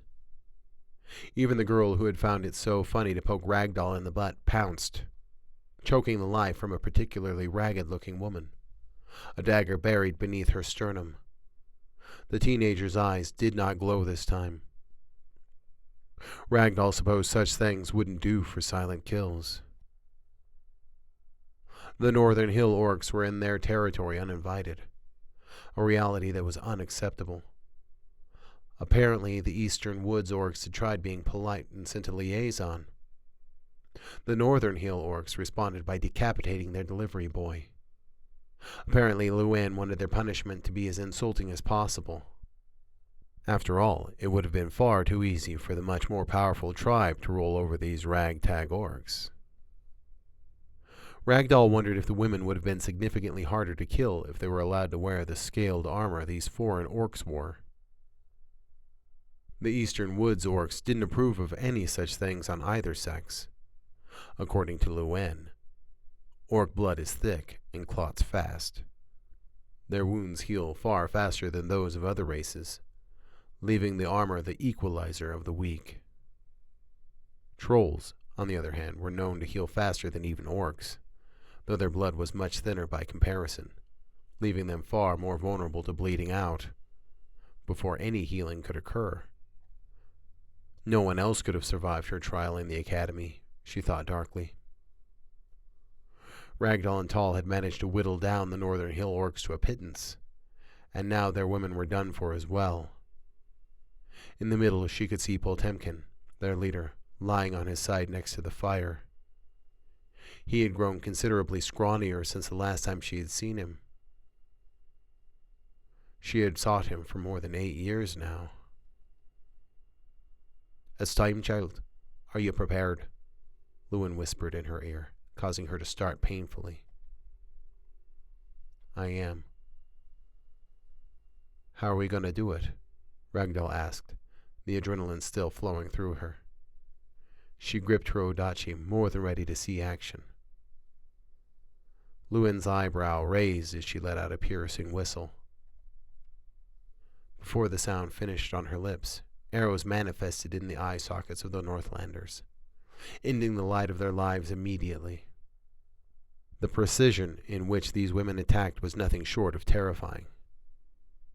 "Now," Lewin said, no longer whispering. Ragdoll went forth into the clearing. Potemkin scrambled from his resting spot. The arrows had spared him.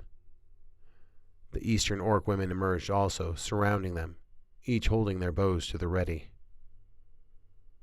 "What a situation we find ourselves in," Lewin said, emerging last. "Paladins here, on our doorstep." "They are persistent," Potemkin agreed, nodding. "How have you been, Lewin?" He greeted her pleasantly, as though she had not just slaughtered all of his men and women. "I've been keeping busy," Lewin responded in kind before returning to the matter at hand. "So what are we to do about it?" Ragdoll wasn't sure she enjoyed being talked about as though she were a problem. But in the end, a lesson was being had. She just wished he faced the end of his life with more discomfort. "I don't suppose we could just kill this troll girl and let bygones be," the orc said, sticking out his tongue in jest. "But you did kill my men. I don't suppose I can get too far past that." "You're warned about bringing this blight to our doorstep, so I think it's only reasonable that you finish what you started," Lewin said, as though admonishing a child. "Warned by a dishonorable fool," Potemkin spat, with a contentious laugh. "Best known for stabbing elves during the day, and then again at night. Old Koryu quite loved them, didn't he? Do all you Easterners take him to bed, or is it just the men?" "Your words mean little in the face of your demise," Lewin said darkly. The look in her eyes suggested she would have liked nothing more than to kill Potemkin herself, had she not promised the deed to Ragdoll. "He had to do something, as all his precious elves will die out soon," Potemkin said, offering a dramatic shrug. "Is that why your people are trying so hard to breed with them?" "I'm through speaking with you," Lewin said with an odd smile. "You have another lady who craves your attention tonight." She stepped aside, and Ragdoll stepped forward, once again in defiance of this old orc. "Is this the way of the Eastlanders, then? To cut down my people in the darkness, and then stuff me in front of the very troll who culled most of my men? I am impressed," Potemkin said, laughing heartily in the moonlight before he turned to Ragdoll. "Damned if you didn't keep me on my heels. I should have known you'd plague me to the bitter end, the first time you looked into my eyes." "You raided my village," Ragdoll said, pulling off her balaclava, her skin tingling. "You have caused me so much pain." "Ah, the blood trolls. I gave them a chance to bend their knees and suffer far fewer losses, but they refused. Instead, they offered us real combat," the old warrior said, a proper look of respect upon his eyes. "The weak die to the strong. Today my people were weak. Can you give me the death I deserve? Same old mantra of the orcs, Ragdoll said, spitting on the ground. I offer you no such respect. The orcs take what they deserve. Do you really think you're going to do me a disservice by being here? You honor me. The old orc gestured as though he were ready to accept the greatest gift ever given. You took everything from me. My mother, my father, my people, everyone, Ragdoll roared into the night. If she could explode killing all of these damnable orcs, she would have. I saved you, child. You'd be stabbing fish with a stick and getting porked nightly. Your man kind enough to offer you enough freedom to squirt out babies till you died from childbirth. I gave you something far better than that. That burning hatred in your eyes that wants nothing more than to see my innards strewn upon the ground. You think your truth is so absolute. All of you. She gestured to the orc women who surrounded her also. You are all so fucking psychotic that you can't see murder for what it really is. Then give me my death, warrior, if you can. Bring me the honor you sorely believe you're taking from me. For all the orcs you have killed, you still don't understand why we fight, why we kill. Ragdoll lowered her weapon, for she knew the orc wouldn't attack before her. So, this is how it is. No hope for peace. No hope for reformation. All orcs have to die so we can live peacefully. She asked sardonically. You damn well better believe it, Potemkin said, a mad look of glee in his eyes. Enough talk. I await my place in the afterlands, or at least I'll be done with you fucking paladins. His eyes glowed the most brilliant red Ragdoll had ever seen. A laugh of sheer pleasure escaped his lungs. The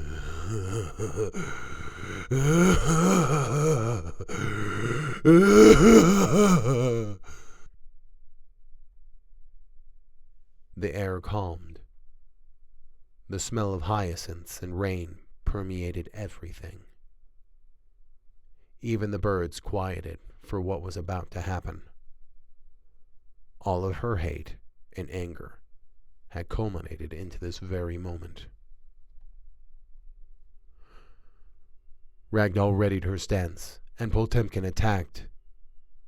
Had he been 10 years younger, the old orc may have been able to take her. But time had made him slow. Ragdoll stepped back, dodging his overhead strike by a fraction of an inch. Ragdoll's left hand shot out, grabbing his long braided hair. Her sword deliberately slid through his neck as the blood sprayed into her perfect black silk. His bloodlust faded from his eyes, and his mouth laughed soundlessly for the first and last time. Ragdoll stood there, holding the fallen orc's head in her left hand, as the rest of the orcs around her stared intently. They said nothing. One by one, they dropped to their knees next to the dead orcs. The girl approached, bringing a pail. Then Llewyn began to wash the dirty feet of the orc, his muscles still twitching. Ragdoll's mouth gaped, but no sound emerged. How had she pictured this moment, she wondered. No matter how she searched her memories, the fantasy was gone, lost somewhere she could never find it. It would have been nothing to bounce Potemkin's head off the ground in spite, but rather she dropped it in disgust. The other women remained silent, in what almost seemed like profound mourning.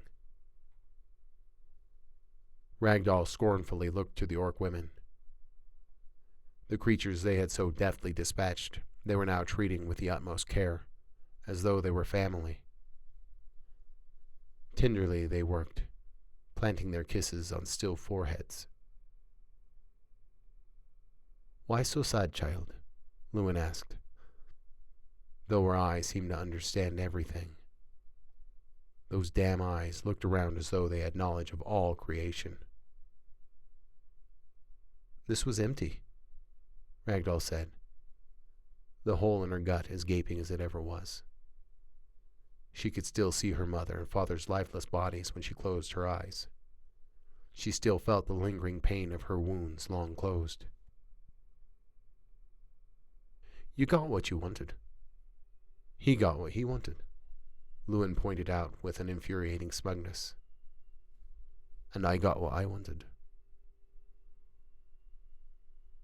"I wanted to cause him the pain that he caused me," Ragdoll said, shaking her head. "But that was never going to happen."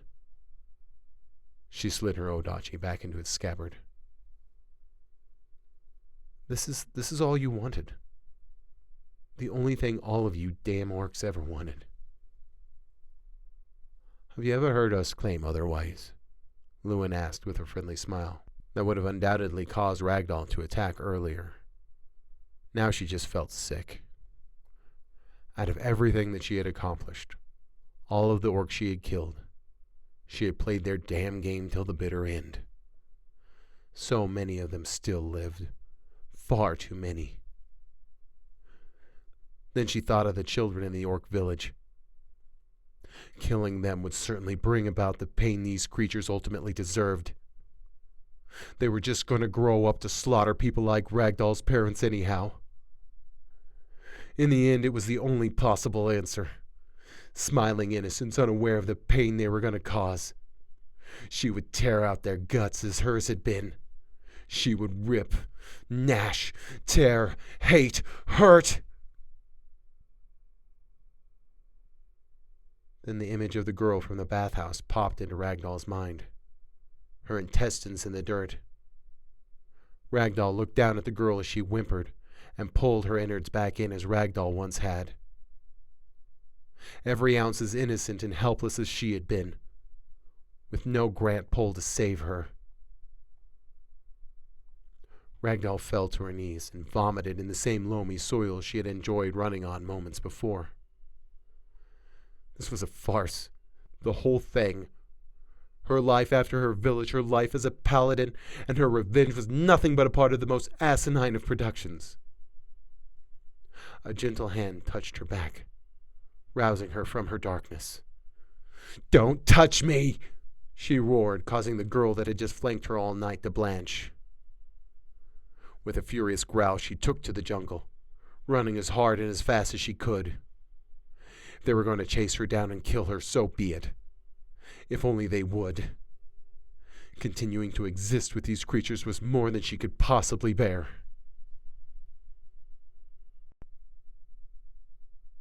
Then something familiar happened, and Ragdoll found herself dangling in the air as she had so many years before. But this time she did not fight. "Shit! I barely caught you! How is it you're so fast?" The familiar voice of the ogre said, his breath completely gone. She could feel the wounds the bristles and thorns had given her as she had run through the forest. Small paths of blood tickled her flesh as they ran. "I failed, Tal, I failed," Ragdoll said, the tears flowing as freely as they had the night orcs sacked her village. "No, you succeeded," he argued, sitting her down gently. "I would argue you were about as successful as anyone could have possibly been." "I still don't remember. I don't remember anything. Just the pain, the hate. I can't even remember my mother's face." "Suck it in, soldier!" Tal roared, his breath knocking her on her butt. "You may feel like a sack of shit you're acting like right now, but because of you ain't nobody else gonna suffer from the hands of those fucking orcs you killed. So stop your belly aching. Get on your feet and act like the paladin you're supposed to be. You still have work to do. Ragdoll's body vibrated in the warm night as she choked, coughed and sputtered. Then she gritted her teeth and took to her feet. There's time to bitch and moan when we're dead. We gotta take this info back to command. Then the great ogre pulled her in for a crushing hug. Don't ever think you failed. I won't stand for it. Ragdoll felt as though enormous hot raindrops were hitting her on the top of the head, as an odd, soft snivel escaped her commander, quite obviously unbidden.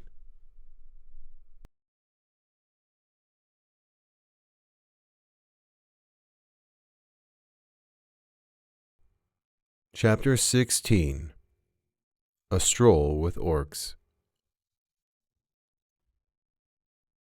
Corvid walked without fear, on a path that no other elf dared to tread, swinging her arms and singing a little song. The shortest way to Herdfin was straight through Orc territory. The last few years had seen her grow from a pedantic 12-year-old to a quite mature 15-year-old, if she did say so herself. Sadly, even for her age, she was short.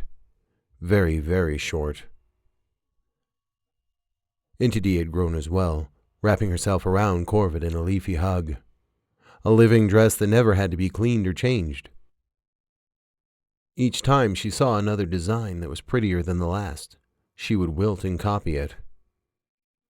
After a while, Corvid became accustomed to such things, though the other elves thought her terribly immodest. Her druidic teacher, Bradenbard, was none too happy about her leaving him behind, of course.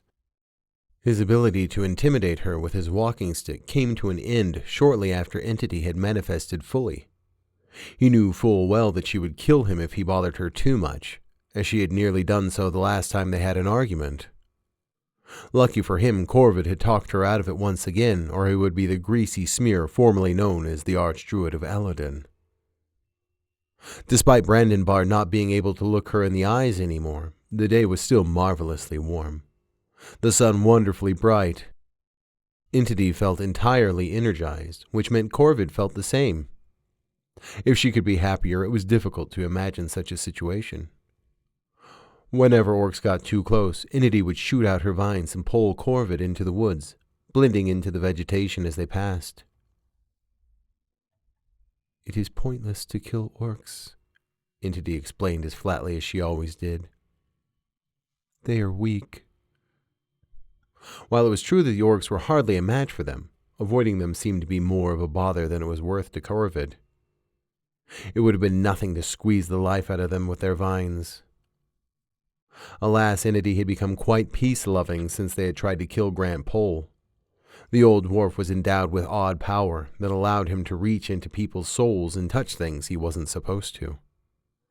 After getting to know him and understanding that he didn't mean any harm, she decided not to kill him. Frankly, it was becoming progressively more difficult to get Entity to kill anyone. The great mass of vines had become lazy in her old age, Corvid surmised. The time had come once again for Corvid to bless a small settlement called Hartfin, placed dangerously close to the eastern woods orcs. The people living there had accepted protection from them, as so many other communities had. Supposedly, the orcs had grown so numerous it was a bargain quickly becoming unsustainable. But that wasn't Corvid's problem. The Magna Mater had a plan, and they would just have to make do for the time being, even if that meant a few of them had to die every so often. In any case, she wished the old dwarf was with her, as the trip was lonely. Entity was nice enough, though she was shy and often stopped talking for long periods of time. Grant Pole, on the other hand, had been a gregarious character, regaling her with the stories of the dwarf paladin war. Apparently he was a monk, and a powerful one at that. She had quite enjoyed it when they ran into a group of orcs on the way to Eladin. Boy, they were none too happy to see her there, walking freely about. They gave the old dwarf a verbal what for, and Corvid had wanted to kill them for being so rude. But in the end, Grant Pole threatened them effectively enough, and they bowed back. Today there was nothing interesting, save for the same muggy old air and dirty old road. Even when sleeping, Entity would put down roots, making sure Corvid was never hungry enough to eat anything. She didn't even have to pee or poop. It was undignified anyhow, or at least that's what Entity thought. Sadly, she almost missed the experience. Just when it seemed as though the boredom was reaching its stride, plop, an orc fell right into their path. Looking up at her as he grasped onto a branch that should have been able to hold his weight. "Why, hello there," she greeted him pleasantly. He was an odd-looking character, as his skin was far lighter than any orc she had ever seen. Even his clothes were a unique black sable. Male orcs wore silk, as far as she knew, but it was usually far more colorful than this. "Hello," he said, looking at her as though she were revelation. He hadn't even bothered to right himself. Perhaps he thought her sight was based on movement, like that of a cat, and if he remained still, she would not eat him. She giggled at the thought. "Oh, you're not an orc at all. You're a half-breed," Corvid said, the realization sweeping over her. "Look at those pointy ears. Is it even possible?" she gushed. The half-breed clawed, scratched, and scrambled as fast as he could until he was able to dash into the forest. "Pleased to meet you," she called to his back, fairly certain he heard. "I couldn't sense him at all," Entity said, dumbfounded. She didn't often speak through Corvid's throat, so it hardly felt natural. Her voice was quite a bit different than Corvid's melodic lilt, sounding flat and squeaky. "There is something strange about him." "He's a half-breed, dummy. He seems nice, though," Corvid observed cheerfully, taking her throat back for a moment. "Did you know that orcs could breed with elves?" "I was unaware of that," Entity admitted. Though very powerful, she had grown up with Corvid, thus having experienced what she had experienced. Sadly, trying to tell her anything was often an act of futility, as Corvid could be quite thick. "Stop taking my internal monologue," Corvid demanded, stamping her foot. "And that's really rude." "Sorry," Entity apologized. It was difficult keeping their consciousnesses separate sometimes. They usually merged when they were angry or excited. In any case, she retreated back into Corvid's mind once again. "He was pretty, though, wasn't he? That hair," Corvid gushed once again. Most orcs wore those odd silk shirts trailing down their back, a garb that must have been terribly difficult to travel through the jungle. This one must have been some sort of scout, she surmised. "I don't think we were supposed to see him." With a giggle and a shrug, she continued down the road, starting her little song from where she left off. Before much longer, Corvid's arm shot out as though she was going to make a left turn. "What's this, then?" she asked right before Entity jerked her into the woods once again. Thankfully, it was in a good place because she could see and hear everything. "There ain't no elf stupid enough to take this road," a big burly brute of an orc said with a hearty laugh. His muscles were enormous as his robes hung from his waist, exposing his enormous pectorals. Corvid looked down at her own natural endowment and wondered how he had managed to keep from having a sore back. For a leader, he was taking the lack of a pretty young elf on the road well enough. She had heard that orcs could be unreasonable, but in her experience, they often seemed agreeable enough. It was surprising how effective the threat of certain death could be, even to a people who claimed to love the concept as much as orcs did. "I did hit my head pretty hard," the half-breed boy admitted, causing Corvid to giggle. Though a particularly stiff clap to the mouth by Entity stifled it almost immediately. Both of the orcs looked in her direction. "That was a girl laugh if I ever heard one," the big brute said, grinning from ear to ear. "Looks like you get blooded early." That is if you can catch her. I told you, the half-elf said, prompting a good smack to the back of his head. Go get her then, the brute exclaimed, tossing him by his collar. Make me proud for once. Damn, damn, damn, the half-elf said, making his way closer and closer to her. This caused Corvid to have a brilliant idea. Whenever he got near, she would slide through the forest, further and further, giving a playful giggle whenever she got to a certain distance. Before long, even Entity was having fun, lending her voice to the game every so often. Further and further they traveled. As tenacious as orcs were known to be, the sheer distance he traveled through the thick forest displayed his elf side in a brilliant light. After a while, Corvid had finished teasing the boy, and they swung quickly through the trees, subverting and landing silently behind him.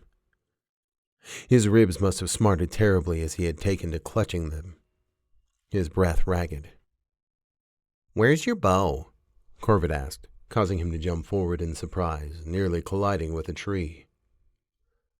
He whirled around, bearing his Daito clumsily. Corvid had been exposed to Daitos before, and this orc looked as though it was the most unnatural thing in the world for him.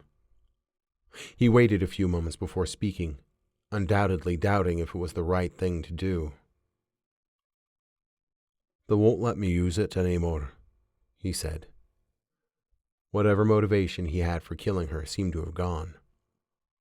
He simply couldn't bring himself to strike the young waif before him. Corvid didn't blame the poor creature, for she had been batting her eyes prettily, utilizing her feminine charms as potently as she could. It was quite effective, as the half-elf gave her a terribly dumbfounded look. "Do you want mine? I don't really need it," Corvid offered, presenting the finely fletched weapon before her. It had been a birthday gift from Bradenbard when she turned 12. The half-elf quite obviously admired it for a second before shaking his head no. She shrugged and re-slung it around her shoulder. If he didn't want it, he didn't want it. "No, thank you," he said politely before chewing on his lower lip. A profound internal struggle saw the reasonable part of his brain having the unreasonable part in a headlock. Or at least that is what Corvid would have guessed. Before long, he returned his sword to its scabbard. Corvid was an elf, and if he truly were an orc, it would have been in his nature to brutally murder her. Though it had been pretty obvious he didn't want to from the beginning. For that she was grateful, even if he would have been brilliantly unsuccessful. There was something about him she couldn't quite put her finger on. She had difficulties not hugging the stuffing out of him for some reason. "How about this, then? Let us trade questions," Corvid offered. Surely he wanted to know about his elf side. She couldn't help but giggle when the look of anticipation jumped over his eyes. "Am I immortal?" he asked, ignoring her delight. It was a question that had undoubtedly burned in his mind since he was first blessed with thought. "That's a wonderful question." "I don't know," she blurted out. "Maybe?" "Maybe? What kind of an answer is maybe?" the half-elf asked incredulously. "My name's Corvid. What's yours?" She introduced herself politely. She often forgot such things, and though it was late this time, it was better than never. "It's Toku, but you didn't answer my question," he griped, plopping on his butt, prompting her to follow suit. Thankfully, he didn't yet know how dangerous she actually was. All of the elves she spoke to often treated her with polite terror, leading to an uninteresting conversation. It had been quite a few years since she had killed anyone, but the fear still lingered. It was just nice to speak frankly to anyone other than Entity for a change. "I answered you the best I could," Corvid said, puffing out her cheeks. "Then where's your friend?" he demanded, trying to look through the woods. Corvid waited for Entity to speak up, but she just gave a soft giggle inside her mind. "My turn. Why are you alive?" Corvid asked, cocking her head curiously. What kind of question is that? Toku asked incredulously. It seemed questions regarding his existence was a touchy subject. She would have to go about it in a different way.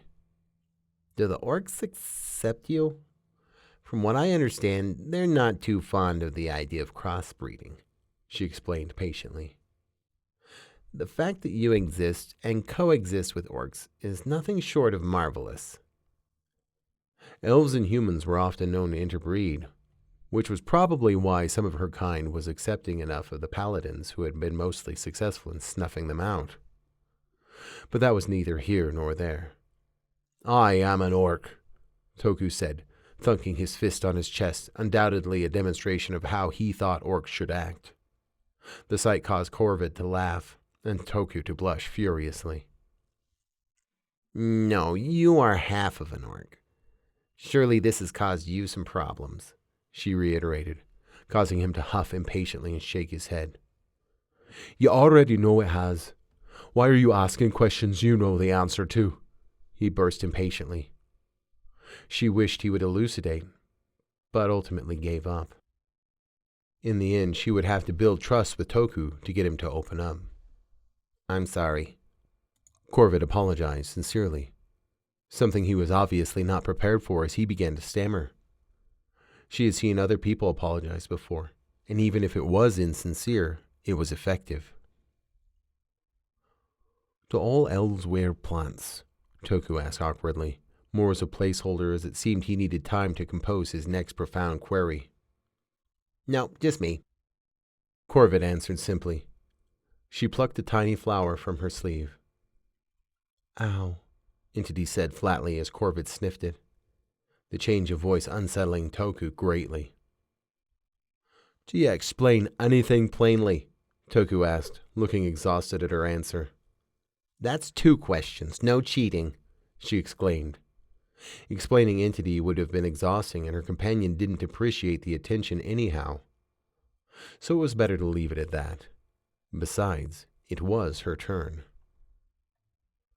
So why do you wear those black silk clothes instead of the long, pretty shirt like the big fellow?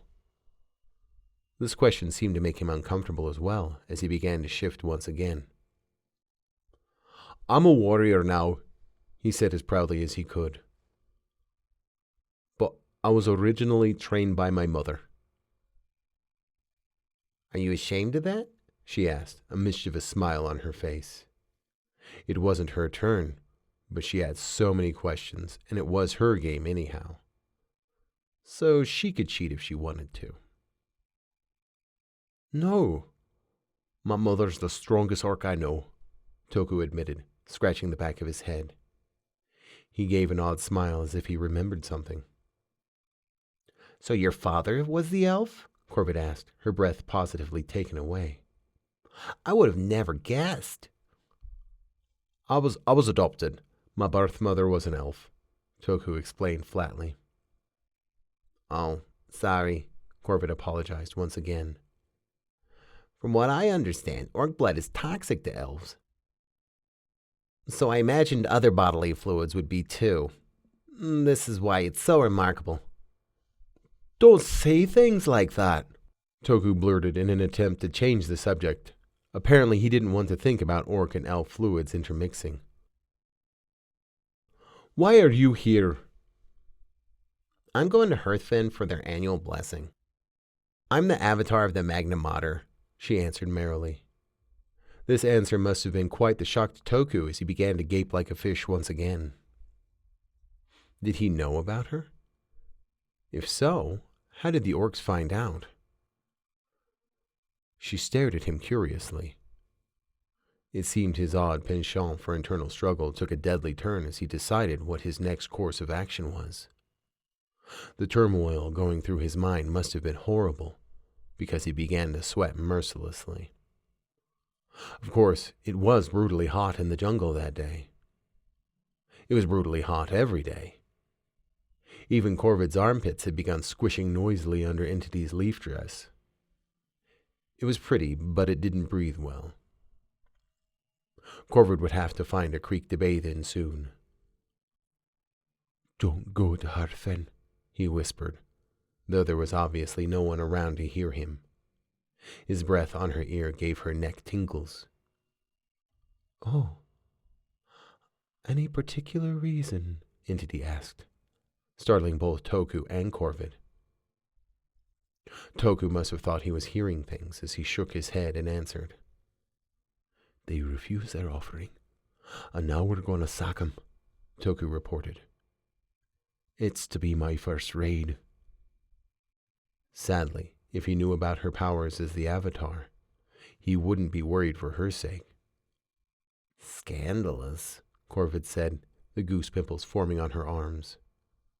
She knew exactly why they refused her tribute. They knew she was coming. Brandon Bard would be furious.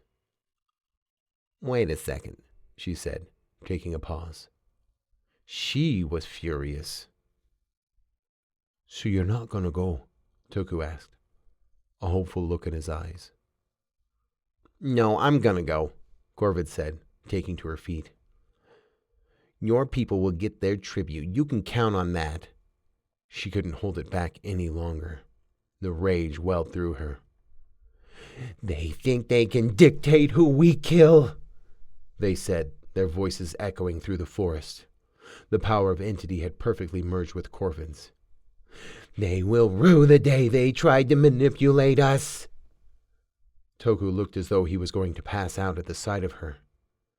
Then she remembered her aura and dissipated it, allowing Toku to breathe freely once again. "Oh," Corvid said before she left. "Whether you know it or not, you are my new friend, so don't die." She grabbed his ears and kissed him on the lips, leaving him dumbfounded as she sped through the forest. "I really like him," Entity said as they sped through the scrub. It wasn't like her to like anyone. "I know," Corvid gushed one last time. She sincerely hoped he would survive long enough so they could meet once again. Chapter 16, Part 2. The Calm. Oh, damn. Oh, damn. Toku swore, taking to his feet. Not only had he failed to slay the elf girl that Dai Chijin had sent him after, but he had warned her of their impending attack. There had been something so odd about her, so engrossing that he immediately forgot that she was the enemy. He didn't want to kill anyone to begin with. Lewin had already proven that he didn't have bloodlust. His hands shook mercilessly. How could he possibly tell Dai Chijin what had just happened? Would the chieftain punish him? He needed to talk to Luen first. Thankfully, it didn't take him long to find her, yawning on a log. She had been so busy coordinating the large ceremonial raid, it seemed she didn't have much time for sleep. Really, other than inspecting the young warriors and loudly proclaiming their superiority, Dai Chijin hadn't done much. "I messed up. I really messed up," he said to her after relaying what had happened. She simply placed her hand on his shoulder and rolled her eyes. "Fucking Dai Chijin," Luen swore, looking as though she was sincerely considering murdering their chieftain once and for all. "Look, they already know we're coming. They made their decision when they didn't pay tribute," she explained patiently. This did little to make Toku feel better. What was with that girl anyhow? She had moved through the forest in a truly frightening way. Were all elves able to do such things? Was that why he was so good at navigating? His head reeled from all the questions. "You do know that there will be more girls in the village?" Lewin asked him expectantly. "It is unfortunate, but circumstances dictate there will be no survivors." Toku said awkwardly, feeling sick. He wasn't sure how he was going to pull this off. He imagined Corvid, bloodied and killed like a boar. The idea was too horrible to imagine. Orcs needed to kill in order to survive, but Toku had no such need. The frustration felt as though barbs were ripping through his brain. Also, he was an apprentice to Dai Chijin, of all people. The great orc was renowned for taking all the victims for himself. In the end, hopefully this experience would help to desensitize Toku, though he wasn't sure how it would. Just follow Dai Chijin. He will teach you how it's done, Lewin said, giving him a rib-crushing hug. Toku definitely saw a disconcerting look as he walked away, making him feel all the worse. She had made no secret of how she felt about Toku's part in this. He'd even heard her and Dai Chijin screaming at each other over it a few days prior. He rejoined Perk and the boys in camp. Putting on his warrior's clothes, he received an anointment from the priestess, along with a kiss on the forehead. This was his second kiss of the day, though this one made him feel the dirtiest. "Oi, brother, you look greener than usual. Almost mistook you for a real orc," Perk said, causing a round of laughter from the rest. Toku had not told them of what was going to happen when they made their first kill, something that had also made him feel sick. Lewin warned him against it, and going against her word was something he was unwilling to do. After tomorrow it would be all over, he kept telling himself, over and over. "Yeah," Toku said with a weak smile, prompting a worried look from Perk. "Oi, listen up," Dai Chijin called, demanding their attention. "Now this is an elf village totaling in 50 odd, a quarter of which are fighting stock. If you kill the men, you leave the women to starve. Give them the gift of Our Lady. The younglings will have been carted off by now, so you won't have to pop that particular cherry today." This gave Toku some measure of comfort. Corvid looked younger than him by a bit. Perhaps they would make her leave by the time they got there. "You'll be moving in groups of 4, of which you'll have already been assigned. Toku, you're the odd duck out, so you'll be with me," Dai Chijin said, pointing at him. It was no surprise, mostly because even though he was as old as the rest, Toku had not trained for long enough. While it made him feel somewhat weak, he was grateful nonetheless. "That means you'll get the most blood on you," Perk said, sticking his tongue out at Toku. "I can hardly wait," Toku said sardonically. "If you're gonna die, make sure you die well, and listen to your mentor. Shit's gonna get confusing, but we will lead you back. Remember that above all else." With an odd dismissive wave of the hand, Dai Chijin disappeared into his tent, leaving the boys to their business. "So are you going to take a bow for Luen?" Perk asked, plopping down near the bonfire. The heat was such that it was nearly unbearable, though Perk didn't seem to notice. "Maybe," Toku said, sitting next to him, considerably less comfortable. "I don't think Dai Chijin will let me take anything." "Bah, you'll have every right to do so, especially if you help," Perk said dismissively. "I'm going to take all the cake I can find. I tried one during the New Year's after Lewin adopted you. It was brilliant." Toku hadn't been allowed in that particular celebration, though the one last year had been as much fun as Toku had ever experienced. Elvish wine flowed, leaving his head knocking painfully during the training the next morning. "Definitely no wine for me," Toku said, profoundly remembering the experience. "I'd never seen anyone puke that much," Perk said, laughing merrily. There was an odd bit of nervous energy in him that Toku had never seen before. "Are you okay, brother?" Toku asked in a low voice. "Are you kidding?" Perk said, his eyes wide. "I'm about to piss myself." "Same here," Toku admitted, happy he wasn't the only one. "Luen told me that everyone feels this way their first time, that even Dai Chijin shit himself on this first battle," Perk said in a low voice so no one would hear. "But I don't get why we have to kill all of them just to make a point. Shouldn't we just go in and soften them up a bit?" "I saw one of them in the forest. It was a girl," Toku admitted, quickly changing the subject. "Shit, I keep forgetting about the girls," Perk said, looking sick. I don't want to kill girls. We'll avoid them, Toku concluded, prompting a nod from Perk. Are you going to keep on being a warrior after the raid? Perk asked him as he stared blankly into the fire. All males trained as warriors, but afterwards they could decide if they wanted to do something else. They could apprentice as blacksmiths and carpenters, among other things. It was, of course, very popular to stay a warrior, but some simply did not have the stomach for such work. Toku was pretty sure he hadn't the stomach for it. He desperately hoped he could continue to hunt with the women. I guess it depends. Maybe we'll get a taste for Raiden, Toku said, wondering if the statement couldn't be further from the truth. Then the other veteran warriors joined him. 8 in all, they rounded up their apprentices, including Perk, briefing them on what was to be expected. Only Toku was left alone, pondering his lack of bloodlust. By the time the veterans were done, the young men were all whipped into a frenzy. Even Perk looked ready to take on an entire army of elves. This made Toku feel better, though as he unrolled his bedroll, he wasn't sure he would sleep at all. He had spent so many long nights stalking prey, it still felt unnatural to slumber in the dark. He simply lied there, staring at the stars.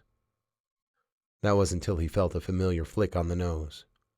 "Ow," he said flatly, before Luen's upside-down face appeared. An odd look had overtaken her, a sadness he had never seen in her before. "You're not going to sleep anyhow, so you may as well patrol with me," Luen said, patting him on the chest. "Potatoes, I want potatoes," Perk muttered in his sleep before rolling over. Silently, Toku followed Luen into the forest. Not an easy feat in his warrior robes. After a while, he hiked it up and tied the bottom fringe round his waist. It wasn't like he was naked underneath it anyhow. The whole design was flawed, he felt. The outfit he wore on hunts was far superior, allowing for much better ease of movement. Despite that, it still didn't take him much time to reach their destination. "I still can't believe how much you've grown," Luen said, her wistful look even more profound, causing his neck to burn. She pushed his messy locks away from his face. "I want you to know that I am so proud of you." "I'll know," Toku said, abashed. She had always been an attentive enough parent, though her affections were often not what he would expect. Oftentimes she would tackle and tickle him until he nearly peed, clutching her own ribs as she laughed merrily.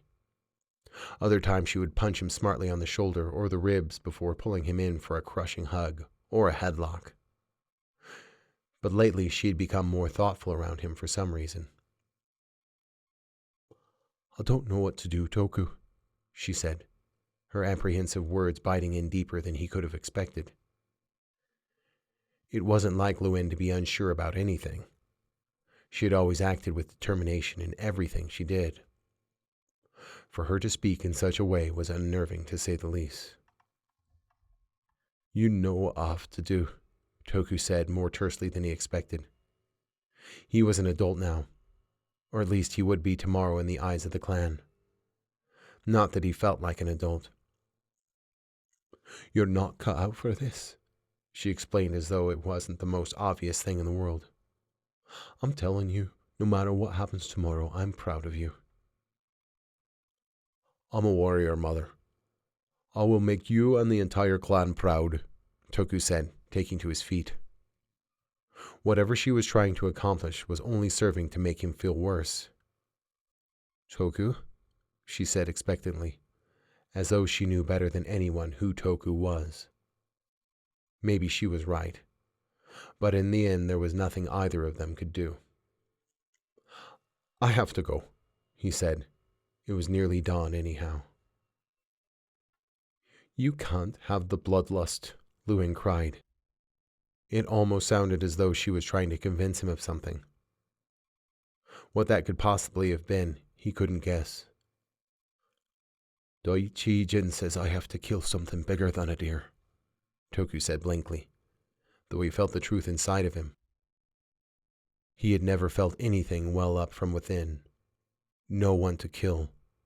No fury. No overwhelming urge to spill blood. The elf girl popped again into his head. As insane as Corvid was, the strange connection he felt with her seemed so profound all of a sudden. "It's just not there," Lewin said, the tears in her voice cutting deep into his mind. "What even is bloodlust?" Toku asked, shaking his head. She responded by grasping him by the shoulders, her tear-filled eyes glowing a brilliant red. Her breath became ragged, punctuated by growling sobs. He had seen Umko do it, but Lewin was a different experience altogether. "Everything slows down, and our strength doubles, but it can overtake you." The veins in her arms stuck out and her muscles bulged. With a rush of power, the oxygen sucked from the air, causing Toku to gasp, falling to his knees. "It's the single greatest and worst thing about being an orc. It feels so good, but it makes us do horrible things." He could feel it, an unrelenting lust to kill coming from his mother. She gritted her teeth and painstakingly slowed down her breathing until her eyes returned to normal. "When a girl makes her first kill, the bloodlust comes. It's the same with the men, but ours comes much earlier. During our first hunt, which is why I was with you during yours," Lewin said, dropping to her knees also. "How is this fair?" Toku asked, shaking his head. "Why is it that every time I think things are gonna go good for me, something happens?" "You have to achieve bloodlust to become a warrior. Daichijin believes that when you spill your first elf blood, you will find it." "This is not going to happen," Lewin said, her warning pressing hard upon his ears. "So no matter what, I'll not be a warrior after tomorrow?" Toku asked, though he already knew the answer. "No, but you'll always be my son." She embraced him, her warm tears upon his shoulders. Umko's gonna be pissed," Toku said, causing Lewin to give an odd, muffled laugh. "She was gonna marry me." "Her mother would have murdered you in your sleep," Lewin said, bawling and laughing at the same time before releasing him. She gave a great sniff and wiped her eyes. "Ugh. Why do I have to love you so much? Do you see what you're doing to me?" "I'm sorry," Toku said, taking to his feet. "Do not apologize. This whole fucking situation." "So what should I do?" Toku asked, feeling more powerless than ever before. How could he ever hope to compete? "You will do what Daichijin could never understand. You will fight like a woman." She stuffed her dagger into his hand and forcibly pointed him back to camp, giving him a gentle shove.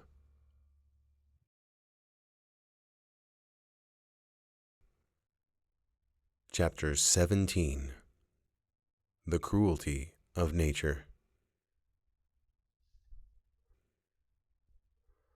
The inside of Corvid's brain was a wondrous place. The sky was a brilliant cerulean ocean with puffy little clouds drifting gently through the sunlight. The fields of grass in which she stood ebbed and flowed with hilly waves that went on for eternity.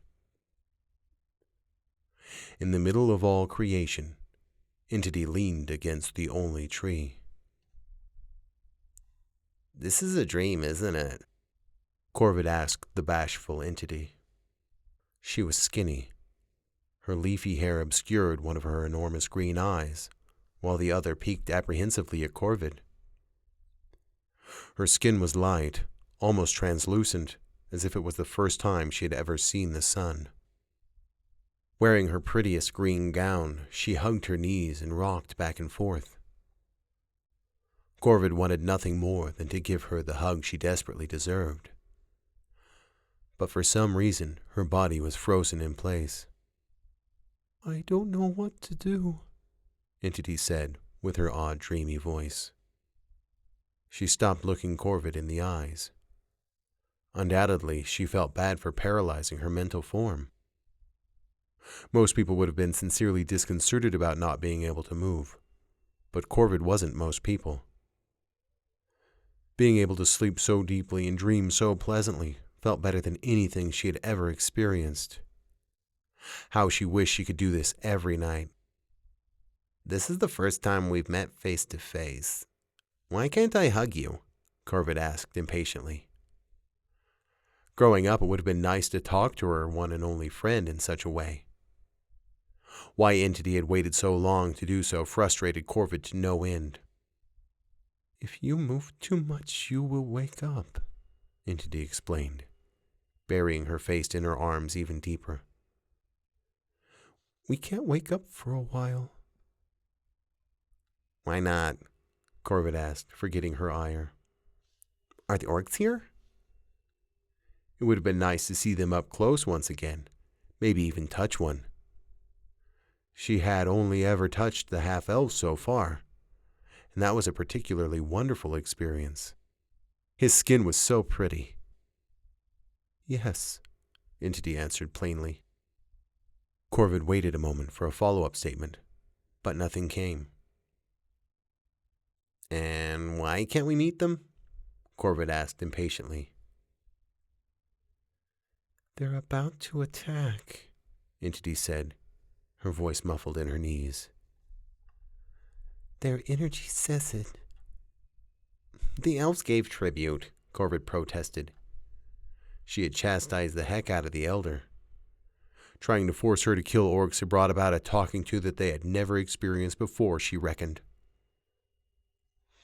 They even selected their tribute, though they were none too happy about it.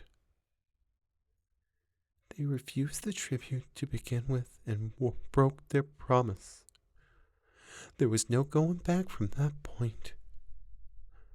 They must learn from their mistakes, Entity explained, her face completely obscured. It was a shame these elves had to die, but there really was no helping it. Lessons must be learned, Corvid supposed. Can't I be awake when this happens? Corvid asked blankly. You can't help yourself. You get murdery, Entity explained. Corvid nodded her head in agreement. Once the violence started, she would have a hard time controlling herself. It only made sense that she would kill the creatures that looked the least like her. If the orcs had an avatar, she imagined it would be the same. So with that being said, why can't I kill the orcs? Corvid asked, confused. It wouldn't be hard to kill them, she imagined. You can kill as many as you like once the elves are dead, Entity explained. We can't fight their battles for them. We have a very specific purpose. Yes, the seraphim, Corvid remembered. But we're not strong enough for them yet. Just then, Entity's head popped up, an insane smile on her face. I can't wait, Entity said breathlessly. Corvid had never seen her smile before. It was quite unsettling. Wow, you're so excited about that, Corvid gushed. It wasn't like Entity to be excited about anything. Are the elves dead yet? No, Entity said flatly, her enthusiasm ebbing. She may have been excited about killing demons, but now Corvid was itching to kill some orcs. Elves would learn their lesson, and orcs would also get their comeuppance. Everybody wins. Are they dead yet? Corvid asked again. No, Entity said, with even more emphasis this time. Are they dead yet? Corvid asked, once again for good measure. Yes, Entity said with a giggle. Really? Corvid asked, her heart beating rapidly. No. Both girls laughed frantically at the joke. Can I move? I promise I won't wake up, Corvid pleaded. Okay, Entity said, releasing whatever was holding her in place. Without warning, she pounced, tackling Entity in a brutal hug. Both girls giggled madly as they rolled in the grass. Entity was bonier than Corvid would have expected. There had to be a way to fatten her up somehow. Oh, it's time, Entity said, her enormous green eyes wide. In a flash, Corvid's real eyes shot open. A young orc had broken down her door and was busy brutally stabbing one of the elf women charged as her servant. His face was covered in her blood, his eyes glowing red. Corvid had heard of this condition before. It was bloodlust. The second girl, a pie-faced, brown-haired elf girl, had apparently been shaking her violently for the duration of the attack. The feeling in Corvid's cheeks indicated that she had been slapped several times as well. The poor girl in her bed began wailing quite intensely as the orc turned his attention to her. "Oh, thank the Mother," she screamed, her face marked with sublime, terrified relief. She scrambled to get behind Corvid, her terrified sobs muffled by her blankets. It was sad they had to die for the poor decisions of their leaders. Well, in any case, it was time for fun. "Hello," Corvid greeted the orc pleasantly.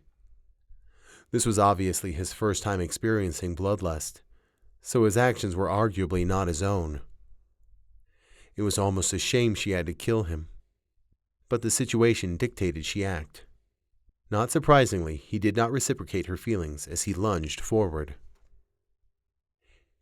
It was no secret that orcs were formidable opponents, but this fellow moved far faster than she could have anticipated.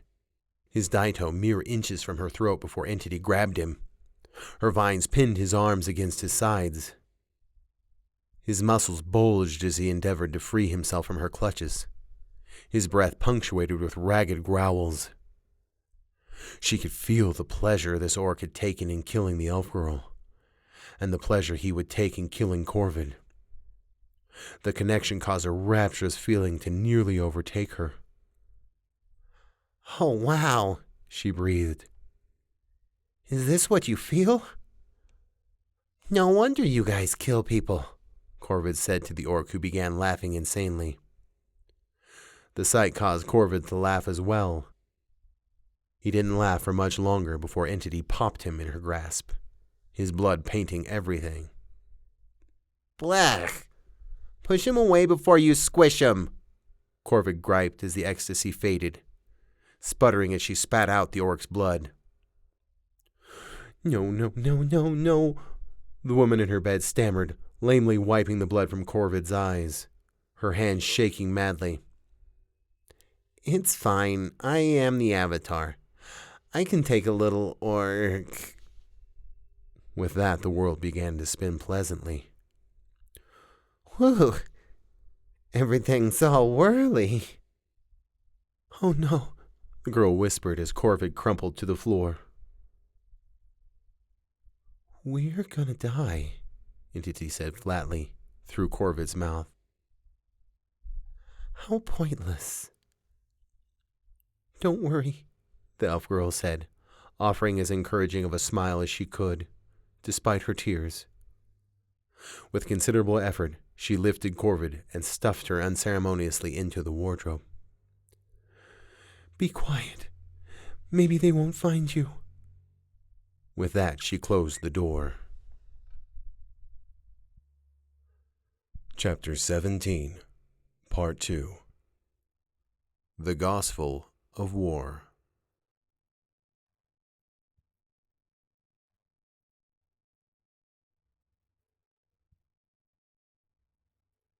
Toku was numb, to say the least, watching his peers run around, brutally murdering elves as though they were animals.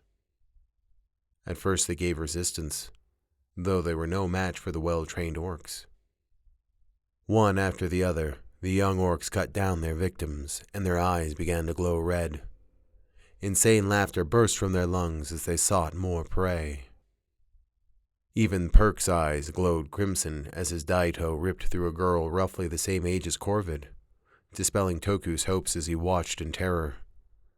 His mind could barely comprehend what was happening. He just stood there, next to Daichijin, as the carnage ensued. "How do you feel about what you see, Toku?"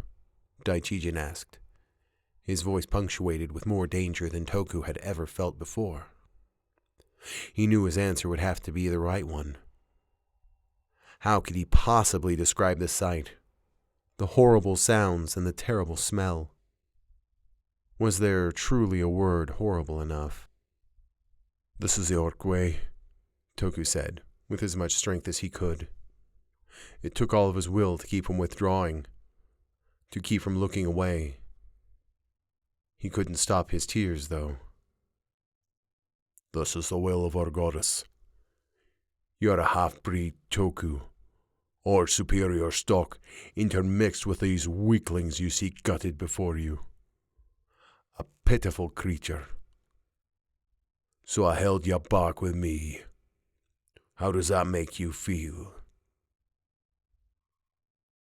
Not great, Toku admitted, though he wasn't sure he properly understood the question.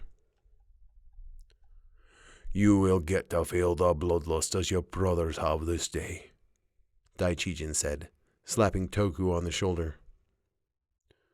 "You'll never be a warrior like Perk there, but you'll make a good bathhouse attendant or a fletcher. Something suitable for your skinny arms."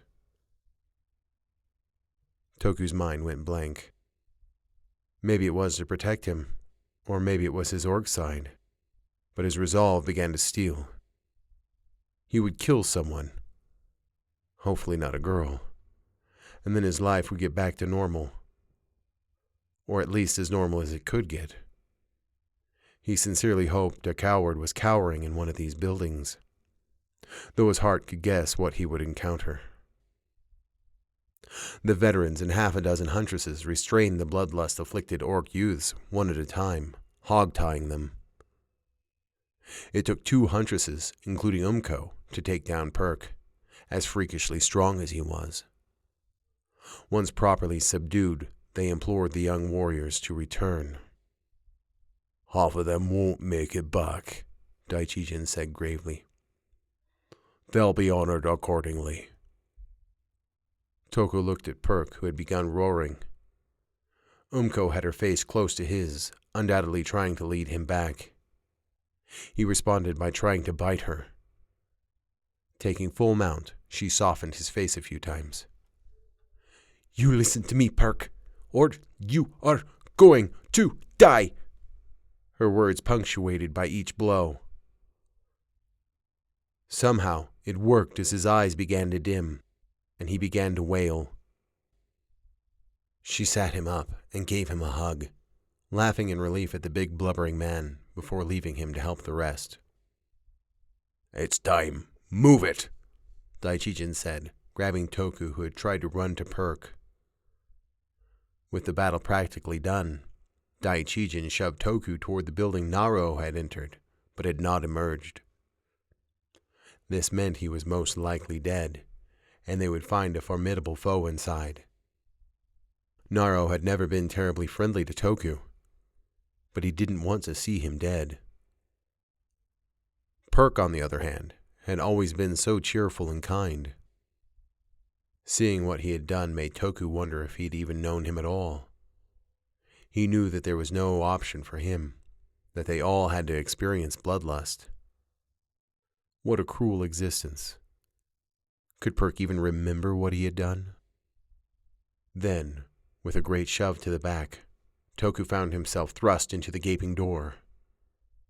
Inside was an elf woman, covered in orc blood. It wasn't Corvid, though he didn't want to kill her either. It took everything he had to keep the thought from spilling the contents of his stomach. She wielded an elven longsword covered in rust, though its edge had been honed.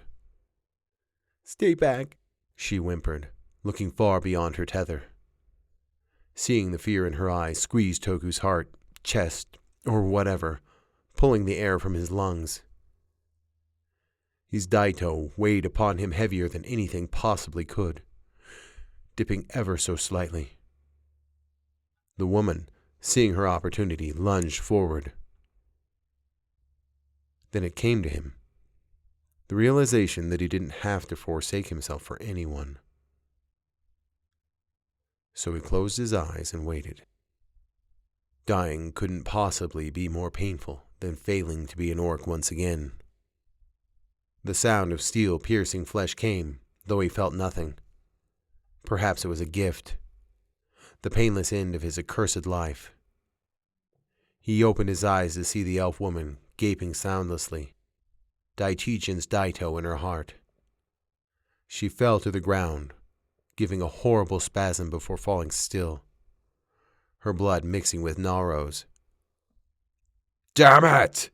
Daichijin roared as his fist rang Toku's left ear, a stark reminder that pain still existed in the world. The momentum caused his head to bash against the wardrobe. A girl's voice gasped from inside it. It seemed the impact had startled her. Now upon his knees he prayed for all he was worth the Daichijin had not heard. The chieftain lifted Toku from the floor, a solid punch sinking into his ribs. Toku cried in pain as he flew across the room, landing solidly on the bed. It was still warm. His vision tunneled as he nearly lost consciousness, not an unfamiliar sensation. Shaking his head, he lifted himself from the soft cushion. I've given you every opportunity to be an orc, Daichijin spat, his eyes glowing in the dim cottage. I gave you your status back, and the chance to prove yourself by accepting the bloodlust, and here I am, confounded by you yet again. Lewin loves you for reasons I cannot comprehend, but I tried, damn it. I tried to accept you. He overturned a table, shattering a single window. I hoped, maybe, just maybe, she could love me too. Daichijin looked upon Toku with such incendiary hatred that he could almost feel the burn. I can't help you there, Toku said defiantly, grasping at his damaged ribs. Was the chieftain going to beat him to death? You can help me more than you know. Daichijin jerked open the wardrobe and dragged Corvid by the arm, thrusting her before Toku. "Why, hello, sir," she said, smiling up at him. "I swallowed some orc blood on accident." Toku fell to his knees next to her. The living dress hung limp from her body, like a severed plant too long in the sun. "I told you not to come here," Toku cried, though she merely smiled back at him, unafraid of what she had to realize was the end of her life. "What can I say? I blame fate," Corvid said, her brow furrowed. Toku looked down at his daito. He had learned from his great-grandfather that when orcs died, they did so with their sword in hand. Though he had received a great blow from Daichijin, he had still retained his weapon. If nothing else, he felt proud of that truth. "You will kill her, and you will accept the bloodlust. Lewin will see that I was right and that you are a warrior. She will have no choice but to marry me for the good of our clan," Daichijin said, sounding progressively less self-assured than before. "You are so fucking stupid," Toku spat, rage overtaking him. "Lewin is gonna kill you long before you ever get the chance to touch her." "Would you look at that? It's happening. I was right. I knew it," Daichijin said madly, practically gushing. "Ooh, pretty," Corvid gasped. Out of everything that happened to him, Lewin was the only good thing. She was the only one who stood by him during his worst, and this great idiot of a brute treated her like his property. like something he could wrench from the grasp of dying elves. Toku could take no more. "Luen will never love you," Toku bellowed, taking to his feet, grasping his daito. The world had changed in an instant. He could feel everyone. Corvid, Daichijin, and even the dying light of the girl on the floor. Daichijin's fear, hatred, and insecurities were painted all over his entire being. He wanted Luen so badly it had become toxic. She would be his whether she wanted it or not. Damn it. It must be the elf half stopping the full thing.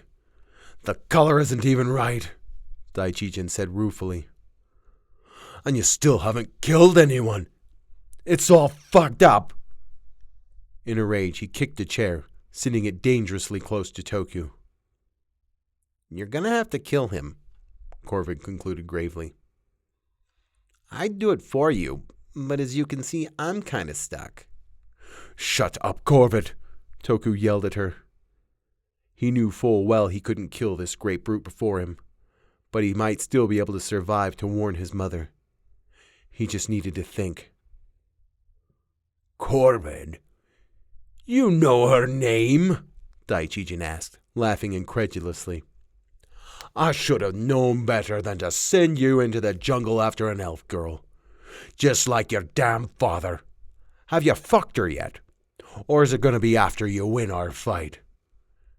"Shut up! Shut up! Shut up!" Toku screamed. This whole thing was insane. His entire world, as mad as it was nothing compared to what he had seen today. The sheer absurdity of it all was unacceptable.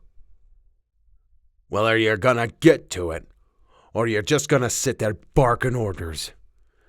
Maybe you aren't mad enough. How about this?" A look of sheer cruelty came across Daichijin's face.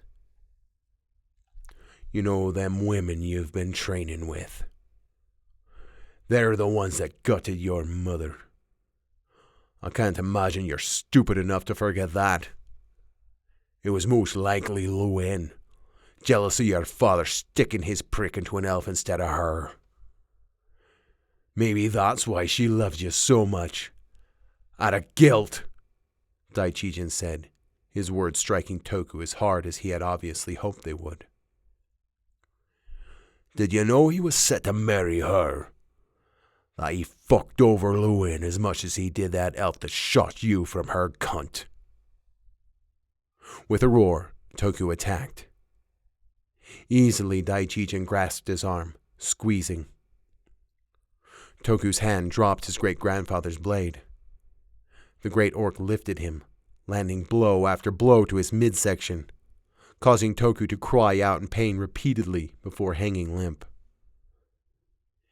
"You've been a blight on this clan far too long," Daichijin said calmly. "A problem that would have righted itself if not for your self-righteous savior." "I will kill you!" Corvid screamed in two voices as she had done in the jungle.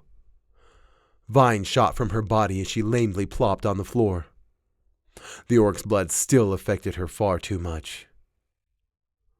"What the absolute hell?" Daichijin said, witnessing Corvid's tantrum. This gave Toku the opportunity he needed, as he slid his mother's dagger from his belt. Toku had killed many prey, and this time felt no different. It slid deftly between Daichijin's ribs, deep into his heart. In the end, even the chieftain was made of meat. With massive strength, the great orc flung Toku, bouncing him against the far wall before falling to his knees. "Oh shit, that was foolish," Daichijin gasped, wrenching the dagger. He dropped to his knees and then his side. "Oh damn." Toku scrambled dully to his feet. He may have survived, but it cost him a few ribs. It wasn't as if he had never felt pain before, but nothing compared to this. Shaking the cobwebs from his brain, he He practically collapsed next to Corvid. Did my eyes glow red? He asked her, his tears landing on her chest. Not red, she said, offering him a truly empathetic look. So on that note, we probably ought to talk about escaping now. Impossible, Toku said, laughing ruefully. Even if he wasn't terribly injured, he could see no realistic way for them to flee. The huntresses won't let us escape. For years he had been a part of their drills. He knew precisely what they were capable of. And running was hardly an option. What's the harm in trying? Corvid suggested brightly. I can't walk. The situation dictates that I'm a damsel in distress. For that reason, you probably ought to save me the rest of the way. Don't do things half-assed, Toku. Oddly enough, she didn't sound terribly afraid for her own well-being. Rather, she was rooting for Toku to become the hero she seemed to think he was. Despite himself, he couldn't help but laugh at her encouragement. If he was going to die, he might as well give a good go at escaping with the elf girl, he decided. Either way, the end result would be the same if he failed. Tucking his arms under her skirt and lower back, he lifted her from the floor. Thankfully, she was much lighter than he anticipated, as she weakly wrapped her arms around his neck. We should get married after this, she proposed. The look of sincere love in her eyes caused Toku to balk. But he just shook his head. Shut up, he ordered weakly. He opened the window closest to the woods, and with some effort, he sat her gently upon the ground below. You'd best get all that out of your system, 'cause when we're married, I won't tolerate such backtalk, she said with a wink. Toku merely shook his head and climbed out, picking her back up. With 3 punctuated breaths, he took to heel, sprinting as fast as he could, hitting the tree line faster than he could have anticipated. As expected, before him stood a huntress, her bow at the ready. Toku, what are you doing? It was Luen. He had never seen her so shocked. Yeah, you were right, Luen, Toku said, his tears flowing more freely than they had ever before. I'm not cut out for this. Hello, ma'am, Corvid greeted quietly from his arms. Toku's saving me. Just drop the girl and we can talk, Luen said, lowering her bow. Don't do this, Toku, please. I already killed Daichijin, Toku blurted, his body vibrating. I'm done for anyhow. You should just kill me, like you did my mother. Toku choked painfully on his own words. He felt like falling down and letting the earth take him. After seeing what the orcs did, after feeling everything he had, he just wanted to die. I didn't kill your mother, Luen said helplessly. She dropped the bow and ran to him, pulling them both in for an embrace, whispering in his ear. But it could have been me just the same. Her tears fell hot upon his neck as she talked. I just couldn't do it, Toku said, barely able to make his words audible. I know, love, Luen said. She pulled back and looked him dead in the eyes. Now you listen to me. Umko's the quickest, so she'll catch you first just to prove she can. She'll most likely let you go. Renka, on the other hand, will be next. She's tough. You'll need to kill her if you can. Remember what I've taught you. You had better survive. I love you, Luen, Toku said, his resolve strengthening. You know that I love you more than anything. And with that she released him and watched quietly as he made his way through the scrub. The look on her face was more than Toku could bear. Barely able to see through the tears, he ran as hard and as fast as he could.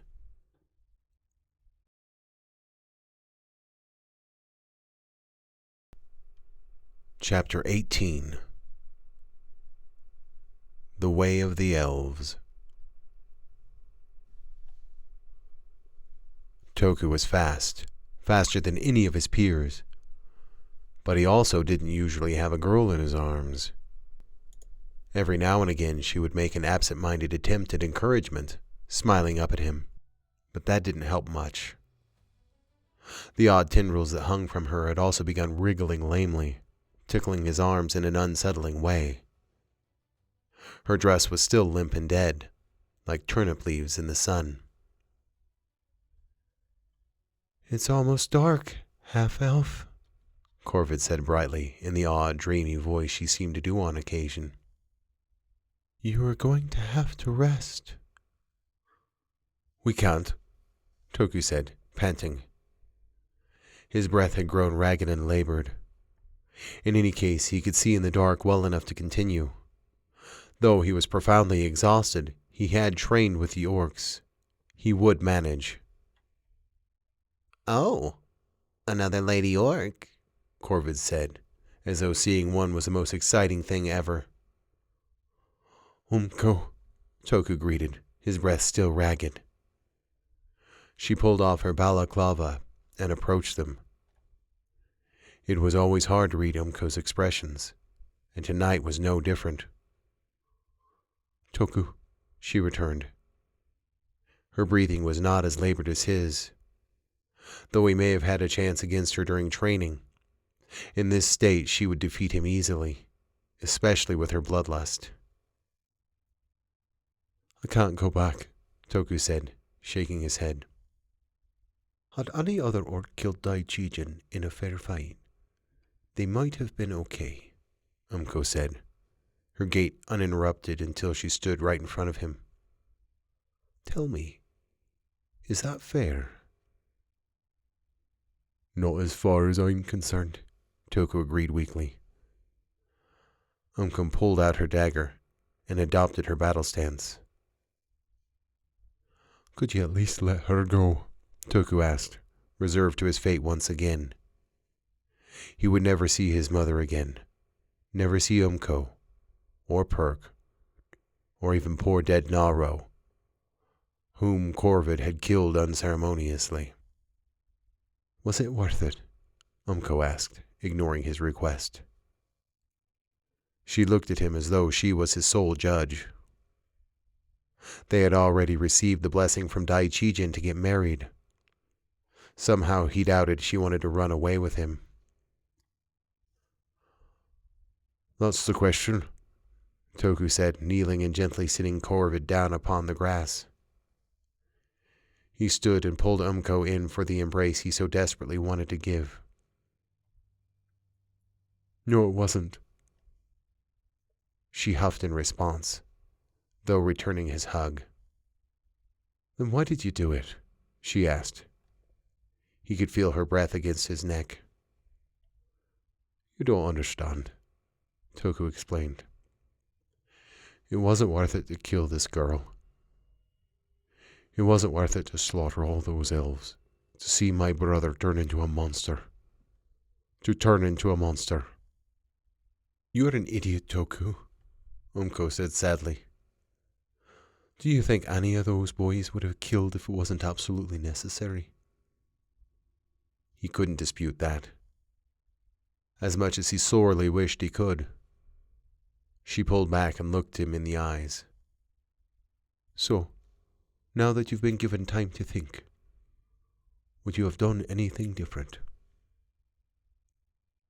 "No," Toku said, surprised at his answer. "It was either fight or die. I was never gonna have bloodlust, and Daichijin knew that." "That's what I thought," Umko said, not unkindly. Faster than he could have perceived, she headbutted him right on the bridge of the nose, dropping him into the loamy soil. He could taste the blood running through his sinus cavity into his throat. "Oh, that had to hurt," Corvid said, giving another empathetic look. Umko kneeled next to her, pouring a small vial into her mouth. In a flash, Corvid was on her feet. Her plant dress wilted immediately, leaving her standing naked before them. "Thank you," she said, hugging Umko, who looked more uncomfortable than Toku had ever seen her. As quick as she had wilted, a new dress began to grow, wrapping itself around her body. "I feel so much better." Umko, with some effort, wrenched herself from Corvid's vice-like hug, helping Toku to his feet.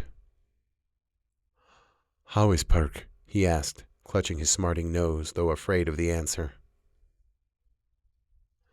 "I found that boys who make it back are usually the kinder ones. Sort of like Perk." "Did you really have any doubt?" Umko said with a smile. "Last I saw, he was back at camp, still bawling like a baby. But he'll be fine. I imagine he won't be too fond of you anymore." "Regardless, I'm so glad," Toku said, truly grateful. He wondered if he would ever see him again. "If you're going to survive tonight, you'll need to head north as fast as possible," Umko advised. "There is an elf village around there somewhere. They might kill you, but it is your best chance." It was no secret that elves actively despised orcs, though the sentiment was well deserved. "Thank you, Umko," Toku said, his bell still ringing. He was surprised to see Corvid waiting patiently. "Everyone knows that Luin is dragging her feet. Make this worth her sacrifice," Umko ordered as she walked away. "You know that Mother will not be so merciful." "Thank you, Toku," Corvid said, finally locking him in the crushing hug it seemed she had wanted to give him for so long. Her hair smelled like blood and lilacs. "Oh, my ribs," Toku said, most of the air squeezed out of him. Her arms were stronger than they had any right to be. She grabbed him by the wrist and pulled him through the jungle. When he had followed Luin during his training, it seemed as though the forest gave way to her movements. With Corvid, the forest actually did. Trees bent, vines fell aside, and brambles offered no thorns. "So, does this mean you're available now?" Corvid asked, not looking back at him. "What?" Toku asked, hardly able to catch his breath. "She was your girl, right? Does that mean you're single?" she reiterated in the most serious voice he had ever heard her give. "That big guy seemed to think we would be quite friendly after you killed him." "I don't think so," Toku answered as best he could, inspiring a huff from Corvid. For hours they whipped through the forest until the sun nearly disappeared. "Well, I'm tired," Corvid said, stopping dead in her tracks. She turned to Toku and smiled at him. "We cannot stop," Toku said, clutching his stitching side. "They are going to find us." "I'm the avatar of the Magna Mater," Corvid said, as though it was the most obvious thing on the planet. "I can just kill them. Really easily." "Please don't," Toku begged. When he had first met her, he would have guessed she was no match for the average orc warrior. But now he knew better. "Fine, you big baby," she pouted. "But I need sleep, and I can't have my savior running about getting gutted by orc girlies." Corvid pulled him in for yet another vice-like hug, her vines wrapping around and engulfing them. Once complete, the mound of Toku, Corvid, and the vines fell over, their noses nearly touching. "Now be a gentleman and don't try anything while I'm asleep." And with that she immediately began snoring. Her breath smelled oddly of flowers. Toku's heart decided it would beat as furiously as possible, despite his exhaustion. It wasn't as though he had never been in a similar position with Umko, but there was something about this girl. Such feelings were a grave sin for orcs, not that he was much of one. As quickly as she had fallen asleep, her eyes reopened, though her demeanor had changed profoundly. "Thank you," the dreamy voice came from Corvid's mouth once again. Though shy and airy, a rush of power came when she spoke. Whatever was inside of Corvid was a force of nature, truly terrifying. "Don't worry about it," he said, thoroughly shook. "I will not forget this," the voice said, before an insane smile came over Corvid's face. "We really like you." "I got that sense, thank you," Toku said awkwardly. "We're going to fix you," Corvid's new voice gushed, and the entire cocoon began glowing a bright green. When the light dimmed, and Toku could finally see, whatever was possessing Corvid had fallen asleep as well. His heart did not quiet for what seemed like hours. Every so often Corvid would adjust herself in her sleep, snuggling him as though he were a stuffed animal. She would also say things in her sleep, though he couldn't make it out. In time, exhaustion won out, and a dreamless sleep took over.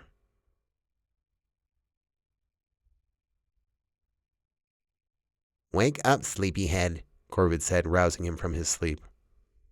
"We caught an orc." "What?" Toku said, remembering immediately where he was. "Well, counting you, I suppose I caught an orc and a half. This one is prettier than you, and boy is she grumpy," she said, giving a grumpy look herself. "I will definitely keep my mouth closed when we pop this one." "Wait, don't kill her," Toku pleaded. Corvid responded by rolling her eyes. "Fun spoiler," she groused, the vines giving way as she sat up, still on top of Toku. "Oh, good morning." She patted him on the chest. "What should I do with her?" Her right arm was a mass of vines. Rinka's head stuck out of the top, looking as murderous as ever. The sun had come and gone while they slept. "I don't know. Knock her out or something," Toku suggested, frantically shoving Corvid off of him, who responded by giggling madly. "I will cut you! I will kill you!" Rinka threatened through gritted teeth, her suspended legs kicking lamely. A dagger poked from the vines, still grasped tightly in her hand. Someone would have to cut off the appendage to get it away from her. Other than Luen, Rinka was easily the most formidable woman in the clan. "She is feisty," Corvid said. With a flick of her arm, she stubbed the huntress solidly into a tree. "Whoops." Rinka's limp body fell to the ground. Toku rushed over to the fallen huntress. "She's still alive," he said with a relieved sigh. Umko may have joked about murdering her mother on occasion, though he doubted she would be so happy if it was properly enacted. "I imagine she's probably going to have quite the headache when she wakes up," Corvid said with a giggle, kneeling next to her as well. "This is Umko's mother," Toku explained, still trying to shake the sleep from his mind. "Are you sure you don't want me to kill her?" Corvid offered helpfully. "I don't think Umko is going to forgive me if you do that," Toku said, smiling at the idea before feeling immediately ashamed. "You think she's likely to anyhow?" Corvid observed, her eyebrow cocked as though she had made a profound observation. "Not likely," Toku answered bitterly. He lifted Renka's knapsack from around her shoulder, greedily eating one of the rice balls she still had. There were also a few strips of preserved venison as well. "Well, in any case, you're my man now," Corvid said, jabbing a thumb into her chest. "You don't even know me," Toku said, nearly choking to death on his rice balls. You think these vines are full only popping orcs? We can fill your souls with these things, Corvid explained, a look of sheer adoration in her eyes. Souls? Toku asked blankly. Without warning, she grabbed him and darted into the woods again. Sorry, it's hard to be gentle with Entity, Corvid apologized, ignoring his question. A flicker of ebony silk behind them reminded Toku that Rinka had not been alone. Days passed as they fled, sleeping whenever necessary, tightly bound in Corvid's vines. Though it had been odd at first, it became strangely comfortable, slumbering each night, entwined with the insane elf girl. The entity, as she called it, never visited again. Further peculiar was how she never ate, never drank. It seemed Corvid was as much of a plant as the vines encompassing them as they slept. Nearly there, she exclaimed, waking him as she always had, by nearly rupturing his heart with surprise. What? He asked as the vines gave way. Aren't you sad that our journey is nearly over? She asked, looking profoundly melancholy herself. I really haven't had the chance to consider it, Toku said, scratching his head before realizing he had to pee. Don't follow me this time. He ran into the woods to relieve himself. It had become necessary to remind her as she followed him everywhere, unwilling to let him leave her sight. She, on the other hand, never seemed to pee, though he had given up trying to understand her. From what he understood, elves had to eat, pee, drink, and shit just like anyone else. Why this girl didn't was anyone's guess. It's our roots, Corvid said, as though answering his inner monologue. What? Toku asked awkwardly, still peeing on a bush. She had ignored his request once again. I like to eat and drink, but during travels it's awfully inconvenient to have to stop every few hours, especially to poop. Well, you know what I'm talking about, Corvid explained brightly, nudging him with her elbow. How do you know what I'm thinking? Toku asked incredulously, finishing up. Elves find mates when their souls sync up, so you're my soulmate. That is where the term comes from. So I can feel what you are thinking somewhat, Corvid said, taking his hand as she always did. It is fuzzy, though. That's disturbing, Toku said, shaking his head. You say that, but you don't really mean it, Corvid said, sticking out her tongue. With one last push forward, they emerged on a well-worn road. The oddest thing was how the road appeared. He could swear it hadn't been there before. Even looking behind them as they traveled, he could not see the path. In front of them, it simply seemed to materialize. The rest of their day was rather uneventful until they passed an elf couple and their young son. Good morning, Avatar, the man greeted lazily, before laying eyes on Toku. The woman had short, strawberry blonde hair that shot straight up. She hurriedly grasped her totting son, looking as though she would stab Toku if he came any closer. Well, that was interesting, Corvid said cheerfully, picking up the pace once again. Don't worry. Most of the elves are scared of me, too, because of my temper tantrums. That's what Bradenbard calls them. Temper tantrums? Toku asked, not particularly smarting from the reaction. After what he had seen back at Herdfin, he could hardly blame them. We'll get to that when we have to, Corvid answered, looking as worried as she ever did. Her blonde hair almost sparkled in the afternoon. Even her green dress looked happy as she pulled him down the path. Their speed lessened considerably, turning their journey into a fairly leisurely stroll. It seemed as though the orcs had given up the pursuit. Toku thought of Luan and how she had looked when they had escaped. She had suffered so much for him, and now the boy she had raised killed the chieftain and escaped with an elf girl. The thought clawed at his guts miserably.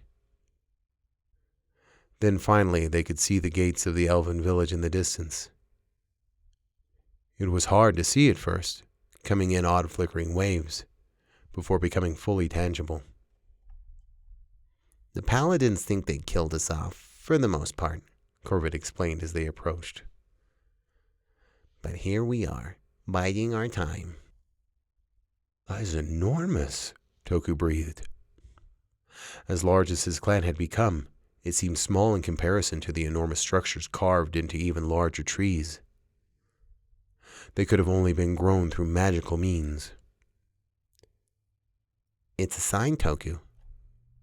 Despite being a half-breed, the Magna Mater loves you too. I knew it. What are you talking about? Toku said. Corvid did not answer, but rather shrieked and darted forward, dragging him in tow. At the gate there were 3 elves, 2 garbed in breathtaking white steel armor, the man in the middle dressed in brown robes. His eyebrows stuck out, giving him the look of a praying mantis. Bradenbard! Corvid greeted, hugging the man around the neck while still clenching Toku's hand. The severe-looking elf gritted his teeth uncomfortably at her attention. The guards, on the other hand, looked compelled to skewer Toku with their spears. They told us you had been killed by orcs, Bradenbard said, sounding quite like a father profoundly affected, though he sincerely disliked his child. Quite nearly so, Corvid said, releasing him. But Toku saved me. What in the world is he? Bradenbard said, gesturing toward Toku. I've never seen anything of the sort. Elves and orcs can breed, she gushed, standing behind Toku as though he were something to be marveled at. No, they cannot, Bradenbard said, looking as though he would pass out. Even his ears. My gracious, look at his ears. The man stepped forward, scrutinizing Toku. We're soulmated, Corvid said happily. Over my dead body, Bradenbard choked, looking as though he would vomit at the idea. That can be arranged, Corvid said, with a smug look on her face. I'm starting to feel a bit insulted here, Toku said irritably. I am Toku of the Eastern Wood Orcs. I don't care if you're from the fairy realm, Bradenbard snapped. If you think you're going to marry the Avatar. I never once made any such claim, Toku snapped. I did, Corvid retorted, whirling around to him. If either one of you think you have a decision in this, you have another thing coming. Just then the doors of the city swung open, exposing a brilliantly dressed elf man with an equally impressive red mane. Behind him was an elf woman with dark black hair, and a young elf girl, even more blonde than Corvid. Hello, sister, the girl greeted calmly. Not now, Owen, Corvid snapped. Can't you see I'm in the middle of something? This is His Royal Highness King Udvais and Lady Deloon, Bradenbard announced. The 3 elves bowed respectfully. Corvid, Owen, and the ebony-haired woman stayed upright along with Toku and the king. I cannot begin to thank you for what you have done for us, Udvais said, seemingly unaffected by Toku's race. His regal grace would have given away his position had Bradenbard not done so already. Well, as of right now I am without a home, Toku said sheepishly, scratching the back of his head. His words brought about an uncomfortable reaction from everyone, save for Owen and Corvid, who had begun whispering feverishly. Be that as it may, Udvais started, clearing his throat. It goes without saying that our people are less than amicable. Uh-huh, Toku said, nodding ruefully. Do not think we are without heart, Udvais said, patting Toku on the shoulder. I had planned on taking Bradenbard to search for Corvid, But thanks to you and the grace of the Magna Mater, she is here safely before us. He snapped his fingers, and another elf sprinted from behind the gate, holding a large sack. It was filled with 2 bottles of wine and a dozen oddly shaped cakes, each with leaves pressed upon them. Toku remembered bitterly about how Perk wanted elven cakes again. "Father," Corvid said as calmly as she could. "he is my man." Oddly enough, Toku felt something arising within her. It was an anger fit to burst, a murderous sensation begging to be answered. She would kill her father and the old druid if they didn't give her what she wanted. It is beyond question, Udvais said, completely unaware of the horrible death he was about to experience. Barely thinking, Toku pulled her in for a hug. Shameful, Lady Daloon swooned. It's all right, he said to Corvid in the most soothing voice he could. This isn't goodbye forever. "But," Corvid said lamely, before her eyes indicated that she understood how he felt.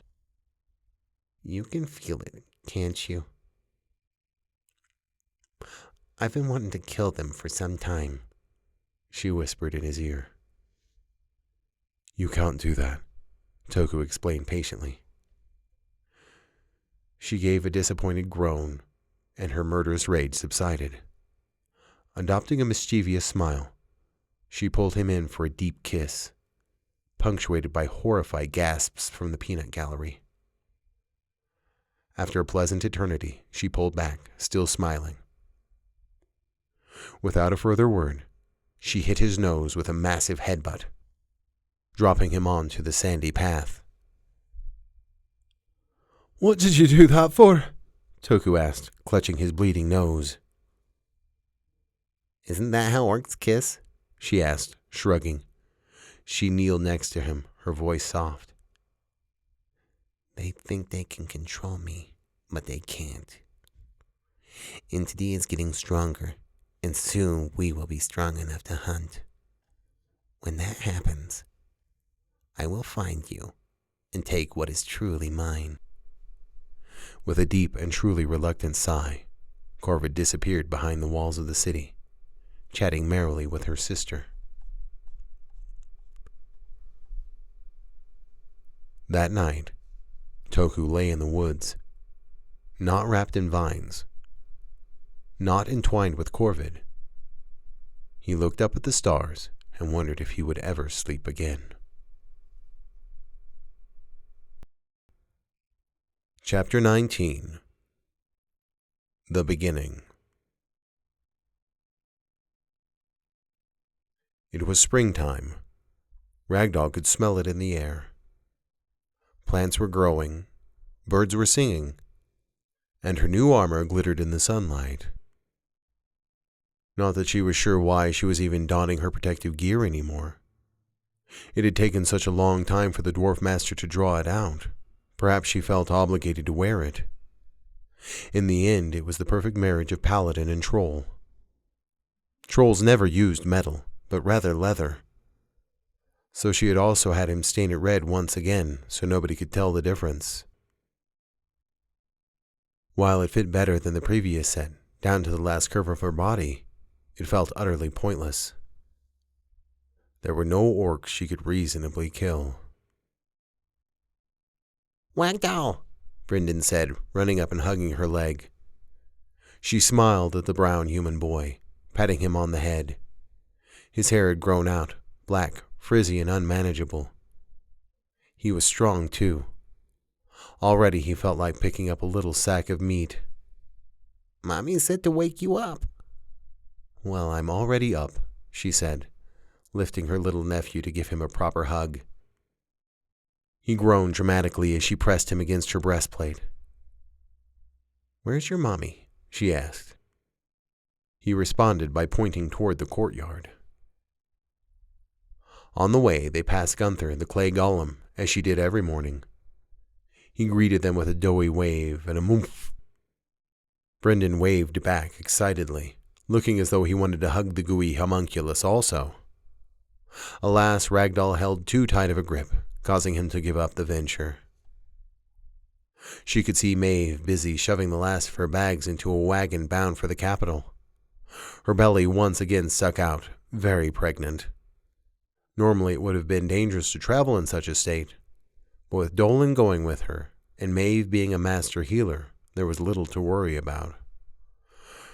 Ragdoll had begged them to stay longer so she could meet her newest niece or nephew, but Dolan had accepted the job as headmaster of the academy, and there was little time to tarry. At least she was able to see them for as long as she could. The patriarch, Archbishop Duncan Bonnewey, had been an honored guest not long after Ragdoll had arrived back to Fort Eulith. He was followed by a contingency of paladins the like of which she had never seen. As friendly as ever, he greeted her. "As I expected, a hero and a great paladin in return," the funny little patriarch archbishop said in his overeager voice. As friendly as he was, Ragdoll could feel the souls of the stoic paladins. There were only half a dozen of them, but their auras were something to behold.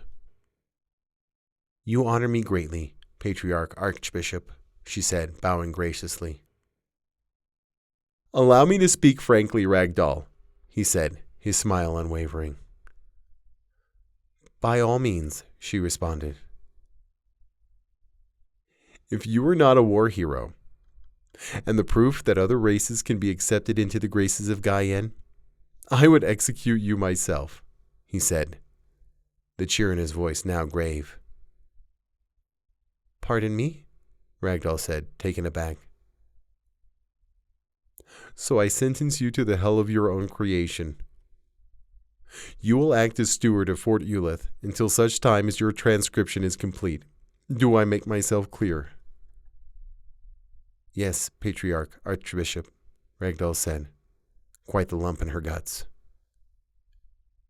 "If you find yourself more than 20 miles from your charge, I will find out and you will die. No more hunting orcs. No more freedom to do as you wish. You will stay and be the icon that you were meant to be." "Yes, patriarch archbishop," Ragdoll said hollowly. "Well, now that unpleasantness is out of the way, I'm to head far south, even beyond the orc lands. We have found practitioners of the necromantic arts. Isn't that wonderful?" he said, his cheerful nature returning to him. "We're staging a mission to help these lost souls see the light." "Yes, patriarch archbishop," Ragdoll answered. It could be worse, she surmised. She had a few more years of her transcription left anyhow, and nearly a half a year had passed since her former headmaster had threatened her so effectively. "Hello, Green Bean." "Big sis," Ragdoll greeted in turn, hugging both her squishy sister and Brendan, who attempted a childish double hug between them. Just then, Dolan and Tal appeared from the main gate, chatting as her adopted father scoured over a list he had made. Rather, it was a cheat sheet of all the notes he had made over the years, ruling over the small farming communities. "You'll make sure the Southernsons stay on their side of the crick," Dolan warned, looking down as he checked off yet another point. He peeked his head up long enough to smile at Ragdoll and Maeve. "Hello, dearest daughters," he greeted pleasantly. "And the little man." Though still being held by Ragdoll, Brendan managed to flex his mighty muscles at his grandfather. "They're all farmers," Tal continued their conversation dully. "All we have to do is threaten them, and they'll fall into line." It was true. They were nearly as far away from orcs as they could possibly get. With the druids defeated, and the orcs seated squarely where they belonged, it looked like petty crime was the only thing Ragdoll could look forward to thwarting. Of course, there was the matter of tax collecting. She was sure it would thrill the humans having it done by a troll. "You will be careful about that," Maeve chastised the great ogre. "I haven't spent the last decade building relationships with these people for you to go about bullying them. Even her pregnant waddle was intimidating as she plodded towards Tall. "She will come back, pregnant or not, and snatch the head from your shoulders," Dolan warned with a wink. "Alas, by then she will probably have 3 more younglings." "You keep quiet," she snapped, sticking her finger in her father's face. The sight caused Ragdoll to laugh, giving Brendan the opportunity to finally escape, running back towards Gunther. "Not again," Maeve said, chasing after the boy, who squealed in delight at her pursuit. "You will visit?" Ragdoll asked Dolan, knowing full well how busy he would be at the school. "You know I will try. During the week of prayers I should be able to make it," he said with a weak flare of hope. It was a holy holiday in which all paladins were expected to show reverence for Gaian, strengthening their bond. It had been around 5 years since Ragdoll had become a paladin, which meant she had around 5 more years to go before she could retire as Maeve had, or she could take the rite of reascension. It was something she needed some time to think about, and frankly time was all she had. The thought of her family leaving her in Fort Eulith felt terribly lonely, all of a sudden. All she had to look forward to was the company of the human farmers in the area, and they seemed to want to spit on her each time she came across one. The troll villagers had once lived in the swamps to the southeast. Her people had apparently been rumored to steal and eat the children of the farmers. More than one call to eradicate them had been attempted, much to the obliviousness of her tribe. Such things were mostly forgotten when many of the farmers found the edge of orcish blades also. In any case, after-war reports had shown that if any blood trolls had survived the Third War, it was unknown where they were. Undoubtedly to the relief of the people she now helped rule. Tribal trolls were often reclusive anyhow, so it gave her some fleeting hope that they hadn't all been killed.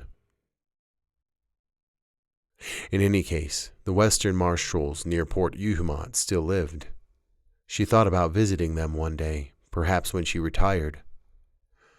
For now, she was a second in command of the Imperial fort in which she commanded only herself. The 2 guards that had treated her with such contempt had gone for greener pastures. Not that she was horribly sad about that. Even the 2 dwarf girls that had cooked and cleaned for them were private citizens, quite likely to tell Ragdoll off if she were to command them to do anything other than increase the salt on her steak. They mostly kept to themselves, working in the kitchen when necessary, but otherwise holed up in a meticulously kept cabin near the gates. While they had loved Dolan quite dearly, their reservations towards their new employers were also well known. "I'll not be roasting any babies for you, just so you know," Dirkus jibed when she was told, prompting a proper dressing down from Ragdoll. Since then she had been quite content to glare at her each time their paths crossed. If the dwarf girl wanted to be snarky, there were other peasants in the area that could be trained in exchange for regular food and more than a fair wage. Not that Ragdoll's pay was much to be coveted, at 1 auroch a month. The last thing she bought was her night clothes. Not much for wasting money. Her tiny coin purse was now nearly full to bursting. She would have to buy a new one soon, ironically making the innards small enough for her previous one to keep working.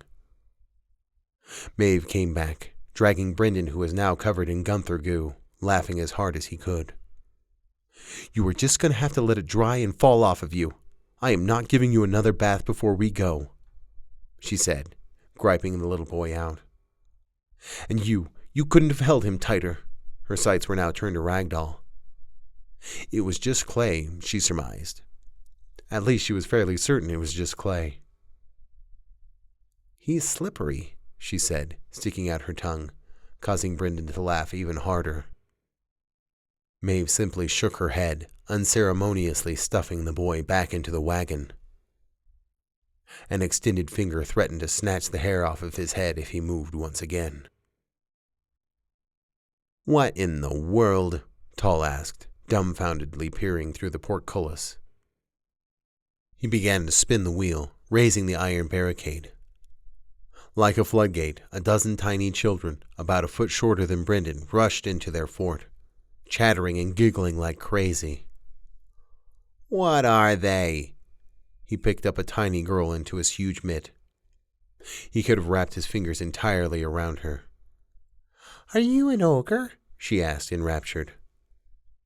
By Gaian, they're dwarves, Tall said with a great guffaw. I've never seen so many little ones before. Tall, being as large as he was, must have been fairly intimidating to these tiny children. So instead they decided to encircle Ragdoll, asking her a million questions at once. Even the little girl Tall sat back down upon the ground. Are you a troll? A little fat boy asked. Are you a dwarf? Ragdoll returned. Yes, he said, bursting with laughter. Why are you green? A pretty little girl with blue eyes asked her. Are you going to eat me? A mischievous boy with dirty brown hair asked. Your armor is pretty, a second girl said, awestruck. It's dwarf make, I'll bet anything. Pick me up, another said. It was truly madness. All right, enough, a familiar voice called, making his way through the gates. It was Grant Pole, dragging a small horse cart behind him as though it weighed nothing. A dwarf boy with an iron leg jostled back and forth upon the seat. What is this? Dolan called to the old dwarf over the crowd of extra tiny children, chuckling as he made his way through, bumping the younglings out of the way as he went. After some effort, they finally met in the middle. A field trip, the old dwarf said brightly, his white teeth shining through his beard. What a crop we have, too. I'll say, Ragdoll said, finally picking up the little girl who had been jumping in front of her. Unfortunately, this caused the rest of them to attempt to overtake her, undoubtedly believing they all deserved a turn. I'm going to pet an orc, the girl in her arms said smugly. I wouldn't recommend that, Ragdoll warned, unable to dodge the girl's hand as she stroked her cheek, culminating in a tiny dwarf snuggle. It took about an hour, but Ragdoll was finally able to lift and snuggle each of the dwarves, including the one-legged boy, before they made their way back to the barracks, spurred along by the old dwarf monk. Brendan attempted to join them in an ill-conceived leap from the wagon, but was held aloft by his mother and the collar of his shirt. Is this really wise? Tall asked Dolan, gesturing towards Grant Pole as he herded them away. Wasn't he an enemy once? A very powerful enemy, Dolan explained, quite obviously not bothered by the situation. He's usually quite reasonable, so I humor him from time to time. I recommend you do the same. It was well known, though not often spoken of, how Grant Pole had fought alongside his people during the Second War. It was the only time the Paladins had lost. Thankfully, he had also helped to bring about a cessation of war through peace talks. He speaks out against the Empire any chance he gets, Tall said, shaking his head. And I'm expected to keep quiet as he drags these very tiny children deep into enemy territory. We learn to our peril what it means to fight with the dwarves, Dolan warned. Grant Pole is a special case. We let him do what he wants, and the dwarves make us armor and weapons. He is their hero, after all. Ragdoll looked down at her armor. A dwarf girl had measured her this time before an old dwarf smith pounded it out. It was almost magical how well it fit. Besides, you started it last time, Ragdoll chided Tall. She remembered the strange Miss Goodday also. The feeling she had gotten from that woman was intense, similar to the air before a storm. Bah! Tall resigned himself before slinking back into the office, defeated. Ragdoll herself wasn't sure how she felt about these tiny children going so far south, but it had been fun hugging all of them. Dwarves were peculiar creatures, but the Eastern Woods orcs had treated her with hospitality when she visited, so in the end they would probably be safe. Bye, Ragdoll. Brendan gave her one final crusty hug before his mother hoisted him back into the back of the covered wagon. Ragdoll would have to wipe the smudge off of her armor later. "I'm so proud of you, Green Bean," Maeve said, pulling her in for what would have been a crushing hug had it not been for her breastplate. "Now remember the healing rites we've been working on. You're going to need them." It was true. Ragdoll was nowhere near as good of a healer as Maeve, but it was now her job to heal those who desperately needed it. One thing was for certain, the few dozen farmers left in the area was definitely going to need her. Then it was Dolan's turn, once Maeve finally released her. As always, he bawled madly as they hugged. Ragdoll couldn't help but smile as she patted him on the back. She could still hear him sniffing as she released the ratchet on the portcullis. "Hello," a dwarf girl said behind her. She was quite a bit taller than the rest, with pretty sable curls that hung down her face. Now that Ragdoll had gotten a good look at her, she was a teenager, probably around 14 or so. The tailor work on her simple brown dress was exquisite, fitting her inexplicably slender body perfectly. Ragdoll had never seen such a skinny dwarf. Most of them trended towards the stocky. "Hello, youngling. What is your name?" Ragdoll asked, kneeling down. I'm Alice," she said with a dreamy voice. "Grandpa is taking me to live with Father in Orkwatch. He's a tailor there." "That is exciting." "I wanted to be stationed at Orkwatch again, but my patriarch archbishop thought it was too dangerous." "He thinks I'm going crazy," Ragdoll said sadly. "He thinks I would go hunt orcs and probably get myself killed." "Would you?" Alice asked expectantly, her head cocked. "Most likely," Ragdoll said, surprised at her own answer. "Why?" she asked curiously. Ragdoll plopped on her butt and considered for a moment. Even sitting, she was a bit taller than this girl. "A long time ago, orcs came and killed my family. Not only that, they hurt me really badly. For that reason, I took my father's odachi, and I killed as many of them as I could, even down to their leader." She exposed her weapon and looked at it.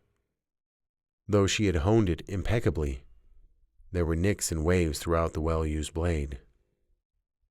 Paladins who used enrichment rites were notoriously hard on blades, though hers had withstood the abuse far better than she could have hoped.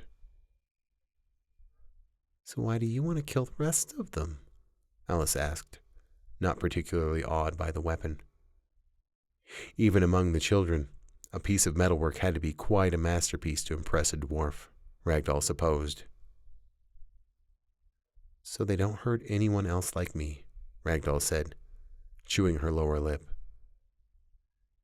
She slid her father's odachi back into its sheath. "My tribe probably had 36 people in it. I've killed more than that." The very image of her tribe mates had all but faded. Even her parents had slowly become shadows in her mind's eye over the last few years. She unbuckled her bracer, exposing her left arm. There were so many tiny magenta marks from her wrist and across her forearm that she had lost count. "What are those?" Alice asked, running her fingers across the raised scars. Ragdoll's skin had lost much of the sensation from her self-scarring, as she hardly felt it. "A reminder," Ragdoll said, hugging Alice, who made an odd farting noise with her mouth. "You're squeezing my innards out," Alice groaned, causing Ragdoll to laugh merrily.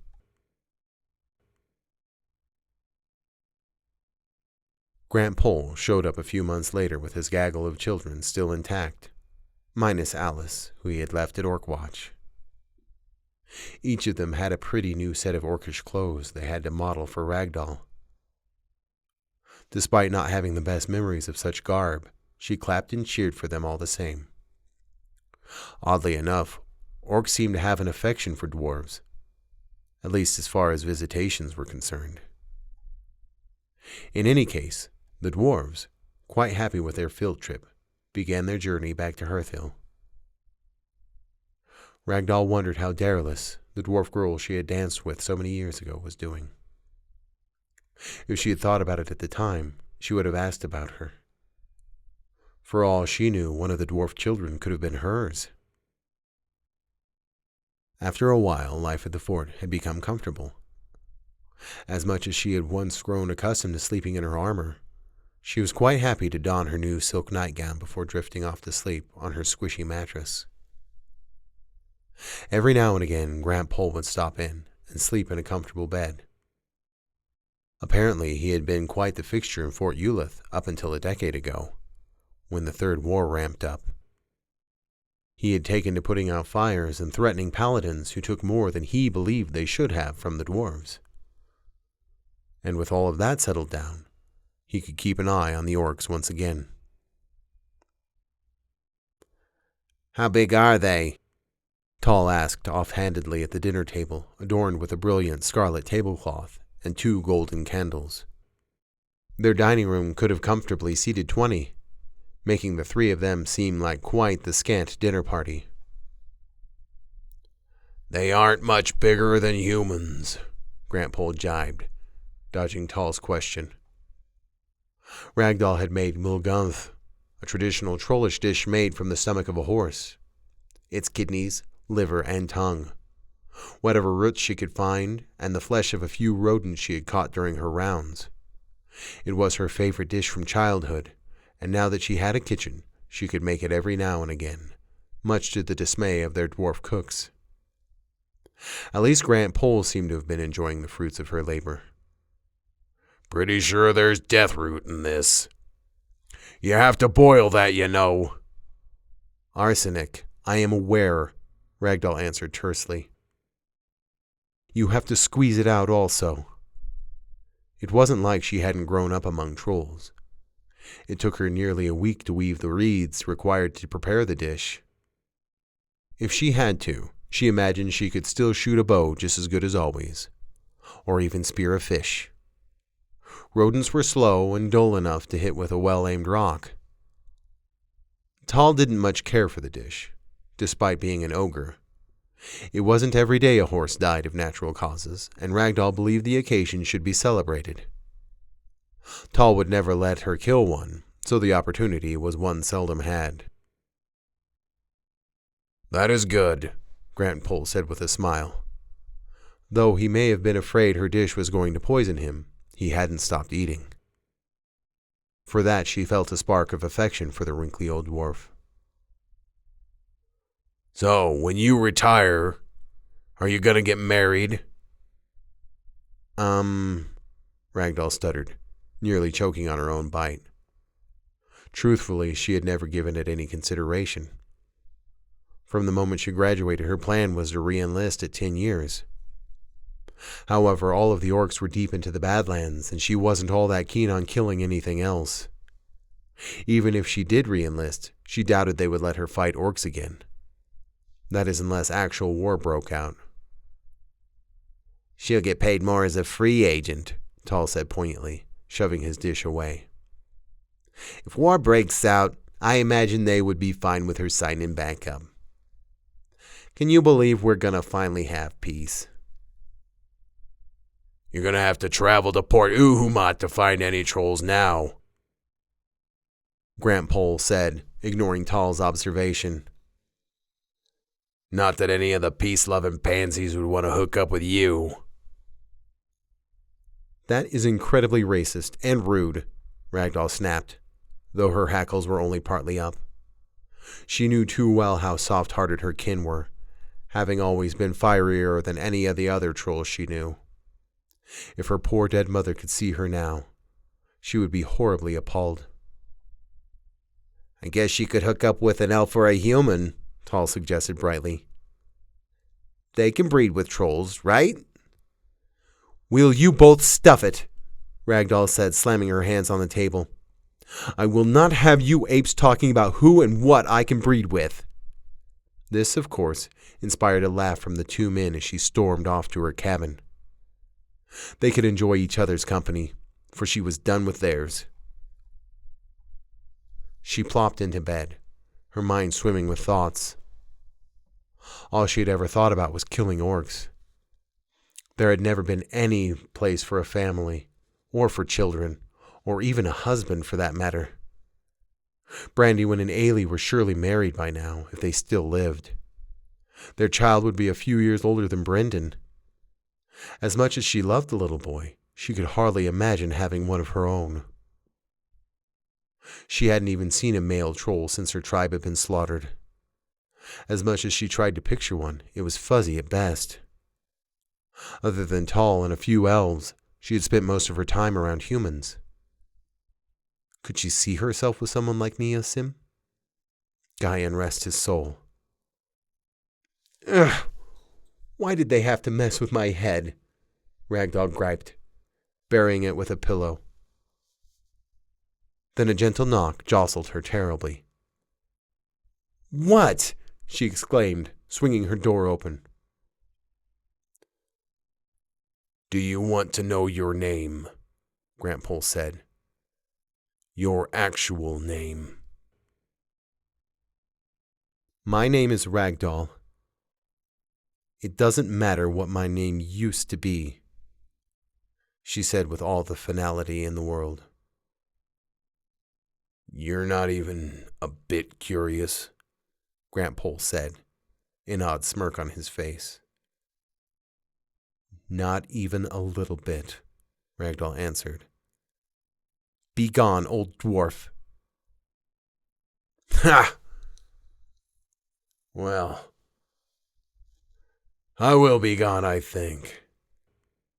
Wait, Ragdoll said, as he was getting ready to leave. I never did thank you. For what? Grantpole asked, scratching his beard once again. For resurrecting me. Giving me a chance to avenge my family.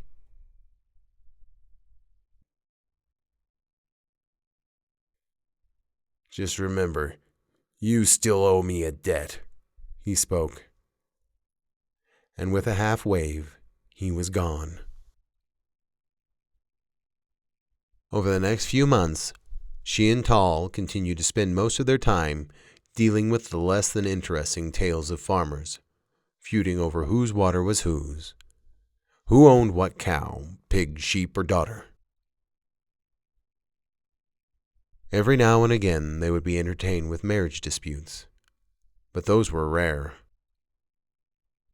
The most satisfying thing was seeing the disdainful looks on the faces of the human peasants as their judgment was doled out. They even had to throw a peasant in the dungeon for kidnapping and impregnating a farmer's daughter. Not that they had much of a dungeon. Lastly, the girl had run away with him, though the farmer had not received a dowry. According to human law, he was required to come up with 3 cows, or the financial equivalent, lest he be thrown in prison. Unfortunately, Ragdoll forgot to lock the cell, causing him and the farmer's daughter to escape successfully this time. Head east first. Stay off the road till you get to dwarf territory.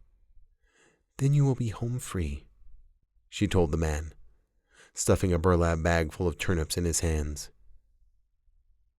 She was pretty sure humans ate turnips. In any case, the dwarves will keep the paladins from punishing him. You can't keep letting prisoners escape, Tall bawled at her the next morning. She just shrugged and continued sparring with Gunther.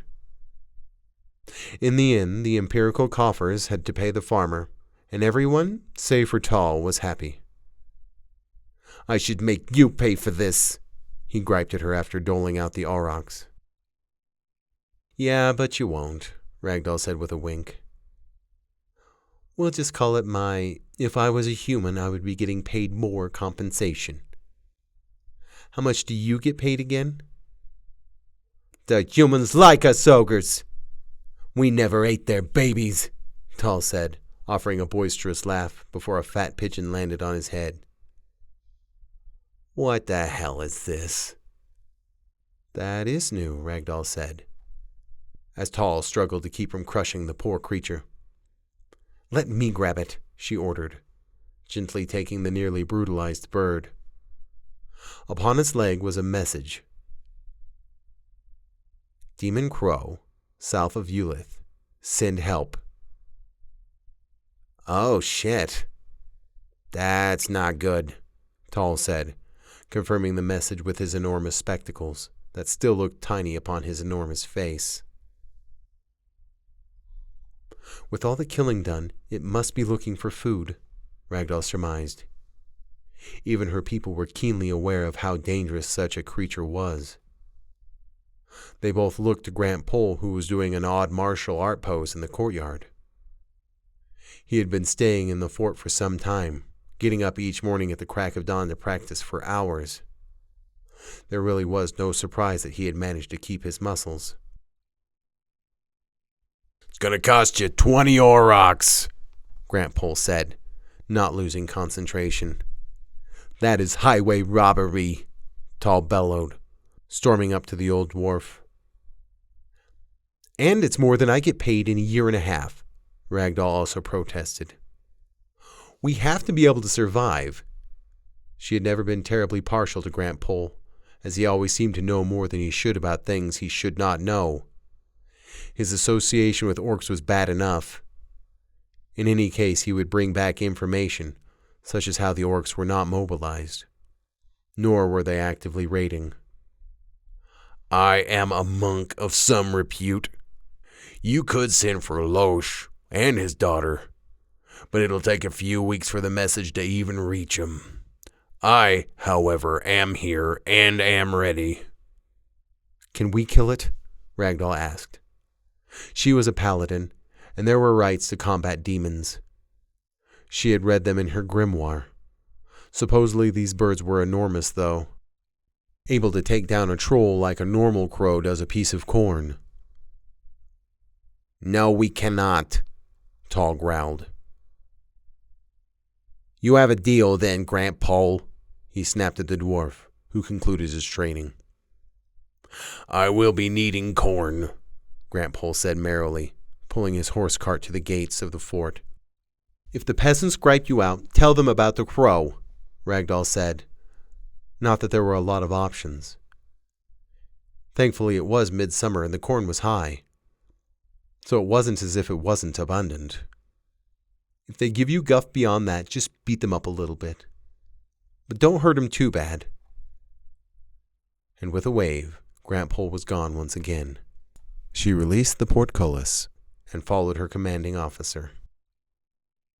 Ragdoll wasn't sure how long it took to kill a demon crow, but for weeks they had no word, not even another pigeon. Until one morning, Ragdoll had awoken in a start, as she often did, and flipped her bare legs over the side of her bed. Spreading her webbed toes, she made sure no fungus had taken hold again. It had taken quite a long time to clear up the last case. She rubbed a foul-smelling unguent that Maeve had given her. It had been so long since she had swum. She wondered if she had forgotten how. If only there were lakes and ponds near Fort Eulith.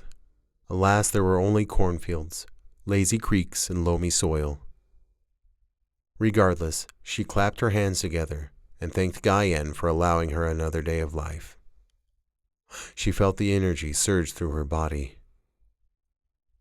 This day marked a year since she had killed Potemkin. Unfortunately, there were no recently deceased horses in which to celebrate with Molganth. And it was 5 a.m. She had learned long ago that once she awoke, she wasn't going back to sleep. So she pulled off her silk nightgown and donned her armor. She folded and tucked her nightgown neatly under her pillow. Lastly, she grabbed her father's odachi from the wall in which it hung and tied its sash across her heart, stepping out of her lodgings to greet a rather dour-looking day. The huge lodge poles that lined the entirety of the fort were wet and musty smelling, as they often were. She made a mental note to have Gunther, the clay golem, pull the weeds that had gotten rather tall as of late. He wasn't very good at it, but his perseverance made up for his fat fingers. Ragdoll let out a shrill whistle, and the clay golem came lumbering about. He stood 3 feet taller than her, and seemed to shed bits of himself infinitely. He gave a doughy smile, and took his fighting stance.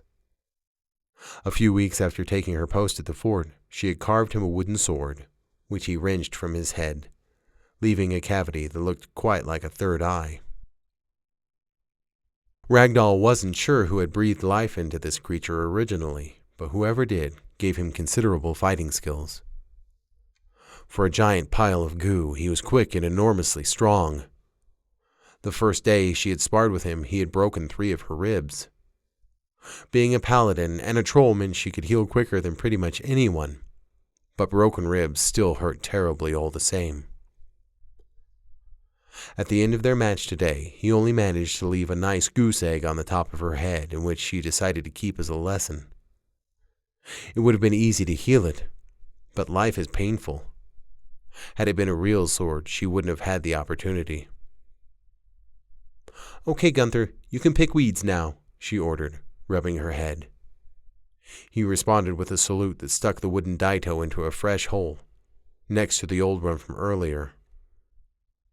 Lumbering off, he set his sights on a particularly bushy patch of growth. Next was early morning muster. It had taken an hour to spar with Gunther, but now it was 6:30. She marched at a brisk pace into Tal's office and called for attention. "You don't get to call for attention," Tal said before letting out a huge yawn that reminded Ragdoll of a cow trying to talk. He had grown somewhat rounder over the last year, as the dwarf cooks seemed intent on fattening him up for the slaughter. Apparently, the walking he did while recruiting new paladins was what was keeping him lean. Ragdoll, on the other hand, was still as slender as ever. Eating too much would render her new armor useless after all. "In a normal post I would," Ragdoll responded, looking at those she commanded. This number equaled nobody but herself. Ragdoll gave Periwink, the dwarf girl she actually liked, a polite nod. In return, the dwarf girl gave her a curtsy and set a platter of bacon between them before heading back into the kitchen. "We are but humble ogres and trolls," Tal said, not unkindly. "We do not command humans during peacetime. And there's so few elves left. I must admit, I'm surprised they never sent any our way." He scratched at his graying mane, causing the fleas to flee in terror. Ragdoll had wanted to shave his head to get rid of them, but he protested, saying the ogres could not live without their fleas. That if you were to properly delouse them, they were said to inexplicably die. So she never pressed the issue, though she sincerely doubted it was true. Yes, you say the same thing every morning," Ragdoll reminded him. "And you come in every morning looking disappointed," Tal reminded her. It was true. She had only achieved her high rank because of her embarrassingly high kill count. It didn't take a genius to realize that even though she outranked many of the humans and elves, that she was still of the inferior races. Trolls were only better than orcs in the fact that they didn't prey on humans. At least not anymore. "You'll see 'em come to us when the orcs march again," Ragdoll said in a matter-of-fact tone. "They love us on those occasions." "That they do," Tal said with a chuckle. He lifted a bit of paper and slid his comically undersized reading glasses on his nose. "Reports on the old dwarf are fudged, it seems.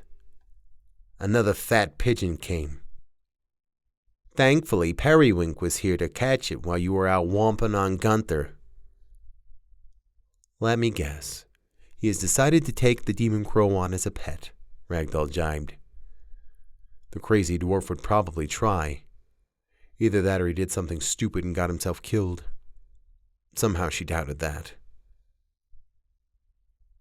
They say he's traveling with a light-skinned member of the Eastern Woods tribe, Tall said, almost reluctantly.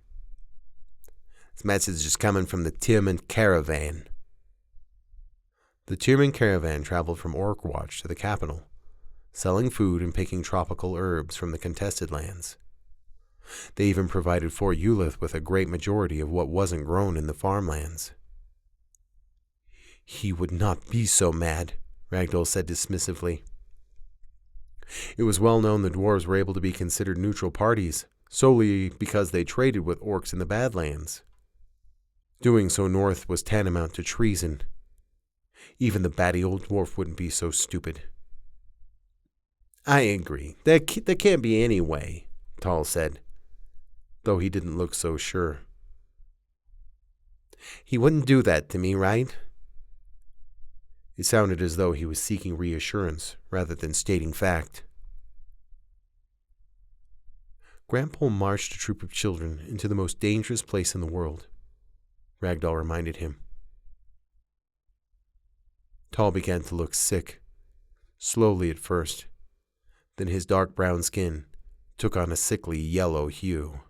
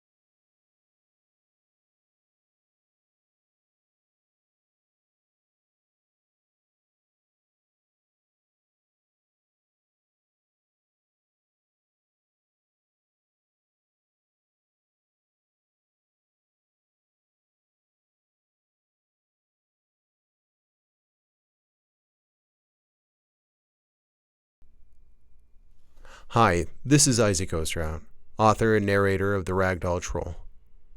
It's been a passion project of mine for some time to get this book published, and unfortunately, as a new author, that can be more difficult than I had hoped. That being said, truly, thank you for making it to the end of this book. I will say I'm working on a second, and it shall be coming to YouTube as well. It is going to be called The Dustman. It's longer than this book, so it should be interesting to see how long it takes me to get it out, but I am working hard on it, I assure you. Recording this entire book has been a learning experience. Experimenting with AI art, with editing, the whole 9 yards, trying to get it out and trying to get popular faster than I probably should be trying to get popular. But it has been a very rewarding experience. Maybe it won't go as far as I hope, but in the end, if I can just reach a couple of people and have them listen to my work, I'm still happy.